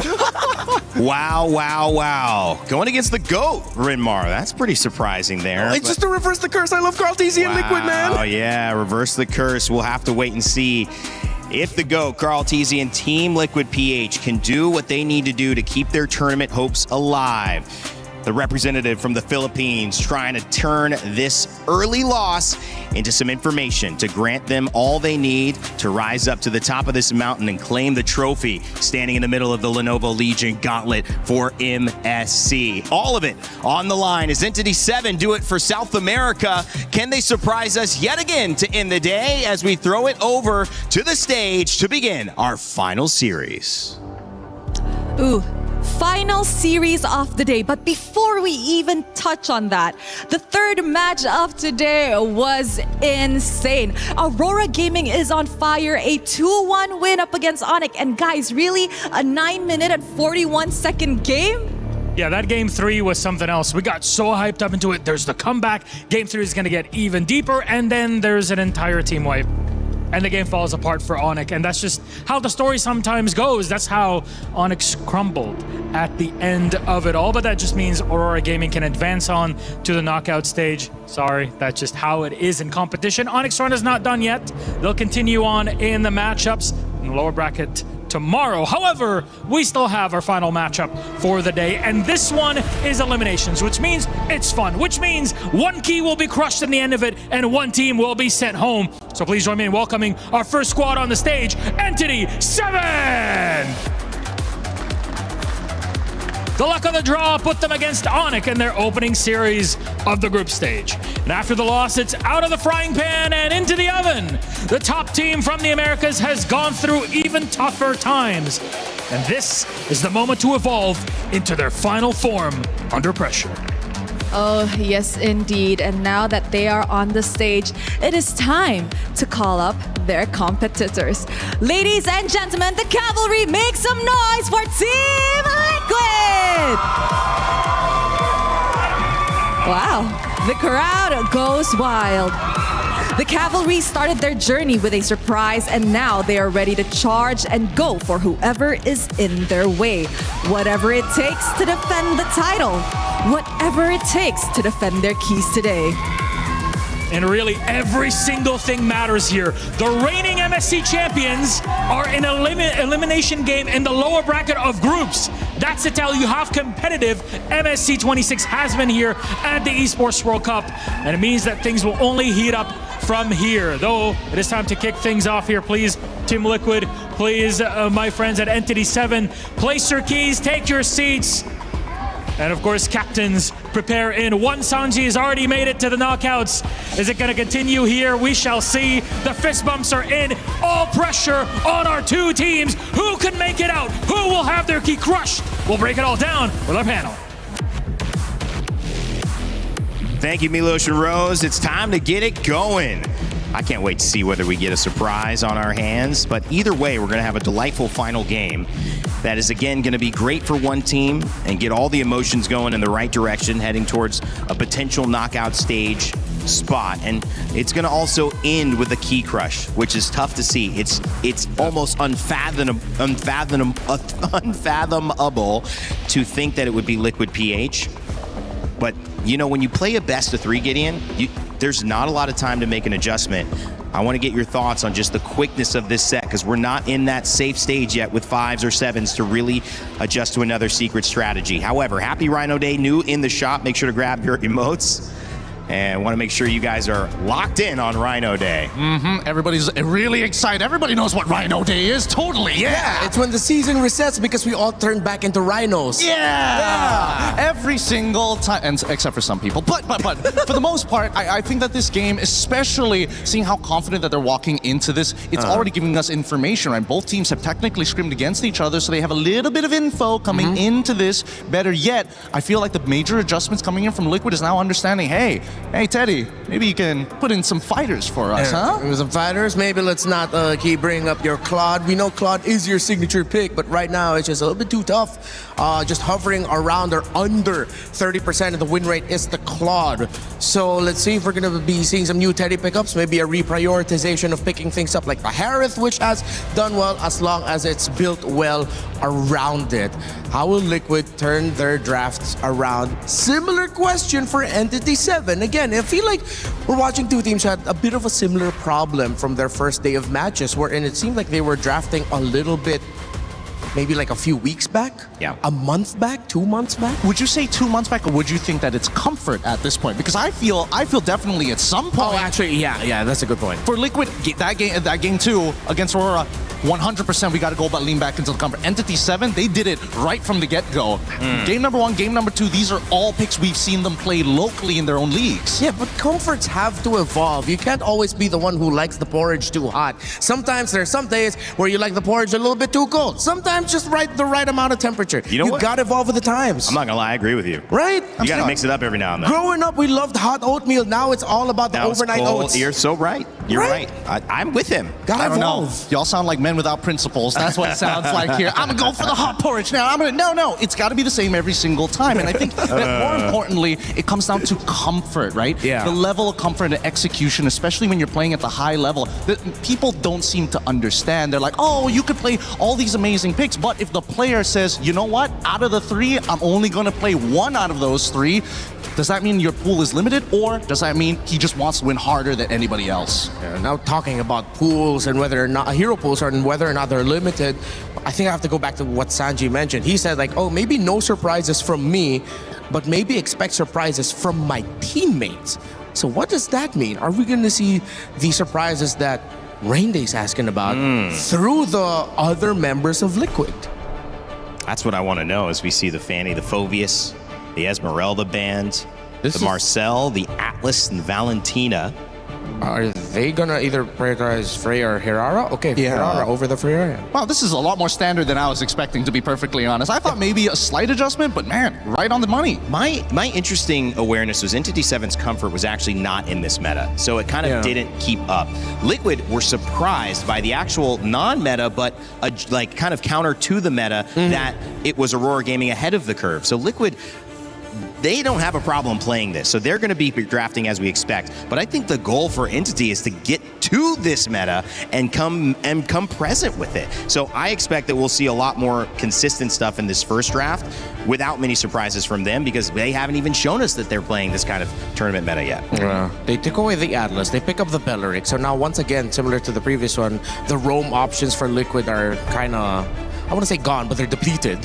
Now the Freya sub, are they just going to put JP on the Cho? I think they might actually. They might kind of have to, but at the same time, we don't know where this Freya is going to go just yet. And I think that's the best part, that Entity 7 is playing with cards very close to their chest. But my favorite band so far, the Valentina alongside with the Atlas, to make sure that the Ling Hirara trade becomes that much more, well, I don't want to say impactful, but the weight of it is felt.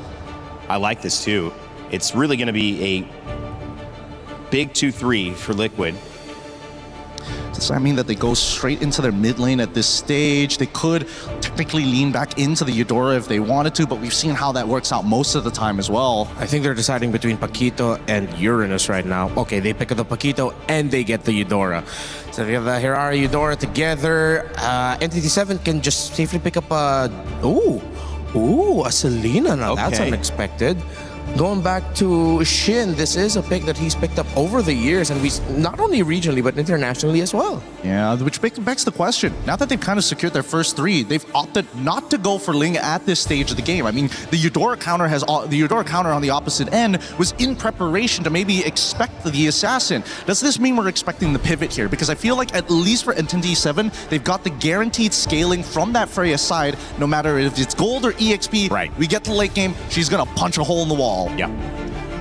I think Entity 7 will want to keep their options open, put that Freya in the gold, because having a Belleric and Alice together in the comp is actually going to be really tough for Liquid to deal with once they start jumping up together and then fighting together as 5. The Eudora, Paquito, and Herrera would not be happy going up against a Belleric, Freya, and an Alice.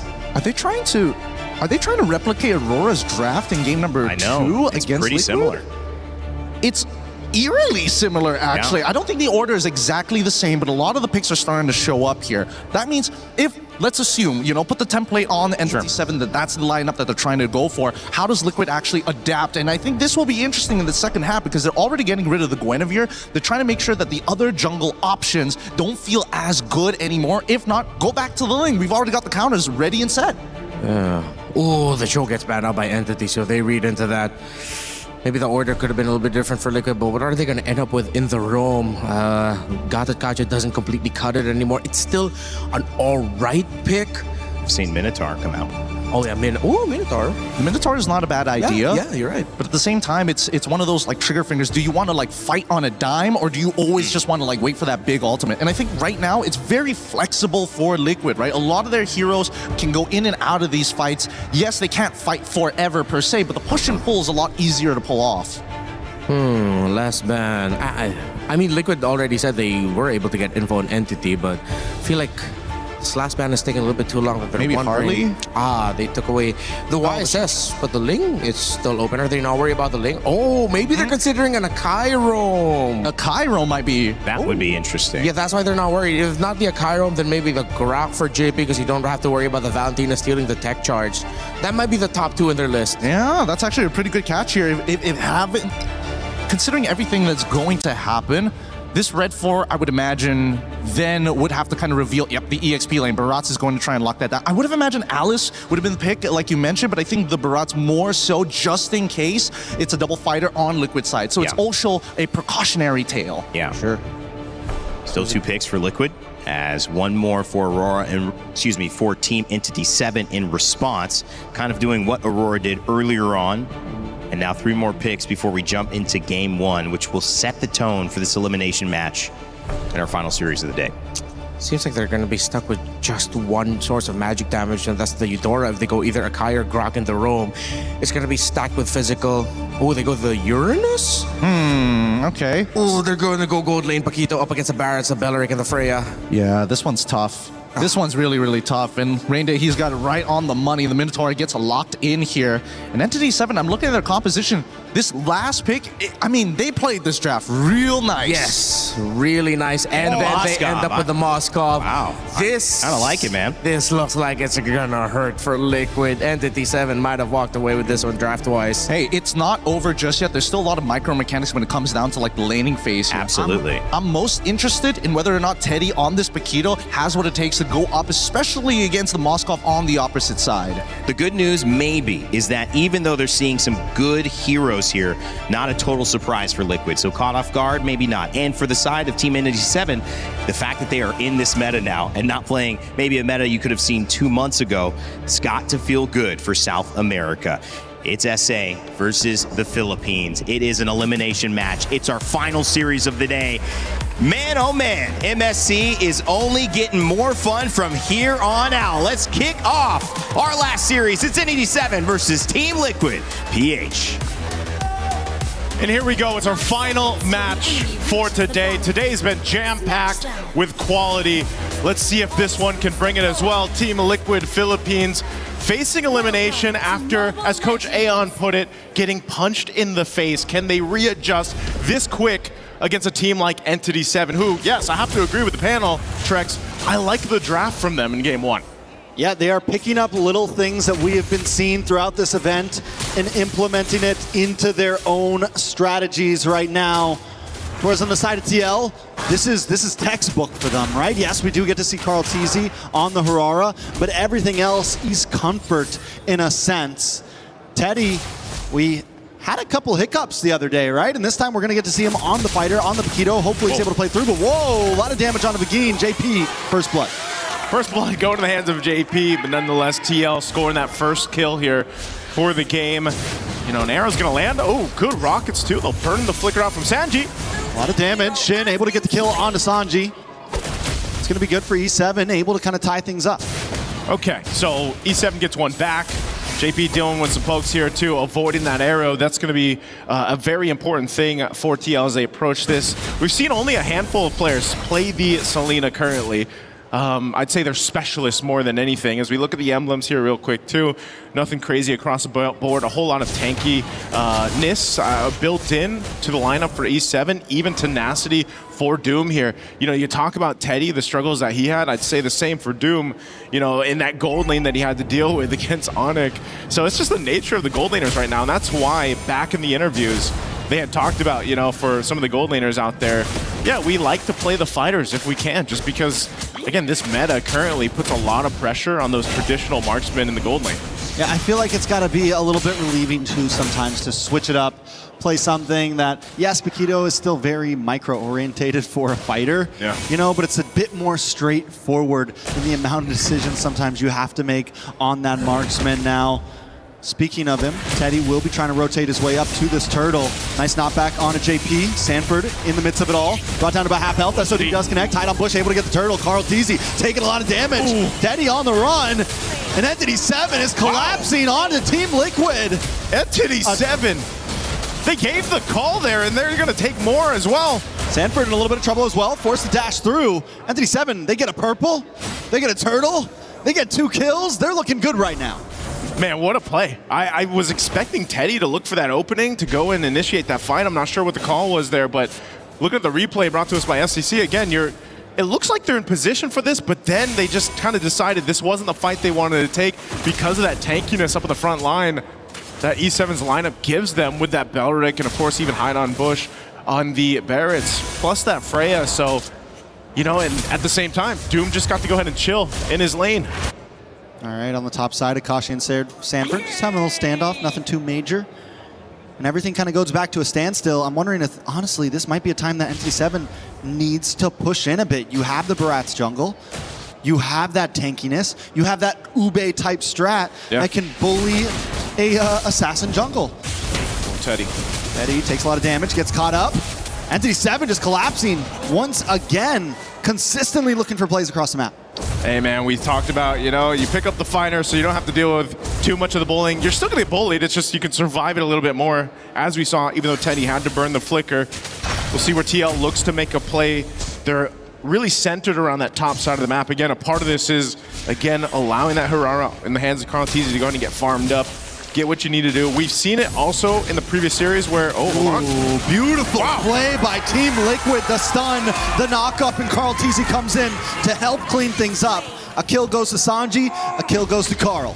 As I was just saying, hold on. They're going to push Hide on Bush out of his jungle, so getting some back here. But that's one of the things I was about the Eudora. Whoa, Daytona's welcome. Daytona's welcome. Gonna get him against the wall. Sanford does pop the consecration. Should be able to get away from this though.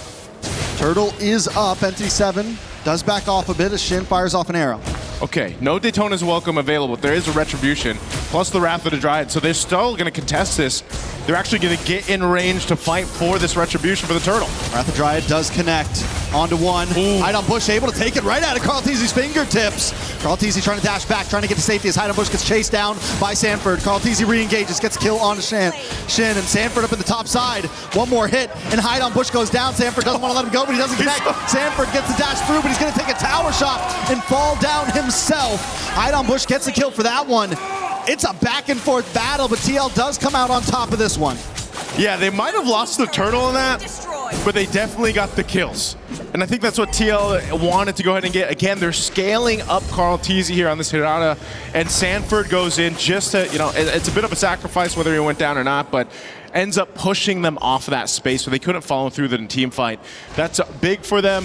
Looking at the replay, again, we expected Entity 7 to fight this with the tools at hand, but again, fighting into this whole mid lane. Bagwin.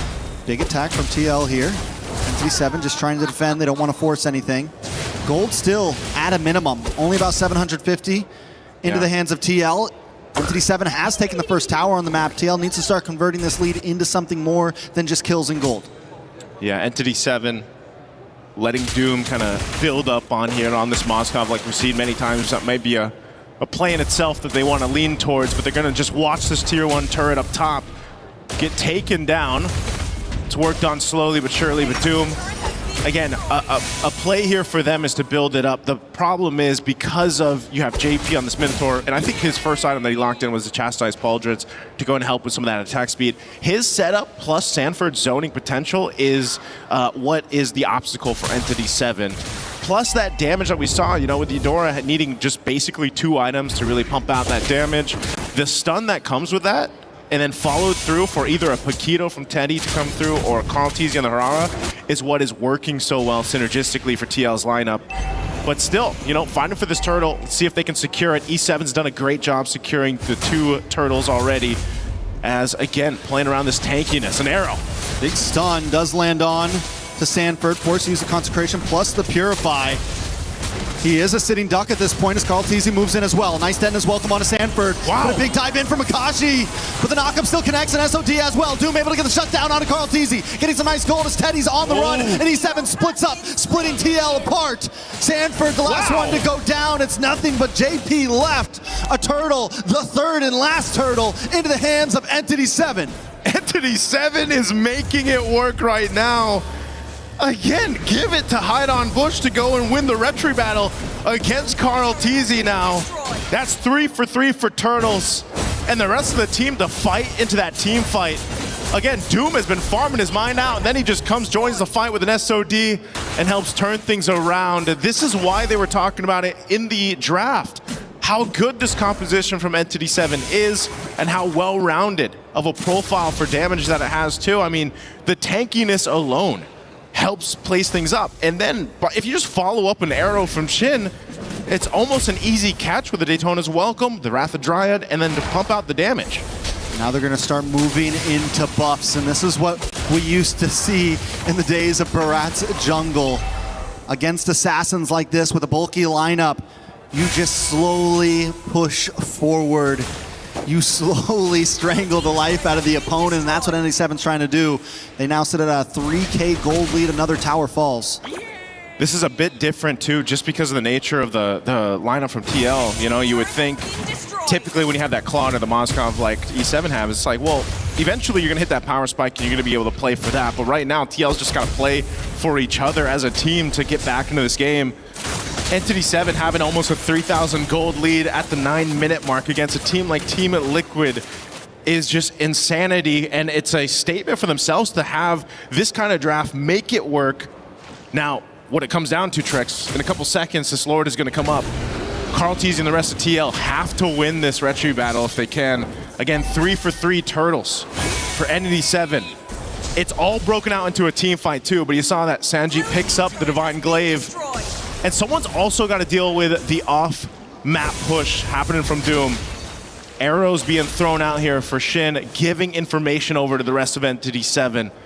And so this is a tough one for TL. They've got to decide to not let that bottom wave push in and also to set up around the objective. And Entity 7 are playing the macro game well, pushing the long lane. They've got Akashi up on the top side. Sanford does have his eye on the Lord, but it still feels like Entity 7 can slow play this. And this is a position Team Liquid's not used to, right? Yeah. This is a position that they have to think about how they're going to approach this. They don't have a marksman. They went for the fighter off. Teddy not having the greatest game, and how does Teddy even get to the back line right now? If he is able to get past Hide on Bush, Shin's waiting with an arrow. Doom's able to push him back. Uh-oh, Lord, quarter to health. They're going to fight it. Conceal already used. Easy makes his way in, but Begin catches him, and the Detonus Welcome helps Hide on Bush. Secure it. JP goes down. He's able to flicker back at least, but not just yet. Will catch up Doom, but Doom's not going to let him go. Teddy's on the run as well. JP finally shredded to pieces. Carl Teasy, Sanji, JP all off the map as Entity 7 forces in 5 with the Lord. Man, they get the Lord. They win the team fight. Entity 7 is now knocking on the base here of Team Liquid. The rest of the members going to be up here shortly, but they're going to lose the base shields as they're popped up top mid, and now E7 working on the base turret. They're just trying to hold on, and they're going to clear out this Lord. Entity 7 kicking down the front door of Team Liquid Philippines. I don't think anyone thought we'd be here right now in just game number 1. They're going to move on to the orange buff. 7K gold lead. Man, Trex, again, for anyone that did predictions coming in this MSC have definitely been thrown off. Again, that Lord secured by Hide on Bush. He's been phenomenal in the Retribution battle. Doom as well, farmed up to the grit. Now just able to go ahead and shred through anyone up with that front line. This has been so amazing for Entity 7 to deal with in game one. For Team Liquid, they've been in this deficit before, they've been down before, but it just hasn't been happening that often in their recent matches, in their recent stints in MPL Philippines or anything like that. But now that they're playing behind, we have to see if they can kind of adjust from this on the fly, because even if you get past this game, Entity 7 is just playing better right now. Begin will keep vision, and I love the placement of the traps around from Selena. This is another big advantage for Entity 7, the constant vision they have on the map. Another trap goes down. Sanford's got to keep on taking them to the face, but it's fine because they can just keep this going. Look at Akashi in the boss side, ready to help out this slow push or wait for any target that's going to walk into him. 3, 1, and 6. Level 14 ahead of everyone on the other team. I mean, Entity 7 is just in such a perfect position right now. Arrows being thrown out here. Gotta dodge those for the most part, but I think what's really difficult here too, Trex, is unfortunately with this kind of lineup, there isn't much of a surprise angle you can look for other than maybe that flicker setup from JP, maybe the flicker setup stun from Sanji.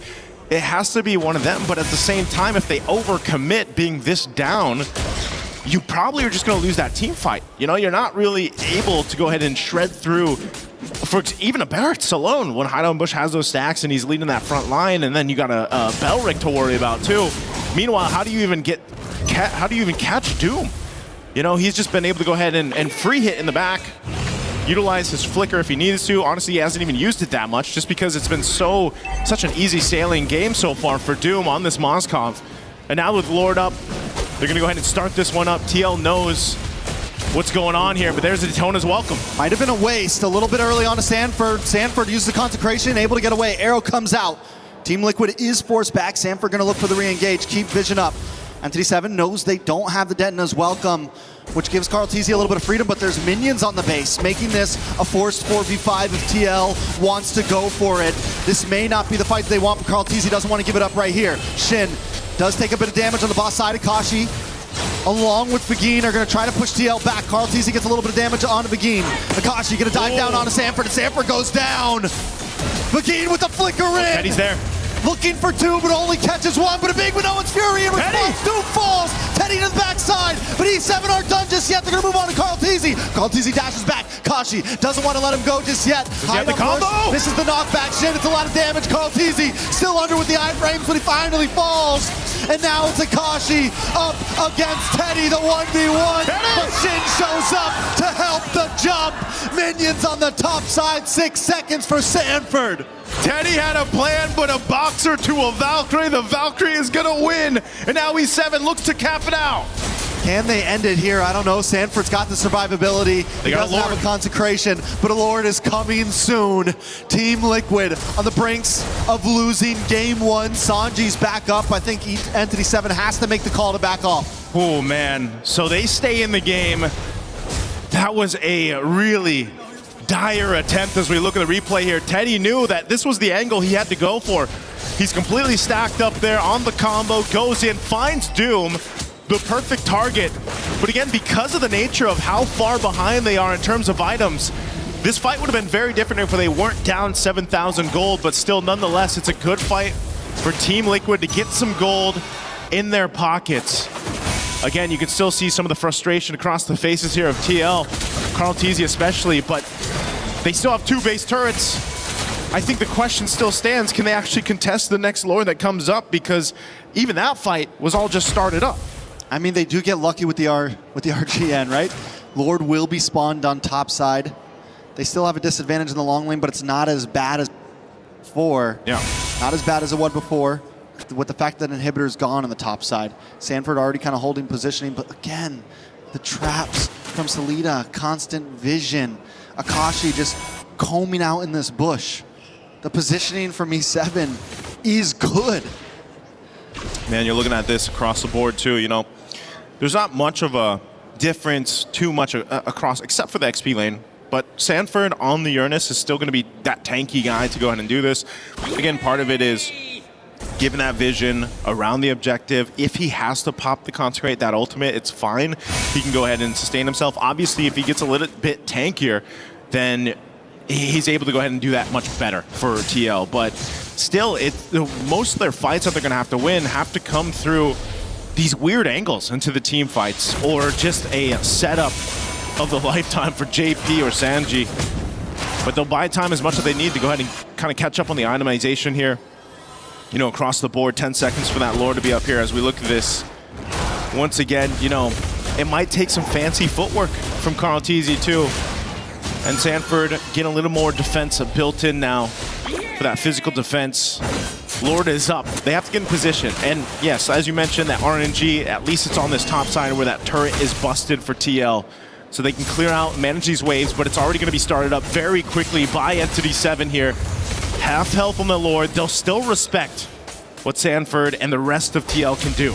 Yeah, they're letting the reset happen a few times, still taking it slow. They know they have the general push on the bot side.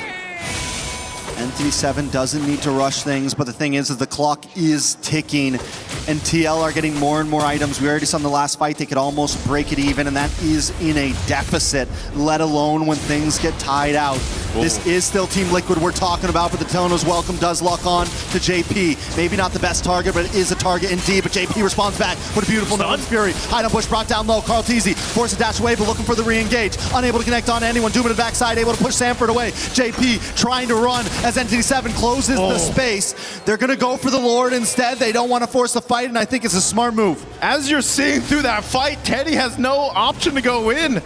You know, he might be fully stacked, full health, but if he does go in and get caught through all of that, then they lose that damage from TL. So it's just sort of this push and pull to see what they can get out of Entity 7 and see if they can make them overstep. But so far, Entity 7 hasn't fallen for it. They've done a really good job at just kind of taking their time, stalling this out. JP's got an immortality now, though, too. And so once again, they're going to wait for that reset to come through for the ultimates. Fighting for this Lord. There's a big wave of bot, though. And Akashi's going to go have to deal with this. TL knows this. They have some information. Can they blitz the Lord before Akashi makes his way back up? But there's just too much of a risk. Shin throwing out these arrows, giving the vision. A stun on Van Nguyen. While Doom is here, so it's just, again, not favorable for TL right now. I think it's a smart move from Akashi to just turn back. It's okay if you lose that tower right now. Let things even out. Akashi trying to push JP down. Brings down to about half health. Carl Teasy looks for the re-engage. Nice. Big hit from Vagine. Akashi able to find Sanji. JP, immortality pops. Akashi finds Carl Teasy. And Entity 7 is taking him down one by one. Immortality pops onto Teddy. Entity 7 doesn't even want the Lord. They're going to go for the base. They're going to go for the base here, It's Trex. Sanford, Carl Teasy still on the map. No, everyone's gone but Sanford. And Entity 7 with the upset of game one. Take it. They take it, man. They take it from Team Liquid. Entity 7 surprising everyone. I mean, they looked a little surprised themselves, but what is going on here? Is the meta that different? Is the drafting that different right now that it might be almost too much to handle for even a team like TL? I don't know. Question mark? Question mark, dot, dot, dot. What is going on? That's a question mark, exclamation point, question mark, exclamation point. Surprise. Yeah. Questioning so many things that need to be answered right now. Entity 7, though, honestly, did adapt. They did. They were able to implement so many things we've been seeing and make it work with their composition. And I feel like TL kind of tried to do the same thing. Yeah. But maybe at the wrong time. I don't know, man. I mean, even there was a lot of these fights, a lot of these instances where you're thinking, okay, there may be room for them to engage into this fight. Even Teddy, I felt like he was really struggling to find that window of opportunity to jump in, you know, utilize this Paquito. But maybe it was just, again, big draft difference. They couldn't actually utilize what they brought. The counterplay was there, and it was just really difficult to see Team Liquid try to make this happen. But props to Entity 7 for getting game one. Let's throw it over to the studio to break it down.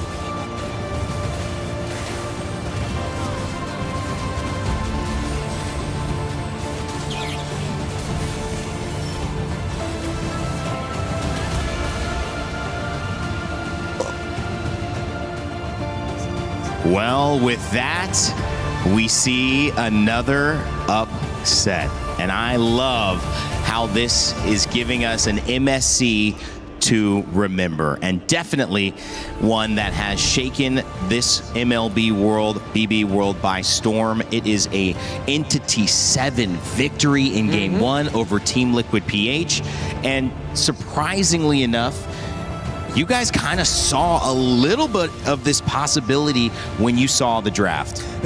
I don't think just a little bit. We saw it. I mean, maybe you didn't say it as heavily as you could have, but man, this draft kind of spelled it, right? Yeah, a lot of questionable decisions by Liquid, but instead of looking at Liquid, I want to look at Entity 7. Tremendous growth for the Amber squad. The changes that they made. That's true. The changes in priority, seeing that they really looked at all the games and then adjusted based on what gave them problems and what have given victories to teams. You have to clap for Entity 7 and how they drafted for this game number 1. Yeah, really great work overall, because again, it just boils down to the numbers of the game. And unfortunately, this time around, the scaling was just so much onto the side of Entity 7 that inevitably, unless Liquid were playing out of their minds from minute 0 all the way to minute 9 and had maybe a 6K gold lead, that could have been the opportunity for them to try and close out the game. But Entity 7 said no, which is great, because now it really goes to show that the caliber and level of these different regions are closing really fast, and you have to be smart about these picks and bans. Listen, people are ready to jump on this type of stuff, but when it comes to champions, when it comes to GOATs like Carl Teasy, you have to always consider that there's a chance. And many people saying, just go back to what's comfortable for you. Clearly, this has been an uncomfortable meta for Team Liquid PH, but it also has to be mentioned that there's just so much to be proud of on the side of Entity 7. We actually had a chance to talk with Doom, who played a fantastic Mozkov in this previous game earlier before the set. We are now here with Doom from Entity 7 before his elimination match. So we're going to get a pulse check with him right now. Doom, how are we feeling? Everything okay with you? Sí, solo un poco ansioso por la partida contra Liquid. Yes, all good. I'm just a little bit anxious because of the match against Liquid. Okay, a little bit anxious. What's going on? Is it because it's an elimination match or because you're up against Liquid particularly? ¿Es porque es una partida de eliminación o porque estás específicamente contra el Liquid? Diría que me da mucha emoción poder jugar con un equipo que admiro mucho y nada, o sea, poder jugar contra ellos me da mucha emoción. I'm really excited to be able to play against a team that I admire quite a lot, and so that just has me excited. Oh wow, he's excited because he's admired them for a very long time. If you admire them so much, do you maybe have a message for Liquid before this match? Nada, decirle que los admiro mucho, que siempre los veo y espero una buena partida porque son unos grandes jugadores. I just want to say that I admire them a lot and that I expect a really great match because they are really great players. Wow, that's beautiful, Doom. That's beautiful, Doom. Okay, we didn't get to talk to you after your match loss yesterday against Onyx. What do you think happened in that match? Creo que no veníamos tan preparados como lo pensamos. Además que tuvimos un problema con el vuelo de mi amigo, que es el como líder del equipo, así que no nos pudimos adaptar tanto, pero bueno, intentamos dar lo mejor. I think we weren't just as prepared as we thought we were, and we also had a little bit of hindrance because of one of the flight of one of our players that is basically the leader of the group. He wasn't here, and we just couldn't click on that match. Okay, so wait, there wasn't a player that they needed. Is that what he said? Dice que no había un jugador que ustedes necesitaban, que hubo un problema con los vuelos. No pudimos practicar. Yeah, exactly. We couldn't practice because he wasn't here for practice. Oh, okay. But you guys are now together, right? Ahora están juntos, ¿no? Sí, yeah.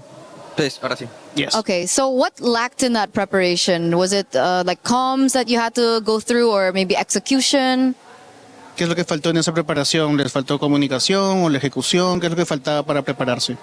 Creo que un poco la comunicación, y yo no estoy seguro de mis amigos, pero creo que ellos sí estuvieron un poco ansiosos por la partida y creo que también no nos adaptamos tanto al meta, por así decirlo.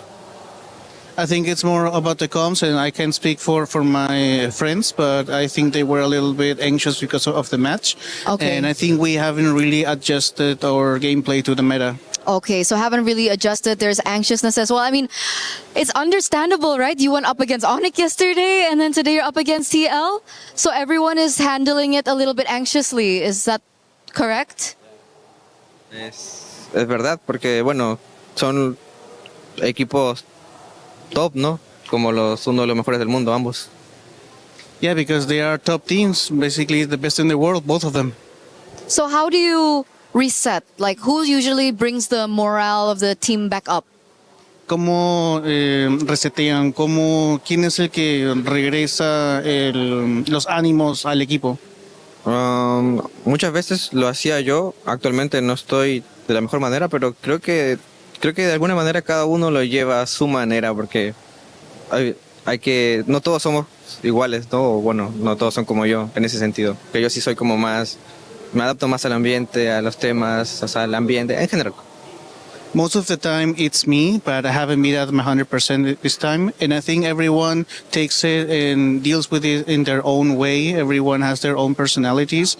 And I just feel like I have this tendency to be more cheerful and to adapt through everything that has come to me. I love hearing it. I love hearing it. Good luck in this next match. You guys got this, okay? Be confident, all right? Anything can happen. The meta is so flexible. All right, Doom?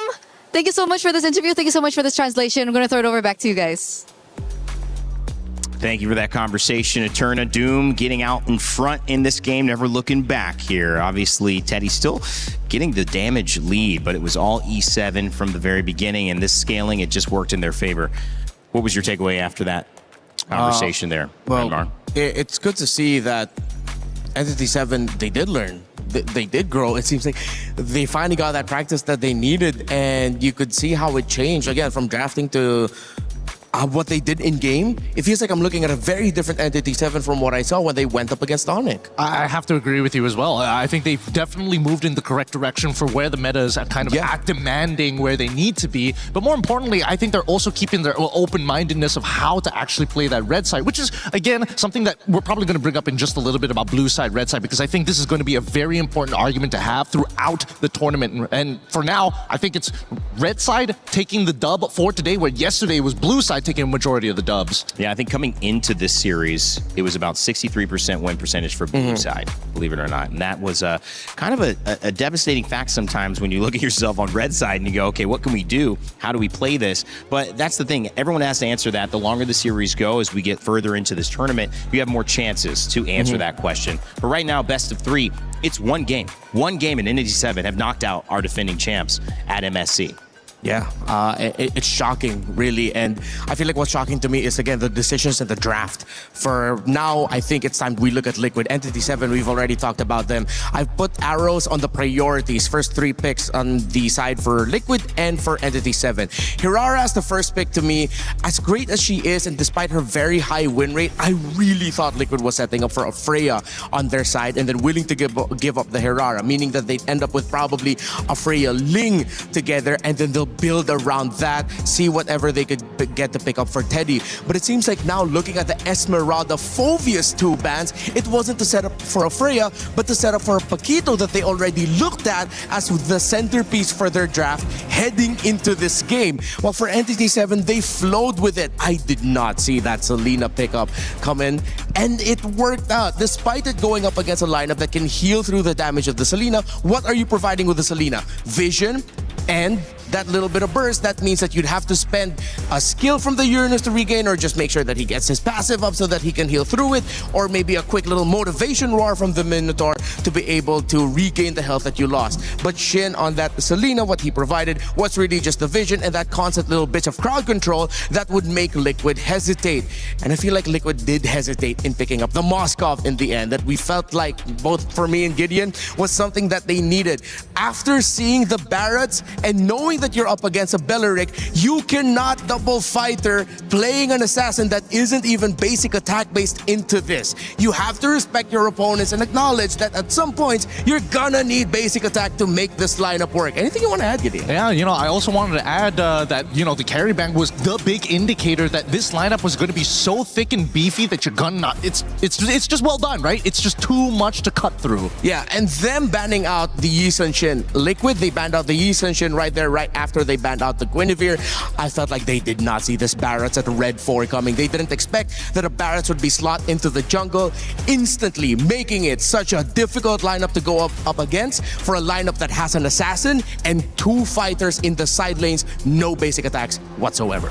It is a very difficult thing to anticipate all of this, especially in this position. You have to kind of feel for Liquid PH, who got up against Aurora and we're like, okay, what is this? No one's played that at all. We haven't seen it still. We haven't seen that come back out. And then you go and you look at a situation where you don't have a lot of time to iterate. You don't have any other tests. And now when you get a test, you're seeing something a little different as well, although it's a little bit more on pace, guys. I mean, this is going to be a masterclass in one way, or it's going to be an amazing story. The masterclass side is Team Liquid PH went back in there for those 10 minutes, and they came up with a plan. How we're not going to get surprised, how we're going to get the edge in this draft. And Gideon, if you're that coach, if you're looking at this team with the tools you have, what does that conversation look like? A lot of it is going to come down to how much can we scale into this game. And I'm sorry, Carl, it can't be you this time. We are dependent on the side lanes to make this happen. I'm looking at Teddy specifically here in this particular matchup. And hopefully we're not going to Flying Clouds, because maybe then there will be a time that... What'd you say? Oh, man, you know what? Never mind. I'm out of here. Now, boys. See you later, man. All right, Rimar, what's your thoughts? Just kidding. Flying Cloud. This is not going to bode well for Liquid, knowing that Entity 7, they have the momentum. They know that they have a chance to make history here and etch themselves in the history books of MLBB as the team that eliminated Team Liquid in MSC 2026 as the defending champions. That is nuts. Liquid, Coach Aeon and Coach Snap, they are running through all the permutations. They have to get creative. We know Aeon and Snap to be very logical dudes. Yeah. They have proudly proclaimed themselves to be huge nerds for the game. But this meta is about creativity. It isn't just about the permutations, it's how creative you can get with all the numbers here presented. Not just creative, but also getting into the minds of your opponents. If you understood their top 5 list, that helps you so much walking into this draft. And immediately, surprisingly enough, Team Liquid said, you know what? One more time. We're going to go back on that blue side. We're going to contest. But interestingly enough, Entity 7 are the ones who are banning out the Freya. Yeah, they don't pick it up for themselves. They opened up the Valentina that they banned out earlier, and I think this might be a Valentina Belleric. Unless they're thinking about it, they're taking their time, whether or not they have, they don't need to rush their assassin. I think they're also considering what does Liquid have in store in their pocket that might come in as a surprise for Blue 2-3. I want to say, I mean, they're changing things up, right? So if they're changing things up, I would only imagine that they want to kind of show their jungle now, just to keep it like really, really honest. Maybe give that Valentina over to TL and then just overload them with really, really nasty ult to maybe unlock Akashi a little bit. But for now, at least they got the Eudora on their side. We'll see how that plays out. I think just pick up either the Uranus or the Barretts here. The Esmeralda's gone. No need to go for double fighter. There's the Barretts, and then you... Okay, if it's not the Uranus, you're getting... Oh, maybe they're... Oh, wait, no. Yeah, you can get a gold laner. It's fine. Get a Moskov or something like that. Or Cho, just lead them on a little bit. Red herring them. Make them take purifies. Yeah, that Cho was taken away in that second ban phase, so not available. This time it is available. Oh, yeah. The Barat's Cho. Maybe prioritize the Cho and then you adjust your mid lane and gold lane picks for later. Liquid doing something. Kind of close to the edge you were looking for. Are we getting there? I think we're almost there. I think now that I like that they took the Barats away. Yeah, getting rid of the Barats is already one thing, right? But the question is where exactly he goes into the EXP, and now you also have to make sure that this is going to be somewhat of a dead lane, right? Because looking at the way that Team Liquid kind of wants to hold out is, can we get Carl back into the turtle site without getting messed up by like a bajillion different ults? I think the Valentina makes a lot of sense because Belleric is on the opposite side. Yeah. But right now, we need to make sure that at least the big ones, The Alices are kind of out of the way, the hard divers. And I think that's why they picked up the Valentina, that if ever, depending on the pick of Entity 7 and the Alice is still open, and if you cannot ban the Alice, I'm talking about Liquid here, at least they have the Valentina to steal the ultimate of the Alice away just to balance things out. Uranus and Bellaric, another very good composition for roaming and handling team fights, giving space, disrupting. You got Eudora on top of that. I like that 3. Yeah, that was the trade up. Now, what are the fighting for odds? golds? What are the odds that we're going to see Uranus go flexed into the jungle?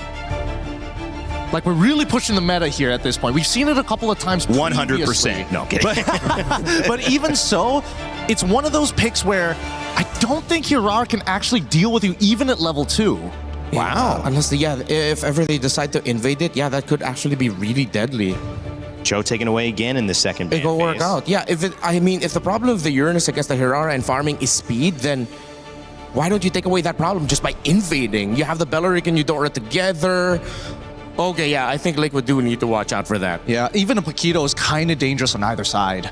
So this could be interesting. These 2 picks at the very end determined a lot as well, but it was already looking good last game for Entity 7 after the first 3. It still looks good, but definitely by stealing that Barrett's and then having the Hirara, the Valentina, Liquid playing with a little bit more of an option in case another surprise, a spanner is thrown in the works. Okay, with the Moskov taken out, Liquid and Entity 7 still have a pool. If ever Entity 7 decides to pick up the carry, you can still trade out Melissas, Brodies, Claudes.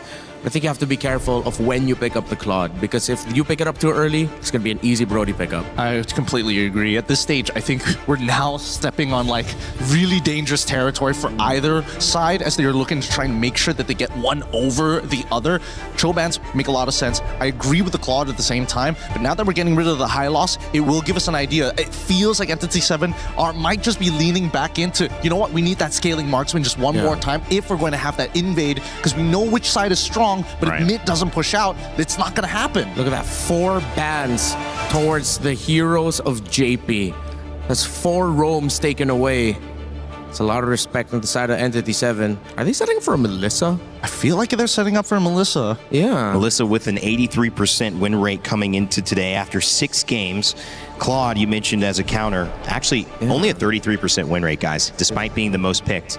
Because, bit of a Ling Hirara conversation there. Yeah, exactly.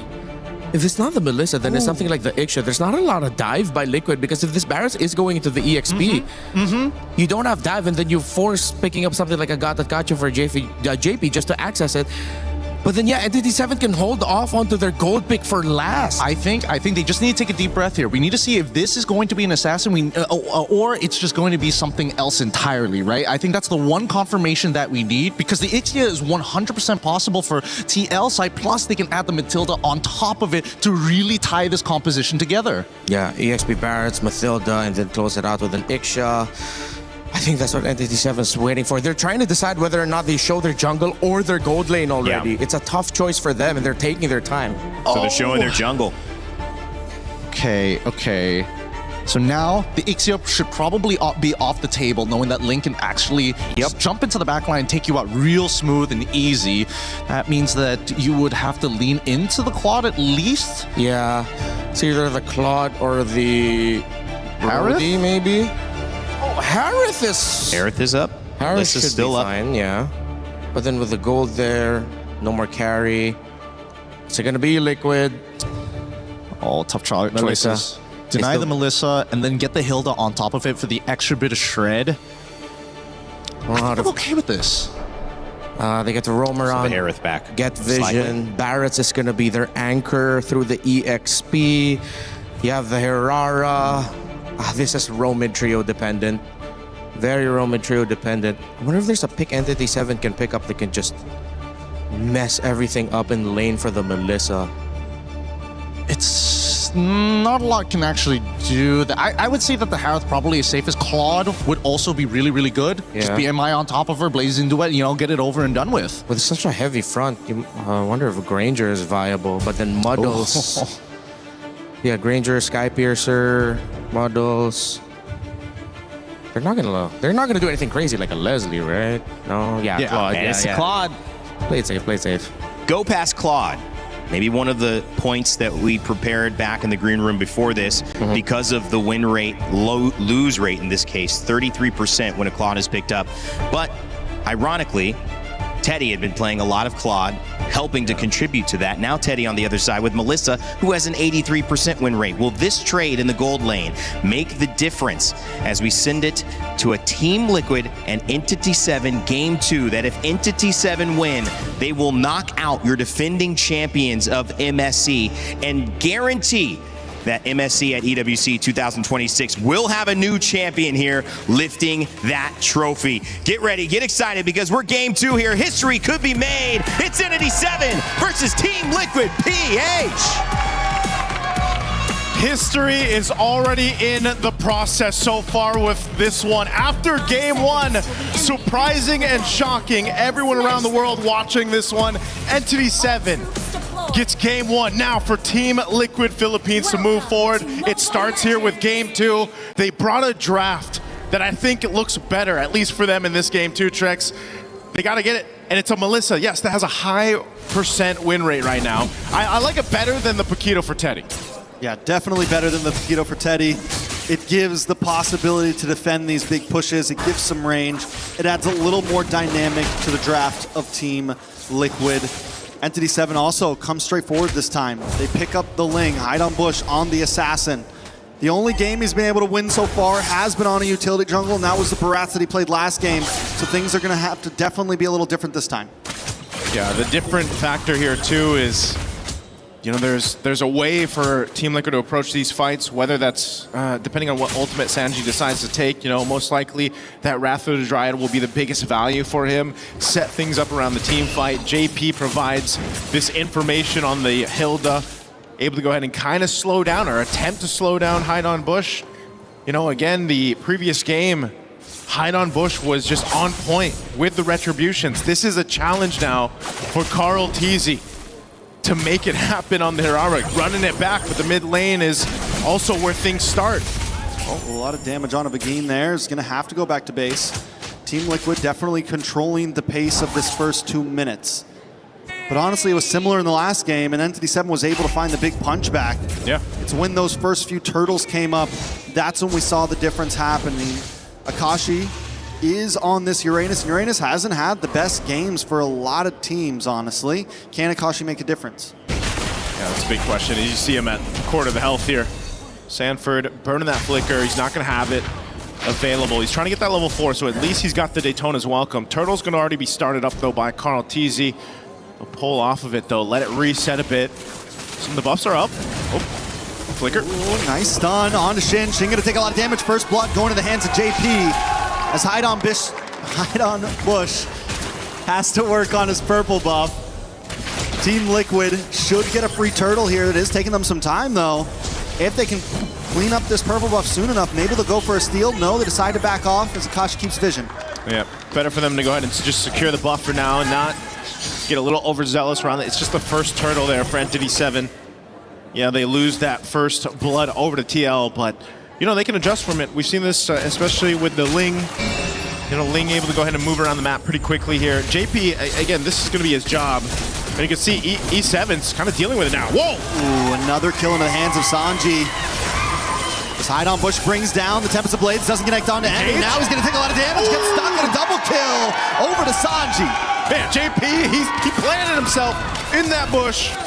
And he's like, you know what, I'm going to hide on this bush so I can heal back up. Very well done. I like your way with words, sir. Thank you. On the top side. You know what? That's what you do. That's what you do when you have this job. But yeah, dude, it's already an early lead for TL off of this composition. You know, this is a very different start. This is the flow that Team Liquid is usually used to. And a big part of it is just the amount of damage that they can do early on, and you know, setting things up around, again, the information that is provided by having a Hilda in the hands of JP. Oh, he could be in trouble. Nice hit on a JP there. Wrath of Dryad as well on a Sanji. Sanji's going to back off, get a couple free shots in as Carl Teasy does miss the skill. Entity 7, TL, both go back to a standstill. But wait, no, Carl Teasy. A lot of damage on a Shin. Is he going to go for the dive on the tower? Sanji tries to get another shot as well. Carl Teasy going to move over to this purple buff. Doesn't have vision. JP's going to open it up for them. They push Akashi back. He does have the consecration. He can deal with a little bit of crowd control. TL just testing the boundaries right now. Yeah, all that pressure for the purple buff, right? To take it from Hide on Bush if they can. But also TL can't risk it. You got to think every decision here up to this point, because you're down in the series 1 game and you're facing elimination here, you really have to stay calm and collected through this. You know, they can go ahead and kind of thread that needle as much as possible, but they want to maintain this lead they've already built. They want to go ahead and scale it up even further. The second turtle is up, and right now they're fighting for this space to work with. Hide on Bush is going to make his way here. Wrath of Dryad already used. Carl trying to run. Carl looking for a way in. Nice then as welcome on Hide on Bush. Sanford able to lock him down. Akashi will secure the turtle as Carl. JP gets brought down low. Tempest of Blades does come down on Sanford. Sanford just trying to walk away behind him. Bush doesn't want to let it happen. He's able to get the kill. Back in the mid, Carl Teasy's forced to go back to base, and on the top side, Doom and Teddy continue to battle it out on the bot side tower, though. JP's not going to be able to defend it. This should be a good tower for Entity 7. Really surprised Carl Teasy didn't go down there. I mean, he had 1 HP. He tried to attempt to take the turtle, but E7 able to secure it, get themselves an objective too. So for Entity 7, they pretty much just dealt with that bit of a lead that TL built up. That was a 2,000 gold lead now taken care of as Sky Piercer is picked up for Carl Teasy. So if he starts to get these kills, we've seen it before, those stacks can really build up and be devastating for Hirara. Conceal going to be used on JP. They're going for him. JP will get stunned by Shin. A couple more free shots from Dune and he will go down. Sanford and Sanji are forced to just watch from the tri-bush. A nice terrifying onto Akashi, but he's going to continue to get vision for the team as Hide on Bush goes back to the jungle. You know, that's the difficult part there, Trex, too. You know, you have these tanky heroes like this Uranus. Whether he's, you know, as nimble as the other XP laners, he just tanks up a lot of damage, and he can just go ahead and be that front line for you. You pair it up with a Belric, and it's nearly impossible to just kind of barge your way through the front line. Carl Teasy will be able to get his buff, though. So E7 is pretty much mirroring what Team Liquid has done minutes ago when they had the lead. Now mid lane. Nice Wrath of Dryad on Shin. Doom comes in with a blazing duet, though. Look at the damage on Carl Teasy. Doom gets the kill, and Hide on Bush comes down with a Tempest of Blades, securing the kill onto JP as well. Entity 7 popping off at 7 minutes. Team Liquid is trying to make things happen with the Wrath of Dryad stolen by Sanji, and then they get punished in the mid lane. 2 kills for E7 to scale up further. That last turtle of the game is going to be up here. Oh, we did see a stun on live cam. He's going to be able to get away, I think. Should be okay. Oh, they're still chasing. In. JP engages as well. Big Wrath of Dryad once again, able to lock up JP and the rest of the team. Sanford gonna come in with the detonate as well, able to lock on to Shin. Get the spit out against the wall, and Shin still survives though. How is Shin alive? Bush keeps going. Sanford down. Entity 7 is pushing the Stampede away.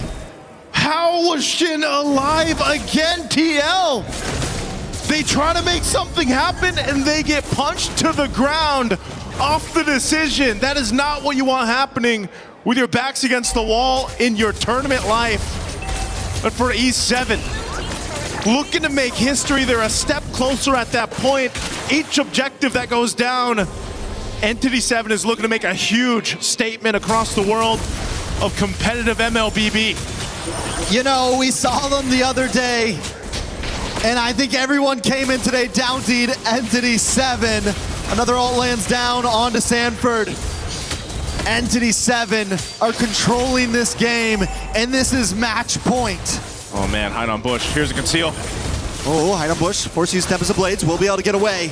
Dennis Welcome does get wasted as well. There's nothing left in the kit of Team Liquid now for another fight. That's so unfortunate for TL. You know, they're trying to expend what they can, a conceal, a play, try to get the jungler of E7 down, and when you go for that, and then he just kind of Finch poisons away, that is unfortunate, you know, because what else can you find across the map? Entity 7 is doing such a good job also just protecting the core members here.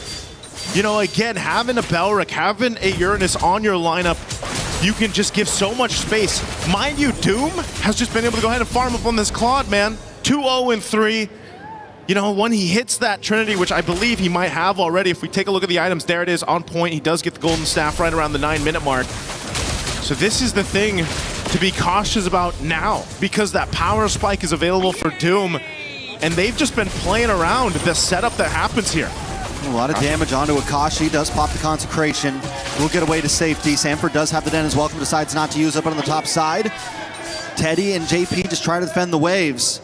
It's a tier 2 on the mid, tier 2 on the bottom, and an inhibitor standing at the top. Team Liquid getting brought down to their bones at this point. Orange buff is saved by Carl Teasy, but every time Entity 7 makes them fight for it. Oh man, they're gonna make them fight for this Lord here. Purple buff go and taken by Hide on Bush. Carl Teasy's trying to get his. It is gonna be a reset on the Lord, but Doom will hold it there. They've got that small wave trying to push up top. That should be cleared out. Oh, they're gonna start this fight. Kashi takes a lot of damage, pops Consecration once again. And Team Liquid still have ults ready to go along with Entity 7. It's a dance, and last time we saw this in the previous game, Entity 7 was willing to go the distance for these Lords. They don't need to rush them. They know they can slow play it. This isn't what we expected from Entity 7, but right now, they are bringing it to Team Liquid's face. JP looking for the tri-brush. Oh, he's looking. As Teddy's up in the top side. Carl Teasy takes some damage. Doom comes in with Blazing Duet. Does not capitalize too much with that damage. BMI's back, but it does the job. It zones them away. Sanford able to get Dead in his welcome. Around the Dryad comes out. Begin ready to lose his life for the rest of the team. Hide on Bush comes in, doing some nice damage. Akashi does go down. Teddy shows up. Entity 7 backs off with the Lord. Okay, they back off. Shin's still there. Carl Teasy gonna be able to get away. Doom's just around the corner too. Did they want to go for this? Again, Lord was secured. They got one kill, but you're seeing how much of a struggle it is right now for TL for these team fights. They still need a lot of time to kind of catch up here. Once again, E7 finds themselves with a healthy gold lead to work with against the defending MSC champions here, the Filipino champions. This is such a big game, a big series for Entity 7. And everyone else watching this, look at the item different factor here as they try to put some pressure on that purple buff.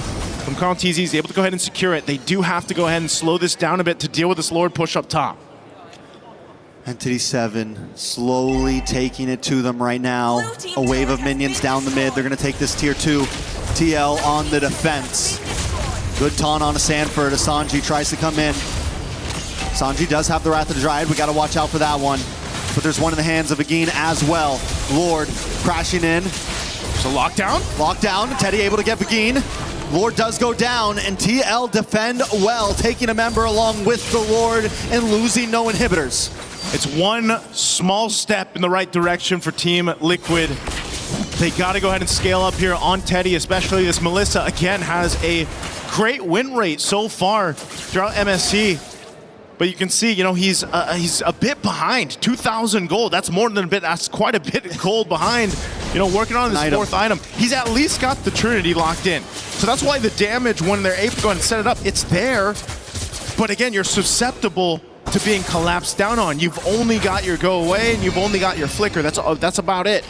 So TL is really just, it seems like they're just trying to slow it down, keep things maintained in the base till that, you know, they're ready to actually fight into these fights right now. They just know that the power is in favor of Entity 7. They have to dissect these fights really carefully, especially with Hide on Bush on this Ling.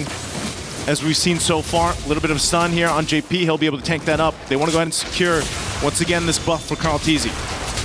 Sanford's going to try to bring it back. Begin does get pushed back as well, but Hide on Bush takes the purple.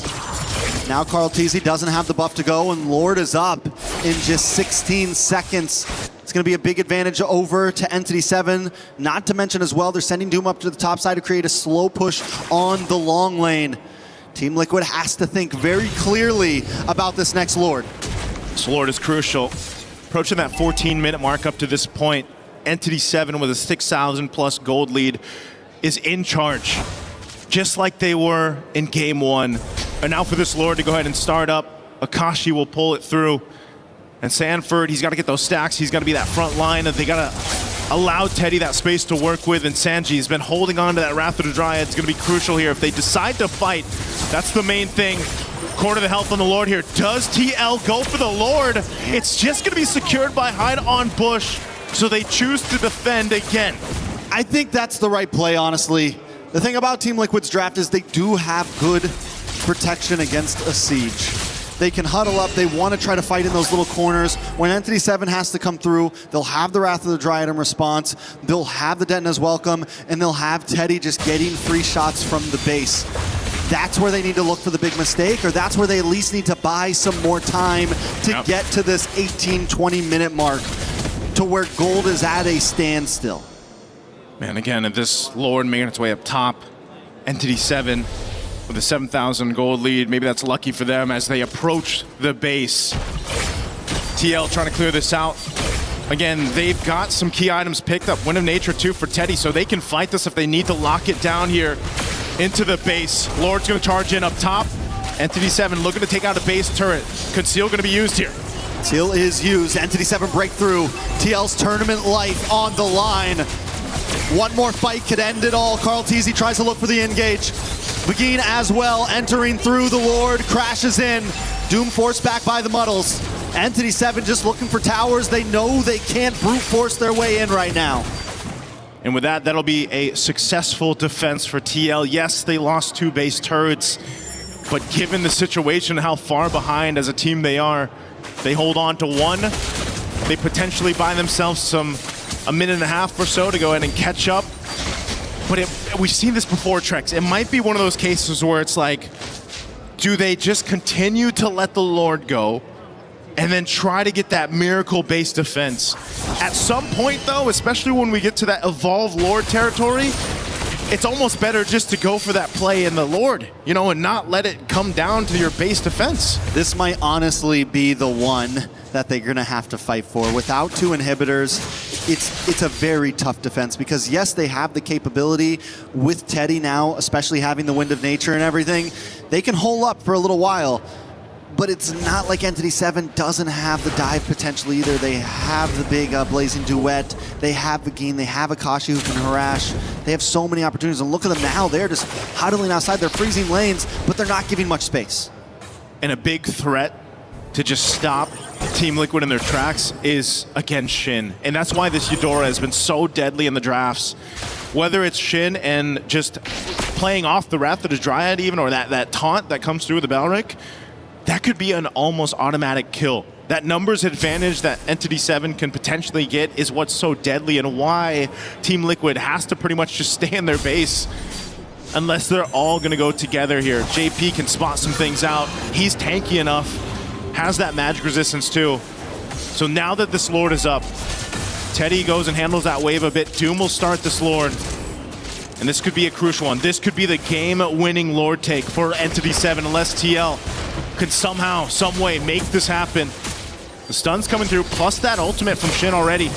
I think they know this is going to be drawn out, so they're willing to use it just to force them away a little bit. It's a slow push on the bot side towards Team Liquid's last inhibitor. At some point, Entity 7 knows you got to send someone over there. That's your only option. You also have to worry about top lane. You also have to worry about mid. And look at Hide on Bush. He's even willing to commit. Listen, I'm going to force this thing in.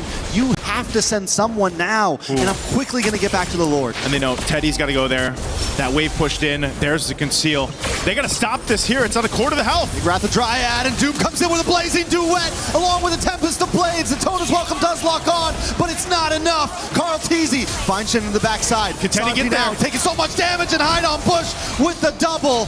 The go away does come out, but Entity 7 doesn't want to give it up now. It's just JP and Teddy up against them all with Carl Teasy. Entity 7's not going to force it in. They're going to go back to the Lord. They want to make this a guarantee. Entity 7 will be able to get this Lord. What a team fight. What a macro play to push that bottom wave. Make sure Teddy got it, and he was too late to the fight. So they collapse down. Yes, TL's still going to be able to defend, but man, they expended a lot. Look at those battle spells. They're still down here. They got waves to deal with. And eventually Entity 7 will be looking to take down this base turret and take down the tournament lives here of TL. I'm going to say this, Entity 7 better finish this here. I'm surprised they didn't go for the ending a second ago. No go away on Teddy. But once again, Just to remind everyone, Team Liquid on tournament life. This could be the last Lord push we see from them. Can they make the Hail Mary play? Oh, they're going for it. Carl TZ gets taken out by Shin, diving too deep. Are they just trying to buy time though as rest of Entity 7 pushes in? A big blazing duet on Sanji. The Lord connects onto the base. Teddy, 1v1 against Doom, and he gets the shutdown, the go away. Teddy is popping off right now, but isn't enough to save the day as the rest of Entity 7 closes in. A tempest of blades to seal the deal, and Entity 7 comes halfway across the world to prove a point, to prove that the hunt's not over. The hunt wasn't over from the start. Everybody watching this is going to be in shock. Team Liquid Philippines will not move forward in MSC here at EWC 2026. Again, it's been full of surprises, Trex. This might be the biggest one yet. For those that don't know, Entity 7 came from the Development League of South America, worked their way on, took the MCT Amer champion, and now are sitting on the stage taking out the previous MSC champions. Some people shared their thoughts if Entity 7 should be here in the tournament. Well, I'm pretty sure now it's been quieted and the doubters are not there anymore, because talk about adding one to the list, to the hunt. Tough loss here for Team Liquid Philippines and all the supporters that they've had up to this point, man, and still will have moving forward, but it leaves you wondering what went wrong. What happened here from the drafts, from the execution? Is the meta again that big of a difference matter and a factor now, where teams are just adjusting quicker? It's an onion. The meta is unraveling piece by piece before us, and some teams are adapting quickly, some are adapting slowly. But let's go over to the stage. Rose, take it away. To say I am shook on this stage is an understatement. Entity 7 actually eliminates the defending champions from MSC at EWC 2026 in a sweep. Wow, first of all, Shin, congratulations. How are you actually feeling right now after doing that? Ante todo, Shin, felicidades. ¿Y cómo te sientes después de esta gran victoria? Sí, me siento bastante feliz, bastante emocionado. No le ganamos un equipo fácil, la verdad era un equipo que a mí me gusta mucho, los considero muy buenos y me siento bien, la verdad, haberle ganado. I'm really happy, I'm really excited. We didn't get a win against an easy team. There's a team that I really respect and admire a lot, and I'm really happy we won. I agree. This is definitely not an easy team to beat. So what does this victory mean for your region, South America as a whole? ¿Qué significa esta victoria para tu región, Sudamérica en general? O sea, no sé si se puede explicar con palabras, pero esto es demasiado para mi región haberle ganado a un equipo de tan alto nivel. I don't think I can put this into words, but it is immensely big that my region won against an opponent of this caliber. I agree. I think this match is a statement that the other regions are actually beginning to step up in the land of Dawn. So I have to ask you, after your loss up against Onyx in your opening match, what did you guys actually worked on to achieve such success today? Después de tu derrota en contra de Onyx, ¿qué cambiaron y en qué trabajaron para conseguir la victoria hoy? Yo creo que el draft, porque nosotros no estábamos acostumbrados a este draft, fue totalmente diferente a lo que nosotros jugamos anteriormente, y yo creo que si ahora cambiamos el draft, sí vamos a conseguir ganar también. I think it was mostly the draft because we weren't used to the draft we were playing, but now we adjusted the draft, and I think that if we just keep adjusting the draft, we're going to continue winning. Ooh, I like that. Very draft reliant, and I gotta say though, the meta this time around, it's crazy. So many possibilities. So of course, your next match will be up against Pro Esports, right? So how are you guys preparing for that matchup? Tu siguiente enfrentamiento va a ser contra Pro Esports. ¿Cómo se están preparando para ese partido? Pro eSport. No los recuerdo quién eran, pero bueno, obviamente ahora voy a revisar. Creo que sí nos vamos a preparar bastante bien.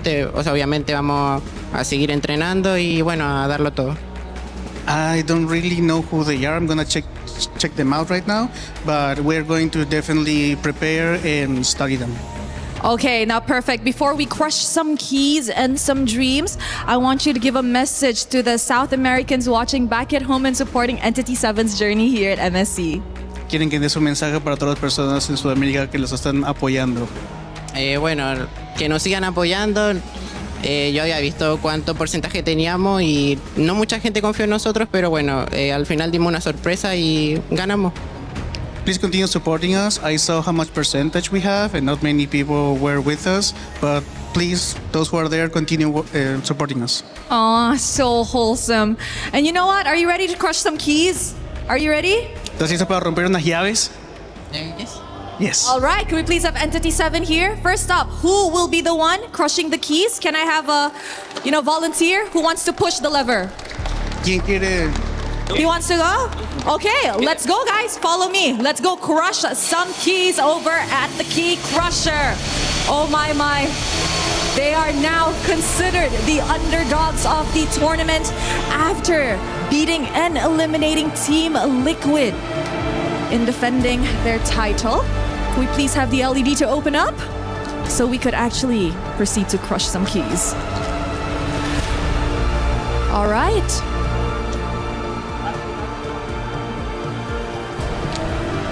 We are waiting. A little bit of a suspense. I think everybody was really shocked at what has played out just now in the Land of Dawn. Let us wait for a little bit longer. Oh, okay. Maybe we could ask Doom, how are you feeling? Excited.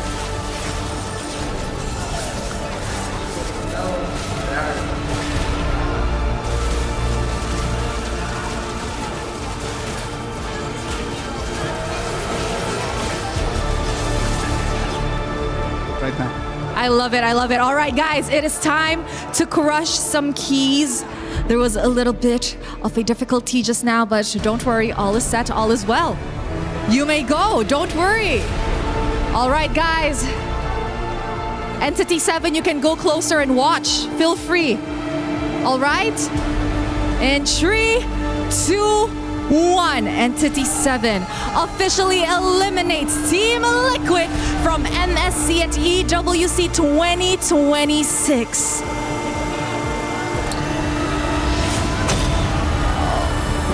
Oh, there you guys have it. And now we could pull the lever up so that we could see the keys of Team Liquid. All right, thank you very much, Entity 7. We will see you in your next match up against Pro Esports. And of course, we are gonna show the key to the camera before we throw it back to the studio. All right, guys, there you have it, ladies and gentlemen. Throwing it back to you guys.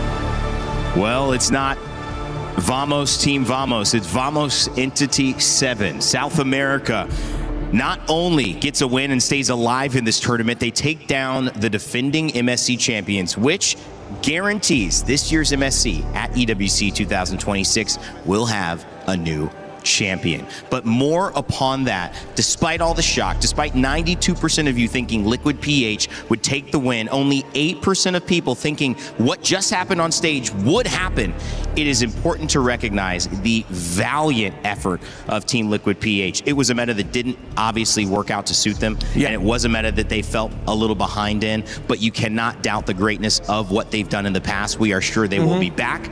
A big salute to all of you. I know you might be hurting right now, fans, but there is still so much more MLBB to happen. And to switch gears, guys, what a valiant performance from Entity 7. To have that loss and to turn it around in such a way. I mean, goosebumps, but also pride. Also, what do you have to add to that, Rimar? Because it's an amazing thing to see when esports gives us surprises like this. What an image that was, and I can't believe it's the Filipino in the panel that's going to have the first word on this, just watching the champions of the Philippines get eliminated. But it was doomsday for Team Liquid Philippines with Captain America's hide on Bush. He was the one that popped the key of Liquid. And yeah, patent pending, Captain America's hide-on bush, you're welcome. It's not just Captain America, it's Captain America. Is that the one after Winter Soldier, or? I don't know. I'm not sure with where we are at. Which one trilogy. is that? Is that the spin-off? Or? But this is their moment. This is their movie. I'm pretty sure even they're wondering, wait, are we dreaming right now? You can see that a lot of them were coming off of that like, yeah. I can't believe it. Did that just happen? No, you go up and do the handshake. I don't want to do it. Who wants to do it? Yeah. Because the truth be told, I don't even think that Entity 7 believed that maybe, hey, this could be it. This could be their moment. It just happened. Yeah. And I know with our community, we focus on a lot of what could have been and what could have been different, what could have been changed.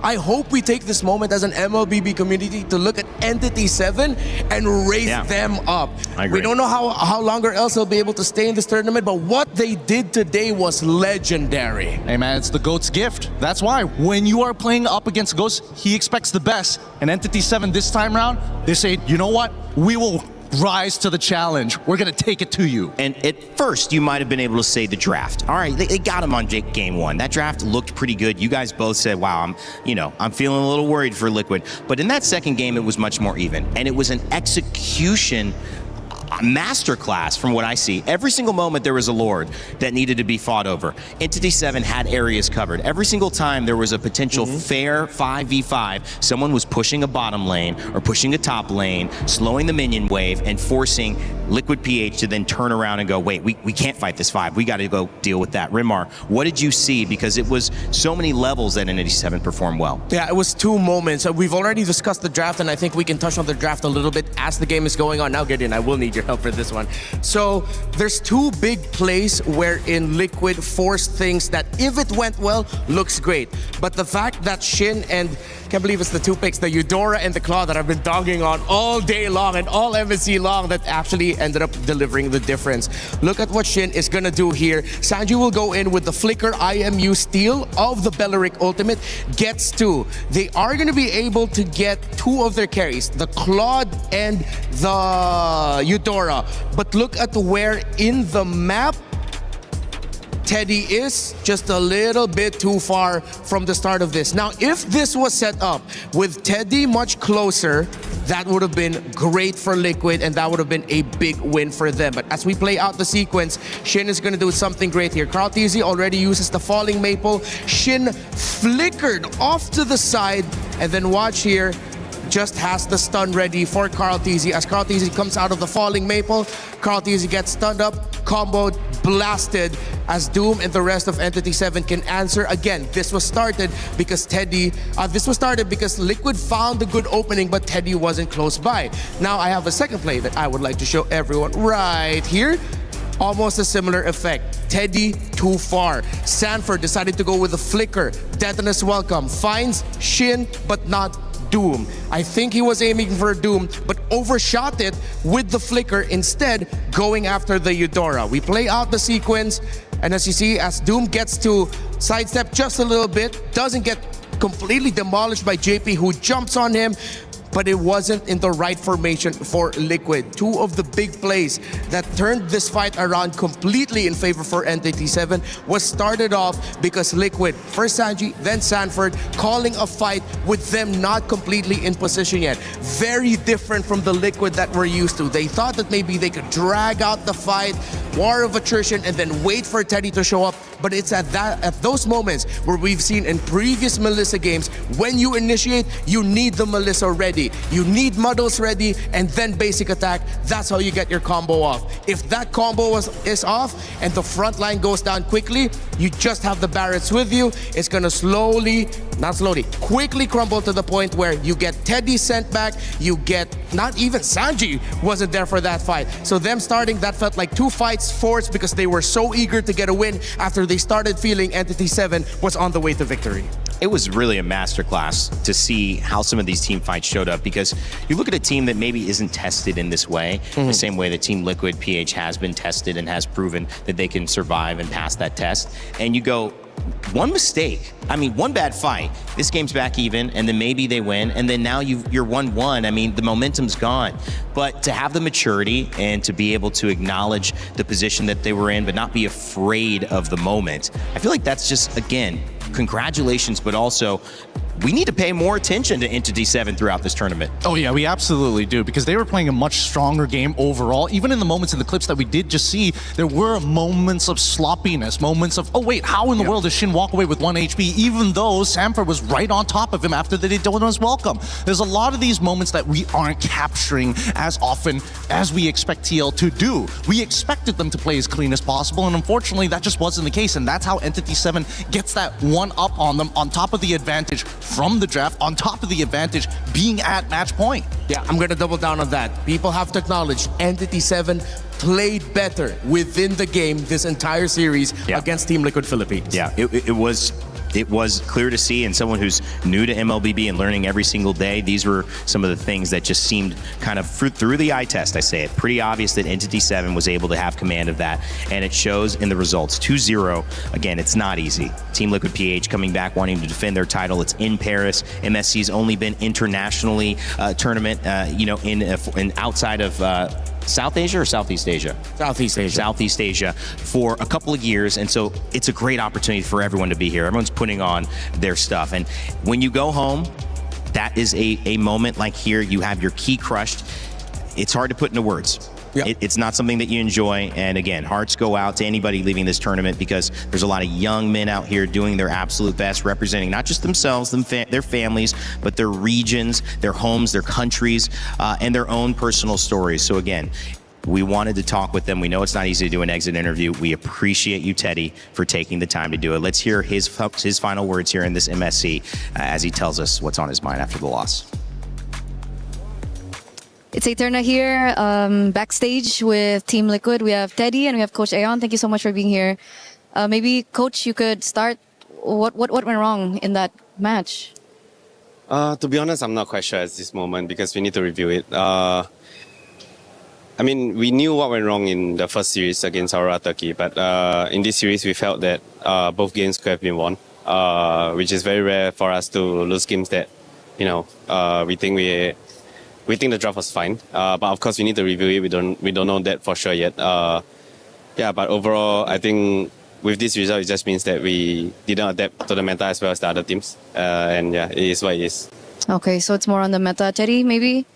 Do you agree? Is it a meta problem for you? Yeah, just like Coach Ayan said, we didn't adapt on the meta faster, and we need to review it.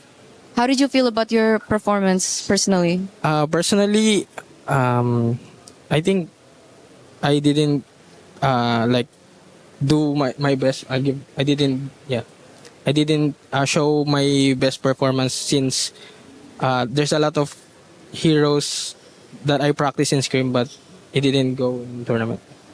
Okay, so if there was something that you could do better, is it the hero selection? Is it the execution of the heroes, or it's both? It's both. What was the main challenge for you personally as the player?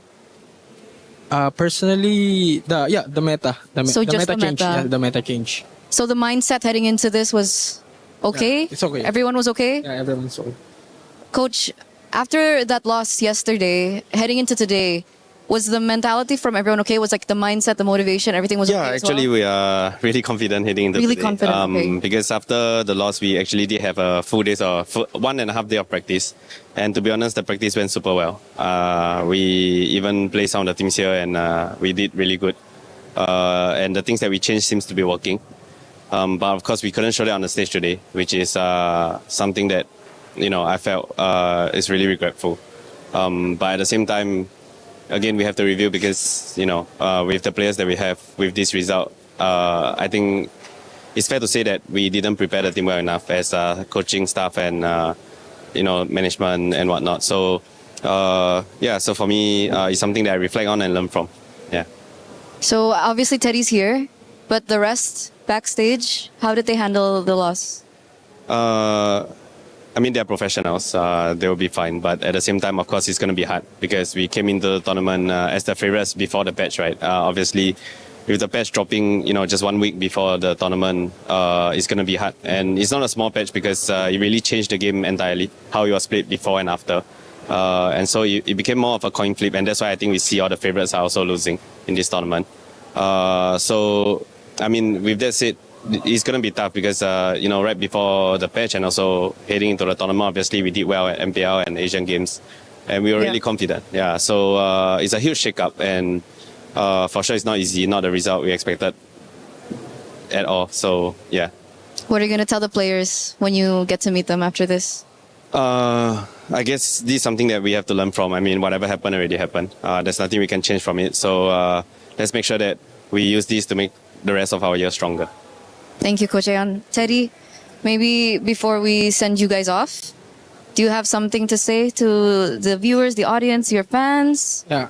I just want to say for all the Team Liquid fans and to all the Filipino fans, thank you so much for supporting us, and make sure I will make sure we will come back stronger. Nevertheless, whatever happened, you guys did your best. So thank you so much for being here. Thank you, Coach. Thank you, Teddy. Thank you. We're going to throw it over back to you guys. Well, you can tell that there's a bit of a dismal, outlook on the conversation coming up. It's tough. There's really not much to say now, but they're going to review it. And, what else can you say, Renmar, after a moment like that? It's going to be a difficult comeback. I mean, again, we've already mentioned the Team Liquid. They've been through a lot. They are professionals, as Coach Ayan said, but it's tough. With the results that they were expecting and the results that they got in the end, I hope for the best for them and for all the teams that have been eliminated already in MSC at EWC 26. I hope for all of you, y'all come back stronger. Yeah, honestly, I'm just Teddy, such a young player of this caliber, of this age, playing on such a high level as well, having to do a loser's interview on top of that with their coach, really showing not only professionalism, but dear Lord, he's a strong boy. He kept it together for a while. Yeah. Like, that was a long interview. He kept it all together without breaking. Like, give me a tear, give me something, and I would have been like, he's a human. But no, he kept it strong, and it really goes to show that, hey, the rest of Liquid is supporting him, and they're standing behind the backs of the right players. I think they're going to do it better, but for now, it's just, you got to take the L's. Yeah.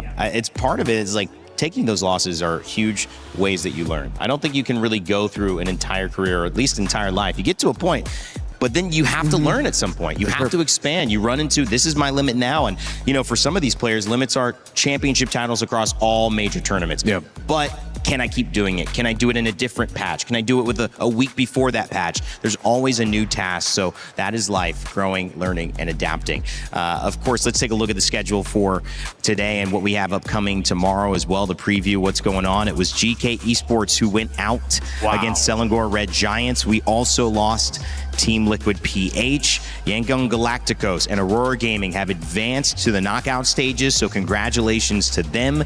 Pro Esports and Onyx are still alive, but they will have to fight for their life. And that means that these decider matches are coming up very, very soon. You can see it here on the bigger graph overall. It is going to be Onyx versus Selangor Red Giants and Pro Esports versus Entity 7 to find our final four who will join the knockout stage.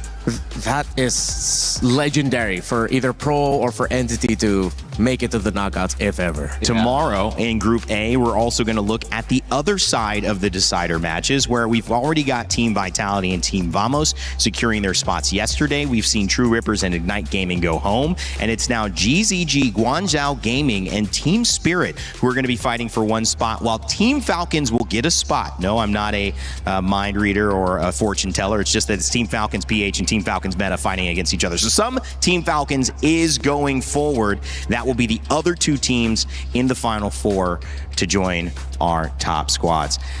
A lot of head shaking, guys. It's a tough day. It's tough to say goodbye. Yeah, Gideon and I are a second shift. Gideon, look at the matches that we get, man. We get Onyx and Selangor in the Falcons match. I think it's necessary. I think, we lost Liquid today, and they already knew that, I was going to always, put my faith behind the go, even win or loss, no matter what.